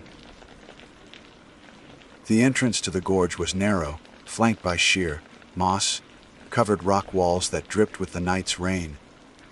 The sound of a waterfall grew louder as we pushed deeper, its roar echoing off the stone. The ground was littered with storm debris, fallen branches and slick, overturned rocks. But there was a clear path forward, as if our way had been preserved. We rounded a final bend, and the gorge opened into a small, secluded basin. A powerful waterfall cascaded down the rock face, feeding a crystal, clear pool. The air was thick with its spray, and there, tucked into a recess behind the curtain of water, was a cave. It was small, barely more than a hollow in the rock, but it was dry. I signaled for the team to hang back and approached cautiously, my heart hammering against my ribs. I peered through the water, and my breath caught. Curled up on a bed of dry leaves, wrapped in her own pink jacket, was Lily. She was asleep. For a moment, I just stood there, a wave of relief so powerful it almost buckled my knees, washing over me. I pushed through the waterfall, the cold shock of it taking my breath away, and knelt beside her. She was cold, pale, and scared, but she was alive and, miraculously, unharmed. As her eyes fluttered open and focused on my face, she didn't cry. She just looked at me with the solemn, trusting gaze of a child. But she wasn't alone in the cave. Huddled next to where she lay were the dying embers of a small, expertly built campfire. Its faint warmth still pushing back against the damp chill. And next to the fire were the remains of a deer carcass, stripped clean with an efficiency that spoke of a powerful predator. My eyes scanned the small space, my training kicking back in. Something was wrong. This scene didn't make sense. I radioed it in, my voice tight. "I've got her. She's alive." A chorus of relieved cheers erupted over the comms. I helped Lily to her feet, wrapping her in a thermal blanket. As I did, she whispered, her voice small and raspy. The big kitty kept me warm. She pointed a small, trembling finger toward the mouth of the cave. She brought me here. She wouldn't let the scary man get me. The words hit me like a physical blow. A cold that had nothing to do with the waterfall seeped into my bones. Scary man. Lily, what scary man? I tried to keep my voice calm, gentle. But inside, a new and terrible alarm was screaming. I looked back at Silas and the deputies, my expression telling them everything. This wasn't over. We fanned out from the cave, our relief replaced with a renewed, sharpened focus. The ground outside the cave, washed by the storm, was a mess of mud. But under a protective rock ledge, sheltered from the worst of the rain, we found them. 2 sets of tracks. One was the impossibly large feline print we had seen before, leading into the cave, and then away, disappearing into the dense rhododendron. The other set, however, was human. Barefoot, the prints were deep, the toes splayed, the stride long and erratic. They led away from the cave, down the gorge, in the opposite direction from which we had come. We followed them for 2 miles. The trail was difficult, but the man who made it wasn't trying to hide. He was just moving. The tracks led us to a makeshift lean-to, a squalid shelter built of fallen branches and Skagenj tarps. The place stank of filth and desperation. Inside, we found scraps of clothing and equipment that matched items reported missing from hikers and campsites over the past few years. We ran the prints we cast from the mud. The system kicked back a match almost immediately. The tracks belonged to a man named Elias Thorne, a drifter and small, time criminal who had been a person of interest in the disappearance of a female hiker 5 years prior. The official story was that Thorne had gotten lost in the national forest himself during that search and was presumed dead. He hadn't vanished. He'd gone feral. He had been living out here for years, a predator hiding in plain sight, watching, waiting. He was the real monster on Ripshin Ridge. We never saw the creature again. We never found Elias Thorne either. The mountains keep their secrets. But I know what happened that night. I can piece it together in my mind. The wampus, the painter, the spirit of the ridge, whatever you want to call it. It hadn't taken Lily to harm her. It had taken her to save her. It had snatched her away from a 2-legged predator, carried her to a place of safety, and stood guard through the storm, keeping both us and the feral man at bay until we could find her. The legends say the wampus is a guardian. That night, it guarded one of our own. Some things in these mountains are ancient and powerful, and they operate on a set of rules we can't ever hope to understand. They are best left to their own business, and sometimes we should be damned grateful that they do. My name is Cletus Sarver. For the better part of 3 decades, I've served as a park ranger in the sprawling, ancient heart of the Appalachian Mountains. But that's just the title on the government paycheck. My real calling, my purpose, is etched into the rock itself. I'm the park's designated cave rescue specialist. It's a title that carries a certain weight, a quiet gravity that most folks don't understand. They see the uniform, the badge, and they think of Smokey Bear and guided nature hikes. They don't think about the crushing, absolute blackness 100 feet below the forest floor, where the air is thin and the only sound is the frantic beating of your own heart against your ribs. I'm more comfortable there, hanging from a rope in that silent, subterranean world, than I am at a town meeting or a holiday potluck. The company of people, with their shifting alliances and unspoken rules, has always felt more treacherous than any vertical drop. Rock, on the other hand, is honest. Geology is a language of immense, slow-moving logic. It follows rules laid down by pressure and time, by water and gravity. You can read its history in the strata, predict its behavior, and trust its integrity. It's a brutal, unforgiving logic, but it's consistent.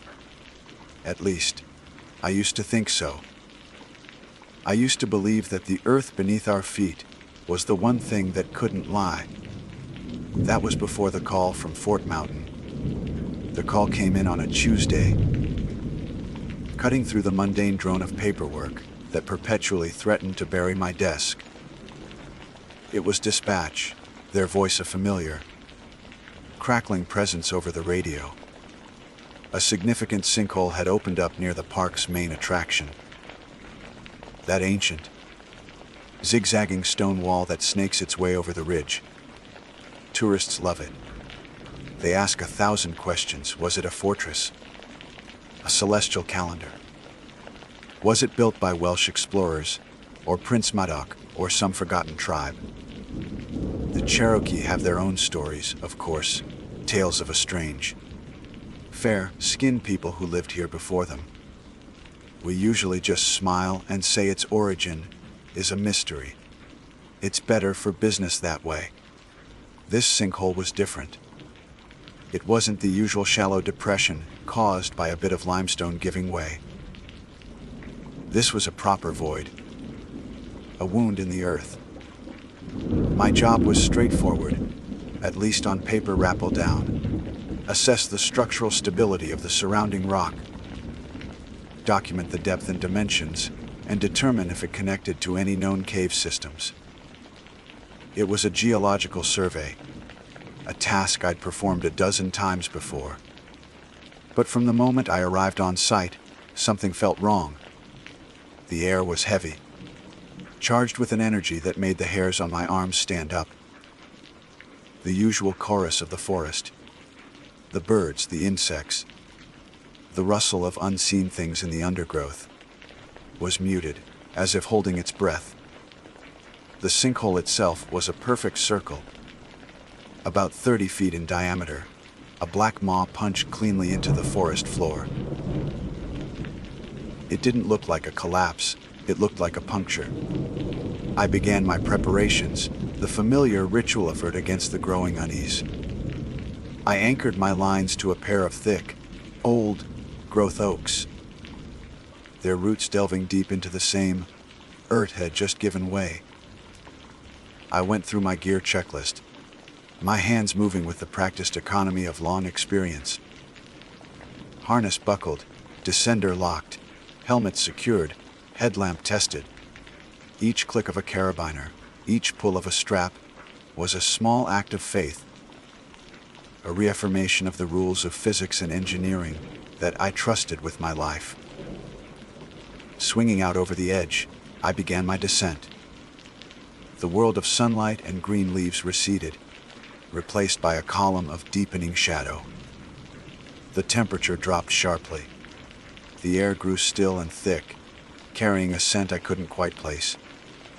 It was loamy and organic, like a freshly tilled garden after a long spring rain, but underneath it was something else. A faint, metallic tang, like old blood or rust, and a strange, almost floral note that was cloyingly sweet. The drop was about 80 feet, a straight shot down. My headlamp beam sliced through the oppressive darkness, illuminating the walls of the shaft. And that's when my professional calm began to fray at the edges. The rock wasn't right. I'm a student of stone. I know the textures of granite, the layers of shale, the crystalline sparkle of quartz. This was different. It was a chalky, gray limestone, but the formations were all wrong. There were no water, carved striations, no signs of the slow, patient erosion that shapes a natural cavern. The walls were unnervingly smooth in places, then jagged and sharp in others, as if they had been snapped into existence, rather than formed over millennia. I landed softly on the floor of a chamber that wasn't on any of my maps, any of my charts. It was a large, circular room, and the air here was cold enough to see my breath. I unclipped from the rope, my boots crunching on a floor of fine, dark soil. I did a slow 360 degree sweep with my headlamp, and the true strangeness of the place began to press in on me. The architecture of the cave was fundamentally wrong. It was a masterpiece of non-Euclidean geometry, a place that felt like it had been designed by someone who perceived reality on a different axis. Corners that should have been 90 degrees felt subtly obtuse, stretching away from me in ways that made my eyes water. Passages that led from the main chamber seemed to curve back on themselves in impossible loops. I took out my compass, a reliable Silva that had been my companion for 20 years. The needle didn't just spin, it vibrated, shuddering back and forth as if in agony. Unable to find north, a dull ache began to throb behind my temples. It felt like walking through a sketch by M.C. Escher, a physical space that actively fought against my brain's ability to process it. I felt a wave of vertigo, a profound sense of spatial disorientation that was utterly alien to me. I, who could navigate miles of unmapped tunnels by memory and feel alone, was lost within 50 feet of my rope. Forcing the nausea down, I focused on the details, trying to ground myself in observation. That's when I found the first signs of habitation. Not animal signs, but intelligent ones. Lying half buried in the soil was a tool. It looked like a small hand adze, but it wasn't made of flint or obsidian. It was carved from a smooth, milky, white stone that seemed to faintly absorb the light from my headlamp. It was cool to the touch and unnervingly light. I'd never seen stone like it. A little further on, I found more chisels, scrapers, and what looked like a small, intricately carved bowl. The craftsmanship was exquisite, far beyond what any primitive culture should have been capable of. Then I saw the walls. Carved into the strange, gray limestone with that same impossible precision were pictograms. They weren't painted or scratched, they were incised, deep and perfect. They depicted a narrative, a history. They showed small, pale figures with large, round, unlidded eyes. The figures were shown living and working in these cavernous spaces, tending to strange, phosphorescent fungi, and always, they were depicted under the image of a massive crescent moon that dominated the roof of their carved world. The moon eyed people. The old Cherokee story, the one my grandfather used to tell me. A legend to explain the strange ruins, a ghost story to scare children. I had always dismissed it as just that, a folk tale. But here, in a place that defied the laws of physics, surrounded by tools made of an unknown material, I was looking at their self-portrait. My scientific, logical mind was screaming in protest, searching for a rational explanation. An undiscovered tribe, a hoax. But the age of the carvings, the patina on the stone, felt ancient. My heart hammered against my ribs. The loamy, sweet smell in the air seemed to grow stronger. I was not the first one down here. I was just the first one in a very, very long time. Drawn by a morbid, irresistible curiosity, I chose one of the unsettling, curving passages and walked deeper into the impossible dark.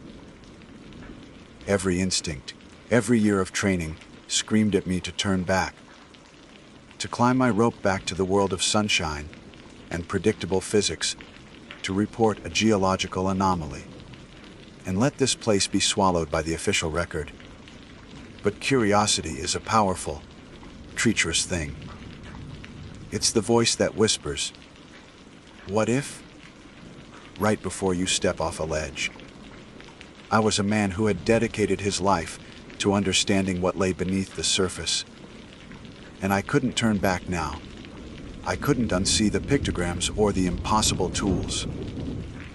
My world had already been cracked open. I had to see how deep the fissure went. I chose a passage to my right, one that seemed to slope gently downwards, and stepped from the relative familiarity of the entrance chamber into the true unknown. The passage was tight, forcing me to turn sideways in places.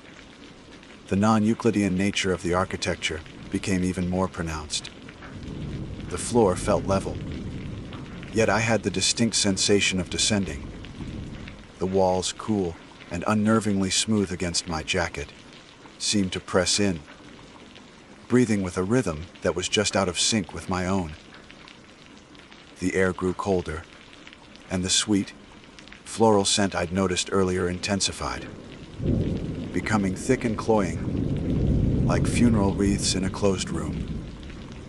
My headlamp beam seemed to be swallowed by the darkness, just a few feet ahead, the light bending in ways that defied logic. The headache that had started in the first chamber now pulsed in time with my heartbeat, a dull, insistent drum of wrongness. My compass was useless, its needle a frantic blur. I was navigating by feel, by a primal sense of direction that was being systematically dismantled by my surroundings.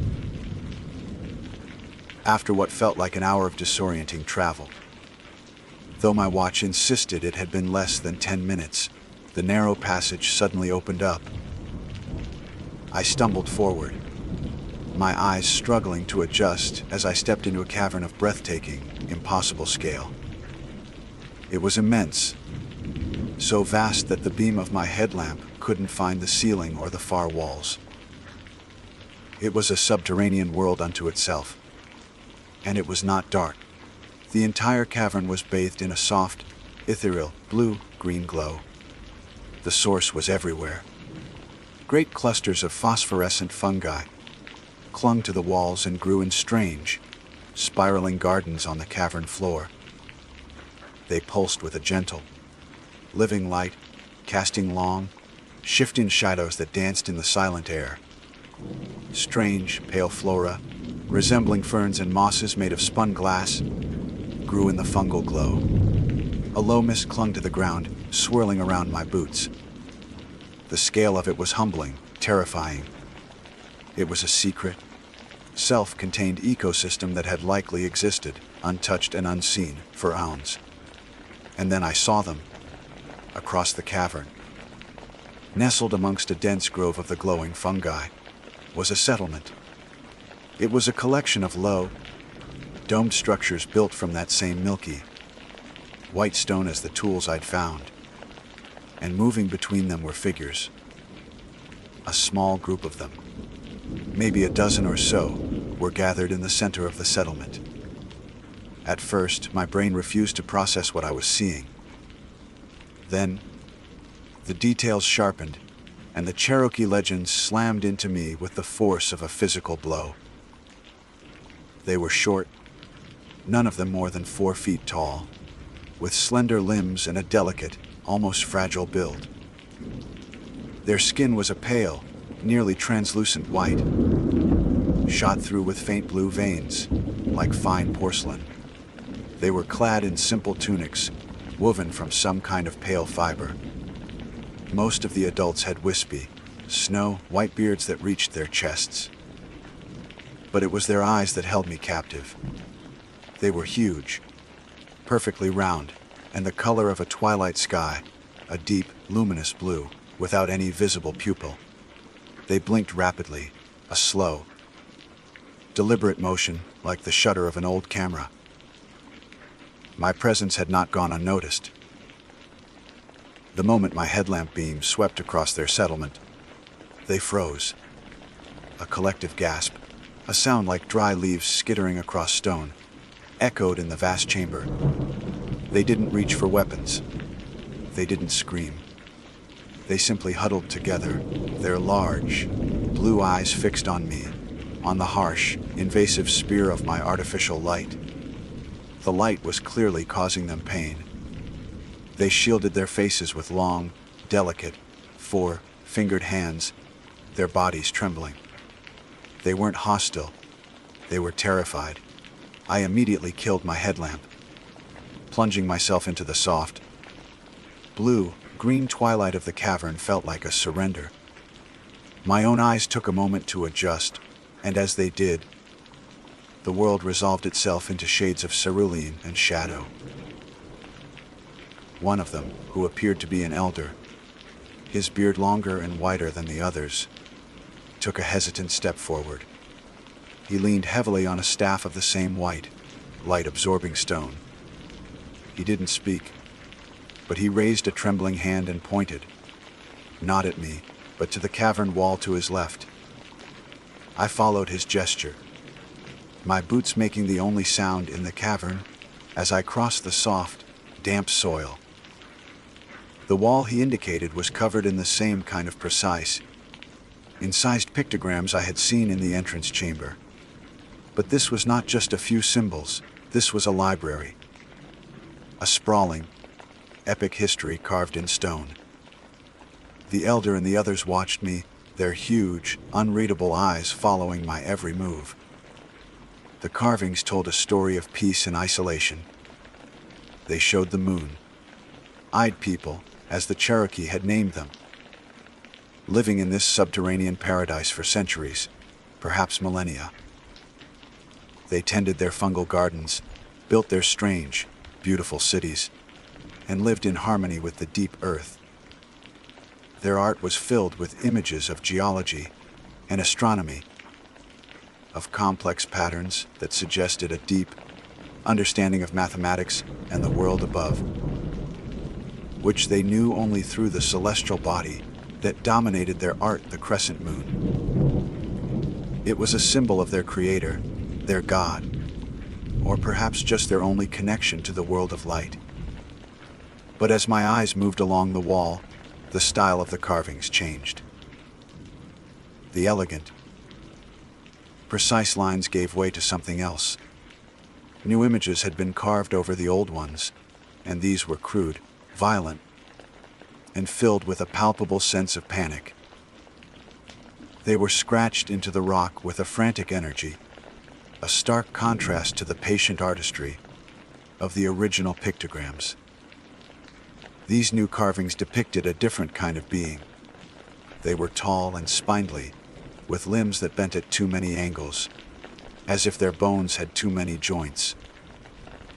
They were shown crawling, scuttling up from a darkness that was depicted as being below the moon, eyed people's world from deep, jagged fissures in the cavern floor. These creatures had no discernible features, no eyes or mouths, just a chaotic silhouette of sharp angles and unnatural limbs. They were beings of pure, predatory geometry. The final pictograms were a brutal, horrifying narrative. They showed these spindly creatures overwhelming the gentle, moon-eyed people. They showed the white stone cities in ruins, the fungal gardens trampled and dark. And the very last image, the one the elder's trembling finger was still aimed at from across the cavern, was the most terrible of all. It showed one of the tall, jointed beings, its form a scribble of nightmare, dragging a small, pale, moon-eyed person down into a black, jagged hole in the rock. A cold dread, colder than the cavern air, washed over me. I finally understood. The sinkhole, the puncture in the earth. It wasn't just an entrance for me. It was an exit.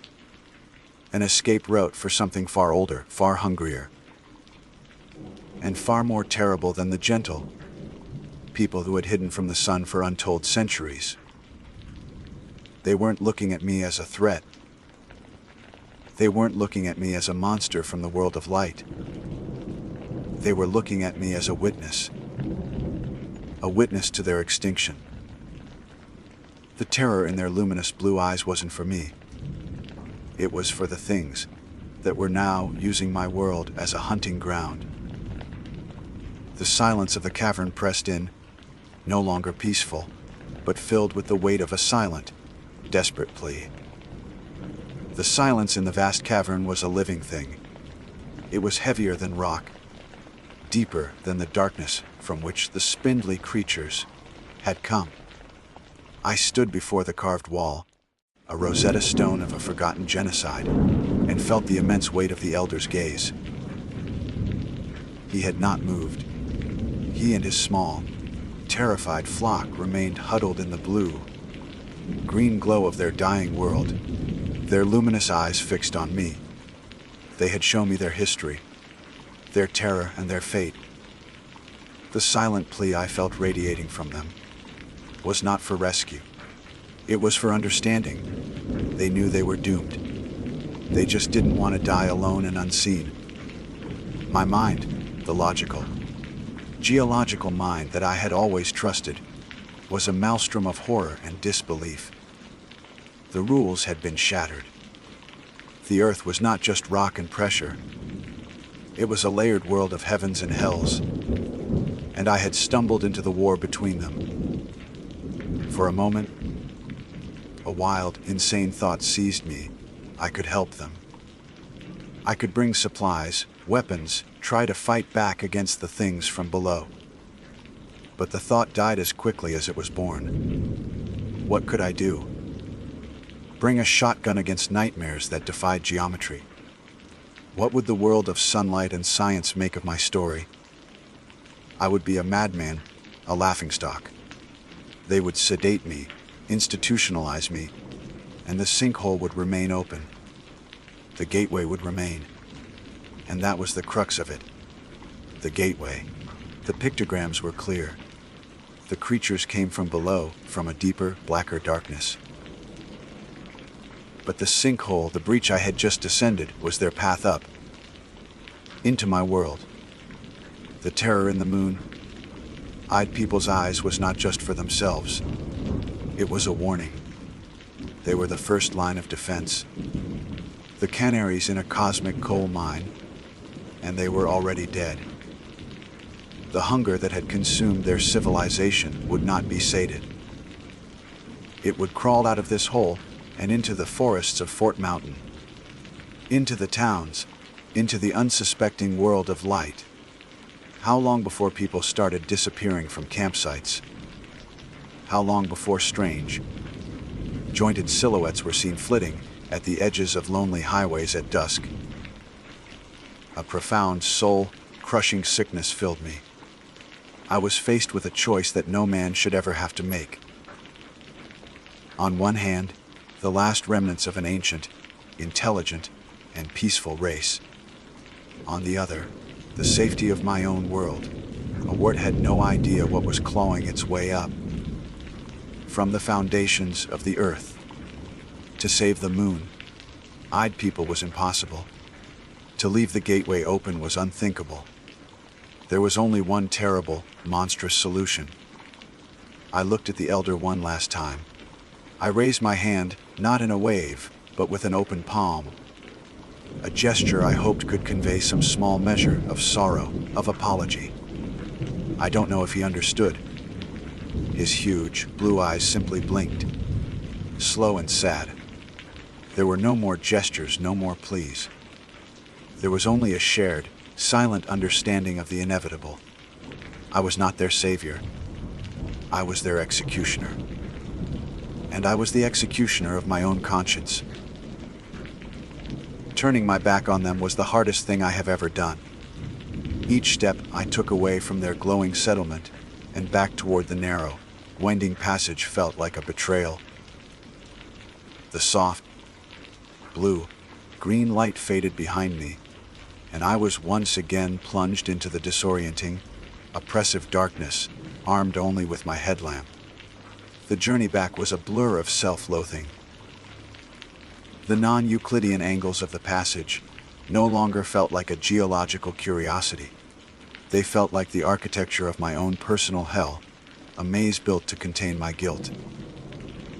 The cloying, sweet scent of the cavern felt like the smell of my own decaying soul. When I finally saw the faint, distant circle of daylight at the top of the shaft, it brought no relief. It looked like the eye of an uncaring god. I clipped onto my rope and began the slow, arduous ascent.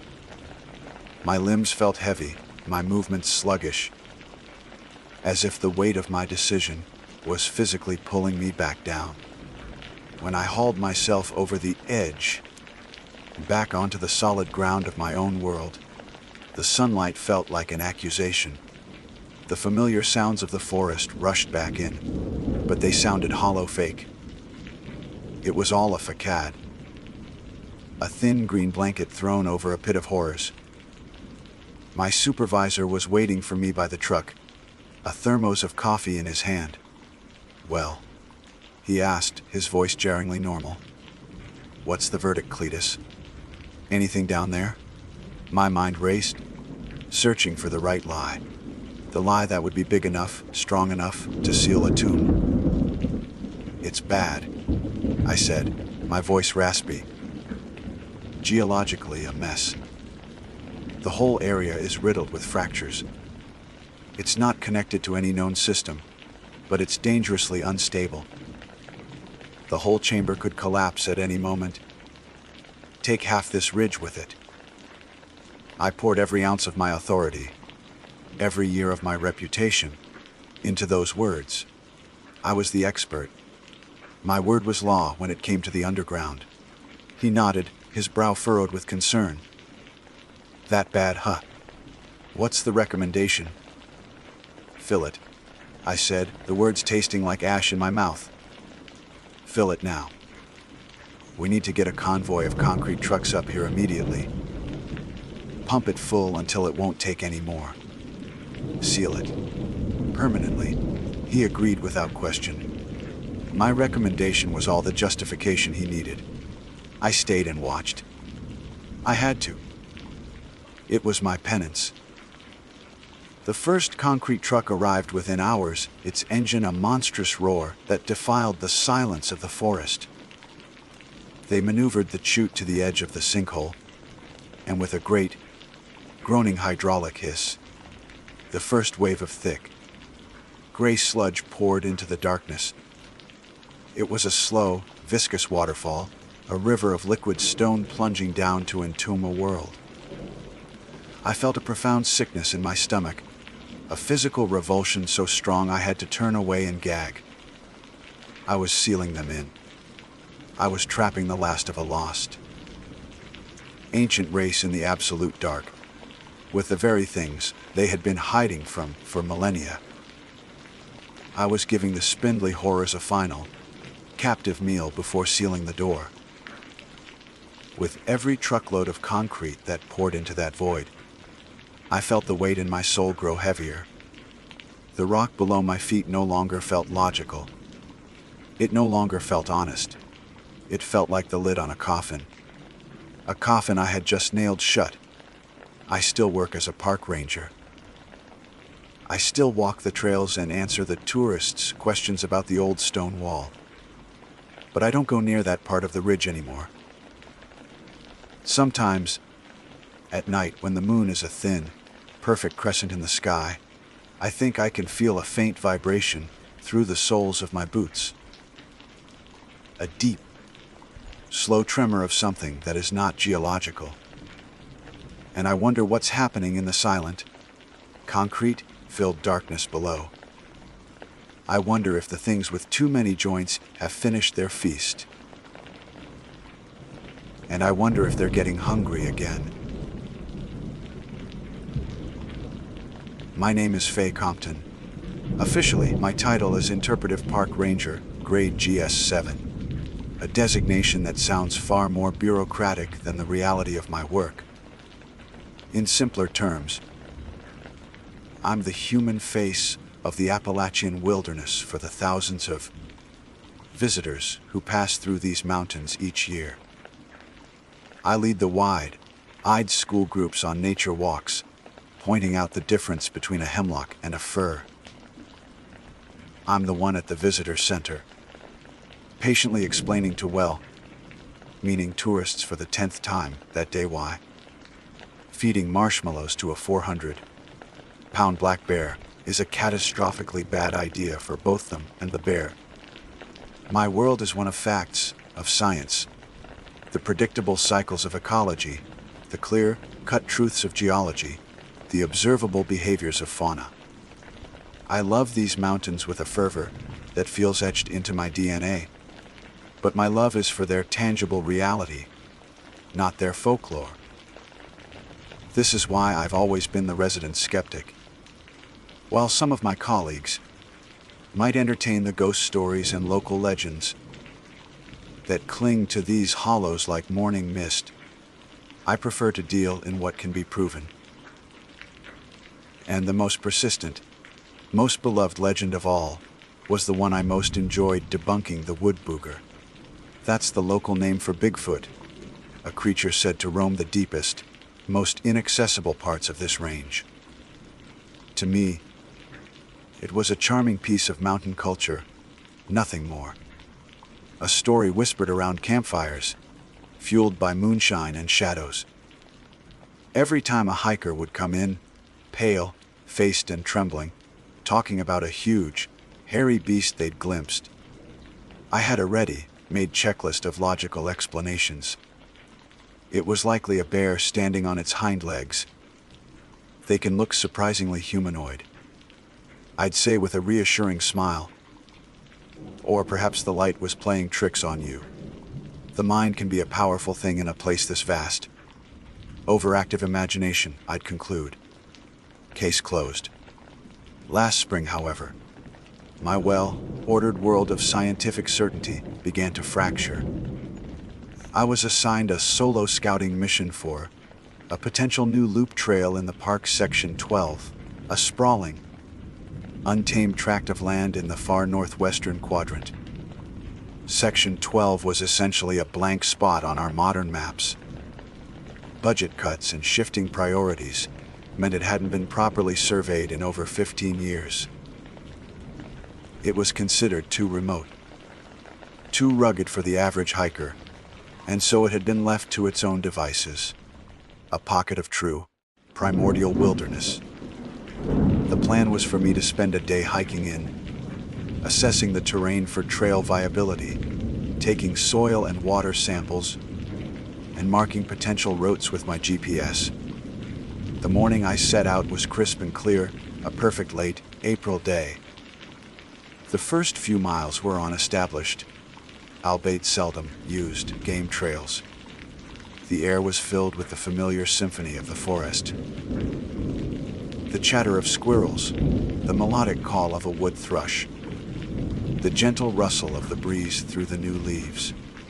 But the further I pushed into Section 12, the more that symphony faded, replaced by a quiet so profound it felt like a physical weight. The bird calls ceased. The rustling leaves seemed to hold their breath. It was a silence that felt ancient and heavy, the kind that reminds you that you are a guest in a place that has existed long before you and will exist long after you are gone. By early afternoon, I had reached my primary target area, a small, nameless creek that meandered through a narrow valley. The water ran clear and cold over a bed of smooth, gray stones. Towering stands of old-growth white pine and poplar formed a dense canopy overhead, casting the forest floor in a perpetual twilight. This was the spot. I unslung my pack, leaning it against the massive trunk of a fallen oak. I took out my kit sample bags, a small trowel, peat testing strips, my GPS unit. I was in my element, focused on the task at hand.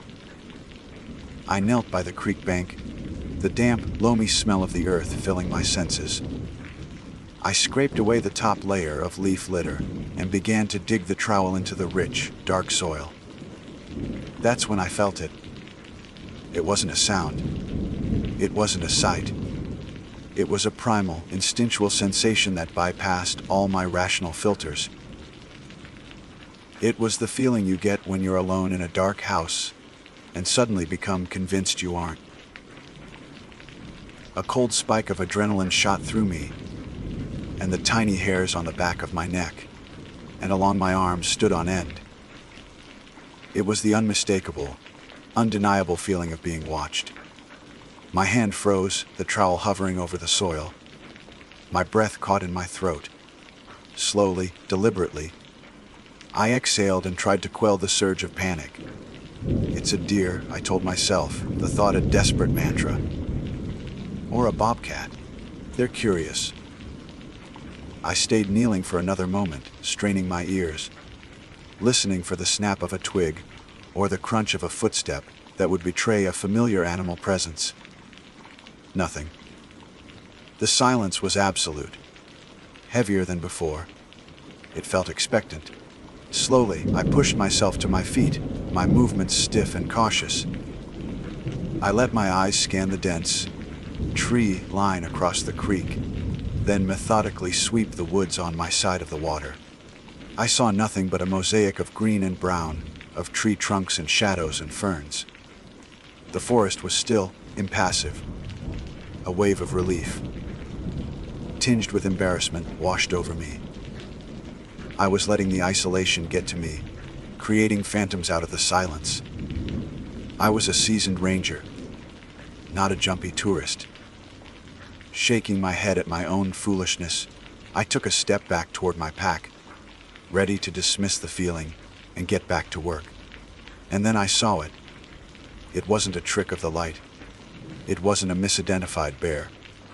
It was standing roughly 50 yards up the faint trail I'd been following, partially concealed by the immense, craggy trunk of a white pine.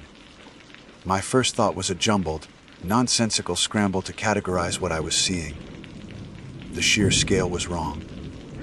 It was huge, towering in a way that defied the natural order of the forest I knew so well. It had to be at least 8, maybe 9 feet tall.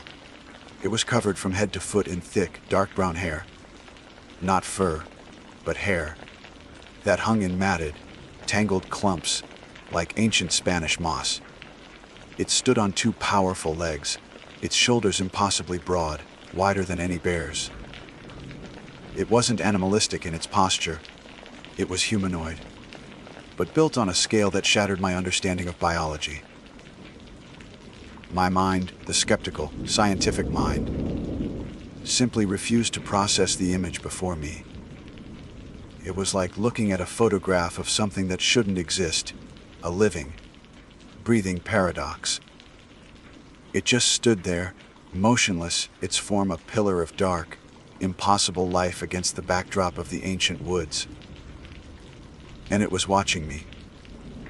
For a stretch of time that I cannot measure, my world shrank to the space between me and the creature. Every rational thought, every piece of training, every scientific principle I had ever held dear, evaporated like mist in the sun. My heart hammered against my ribs with a frantic, primal rhythm, a drumbeat of pure terror. My mind, desperately trying to function, was a maelstrom of denial and disbelief. It's a bear. It's a bear on its hind legs. But the lie was hollow, a pathetic shield against an overwhelming truth. Bears are bulky, their posture often clumsy when upright. This being was proportioned like a giant, its stance balanced and sure. Bears have snouts. This creature had a face. I couldn't make out the fine details from that distance, and I was morbidly grateful for it. But I could see enough. The face was framed by the same matted, dark brown hair that covered its body. It was flatter than an ape's, the brow heavy and pronounced, casting its eyes in deep shadow. I couldn't discern their color, but I could feel their gaze.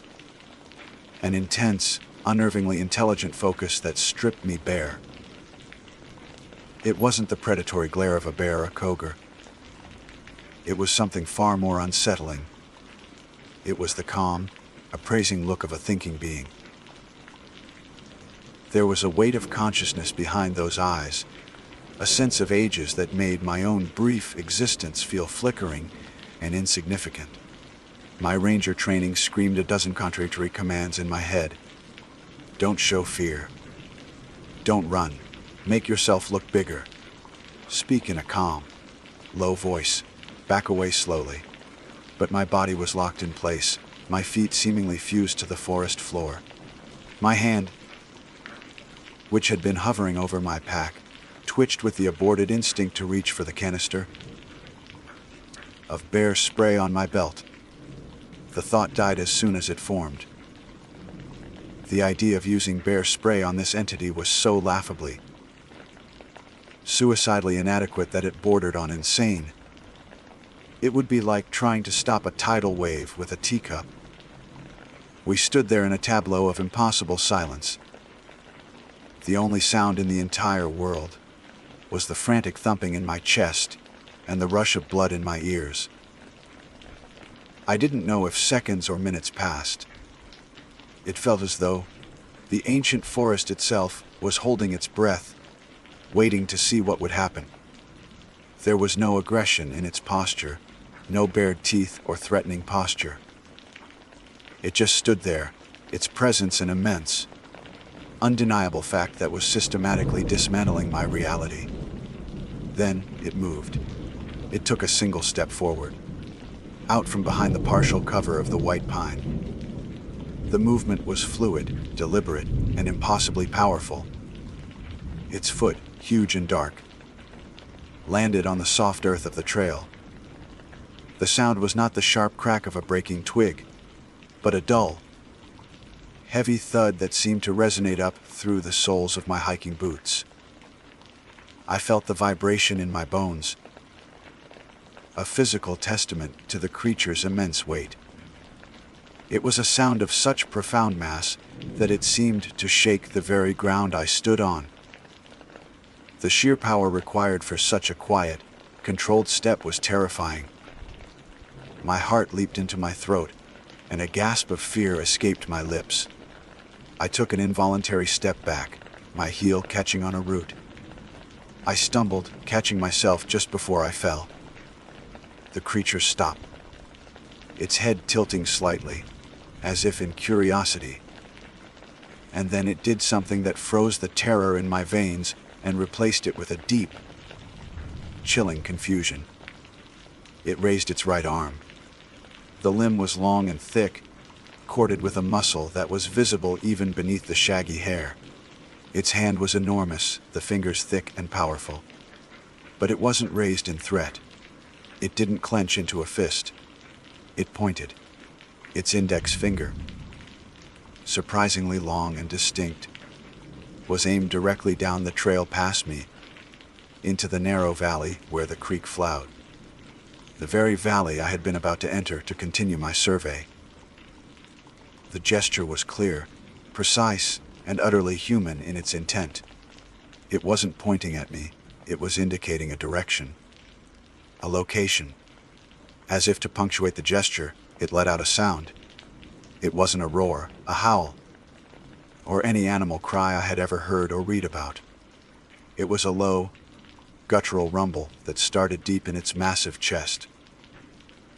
The sound vibrated through the air, and I felt it in my own sternum, a resonance that was both physical and profound. It was a single, complex utterance, filled with tones and inflections that my brain couldn't categorize. But in that moment, with a certainty that defied all logic, I knew I was not listening to an animal. I was hearing a word. It was a word spoken in a language older than stone and trees. A language I could never hope to comprehend, but the meaning behind it felt terrifyingly clear. It held the point for another long moment, its shadowed eyes fixed on mine. Then, as if sensing my stunned incomprehension, it repeated the warning. It pointed again, this time with more force, a short, sharp jab into the air. It shook its massive head once, a slow, deliberate side-to-side motion. There was no ambiguity, no room for misinterpretation. It was a clear, undeniable, and insistent command. Do not go that way. 1,000 questions warred in my mind. What was down there? Why was it warning me? But before I could even fully form a thought, the encounter was over. With a grace that was utterly incongruous with its colossal size, it turned. The movement was impossibly swift and silent. It didn't crash through the undergrowth. It didn't snap a single branch or rustle a leaf. It took one single, fluid stride to its left and stepped into the dense thicket of rhododendron and mountain laurel that bordered the trail. And it was gone. It didn't just disappear from sight, it vanished. One moment, a 9-foot tall being of impossible biology was standing 50 yards away from me. The next, there was nothing but the dappled green and brown of the forest. I stared at the spot, my eyes wide, my mind refusing to accept what it had just witnessed. There was no sound of its passage, no waving branches, no lingering shadow. It had simply been absorbed back into the wilderness, as if the forest itself had opened up and swallowed it whole. I stood there for a long time, my legs trembling so violently, I was surprised they were still holding me up. The heavy, expectant silence had returned, but now it was filled with the ghost of that creature's presence. I finally lowered myself to the ground, my back against the rough bark of the fallen oak, my planned survey completely forgotten. My scientific mission was over. A new, terrifying instinct had taken its place. Effort need to heed the warning I had been given. The spell broke, and the adrenaline that had frozen me in place now flooded my system with a singular, desperate command leave.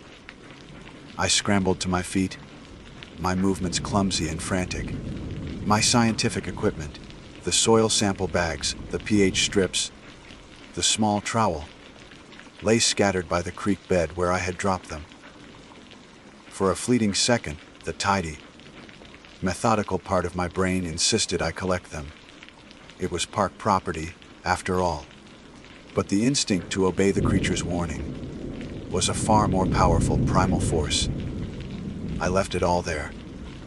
I grabbed my pack, fumbling with the straps, and swung it onto my shoulders without bothering to clip it properly. My plans for a new trail, my carefully plotted GPS waypoints, my entire professional mission for the day were now nothing but meaningless digital ghosts. The only route that mattered was the one back the way I came. As I turned and began to hike, almost at a run, back up the faint trail, a strange thing happened. The oppressive, heavy silence of the forest remained, but the feeling of being watched had changed. The unnerving, neck, prickling sensation of being stalked by something unknown was gone. In its place was something else, something I could barely put a name to. It was a feeling of presence, of quiet observation, but it was no longer menacing. It felt protective. As I crashed through the undergrowth, my heart still pounding, I felt as though a silent escort was walking parallel to me, just beyond the veil of the trees, ensuring I was following its directive. Every snap of a twig that wasn't my own, every flicker of movement in my peripheral vision, no longer sparked terror, but a bizarre sense of reassurance. The guardian of this place had given me an order, and now it was making sure I obeyed. The journey out was a blur. I don't remember much of the terrain, only the burning in my lungs and the frantic need to put distance between myself and that valley. When I finally stumbled out of the deep woods and back onto the familiar, maintained trail leading to the access road, it was like surfacing from a deep dive. The air felt thinner, the sounds of birdsong slowly returned, and the world began to resemble the one I had known that morning. By the time I reached my truck, parked alone at the desolate trailhead, the late afternoon sun was casting long shadows. Getting in and starting the engine was a jarring return to the 21st century. The rumble of the engine, the familiar scent of gasoline and old coffee, the solid feel of the steering wheel. It was all so normal, so mundane. that it made the memory of the creature seem like a fever dream. But the trembling in my hands and the dull, heavy thud I could still feel in my bones told me had been real. I never filed a report. I sat in my small office the next morning, the official incident form glowing on my computer screen, and I tried. I typed, "While scouting in Section 12, encountered an unclassified." I stopped. An unclassified what? Primate, hominid, forest spirit. Every word I could think of sounded like madness. I imagined the conversation with my supervisor, the official inquiry, the psychological evaluation. I would become a local legend myself. Ranger Compton, the one who cracked under the pressure of isolation, the one who saw the wood booger and lost her mind. The professional skeptic, undone by the very folklore she so smugly debunked. The career I had worked so hard to build would be over. So, I deleted the text, shut down the computer, and sealed the memory away in the deepest, most guarded part of my mind. The next 2 days were agony. I went through the motions of my job, leading a small group of bird watchers and answering questions about park regulations. But I was a ghost. My mind was constantly replaying the encounter, the immense size, the intelligent eyes, the pointing arm, the resonant word, like sound, the warning. An inexplicable sense of dread settled over me. I found myself obsessively checking the weather forecast on my phone. The reports were innocuous, partly cloudy, a chance of spring showers, nothing unusual. Yet, the air itself felt tense, charged with a strange electricity, as if the sky were holding its breath just as the forest had. On the third day, the sky broke. It began not as a shower, but as a sudden, violent tearing of the clouds. The Weather Service alerts, when they finally came, were frantic and escalating. Freak system, they called it, a weather event with no precedent, had stalled directly over the park. A foot of rain fell in less than 6 hours. The gentle creeks and streams I knew so well became raging, muddy torrents, tearing at their banks and ripping trees from the ground. The storm was an act of breathtaking violence, a display of nature's raw, untamable power. The next morning, the damage reports began to filter in. The park was closed, roads washed out, trails obliterated. I was at the main ranger station, helping coordinate assessment teams, when our district supervisor pulled up the preliminary satellite imagery on the main monitor. "The worst of it is in the northwest," he said, zooming in. "Section 12 got hit with a landslide, a big one." He centered the map and my blood ran cold. The image showed a massive, brown scar carved through the green of the forest. It was centered on a narrow valley. I recognized it instantly. It was the valley of the nameless creek. The little spot where I had knelt to take soil samples, the place I had been about to enter to continue my survey, was gone. Not just flooded, but scarred from the face of the earth. A catastrophic landslide, triggered by the deluge, had cascaded down the steep slopes. Trees, boulders, and tons upon tons of earth and rock had roared through the valley, wiping it clean, erasing it from existence.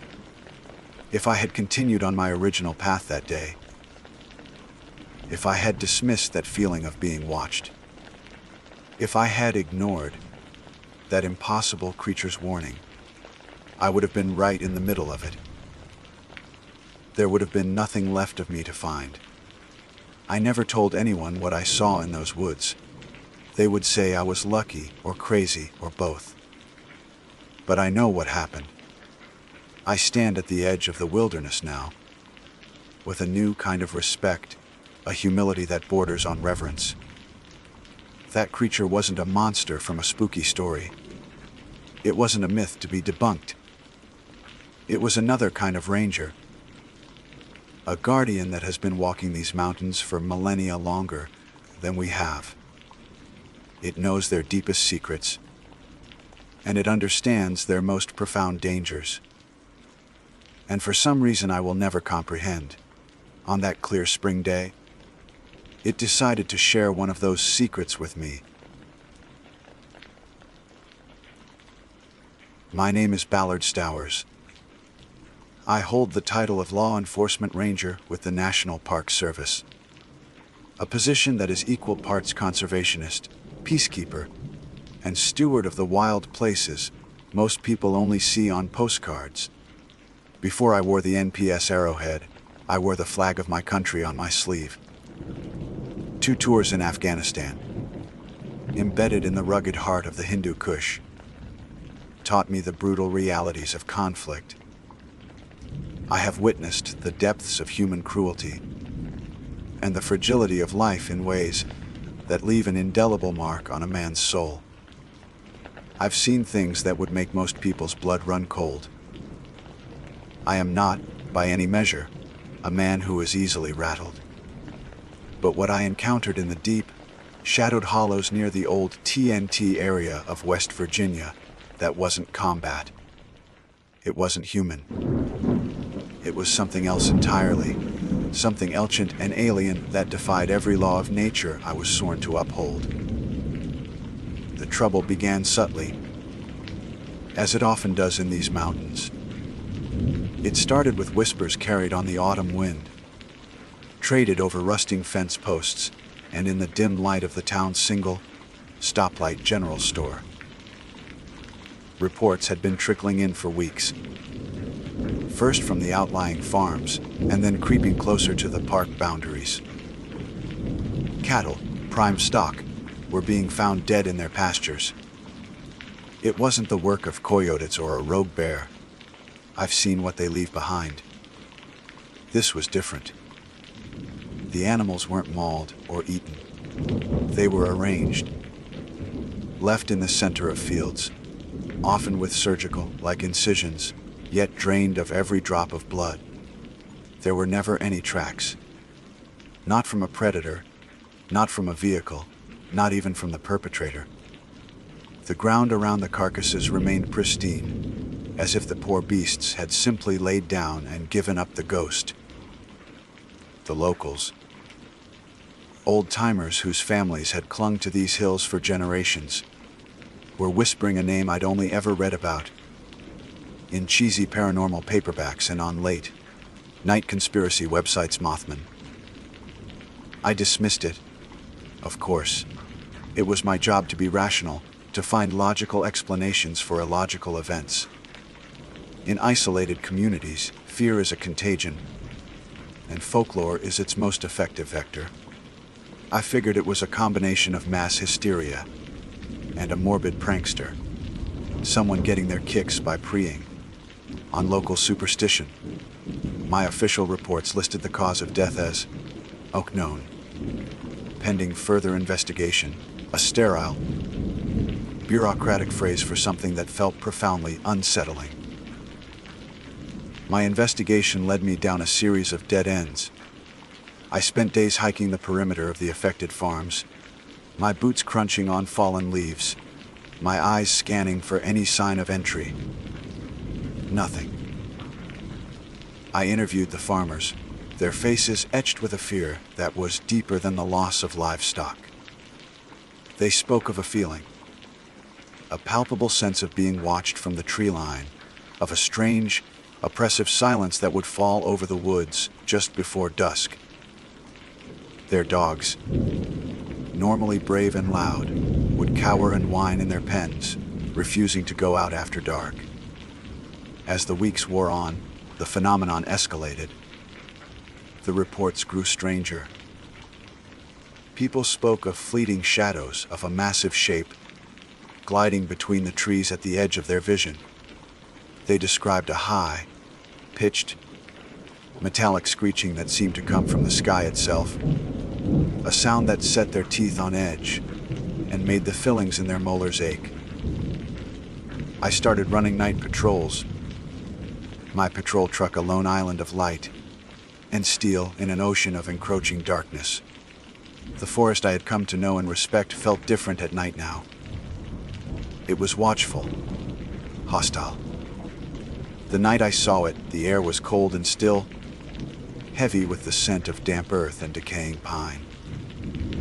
I had parked my truck on a gravel access road, a high vantage point overlooking the Miller farm, which had lost 2 heifers in as many weeks.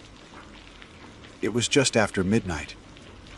The moon was a sliver, offering little illumination, and the stars were a brilliant, cold canopy overhead.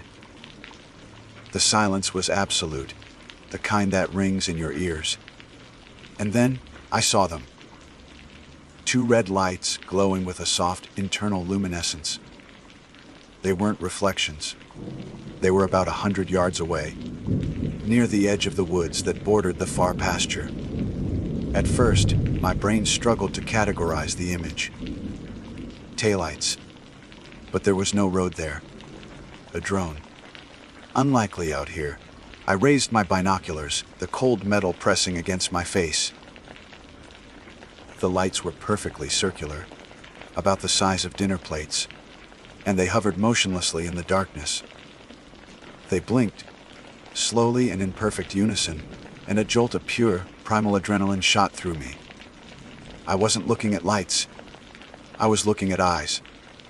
My hand, slick with a sudden sweat, fumbled for the switch to my roof-mounted spotlight. I took a deep breath, my heart hammering against my ribs, and flipped it on. A powerful, focused beam of white light cut through the darkness, and the thing that stood there froze me to my seat. It was immense. 7 feet tall, at least. Its form was vaguely humanoid, but stretched, elongated, as if built by something that had only heard a description of a man. The body was a dark, sleek gray, the color of wet slate, and it seemed to absorb the light rather than reflect it. From its back sprouted a pair of enormous, moth-like wings, folded tight against its body like a closed cloak. They were intricately patterned, a complex mosaic of grays and blacks that seemed to shift and swirl even in the harsh glare of the spotlight. Its head, small and featureless save for those 2 burning eyes, turned slowly, deliberately, to face me. The movement was fluid, unnatural. Those red eyes, they didn't just glow, they burned through the beam of my light, 2 points of crimson fire in the oppressive dark. And in their depths, I saw something that terrified me more than any snarling beast ever could. There was no malice, no animalistic rage. There was only a profound, unnerving, and utterly alien intelligence. It was looking at me, seeing me, and I felt a deep, bone-chilling certainty that it knew exactly who I was and why I was there. Then it moved. It unfolded its wings. The motion was accompanied by a low, tearing sound, like ancient leather being stretched to its breaking point. The wingspan was staggering, at least 10, maybe 12 feet across.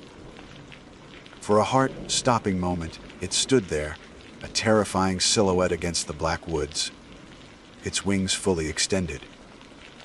Then, with a single, powerful, and utterly silent downbeat, it launched itself straight into the air. It didn't flap like a bird or a bat. It ascended vertically, like a helicopter, with a grace that defied its impossible size. My training, buried under an avalanche of disbelief and terror, finally clawed its way to the surface. I cranked the ignition, the engine roaring to life and shattering the silence. I grabbed the radio handset, my voice cracking as I tried to report what I was seeing. "Dispatch, this is Ranger Stowers. I have eyes on something. A large, winged humanoid." The words sounded insane even as I said them. I slammed the truck into drive and peeled out, gravel spitting from under the tires. I had to get away, to put distance between myself and that thing. But it followed. Glancing in my rearview mirror, I saw it pacing my truck from above. A dark crucifix against the stars, its red eyes fixed on me. It easily kept up as I pushed the truck to 60, then 70, on the treacherous gravel road. A horrible, high-pitched screeching erupted, echoing through the cab. It wasn't a sound that came through the windows. It felt like it was being broadcast directly into my skull, a piercing shriek of tearing metal and raw static that made my teeth ache and my vision swim. It was a psychic assault, a wave of pure terror that threatened to overwhelm me. Then, just as I fishtailed onto the paved surface of the main highway, the sound stopped. I looked up and saw it break off its pursuit, veering sharply towards the east and disappearing over a distant ridge. The entire encounter had lasted maybe 90 seconds, but it had stretched into an eternity. I was left alone on the side of the road, the engine idling, my hands shaking so violently I could barely grip the steering wheel. The memory of those burning red eyes seared into my mind forever.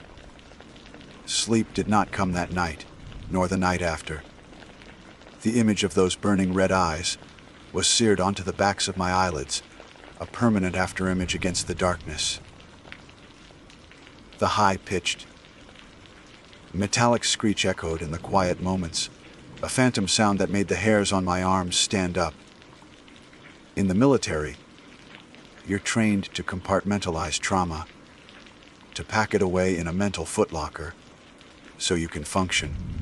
But this wasn't the familiar horror of human conflict. This was a violation of reality itself. My mind, which I had always trusted as a precise and logical instrument, felt fractured, unreliable. Every shadow in my small ranger station cabin seemed to lengthen and coalesce into a tall, winged form. Every gust of wind whistling through the pines sounded like the tearing of ancient leather. Filing the report was one of the hardest things I've ever had to do. How do you translate an encounter with the impossible into the sterile, bureaucratic language of an official document? I sat at my desk for hours, the morning sun streaming through the window, mocking the darkness that had consumed my night. I wrote and deleted, wrote and rewrote, trying to find a string of words that wouldn't make me sound like I had lost my mind. I settled on a heavily redacted version of the truth. Observed large, unidentified nocturnal avian, approximately 7 feet in height, displayed unusual flight characteristics, emitted a high frequency sound causing disorientation. I intentionally omitted the humanoid shape, the intelligent gaze, the word wings. I knew even this sanitized account would raise red flags. The call from my supervisor, Chief Ranger Thompson, came less than an hour after I submitted the report. Thompson is a good man, a career NPS man who has seen it all, or so he thought. His voice was thick with a carefully modulated concern that I knew was code for, "Are you on drugs, Stowers?" "Ballard," he began, his voice tinny over the phone. "I just read your incident report. Unidentified nocturnal avian." "That's right, Chief." I kept my voice level. "Professional. Son, the largest bird we have out here is the great horned owl. They top out at 2 feet. What exactly did you see?" I hesitated, the full, insane reality of it threatening to spill out. It was big, Chief. Bigger than any bird I've ever seen. And those eyes, they glowed. There was a long pause on the other end of the line. I could hear him breathing, probably pinching the bridge of his nose. "You've been running yourself ragged on this cattle case, Ballard. Long nights. A lot of stress. Maybe it's time you took a few days off. Recharge." "I'm not crazy, Chief," I said, my voice harder than I intended. "I'm not saying you are. he replied softly. I'm saying you're a damn good ranger, and you look after my park. Now let me look after you. Take the weekend. Doctor's orders. It wasn't a request. I was being benched. The message was clear. My credibility was shot. The whispers I imagined in the woods were now real whispers in the office. The other rangers were polite but distant. They'd look at me, then quickly look away, their faces a mixture of pity and morbid curiosity. I was no longer Ballard Stowers, the steady ex-military lawman. I was the ranger who saw giant, glowing-eyed birds in the dark. The isolation was a cold, heavy blanket. But they couldn't bench my mind. The encounter replayed itself in an endless loop, a mental Zapruder film that I analyzed from every angle. I kept coming back to one detail, its final action. It hadn't attacked me. It had chased me, yes, but it felt less like a predator hunting prey and more like a herding dog trying to steer a stubborn sheep. That psychic screech wasn't just noise. It was a desperate, overwhelming blast of communication. And then it had broken off, veering sharply east over the ridge. Why east? Driven by an obsession that felt like the only solid thing in my life, I turned my cabin into an incident room. I pinned a large topographical map of the county to my wall. I marked the location of my encounter with a red pin. Using a compass and a ruler, I drew a straight line extending east from that pin, across the jagged green and brown contours of the map. The line crossed miles of dense, uninhabited national forest, a state highway, and it terminated directly over the sprawling, rust-colored complex of the West Virginia petrochemical plant, situated on the banks of the Kanawha River. A cold dread, different from the terror in the field, began to settle in my gut. This was a new kind of fear, an intellectual fear based on a terrifying, emerging pattern. The plant was a relic of a bygone industrial era, a maze of pipes, smokestacks, and massive storage tanks that had been grandfathered in long before the park's expansion. It was a known quantity, a source of jobs for the local community, but also a constant, low-grade source of anxiety. Everyone knew the place was old. Everyone knew what was stored in those tanks. I spent the next 2 days glued to my computer, diving into a rabbit hole of public records, environmental impact statements, and inspection reports. Most of it was boilerplate, dry technical documents that would put an insomniac to sleep. But I wasn't reading, I was hunting. I felt like I was back in Afghanistan, sifting through intelligence, looking for the one detail that would give the enemy's position away. I searched for any recent anomalies, safety violations, anything out of the ordinary. Late on the second night, fueled by black coffee and a growing sense of urgency, I found it. It was buried deep in the appendices of the most recent third party structural integrity report, filed 6 months prior. It was a single paragraph, written by an independent engineering contractor. It noted that a primary pressure release valve on storage tank 7, one of the largest tanks on the site, containing thousands of gallons of anhydrous ammonia, was showing signs of advanced metal fatigue and micro fissures consistent with long-term chemical corrosion. The contractor's recommendation was stark. Immediate replacement is advised to prevent risk of catastrophic valve failure.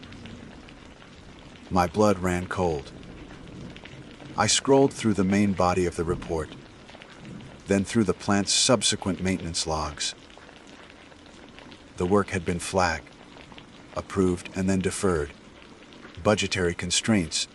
It was scheduled for replacement in 3 months. Suddenly, it all clicked into place with the force of a physical blow. The mutilated cattle with no tracks, drained of blood. Perhaps a biological reaction to a localized atmospheric contaminant.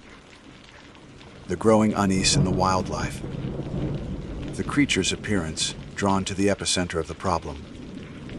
Its desperate, terrifying attempts to get my attention, to communicate in the only way it knew how. It wasn't a monster hunting me. It was a living alarm. A biological omen drawn to the precipice of a disaster. The legend of the Silver Bridge collapse in '67. The stories of Mothman sightings right before the tragedy. It wasn't a harbinger of doom. It was a warning. My hands were shaking again, but this time it wasn't from fear. It was from a terrifying clarity. I looked at the line on my map, a straight, undeniable arrow pointing from a creature of impossible myth to a very real, man-made catastrophe waiting to happen. A failure of that valve would release a toxic cloud that would roll down the valley, silent and invisible. It would kill every living thing in its path for miles, including the small town of Point Pleasant. The 90 seconds of terror I had experienced on that gravel road was nothing compared to the horror that was brewing inside that rusting metal tank. I didn't know what the creature was or where it came from, but I knew, with a certainty that chilled me to the bone, that it had tried to save us, and I might be the only person who had listened. The revelation didn't bring relief, only a new and heavier kind of dread. The shaking in my hands subsided, replaced by a cold, sharp focus. The fear of the unknown had been supplanted by the terror of the known. I looked at the line on my map, that undeniable vector from myth to reality, and felt the weight of hundreds, maybe thousands, of lives settling on my shoulders. I was the sole recipient of a message from a source no one would ever believe. I was on the clock, but the timer was invisible, its final second unknown. My official authority was suspended, my credibility was in tatters, but the responsibility was absolute. I couldn't call my chief. Thompson would hear the panic in my voice and double down on his forced vacation order. I couldn't call the state police and tell them a monster had warned me of a chemical leak. They would send a wellness check, not a hazmat team. I had one shot to make this count, and it had to be played perfectly. My target was the plant itself. I needed to get past the gatekeepers and talk to someone with the authority to initiate an emergency inspection. After another hour of frantic searching through the plant's online directory, I found a name: Carl Pembroke, Plant Operations Supervisor. His profile picture showed a man in his late 50s with a stern, no-nonsense expression, a company man through and through. He was my mark. I rehearsed my approach, stripping away every ounce of the supernatural. I had to build a story on a foundation of pure, believable bureaucracy. My call went through a series of automated menus before I finally reached a human operator who sounded bored and overworked. I used my full title, letting the words Law Enforcement Ranger, National Park Service hang in the air. Federal authority, even from a park ranger, still carries weight. I stated I had an urgent safety matter to discuss with Mr. Pembroke regarding a potential EPA violation. The mention of the Environmental Protection Agency was the key. It was a bureaucratic boogeyman that could open doors. After a long, crackling hold, Pembroke's gruff voice came on the line. "Pembroke, you've got 2 minutes. Mr. Pembroke, my name is Ranger Ballard Stowers," I began, my voice a carefully controlled monotone. "We've been conducting environmental monitoring in the park adjacent to your facility.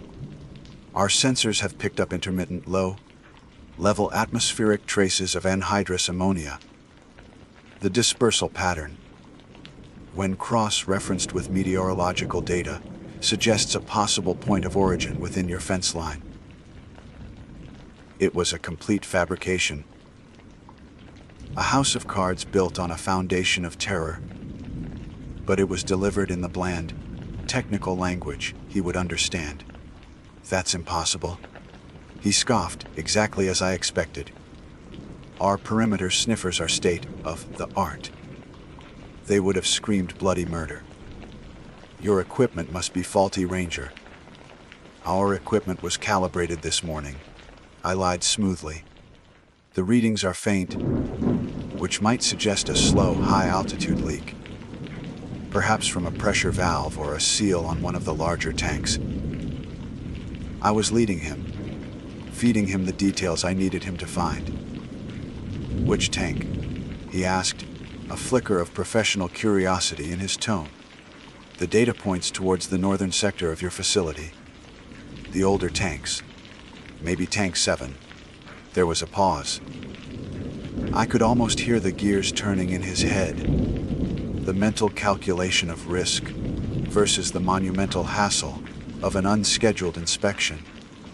Tank 7 was inspected 6 months ago. It's fine. This was the critical moment. I dropped the calm, professional demeanor and let a calculated urgency bleed into my voice. Mr. Pembroke, I have the third-party inspection report from that audit on my screen right now. I'm looking at Appendix C, the addendum from the independent contractor, which flagged the primary pressure valve on Tank 7 for advanced metal fatigue and recommended immediate replacement. A recommendation that was deferred.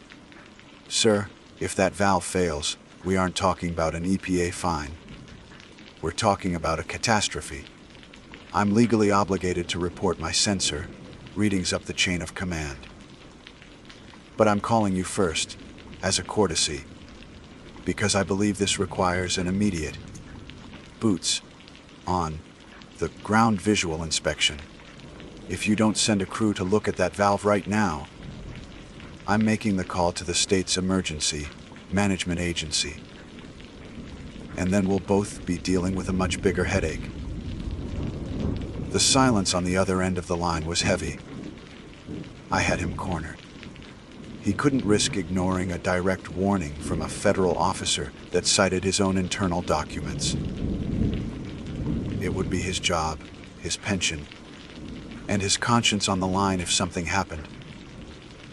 Stay on the line, he grumbled. I heard the muffled sound of him shouting, orders to someone in the background. My knuckles were white from gripping the phone. After what felt like an eternity, he came back. I've got a maintenance crew heading over to Tank 7 now. You were saying this was a courtesy call, Ranger. Well, courtesy doesn't involve threats. When my men find nothing, you and I are going to have another conversation. The line went dead. The next hour was the longest of my life. I sat in my silent cabin, staring at the map on the wall, the red pin a malevolent eye staring back at me. I was a gambler who had pushed all his chips into the center of the table based on a ghost story. If the crew found nothing, my career was over. I would be a laughingstock, the crazy ranger who cried wolf. But if they found something, my phone rang. The sound so jarring it made me jump. The caller ID was the plant's main line. I answered on the first ring, my mouth dry. It was Pembroke. His voice was completely different. The bluster and arrogance were gone, replaced by a thin, reedy tone of pure shock. They found it, he whispered. The valve, the casing is fractured all the way through. The only thing holding the pressure was a single, retaining bolt and the morning frost. The lead engineer said, he said a change in temperature, the vibration from a passing truck. Anything could have set it off. He said it wasn't hours from failure. It was minutes. I leaned back in my chair, the tension draining out of me so fast I felt lightheaded. "Evacuate the immediate area," I said, my own voice sounding distant. "Follow your emergency protocols." "We already are," Pembroke said, his voice trembling. "God Almighty. How did you know? Your sensors, they couldn't have picked this up. How did you know to check that specific valve?" I looked at the dark woods outside my window. What could I tell him? The truth was impossible. The lie had served its purpose.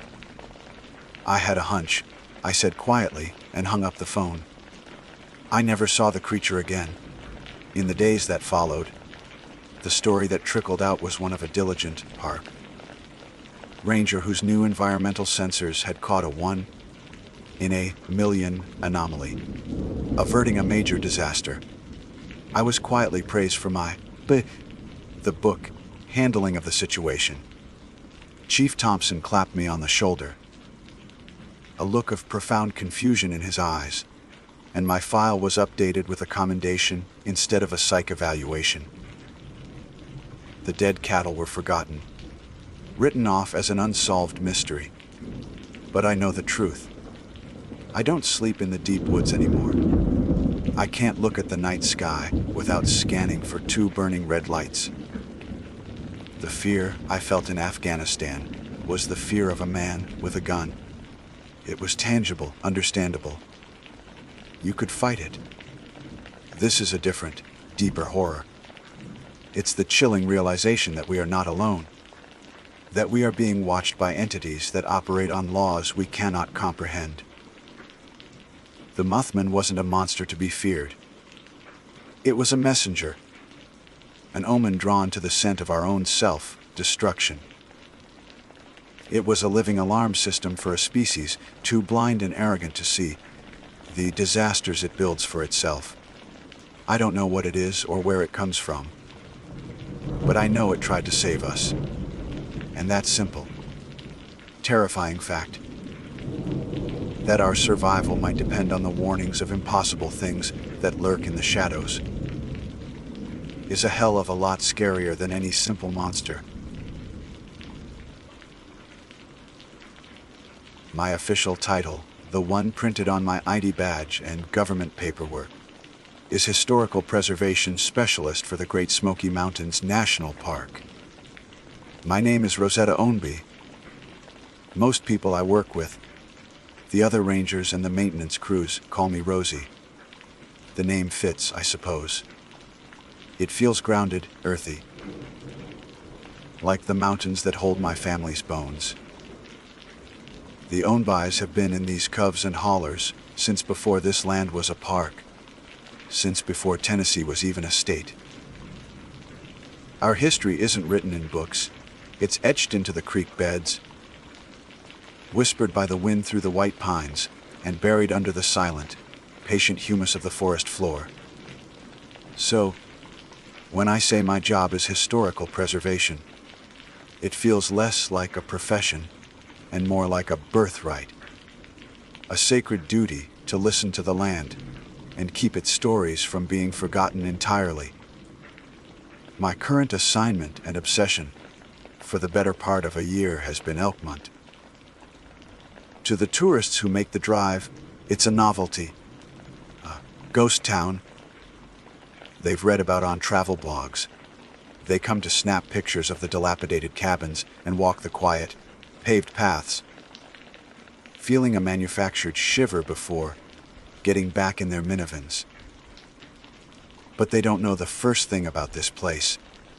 They don't feel its pulse. Before the National Park Service drew its lines on a map, Elkmont was a lifeblood.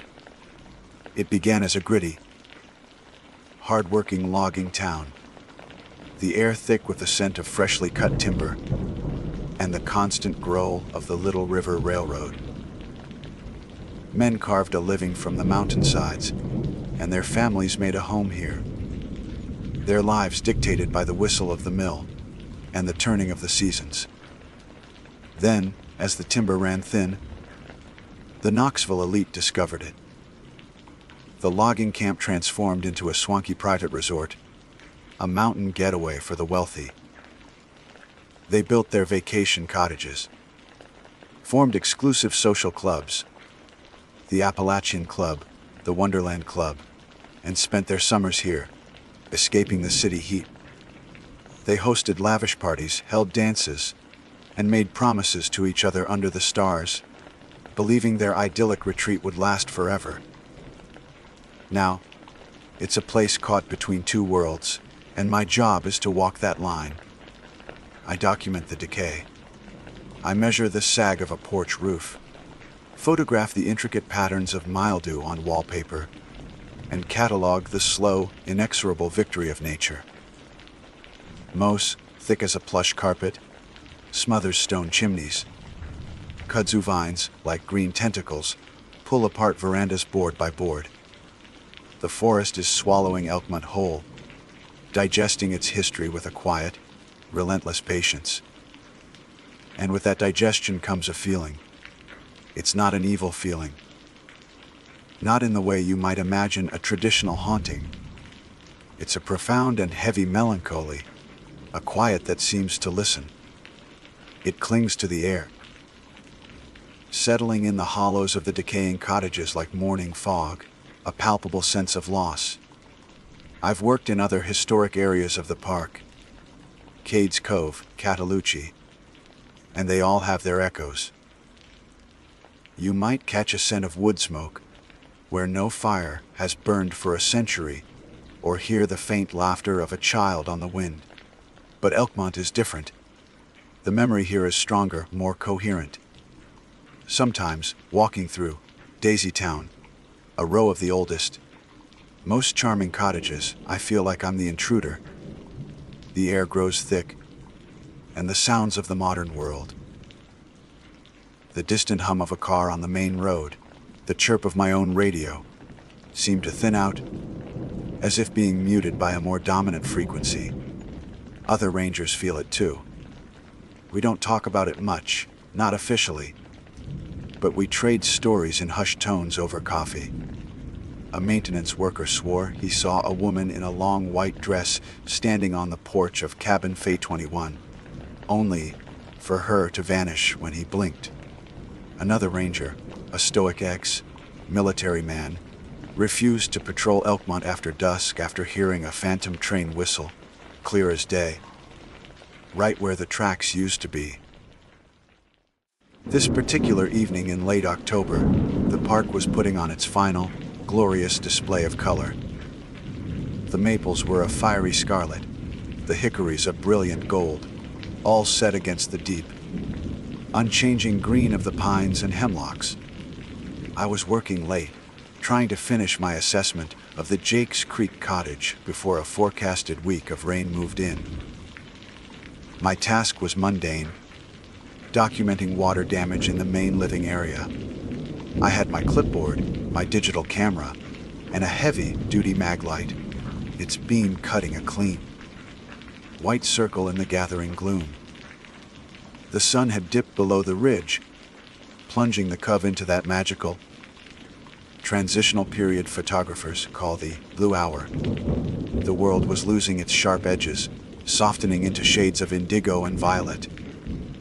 The deep, velvety dark you only experience miles from the glow of a city was beginning to settle in the woods, bringing with it an intensified silence. The daytime chorus of birds and insects had faded, replaced by the gentle hiss of the little river over smooth stones and the occasional rustle of a nocturnal creature in the undergrowth. I was on my knees, angling my flashlight to capture the extent of rot where the floorboards met the stone fireplace. When I first heard it, it was so faint I thought it was a trick of the wind in the trees. A high, pitched whine that my brain was trying to shape into something familiar. I paused, holding my breath, and listened. The sound came again, clearer this time. It was music. Specifically, it was the tinny, slightly off-key sound of an old upright piano playing a jaunty ragtime tune. My blood went cold. My first rational thought was trespassers. It was a constant problem. Kids from nearby towns, amateur ghost hunters, or just curious tourists who ignored the "no entry" signs. Annoyance quickly replaced my initial fear. It was dangerous for them, and a headache for us. I clicked off my camera, grabbed my heavy mag light, and stood up, my joints protesting the cold floor. The music was accompanied by another sound now, a low, indistinct murmur. It sounded like voices, a crowd of people talking and laughing. The sounds were drifting from the direction of the old Appalachian clubhouse, a large, rambling structure about 100 yards down the path. As I stepped out of the cottage, the cold mountain air hit me, sharp and clean. The music grew louder, more distinct with every step I took. The jaunty piano tune was now interwoven with the unmistakable swell of a small orchestra. A clarinet, a trombone, the steady beat of a drum. The murmur of voices resolved into the sounds of a party, complete with bursts of feminine laughter, and the deeper tones of men in conversation. My logical mind was racing, trying to find an explanation. A film crew. They would have needed a permit, and I would have been notified. A highly elaborate prank. Possible, but the sheer quality and volume of the sound in this remote place seemed unlikely. My boots crunched on the gravel path, the sound feeling alien and loud against the ghostly celebration ahead. The Appalachian clubhouse loomed before me, a dark, hulking silhouette against the star-dusted sky. Most of its windows were boarded up, but faint. Flickering light seemed to leak from the cracks around the main entrance and the few uncovered panes on the second floor. As I got closer, another element was added to the sensory assault of smell. It was unmistakable and utterly impossible. The thick, cloying scent of old-fashioned perfume, the sweet aroma of pipe tobacco, and the sharp, pungent smell of cigar smoke. It was as if I had walked through a curtain in time, leaving the scent of damp earth and decaying leaves behind for the smells of a roaring 20s gala. My heart was a frantic drum against my ribs. This wasn't trespassers. This was something else entirely. My hand, slick with a cold sweat, reached out and pushed against the heavy, creaking wood of the main clubhouse door. The heavy oak door swung inward with a groan that seemed to belong to my world, not theirs. The sound was swallowed instantly by the vibrant wall of noise and sensation that rushed out to meet me. The air that poured from the clubhouse wasn't the stale, musty air of a building surrendering to a century of damp and neglect. It was warm, alive, and thick with the layered scents of a bygone era. The sharp sweetness of juniper from gin cocktails, the rich, earthy aroma of cigar smoke, and a dozen competing floral perfumes all mingled into an invisible, intoxicating fog. It was overwhelming, a sensory ghost that filled my lungs and made my head swim. For a dizzying moment, the world tilted, my mind struggling to reconcile the impossible reality before me. I stood frozen in the entryway, a silent observer from the wrong time. The grand hall of the Appalachian clubhouse, a space I knew intimately from my work, was utterly transformed. In the present, its floorboards were warped and water-stained, many of them rotted through entirely. The plaster on the walls was cracked and peeling, revealing the dark skeletal laths beneath. A thick coat of dust and grime covered every surface, but that's not what I saw.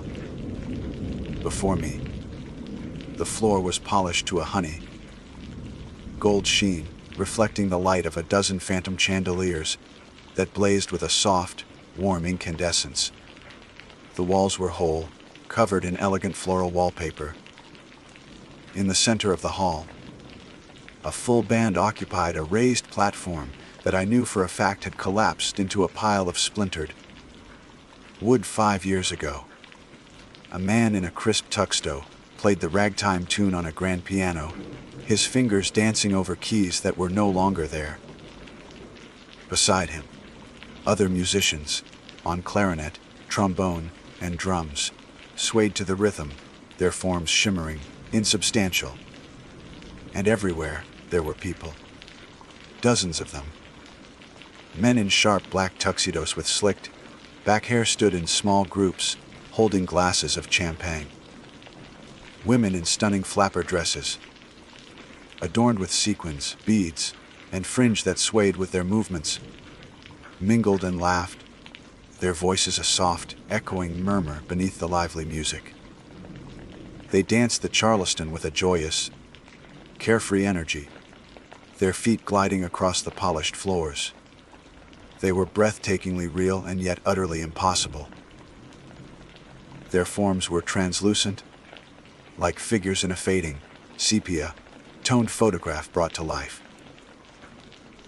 Through the shimmering body of a man raising a glass in a toast, I could clearly see the boarded up window on the far wall, the faint moonlight that slanted through the grimy, uncovered panes of glass didn't illuminate them. It passed right through them, casting their faint, moving shadows on the floor beside my solid, opaque ones. My training, my rational mind, screamed at me to retreat, to document this from a safe distance, to call it in. But I was mesmerized. This wasn't a frightening spectacle. It was profoundly, etchingly beautiful. It was history, not as a collection of dusty artifacts and decaying structures, but as a living, breathing moment. My feet, acting of their own accord, carried me forward, out of the doorway and into the grand hall. I expected the air to grow cold, a common trope in ghost stories, but the temperature didn't change. The phantom warmth remained, as I walked slowly toward the center of the room. The ghostly party goers paid me no mind. It was as if I existed on a completely different plane of reality. I was the ghost in their world. A couple locked in a graceful waltz, spun directly through the space I occupied. I felt nothing but a fleeting, localized drop in temperature. A sudden coolness that passed as quickly as it came, raising the hairs on my arms. They didn't falter, their ghostly eyes locked on each other, lost in their own private universe. I was standing in the middle of a time slip, a memory etched so deeply into the very bones of the building that it was doomed to play out, over and over, for eternity. This wasn't a haunting born of violence or terror. It was something far more sorrowful. These were the spirits of a vibrant community, a place that was the center of their world. These were the ghosts of people who were told their leases on this land, their piece of paradise, would last a lifetime. They were the echoes of a promise that was broken when the government decided a park was more important than their homes. The park was created, the leases were eventually terminated, and the community was slowly, inexorably dismantled. They weren't haunting the building. They were the building's memory, trapped in an endless loop of their happiest moments, forever celebrating a future that would never come to be. A woman with stylishly bobbed dark hair and a dress of shimmering silver beads drifted past me, her arm linked with a handsome, smiling man. She wasn't looking at him, but past him, her translucent eyes filled with a dreamy, contented light that seemed to look right through me and into the heart of the night itself. As she passed, her voice, clear and ethereal, hung in the air for a moment. "Isn't it a marvelous evening?" She sighed to her partner. "Elkmont will shine forever." The words struck me with the force of a physical blow. The innocence, the certainty, The absolute belief in that statement. It was heartbreaking. The forever they believed in had lasted only a few more decades. My throat tightened with a shared, ancestral grief. My own great aunt had talked about the sadness of the Elkmont families, how they had to pack up their memories and the cabins their fathers had built. This wasn't just a historical event for me. It was personal. I felt a strange, magnetic pull, a deep desire to simply stay and watch, to listen to their fragmented conversations, to be a silent witness to their lost world. A deep, melancholic peace began to settle over me, quieting the frantic pounding of my heart. The ragtime music seemed to seep into my bones, its rhythm becoming my own pulse. The gentle laughter and murmuring voices were a soothing balm. And that, I realized with a sudden, sickening lurch of my stomach, was the most terrifying thing of all. The peace wasn't peaceful, it was predatory. I felt my own thoughts, my own sense of self, beginning to feel distant and fuzzy, like a radio station fading into static. The urgent need to document, to report, to understand. It was all dissolving. My focus on the water damage in the Jakes Creek cottage felt like a memory from someone else's life. My name, Rosetta Ownby, felt thin, like a word I'd read in a book long ago. I felt the powerful, grieving memory of the land itself trying to pull me in, to overwrite my own consciousness with its own sorrowful nostalgia. I was an anomaly, a foreign piece of data in their perfectly preserved program. And the place, the collective memory, was trying to correct that error. It wasn't trying to scare me away. It was trying to write me into its sad, repeating chorus, to add my consciousness to its own, to make me another translucent figure dancing until the end of a time that was already over. A primal fear, deeper than any fear of ghosts, seized me. This was a fight for my own mind. I had to leave. Now. But my feet felt like they were rooted in the phantom floorboards. The desire to stay was a physical weight, a siren's call promising a beautiful, painless oblivion. I squeezed my eyes shut, trying to grasp a thought that was purely my own. My truck, the keys are in my pocket. My name is Rosie. I focused on the cold, hard feel of the maglite in my hand. It was real. It was from my time. I forced my legs to turn, each movement an act of supreme will, like wading through thick, setting concrete. I turned and fled, stumbling back towards the door, leaving the ghosts to their endless, tragic party. I burst through the clubhouse door and back into the solid, silent dark of the present. The heavy oak slammed shut behind me with a resounding boom, the noise shockingly loud in the profound quiet. It was like a spell breaking. The instant the door closed, the phantom world vanished. The music, the laughter, the warm, perfumed air, all of it was gone, snuffed out as if it had never been. I was left standing on the damp gravel path, bathed in the cold, indifferent light of the stars, with only the gentle hiss of the little river for company. I didn't wait to see if the sounds would return. I ran. It wasn't a graceful retreat. It was a panicked, stumbling flight fueled by a terror so deep it felt cellular. My heavy boots slipped on loose rocks, and I nearly fell twice, catching myself on the slick railing of a small footbridge. The narrow beam of my maglite bounced erratically ahead of me, illuminating chaotic patches of mossy stone, twisted roots, and decaying leaves.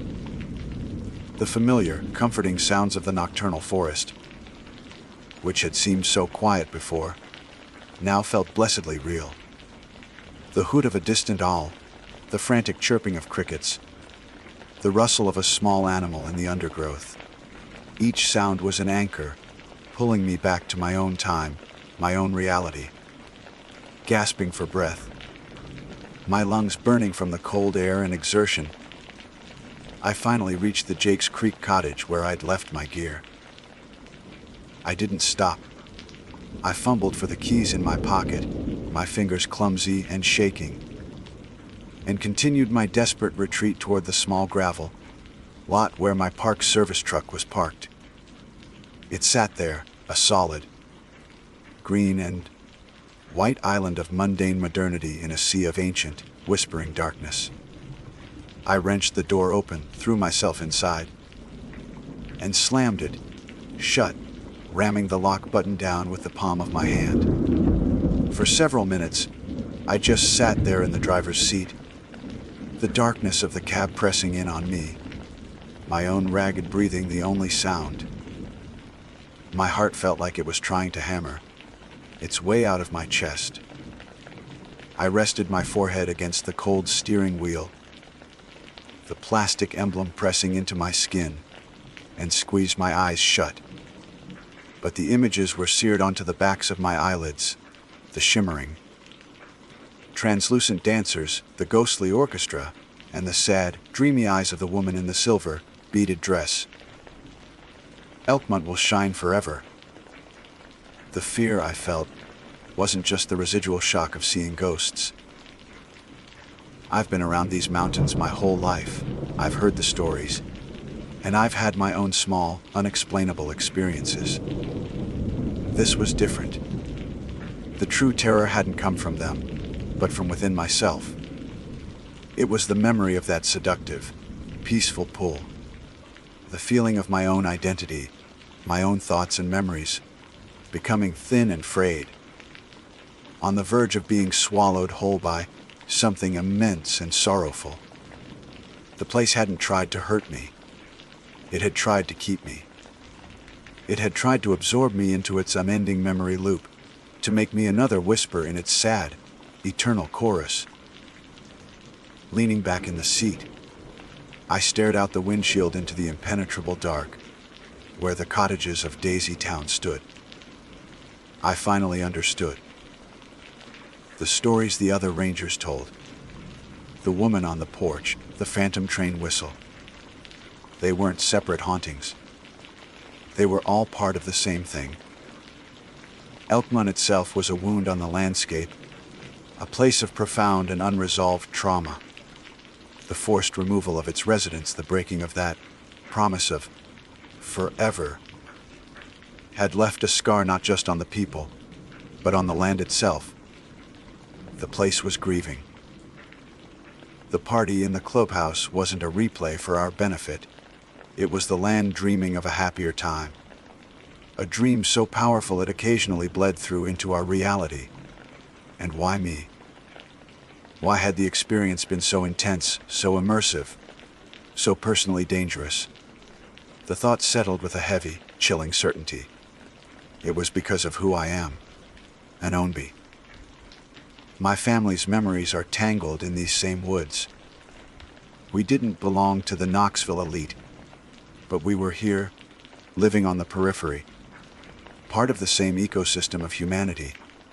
The land recognized something in me, a connection, a shared history written in my DNA. I wasn't a tourist, a complete outsider. I was close enough to the original story that the place didn't see me as a visitor, but as a potential resident.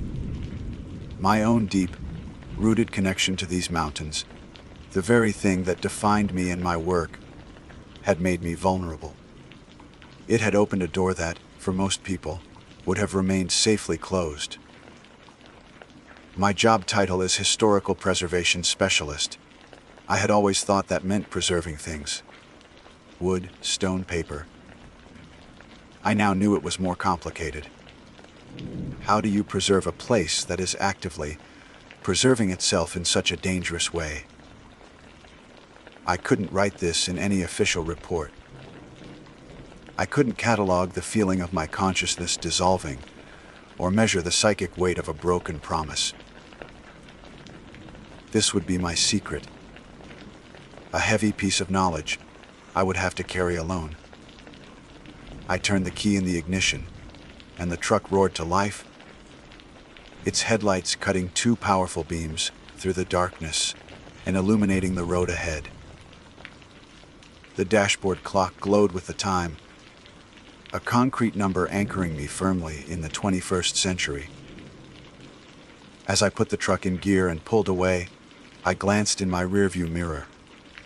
The darkness where the Appalachian clubhouse stood was absolute once more. There was no light, no sound, nothing to suggest the magnificent, tragic party that was still raging on, just outside the edges of perception. I left Elkmont that night with more than just field notes on water damage. I left with a new, terrifying respect for the power of place and memory. Some places don't just have memories, they are memories. They are living, breathing archives of joy and sorrow, love and loss.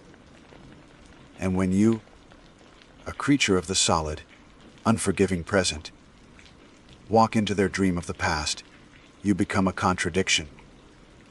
You are a reminder that their time is over. And they don't like being reminded.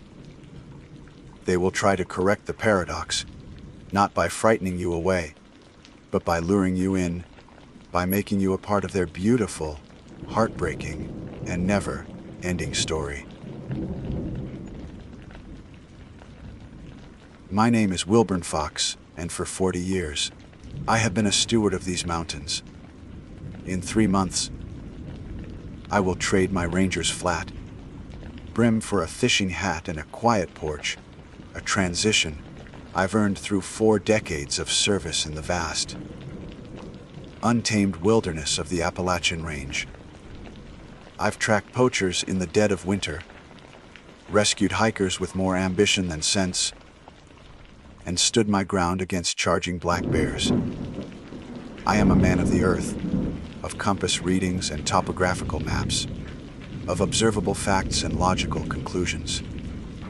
In my world, every effect has a cause, every shadow is cast by something solid, and every mystery has a solution waiting to be uncovered by a patient mind. This brings me to the Brown Mountain Lights. For as long as I've worn the uniform, I've been the designated debunker of this particular piece of local folklore. The calls would come in, usually from tourists or new residents, their voices a breathless mix of excitement and fear. They'd seen them. Spectral orbs dancing above the ridgeline, ghostly lanterns floating in the blackness. And every single time, I would listen patiently, pull on my boots, and go find the answer. I remember one autumn, a group of university students swore they had filmed a paranormal event. Their shaky footage showed a light that pulsed and darted with intelligent, otherworldly speed. I found their campsite, and a little further up the trail, I found their very expensive drone with a high, lumen LED taped to it.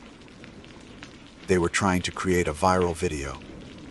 I gave them a stern lecture on park regulations and the wasting of official resources, and sent them packing.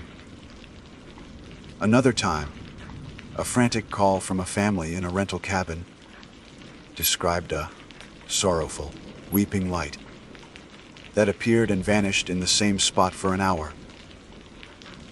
It was the reflection of their own television, bouncing off the new panoramic window of a neighbor's cabin on the opposing ridge. My most famous case involved a reporter from a Charlotte newspaper. A series of steady, glowing lights had been appearing for a week straight, causing a local stir. The reporter was convinced it was supernatural. I spent 2 days tracking the angle, consulting weather charts, and driving the back roads. The explanation: a combination of a temperature inversion, which causes light to bend in strange ways, and a new, powerful set of lights installed at a distant logging facility in the valley. The swamp gas theory, which I've used more than once, became my signature explanation after a particularly wet summer resulted in a rash of sightings. Methane from decaying vegetation in the bogs can, under the right atmospheric pressure, create a brief, faint luminescence. It's science, plain and simple. Over time, the calls dwindled. The locals knew my stance. Wilburn Fox didn't chase ghosts, he chased facts.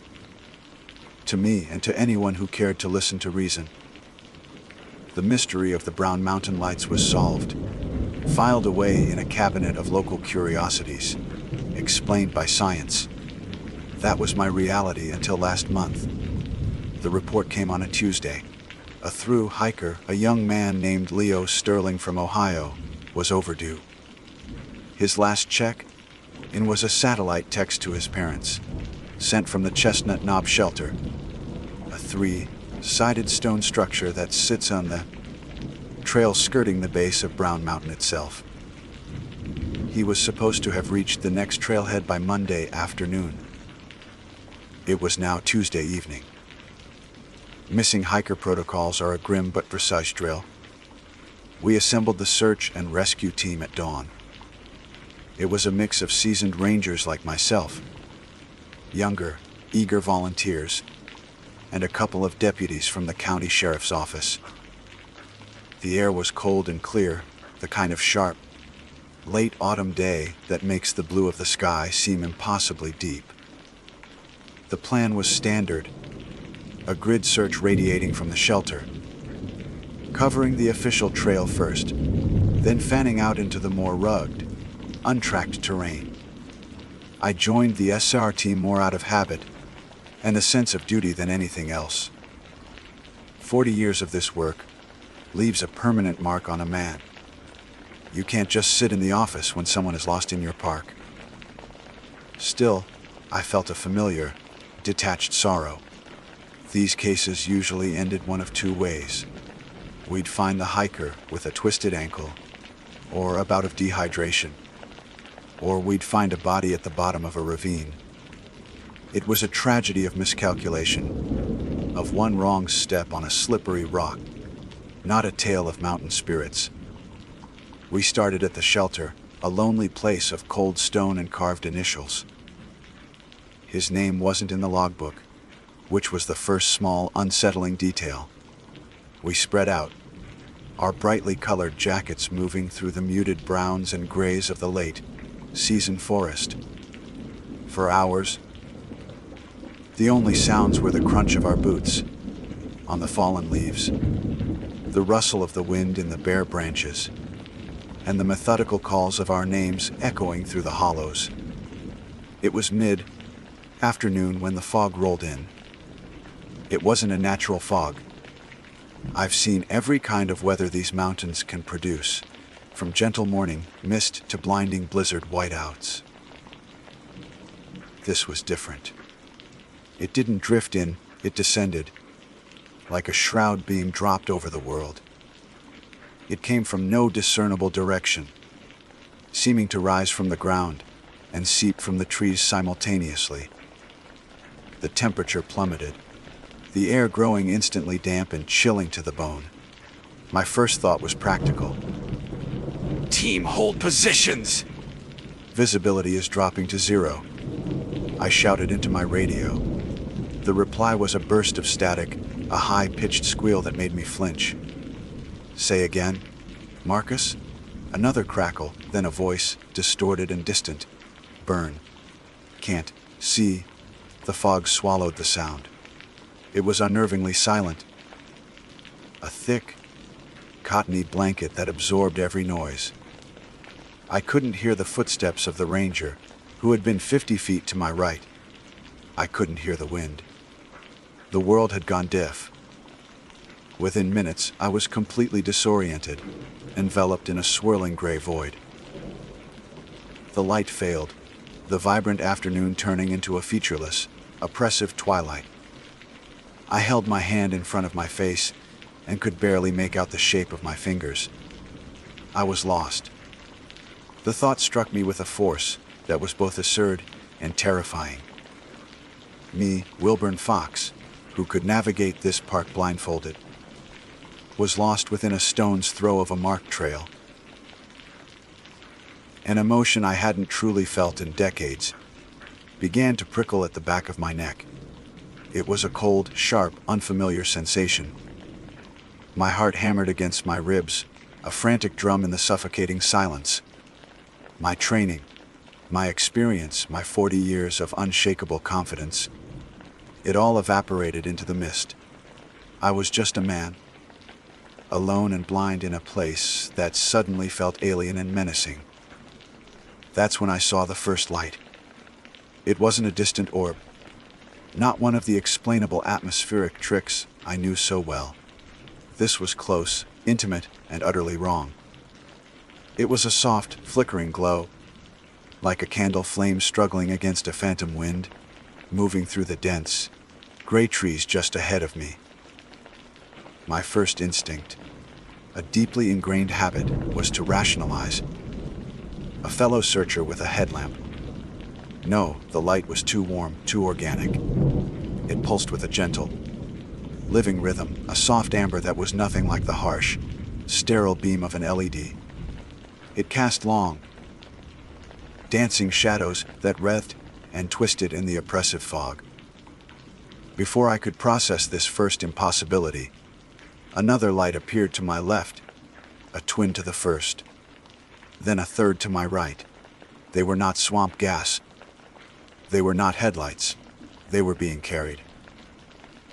My breath caught in my throat, a knot of ice forming in my chest. The panic I'd felt moments before was replaced by a profound, paralyzing dread. Through the swirling, ethereal curtains of mist, I began to make out the figures. They were women, moving with a grace that was both beautiful and terrifying. They were dressed in what looked like traditional buckskin, simple and unadorned, garments that belonged to a forgotten century. Their hair was long and dark, unbound, flowing down their backs like rivers of ink. They moved without a sound, their feet making no impression on the damp, leaf-strewn earth. It was as if they were floating an inch above the ground, gliding through the forest like smoke. As they drew nearer, I could see their faces, and the sight broke something deep inside me. Their features were etched with a grief so ancient and profound it felt like a physical force. A wave of sorrow that washed over me, chilling me more than the unnatural fog. It was a grief that had settled into the very marrow of their bones, a timeless agony that had been burning for centuries. Their eyes, dark and hollow, were not fixed on me. They paid me no mind, as if I were a rock or a tree, a part of the landscape that was of no consequence to their eternal task. Their spectral gaze was fixed on the ground before them, scanning, searching, forever searching. In their hands, they carried simple pine, not torches. The flames burned brightly, yet they cast no heat. I could feel the cold seeping from them, a palpable aura of loss that was the antithesis of the fire they held. The light from their torches didn't illuminate the fog so much as it mingled with it, creating a soft, sorrowful glow that seemed to emanate from another world. The Cherokee legend. The story I had dismissed 100 times, with a cynical wave of my hand and a well-rehearsed scientific explanation. The spirits of the maidens, forever searching the slopes of Brown Mountain for their husbands and sons, warriors slain in a great and terrible battle with a rival tribe. They had been waiting for their men to return from the fight, and when they never did, they took up their torches and went in search of them. A search that, according to the legend, they never abandoned, not even in death. It was a quaint piece of folklore I'd told to tourists around a campfire, a charming ghost story to add to the park's mystique. But it was real, all of it. The buckskin dresses, the pine not torches, the silent, unending search, the crushing weight of their sorrow. It was all horribly, undeniably real. My skepticism, the bedrock of my identity for 40 years, didn't just crack. It shattered into a million pieces, dissolving into the mist like so much dust. My scientific certainties, my logical conclusions, my entire rational worldview, they were useless here. They were the tools of a world that no longer existed. A world of sunlight and solid ground that I had left behind when I stepped into the fog. I was standing in the presence of something ancient and sacred, something that defied every law of nature I had ever known. I should have been terrified. A part of me was. But a stronger, more primal emotion took hold, a deep, aching empathy. I was no longer a park ranger on a search and rescue mission. I was a witness to an eternal vigil, a silent observer of a grief that transcended time. Without making a conscious decision, I began to follow them. My feet, which had been rooted to the spot in disbelief, now moved with a purpose that was not my own. I kept a respectful distance, a ghost trailing ghosts. They led me through the disorienting, soundless labyrinth of the fog-shrouded forest. The world I knew had vanished, replaced by this spectral procession. The trees were no longer familiar landmarks. They were silent, gray sentinels, their branches reaching down like skeletal fingers. The ground was no longer solid earth. It was a threshold between the living and the dead. The women moved with a slow, deliberate pace, their torches bobbing in unison, a constellation of lost hopes. They navigated the treacherous terrain with an effortless familiarity, their path weaving through thickets of rhododendron and over moss-covered rocks, a path that only they could see. I followed their light, the only anchor in a world that had come untethered from reality. They led me for what felt like an eternity, though it could have been only minutes. Time had lost its meaning in the fog. Finally, they stopped at the base of a small, sheer cliff face, a jagged outcrop of rock that was invisible until you were right upon it. The women formed a silent, solemn semicircle, their torchlight converging on a single point at the bottom of the rock face. They stood motionless, their heads bowed, their search complete. There, crumpled at the base of the cliff, lay the missing hiker, Leo Sterling. His body was twisted at an unnatural angle, his bright blue hiking jacket a stark, tragic splash of color against the muted earth. It was clear he had fallen. His limbs were broken. His journey ended abruptly and violently. My training kicked in, a faint echo from a world I no longer recognized. I should have checked for a pulse, started first aid, called it in on the radio that was still uselessly silent.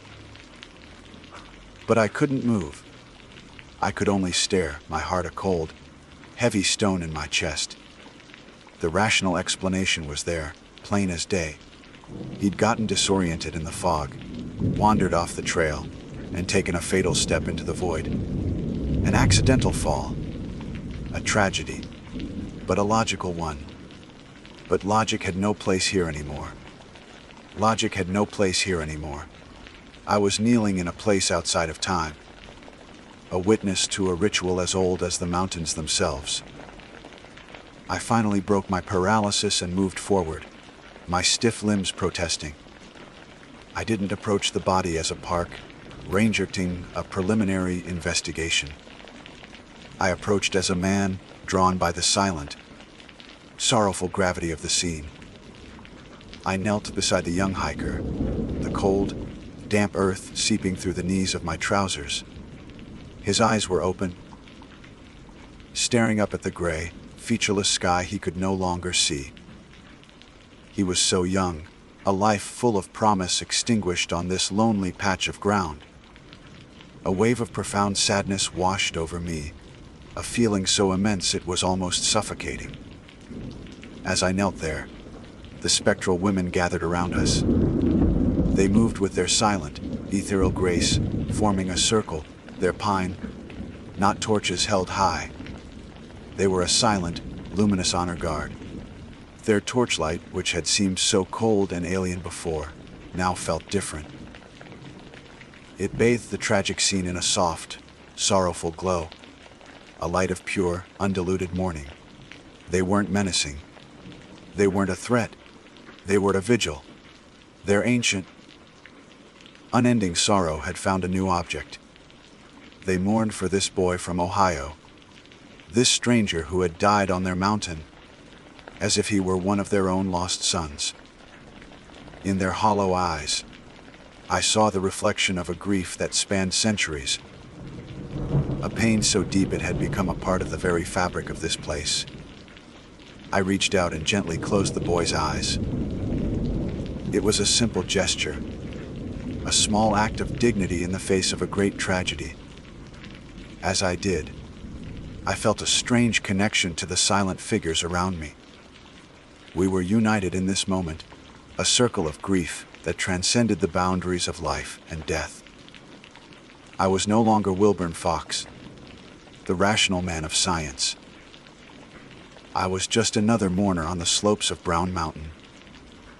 I don't know how long I stayed there, kneeling beside the body, enveloped in the cold, sorrowful light of the torches. Time had ceased to exist.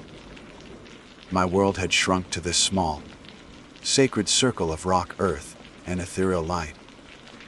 The only reality was the silent vigil of the spectral women and the crushing weight of their shared grief. I had lost all sense of myself, of the search of the world beyond the fog.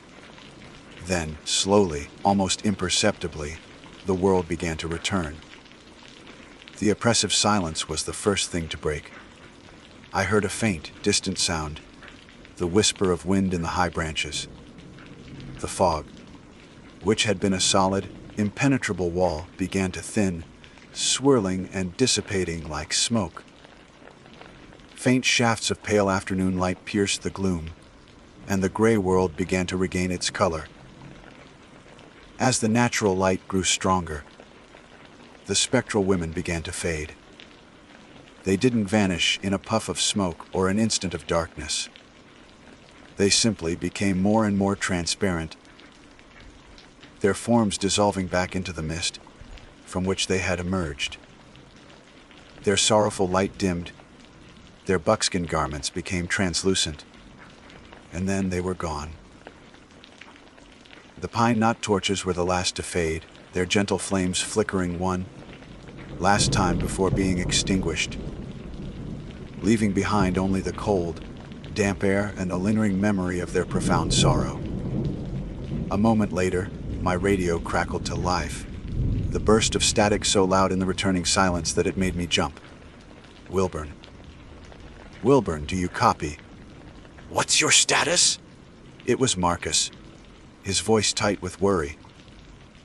I fumbled for the radio, my fingers stiff and clumsy. I had to clear my throat twice before I could speak, and when I did, my voice was a hoarse, unfamiliar croak. I'm here, Marcus. I'm at the base of a cliff, about a quarter-mile east of the trail. Did you find him, Wilburn? Is the hiker with you? I looked down at the still form beside me. I found him. I said, the words tasting like ash in my mouth. He's gone, Marcus. He must have gotten turned around in the fog and fallen. The official story, the logical explanation. It was true, in a way. He had fallen. But it was also a lie, a pale, incomplete version of the truth. How could I tell them that I had been led to this spot by ghosts? That I had stood vigil with the spirits of a long-dead tribe? They would have thought I'd lost my mind, that the stress and the fog had made me hallucinate. They would have ordered a psychological evaluation. My 40 years of service, my reputation as a man of reason and logic, would have been erased in an instant. So I kept the truth locked away in my heart, a secret I would carry with me for the rest of my days. The rest of the afternoon was a blur of professional procedure. My team found me. Their faces a mixture of relief and grim understanding. They saw a shaken but composed veteran ranger kneeling beside a tragic accident. They didn't see the man whose entire worldview had been shattered. The recovery was somber and efficient. We worked in silence. The only sounds the grunts of exertion and the rustle of the body bag. As we carried him out, I looked back at the cliff, half expecting to see the spectral women watching us from the trees. But there was nothing. Only the rocks and the wind and the deep, abiding silence of the mountains. I filed my report, sticking to the official story. Cause of death, accidental fall. The case was closed. But for me, it would never be closed. In the weeks that followed, I found myself changed. The world no longer seemed so solid, so predictable. I would look at the familiar mountains and see them with new eyes. They were no longer just a collection of rocks and trees, a landscape to be managed and controlled. They were a place of ancient power, of deep, abiding sorrow, a place where the veil between worlds was thin. A week before my retirement, I drove out to the Brown Mountain overlook one last time. It was a clear, moonless night, the kind of night when the sightings were most often reported. I didn't bring a camera or binoculars. I just stood there, leaning against the cold stone wall, and watched. For a long time, there was nothing but the stars and the vast, dark silhouette of the mountain. Then I saw it, a single soft light glowing on the distant ridge. It pulsed gently, a faint, lonely beacon in the darkness. But I no longer saw it as a mystery to be solved. I didn't try to explain it away with science or logic. I saw it for what it was, a memorial, a single, eternal flame of grief. I finally understood. The real mystery of Brown Mountain wasn't what the lights are, but the depth of the sorrow that fuels them. He didn't die alone, that boy from Ohio. And in a way, neither did I. A part of the old Wilburn Fox, the man of unshakable certainty, died on that mountain too. And in his place, someone new was born, someone who understood that there are some things in this world that are not meant to be explained, only to be witnessed. My name is Boyd McCarter, and for the better part of a decade, the Great Smoky Mountains National Park has been my office, my sanctuary, and, on nights like this, my confessional. Most people see the park through a windshield in the blaze of summer, or the fiery blush of autumn. They see the postcard vistas from Klingman's Dome, or the gentle chaos of Cades Cove, teeming with deer and the occasional black bear that stops traffic for a mile. They experience a tamed, curated wilderness. But I, and the handful of other rangers who call these mountains home, know its other faces. We know the silence that falls after the last tourist car has gone, a silence so profound it has weight. We know the deep, starless dark of the hollows, and we know the stories that are whispered in that dark, passed down from the families who lived and died here, long before it was ever a national park. My assignment for the night was the Roaring Fork Motor Nature Trail. The name itself is a gentle deception, conjuring images of a leisurely drive. And during the day, it is exactly that. It's a 5.5-mile one-way loop that winds you through a world of living history. Sunlight dapples through a dense canopy of hemlock, poplar lighting up historic log cabins, and a beautifully preserved tub mill. The Roaring Fork itself is your constant companion, a boisterous, clear water creek that tumbles and rushes over moss-covered boulders. It's the park at its most charming, a drive-through storybook. But at night, the storybook closes and a different kind of tale begins. When the sun goes down, the Roaring Fork Trail transforms. The friendly trees that formed a green tunnel by day become a black vault, their branches lacing together overhead to swallow the sky. The darkness in these Appalachian hollows is an absolute, physical presence. It's an ink, black ocean, and the powerful headlights of my government issue patrol truck feel like two tiny, defiant pinpricks struggling against the tide.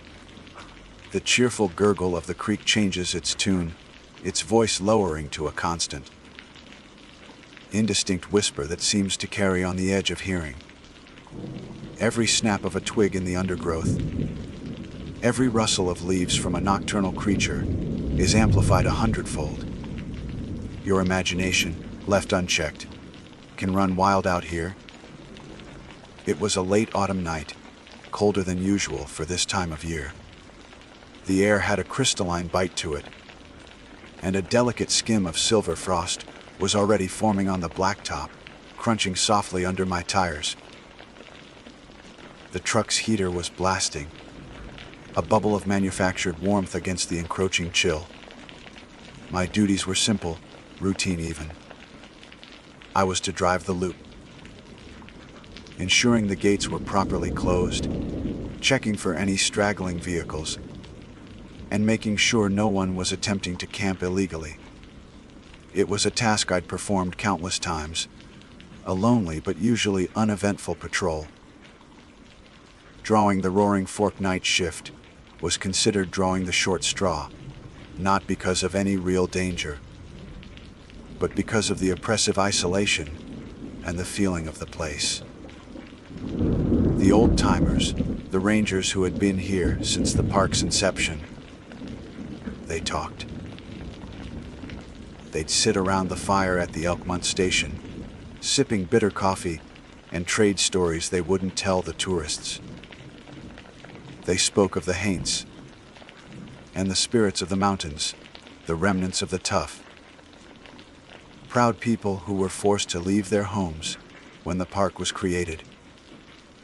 They talked about strange lights seen drifting through the trees, near old graveyards, and the sound of children's laughter, echoing from the ruins of the old schoolhouse. I'd always listened with a respectful sort of skepticism. I believed the mountains held memories, but I filed the ghost stories under folklore, the product of tired minds and too much time spent alone in the dark. Tonight, however, the folklore felt closer. The air was heavy, charged with a strange static.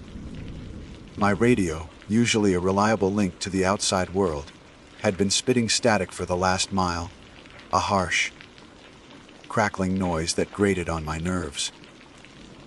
I'd fiddled with the knobs, but it was useless. It was as if the valley itself was jamming the signal. I was about 4 miles into the loop, crawling along at a steady 10 miles per hour, my headlights cutting a swath through the dense woods. The road narrowed here, hemmed in by a steep, wooded hillside on my left and a sharp drop off to the creek on my right. It was the darkest part of the trail, the part where you feel most acutely that you are a visitor, and an unwelcome one at that. That's when the feeling started.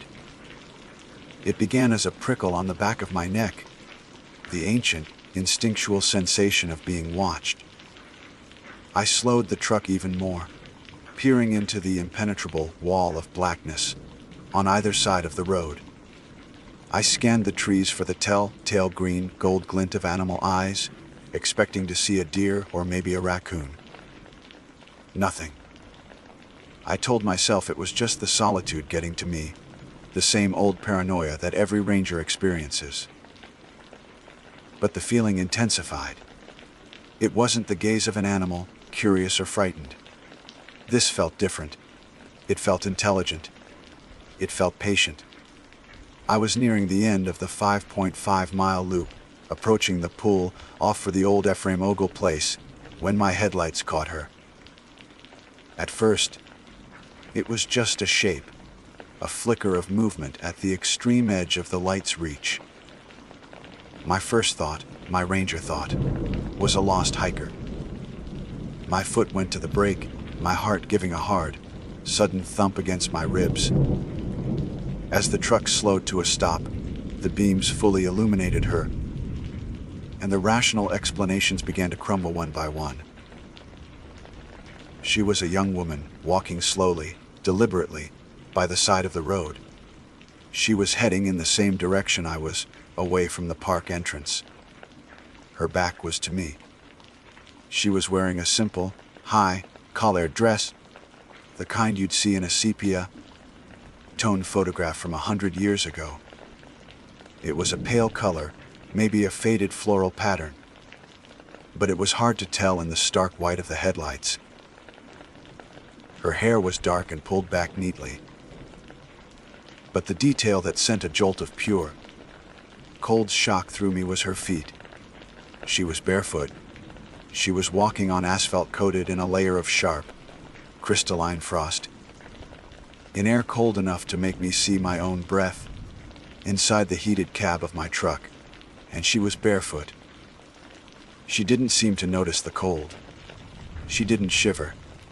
She just walked with a steady, unhurried pace, her bare feet making no sound that I could hear over the low rumble of the engine.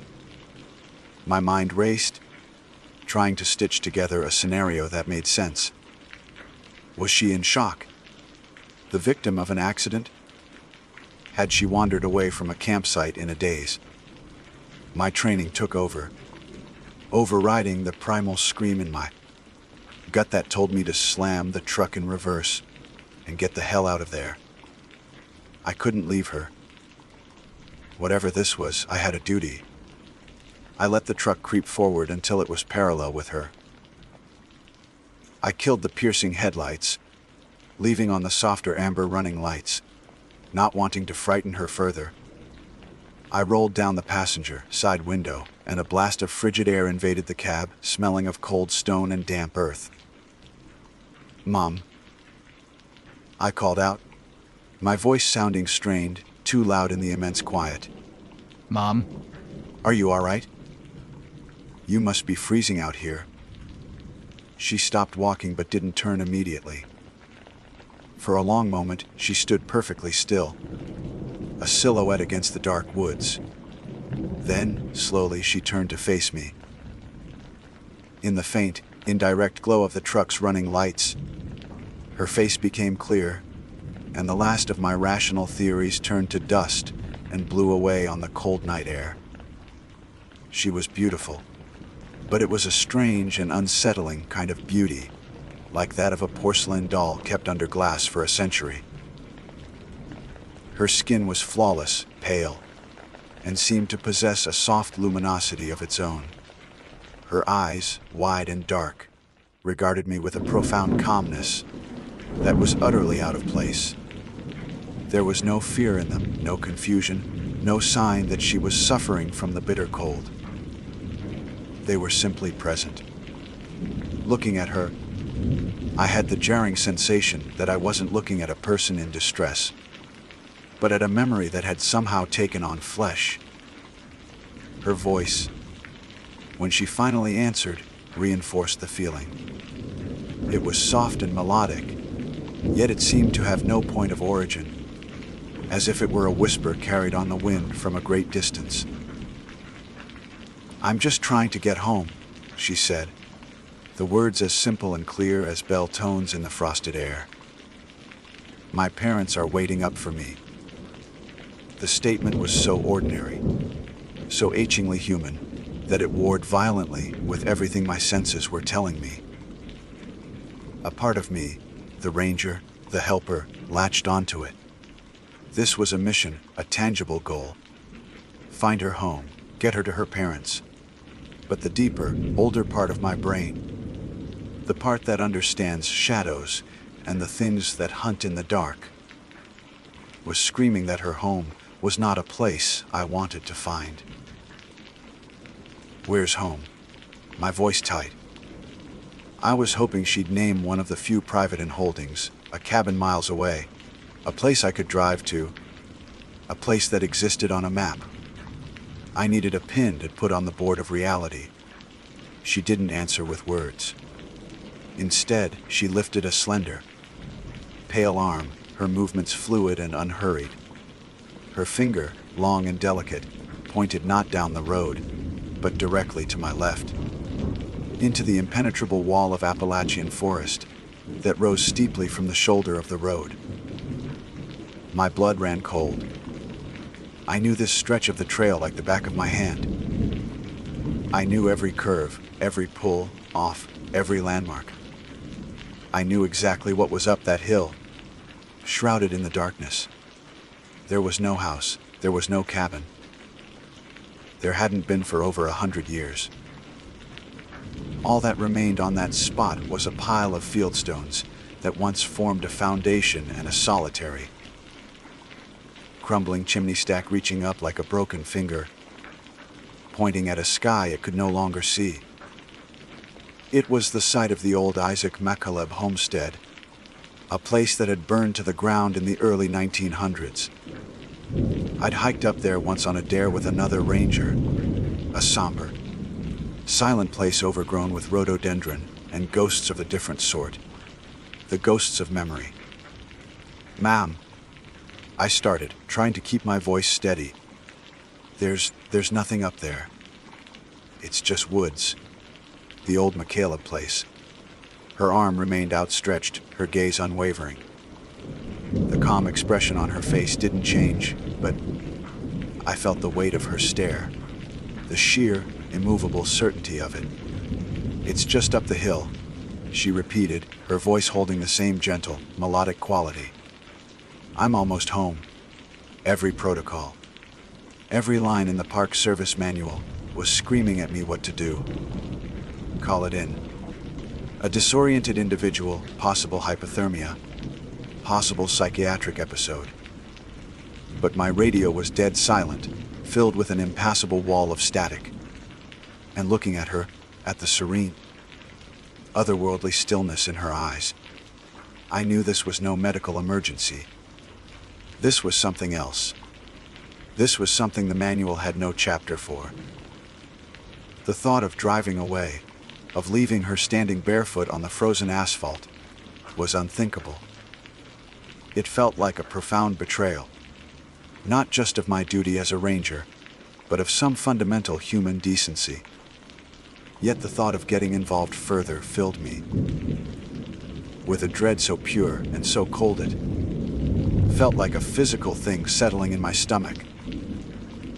I was trapped between my training and a primal sense of wrongness that was growing with every second I spent in her presence. The decision was made before I even spoke the words. I couldn't leave her. I had to see this through to its conclusion, whatever that might be. "Hop in," I said, the words feeling foreign in my own mouth. "I'll give you a ride." A small, placid smile touched her lips. It wasn't a smile of gratitude or relief. It was a smile of simple acknowledgement, as if I had merely confirmed an arrangement that had already been made. She moved towards the passenger door with a silent, ethereal grace. I leaned over and pushed the door open for her from the inside. She slid into the seat, and I was struck by two things at once. First, the truck didn't shift or rock with her weight. It was as if a phantom had settled onto the seat. Second, the heat vanished. One moment, the cab of my truck was a sanctuary of warmth, the heater blasting hot, dry air onto the windshield. The next, the instant she closed the door, it was gone. It wasn't just that a draft had gotten in. The warmth was actively sucked out of the space, replaced by a deep, penetrating cold that had nothing to do with the outside temperature. This was a chilling cold, a damp cold, the kind you feel in a cellar or a tomb. It sank into my clothes, into my skin, right into my bones. I watched in disbelief as a thin layer of crystalline frost, began to bloom on the inside of the passenger window, spreading out in delicate, feathery patterns from where she sat. I put the truck in drive, my hands feeling stiff and clumsy on the wheel. The pull off for the old home site was only a few hundred yards down the loop. It was the longest few hundred yards of my life. She didn't say a word. She just sat there, perfectly still, looking straight ahead into the darkness. The silence in the cab was absolute, a crushing vacuum. I was acutely aware of the crunch of my tires on the frosted asphalt, the low hum of the engine, the frantic, panic drumming of my own heart. I wanted to ask her name. I wanted to ask her what year she thought it was. I wanted to demand an explanation for the impossible cold that was now making my teeth chatter. But fear was a gag in my throat. I felt that if I spoke, the fragile illusion of normalcy would shatter, and I would be left to face the terrifying truth of my situation. I saw the gravel entrance to the small pull off and steered the truck into it, the headlights cutting across a small clearing, and finally resting on the dark, skeletal shape of the ruined chimney stack. I put the truck in park and cut the engine. The resulting silence was even more profound, broken only by the faint, whispering sound of the creek somewhere down the embankment. I cleared my throat, the sound unnaturally loud. "Here you are," I said, trying to inject a note of cheerful finality into my voice, a desperate attempt to pretend this was the end of a normal ride. She turned her head to look at me, her dark, calm eyes meeting mine. "Thank you," she whispered, the sound barely disturbing the air. She made no move to get out. She simply sat there, watching me. Then, after a long heart-stopping pause, she asked the question I knew was coming, the one my soul was screaming at me to refuse. "Won't you walk me to the door?" Of course. Here is the third and final part of the story, concluding the chilling encounter on the Roaring Fork Motor Nature Trail. The question hung in the supernaturally cold air of the truck cab, not as a request, but as a final, inescapable summons. "Won't you walk me to the door?" Every instinct I possessed, from the primal flight response, honed over millennia of evolution, to the simple common sense of a man who knew he was in the presence of something terribly wrong, screamed at me to refuse. My mind formed the words, "No, I can't do that. You'll be safe now. I have to go." But my mouth wouldn't open. My body wouldn't obey. A strange, placid resignation washed over me, quieting the panic. It was the feeling of a swimmer caught in a powerful undertow. The moment you stop fighting the current and simply let it take you. I was no longer in control. I gave a single jerky nod. The simple motion felt as if it sealed my fate. I pushed my door open, and the sound of it unlatching was like a gunshot in the profound silence. As my boots hit the frosted gravel, I felt a release from the oppressive cold of the truck. The night air, which should have felt frigid, was merely cool by comparison. On the other side, she exited with that same weightless, silent grace, the passenger door closing behind her with a soft click. We began to walk, side by side, leaving the relative sanctuary of my vehicle to cross the 20 yards of clearing toward the skeletal ruin. The ground was uneven, littered with stones and fallen, leaves that were stiff with frost, but she walked as if on a smooth, polished floor, her bare feet never faltering. My own steps felt heavy and loud, my breathing harsh in my ears. With every step we took away from the truck and towards the foundation, the world began to change. The first thing I noticed was the temperature. The cool night air began to lose its edge, replaced by a growing, inexplicable warmth. It was a dry, stagnant heat like the air from a furnace vent. After 10 paces, it was no longer cool at all, it was mild. After 15, it was warm, and I could feel a film of sweat begin to prickle on my forehead and the back of my neck. I looked around, bewildered, searching for a source, a hidden campfire, a smoldering log. But there was nothing. The darkness was absolute, the heat source invisible. Then came the smell. The clean, sharp scent of pine and cold earth was being steadily overpowered by something else.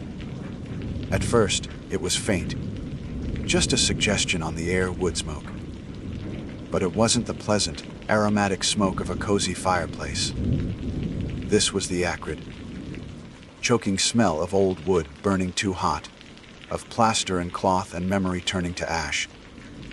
It grew stronger with each stride, filling my nostrils, catching in the back of my throat, making my eyes water. The air was now thick and heavy, the warmth becoming an oppressive, suffocating heat.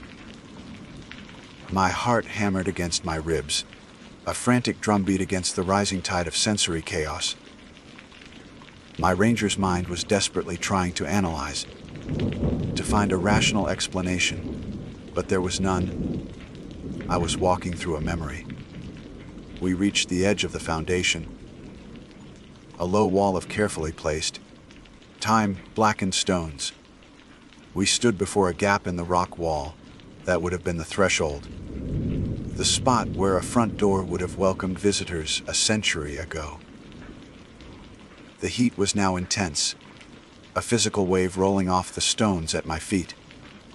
The smell of smoke was so thick it was almost a taste, a bitter coating on my tongue.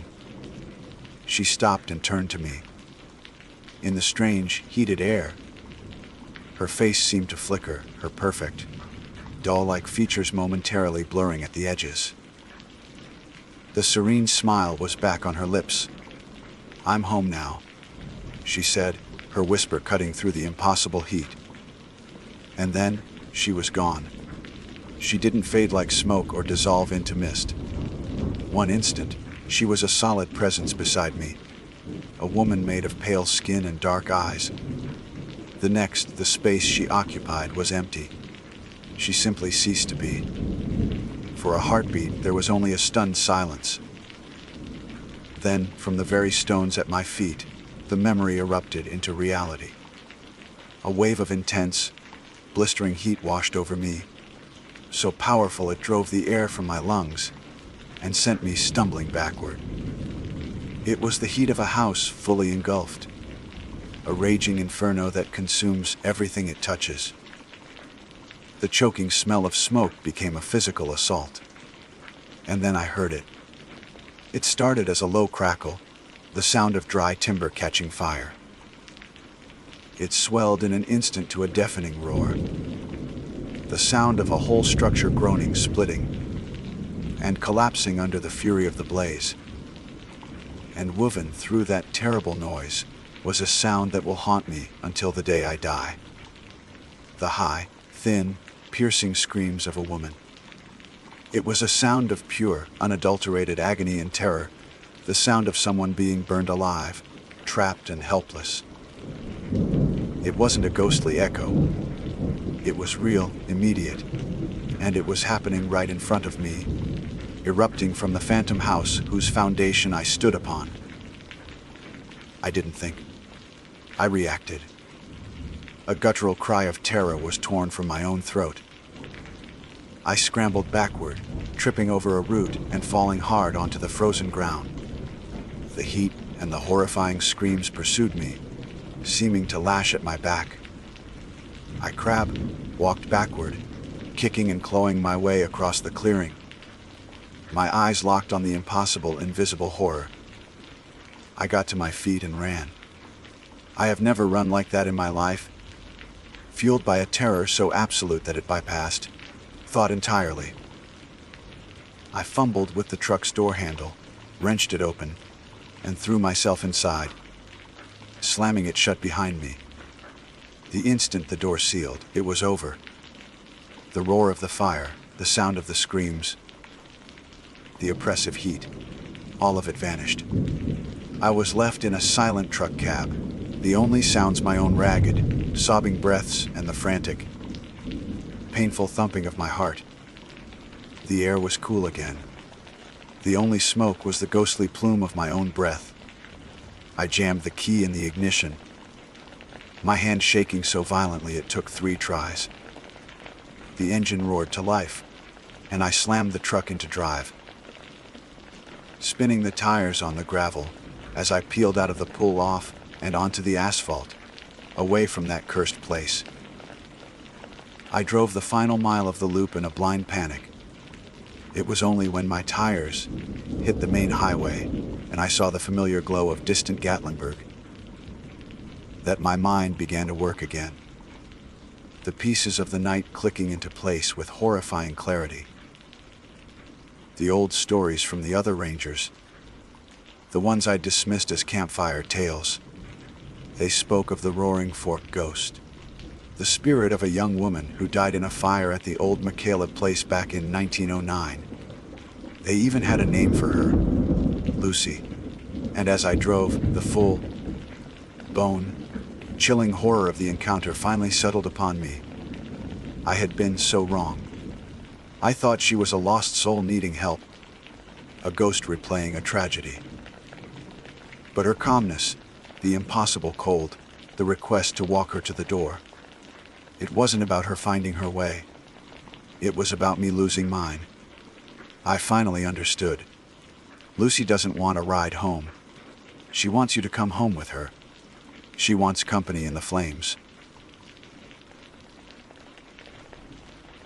My name is Shepard Green, and I am a law enforcement ranger with the United States National Park Service, assigned to the vast, ancient spine of the Great Smoky Mountains. That is the official title, the one on my brass nameplate, and the stiffly starched collar of my uniform. It's a name and a title that have always sat uneasily on my shoulders, like a borrowed coat that doesn't quite fit. You see, I am Cherokee. My family, the Greens, didn't arrive here in a covered wagon or seek fortune in the timber trade. We were simply here. Our roots are not in the soil. They are the soil, the rivers, the stones. We were born of this land, just outside the official park boundary, in a small community that the maps ignore. But the mountains have always known. Putting on this uniform, the iconic flat, brimmed hat and the arrowhead patch, was a decision steeped in a quiet, personal conflict. It felt, in many ways, like a betrayal, donning the emblem of the very institution whose creation formalized the taking of this land from my ancestors. The park is a beautiful, necessary thing for preservation. I understand that. But for my people, its borders are also scars, reminders of a world that was fractured. I took the job with a hope, perhaps a naive one, that I could be a bridge between the two worlds. I could enforce the federal laws, designed to protect the park while honoring the deeper, older laws of the land itself. I imagined my duties would involve lost hikers, the occasional black bear encounter, and ticketing tourists who think feeding wildlife is a good idea. I never, for a single moment, believed that the stories my grandmother, Elise, whispered to me in the dark of our cabin would become a part of my official duties. The stories I thought were meant to scare a young boy into staying close to home turned out to be the most vital field guide I would ever possess. The call crackled over the radio just as the afternoon sun began its slow, golden bleed across the western ridges. It was August, a time when the park is swollen with visitors, their laughter and chatter echoing through valleys that were once home to only wind and bird song.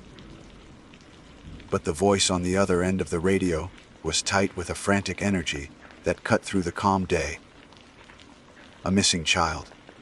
A 7-year-old boy named Sam Williams vanished from the family's tent at the Chilhowie Mountain Campground. A missing child call is an ice bath for the soul of any ranger. It triggers a protocol that is immediate, massive, and grimly efficient. Within an hour, the campground was no longer a place of leisure, but an incident command post. Flashing lights from Park Service and County Sheriff vehicles sliced through the deep green shadows, looking garish and alien against the ancient trees. I arrived to find the parents, a young couple from Ohio, in a state of near catatonic hysteria. The father was pacing a rut into the dirt, his face pale, while the mother sat wrapped in a blanket on a picnic table, her gaze locked on the tree line as if she could will her son to walk out. I knelt beside her, keeping my voice low and calm. "Mom, my name is Ranger Green. Can you tell me exactly what happened?" She spoke in shuddering bursts. They had been setting up their tent for the night. Sam was playing with his toy cars, just a few feet away, making engine noises in the dirt. Her husband went to the car to get the cooler, and she turned her back for no more than a minute to unfold a sleeping bag. When she turned back, he was gone. No sound, no cry for help. Just gone. "Did you see anyone else around?" I asked, her standard procedural question. Her eyes, red, rimmed and wide with terror, met mine. "Yes," she whispered, her voice cracking. "There was a woman, an old woman. She was standing right there, at the edge of the trees." She pointed a trembling finger toward the dense wall of rhododendron and pine. "She was just watching us. I thought it was strange, but people wander around." When I looked again, after I realized she was gone too. A cold dread, as heavy and familiar as a winter cloak, settled deep in my gut. It was a feeling I hadn't experienced since I was a boy, listening to my grandmother's tales by the light of a kerosene lamp. What did she look like, this woman? The father stopped pacing. Old, very old, and her clothes were odd, like rags almost. And there was something about her eyes, a funny look. What kind of funny look? I pressed, my heart beginning to hammer against my ribs. "I don't know," the mother sobbed. Like she wasn't looking at us, but through us. Like we were glass. The chill in my stomach intensified, spreading through my veins like ice. My grandmother's stories, the ones spoken in our Salaji language, came flooding back. No longer the stuff of folklore, but a clear and present danger. She spoke of beings that walked in the deep woods. Ancient things that tourists and even most locals had long forgotten. She spoke of Otlanta. The English translation is clumsy, inadequate. It means something like, "She has it sharp," but the name whispered with the proper reverence is Spearfinger. A shape-shifting witch, Elise had said, her voice barely audible above the crackling fire. Her skin was like stone, impenetrable to any arrow or blade. She looked like a harmless old woman, often appearing on the fringes of a village or a camp, watching, waiting. But her true form was monstrous, and on her right hand, where an index finger should be, was a single, stony appendage as sharp and hard as an obsidian spear point. She used it to pierce the livers of children, her favorite food, which she would pluck from their bodies while they were still alive. The official search was already a chaotic mess of good intentions. Grid patterns were being drawn on maps. Volunteers were being organized. Scent dogs were brought in, their handlers confident. But I knew, as the handlers led the beagles and German shepherds to the spot where Sam was last seen, a strange thing happened. The dogs, professional and highly trained, began to whine. They paced in circles, their noses to the ground, but they wouldn't pick up a trail. When urged toward the tree line, where the mother had seen the old woman, they recoiled, their tails tucking between their legs, whimpering with a primal fear that no amount of training could overcome. One of them began to bark frantically, not at the woods, but at the empty air around the campsite. The other rangers were baffled. Scent must have been washed out, one muttered, though it hadn't rained in days. Maybe an animal carried him off, said another, but there were no tracks, no blood, no signs of a struggle. They were looking for a person. I knew they were tracking something else entirely. You don't track a being like Spearfinger, with footprints or scent trails. She is too old, too clever for that. You track her by what she leaves in her wake. You track her by the absence she creates. I left the noise and frantic energy of the command post behind. I unclipped my radio, spoke my call sign, and stated I was conducting a spiral search pattern from the point last seen, official language for what I was about to do. Then, I turned it off. Technology was useless here. I walked past the other searchers, past the terrified dogs, and stepped under the canopy of the trees. The change was immediate and profound.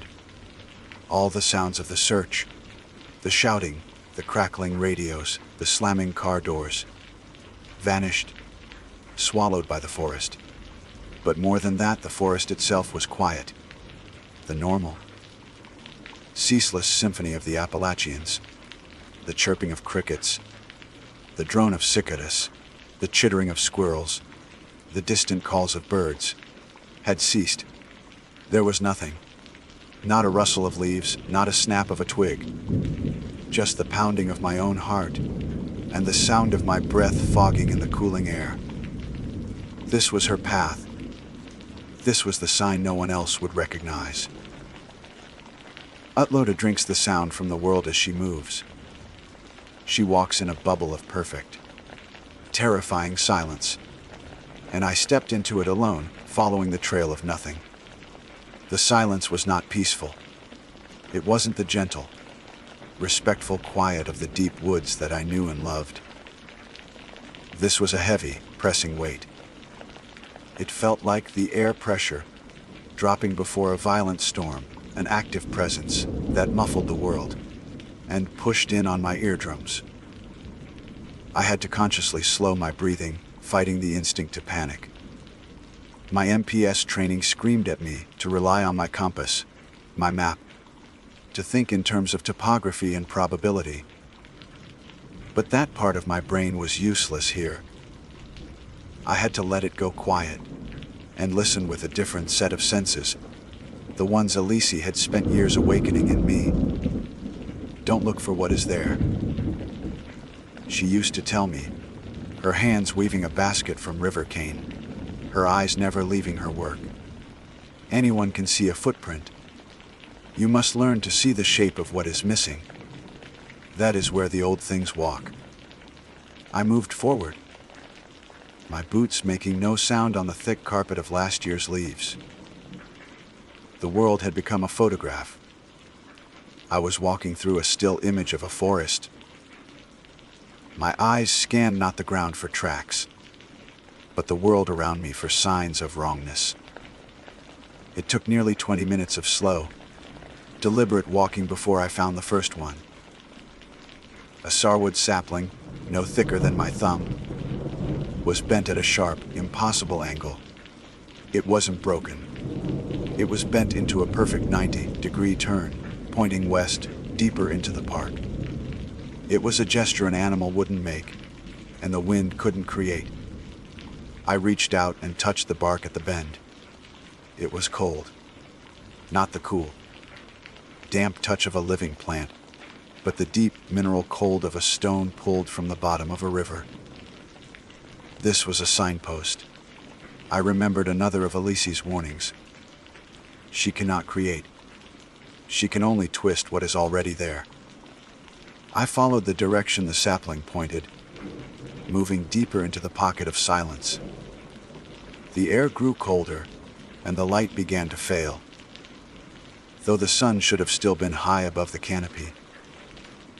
Time felt distorted here, stretching and compressing.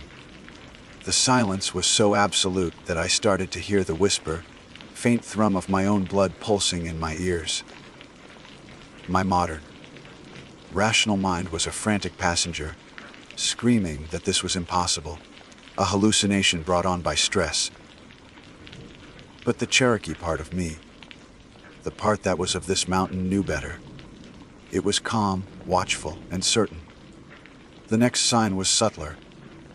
On a bed of dark green moss, a place no stone should be, sat a single, perfectly smooth, white quartz rock. It was the kind you find in riverbeds, tumbled by ounds of flowing water. But we were miles from the nearest major creek. I crouched beside it. Its underside, which should have been dark, damp and home to a dozen tiny insects, was bone, dry and sterile. It was as if it had been placed there only a moment ago, yet it felt ancient. It was another piece of the world twisted from its rightful place. I didn't need to consult a map. These markers were creating their own. A trail of wrongness leading me on. As I continued, the forest grew darker, stranger. I saw a flock of chickadees perched on a low, hanging branch of a hemlock tree. They were utterly still, their heads cocked, their black eyes like beads of glass. They weren't dead. I could see the faint, almost imperceptible rise and fall of their chests. They were frozen, caught in the creature's silent wake like insects in amber. The sight was profoundly disturbing. Otlunta's passage didn't just silence the woods. It paralyzed it, holding life itself in a state of suspended terror. My hand kept drifting to the comforting weight of the Glock 22 on my hip, a 15-round magazine of 40 caliber hollow points, standard issue. It was a powerful tool designed to stop a man. But how do you shoot something whose skin is made of stone? Alyssa's voice echoed in my memory again, this time from a story about a hunter who had tried to fight Spearfinger with arrows.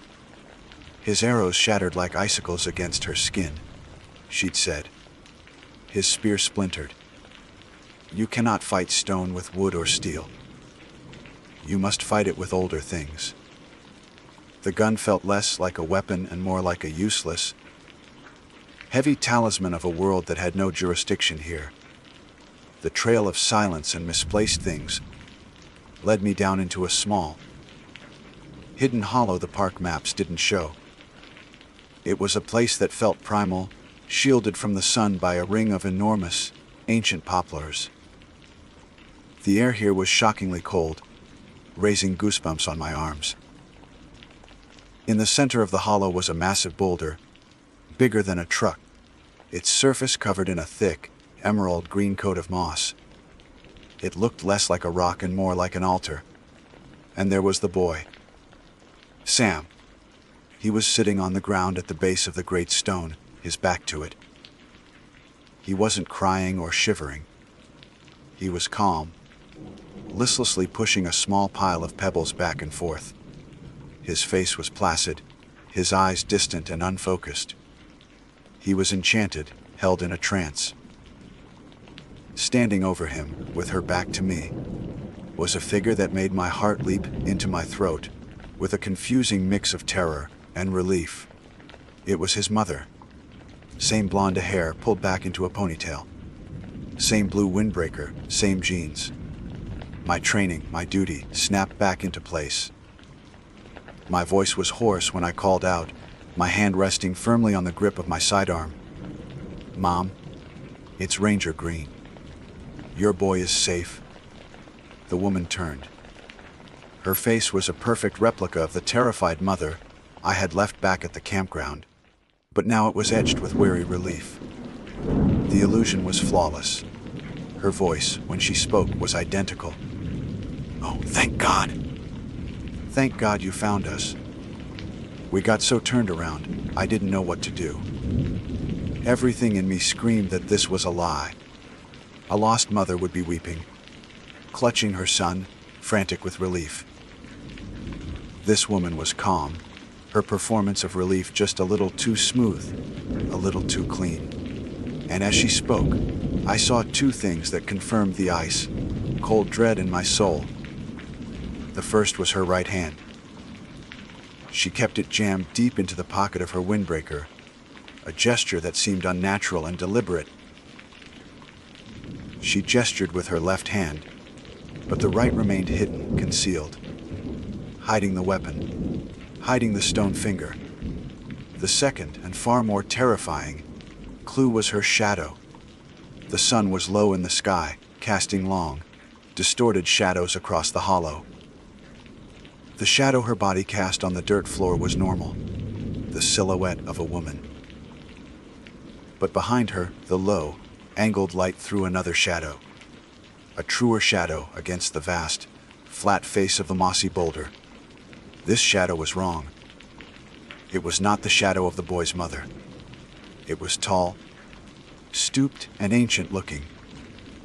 Its limbs were long and spindly, and where the right arm should have ended in a hand, it ended in a single, long, horribly sharp spike. My blood ran cold. I was looking at the face of a woman from Ohio, but I was standing before a monster from the oldest stories of my people. The search was over. I had found her. My heart was a cold, heavy drum in my chest. Before me stood a loving mother, her face a mask of convincing relief. Behind her, a shadow monster prepared to feast. Every instinct I possessed was screaming danger, but my training dictated a calm, de-escalating presence. To attack her would be unthinkable, an act of madness. To do nothing would be to sacrifice a child. I was trapped between two worlds, and only the knowledge of one could save me in the other. I had to break the illusion. I had to force its hand, but on my terms.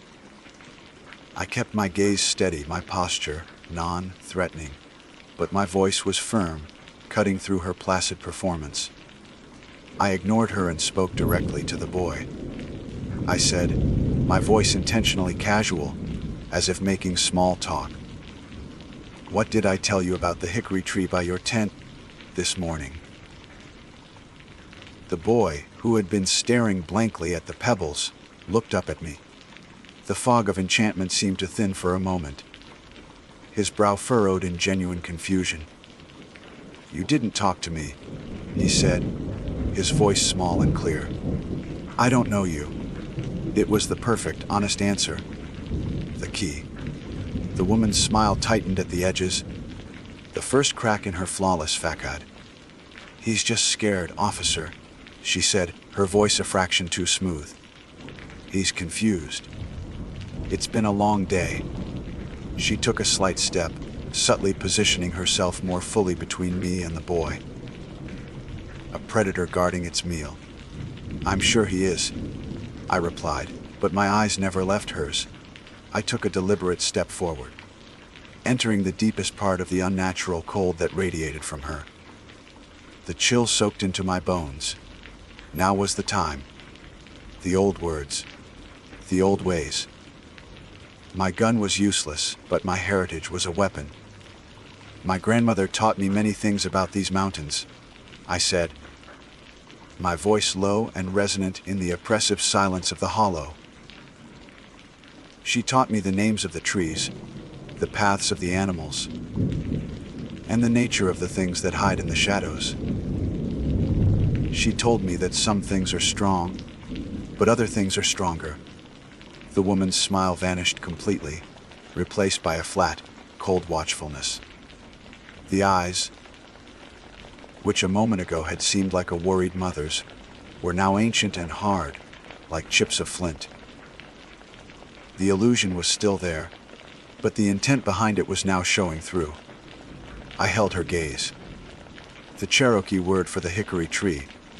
I said, letting the syllables hang in the frozen air. Asgali. It is a strong wood. A powerful wood. I paused, letting the meaning settle, letting the ancient power gather in my throat. It is a wood that breaks stone. As I spoke the final word, stone, I poured all of my conviction, all of my fear, and all of the memory of my grandmother's strength into it. I did not shout. I spoke it with the certainty of a fundamental truth, like stating that the sun rises or water flows downhill. The effect was instantaneous and violent. The air around the woman shimmered, as if from intense heat. The image of the mother flickered, stretched, and then tore apart like wet paper. For a horrifying second, I saw both forms at once, the blonde woman from Ohio and the ancient, gray horror beneath. A sound filled the hollow. Not a scream, but the grating, grinding noise of rock scraping against rock. Then the glamour shattered completely. Standing where the woman had been was a creature drawn from a nightmare. It was tall and stooped, its skin the color and texture of dry, cracked riverbed clay. Its limbs were long and unnaturally thin. Its face was a mask of ancient rage, with a lipless mouth and eyes that burned with a cold, hateful light. And its right hand was no hand at all. From the wrist grew a single, jarled appendage of dark, jagged rock, sharpened to a cruel point. It was her finger, her spear, Atlanta. She let out a guttural hiss, a sound of pure grinding malice, and recoiled from the word I had spoken, as if from a physical blow. The name of the wood that could break her stone skin was anathema. Her stony finger twitched, and she took a stumbling step back, her flint-like eyes locked on me with an expression of pure venom. She had been discovered. Her hunt was ruined. She didn't attack. Her power was in deception, in the quiet snatching of a child from the edge of safety. Exposed in the light, confronted with the old knowledge, she was weakened. With another grating hiss that seemed to scrape the inside of my skull, her form began to dissolve. She didn't run. She simply melted, backward into the deep shadow cast by the great boulder, becoming one with the darkness until she was nothing at all. The moment she vanished, the world came roaring back to life. The oppressive silence shattered like glass, and the sounds of the forest rushed back in, deafeningly loud. A chorus of birdsong erupted from the trees. The buzz of insects filled the air. The wind sighed through the poplar leaves. The cold in the hollow dissipated, replaced by the warm, humid air of a summer evening. The spell was broken. The change startled Sam from his trance. His eyes focused, and he looked around at the dark woods, at the massive stone, and at me, a stranger in a uniform. His face crumpled, and he let out a terrified wail. "I want my mommy!" I didn't hesitate. I scooped him into my arms and ran. I didn't look back at the boulder or the shadows. I just ran. The boy's frightened sobs echoing in my ears as I crashed through the undergrowth, following the sound of the living world, back toward the noise of my own. When I emerged from the tree line, blinking in the flashing emergency lights, the scene was one of relieved chaos. I handed the crying, shivering boy to his real mother, who engulfed him in a desperate embrace. The official story would be simple. I would file a report stating that the boy had wandered off, and I found him disoriented in a ravine. No mention of a stone-skinned witch, of a bubble of silence, or of a shadow that didn't match. No mention of the word Gawili. They were truths that had no place in a federal report. I am a ranger of the United States National Park Service. I wear the uniform, carry the badge, and enforce the laws of the government. But that day, On that mountain, my badge meant nothing. My sidearm was a useless weight. My training was irrelevant. It was the words of my grandmother, the old stories whispered in the Salaji language, that saved that child's life. I finally understood my place. I am a bridge. Yes. But not just for people. I am a bridge between the world that is and the world that was. A guardian who stands on the border of a reality this modern world has chosen to forget. And I know, with a chilling certainty, that its monsters have not forgotten us.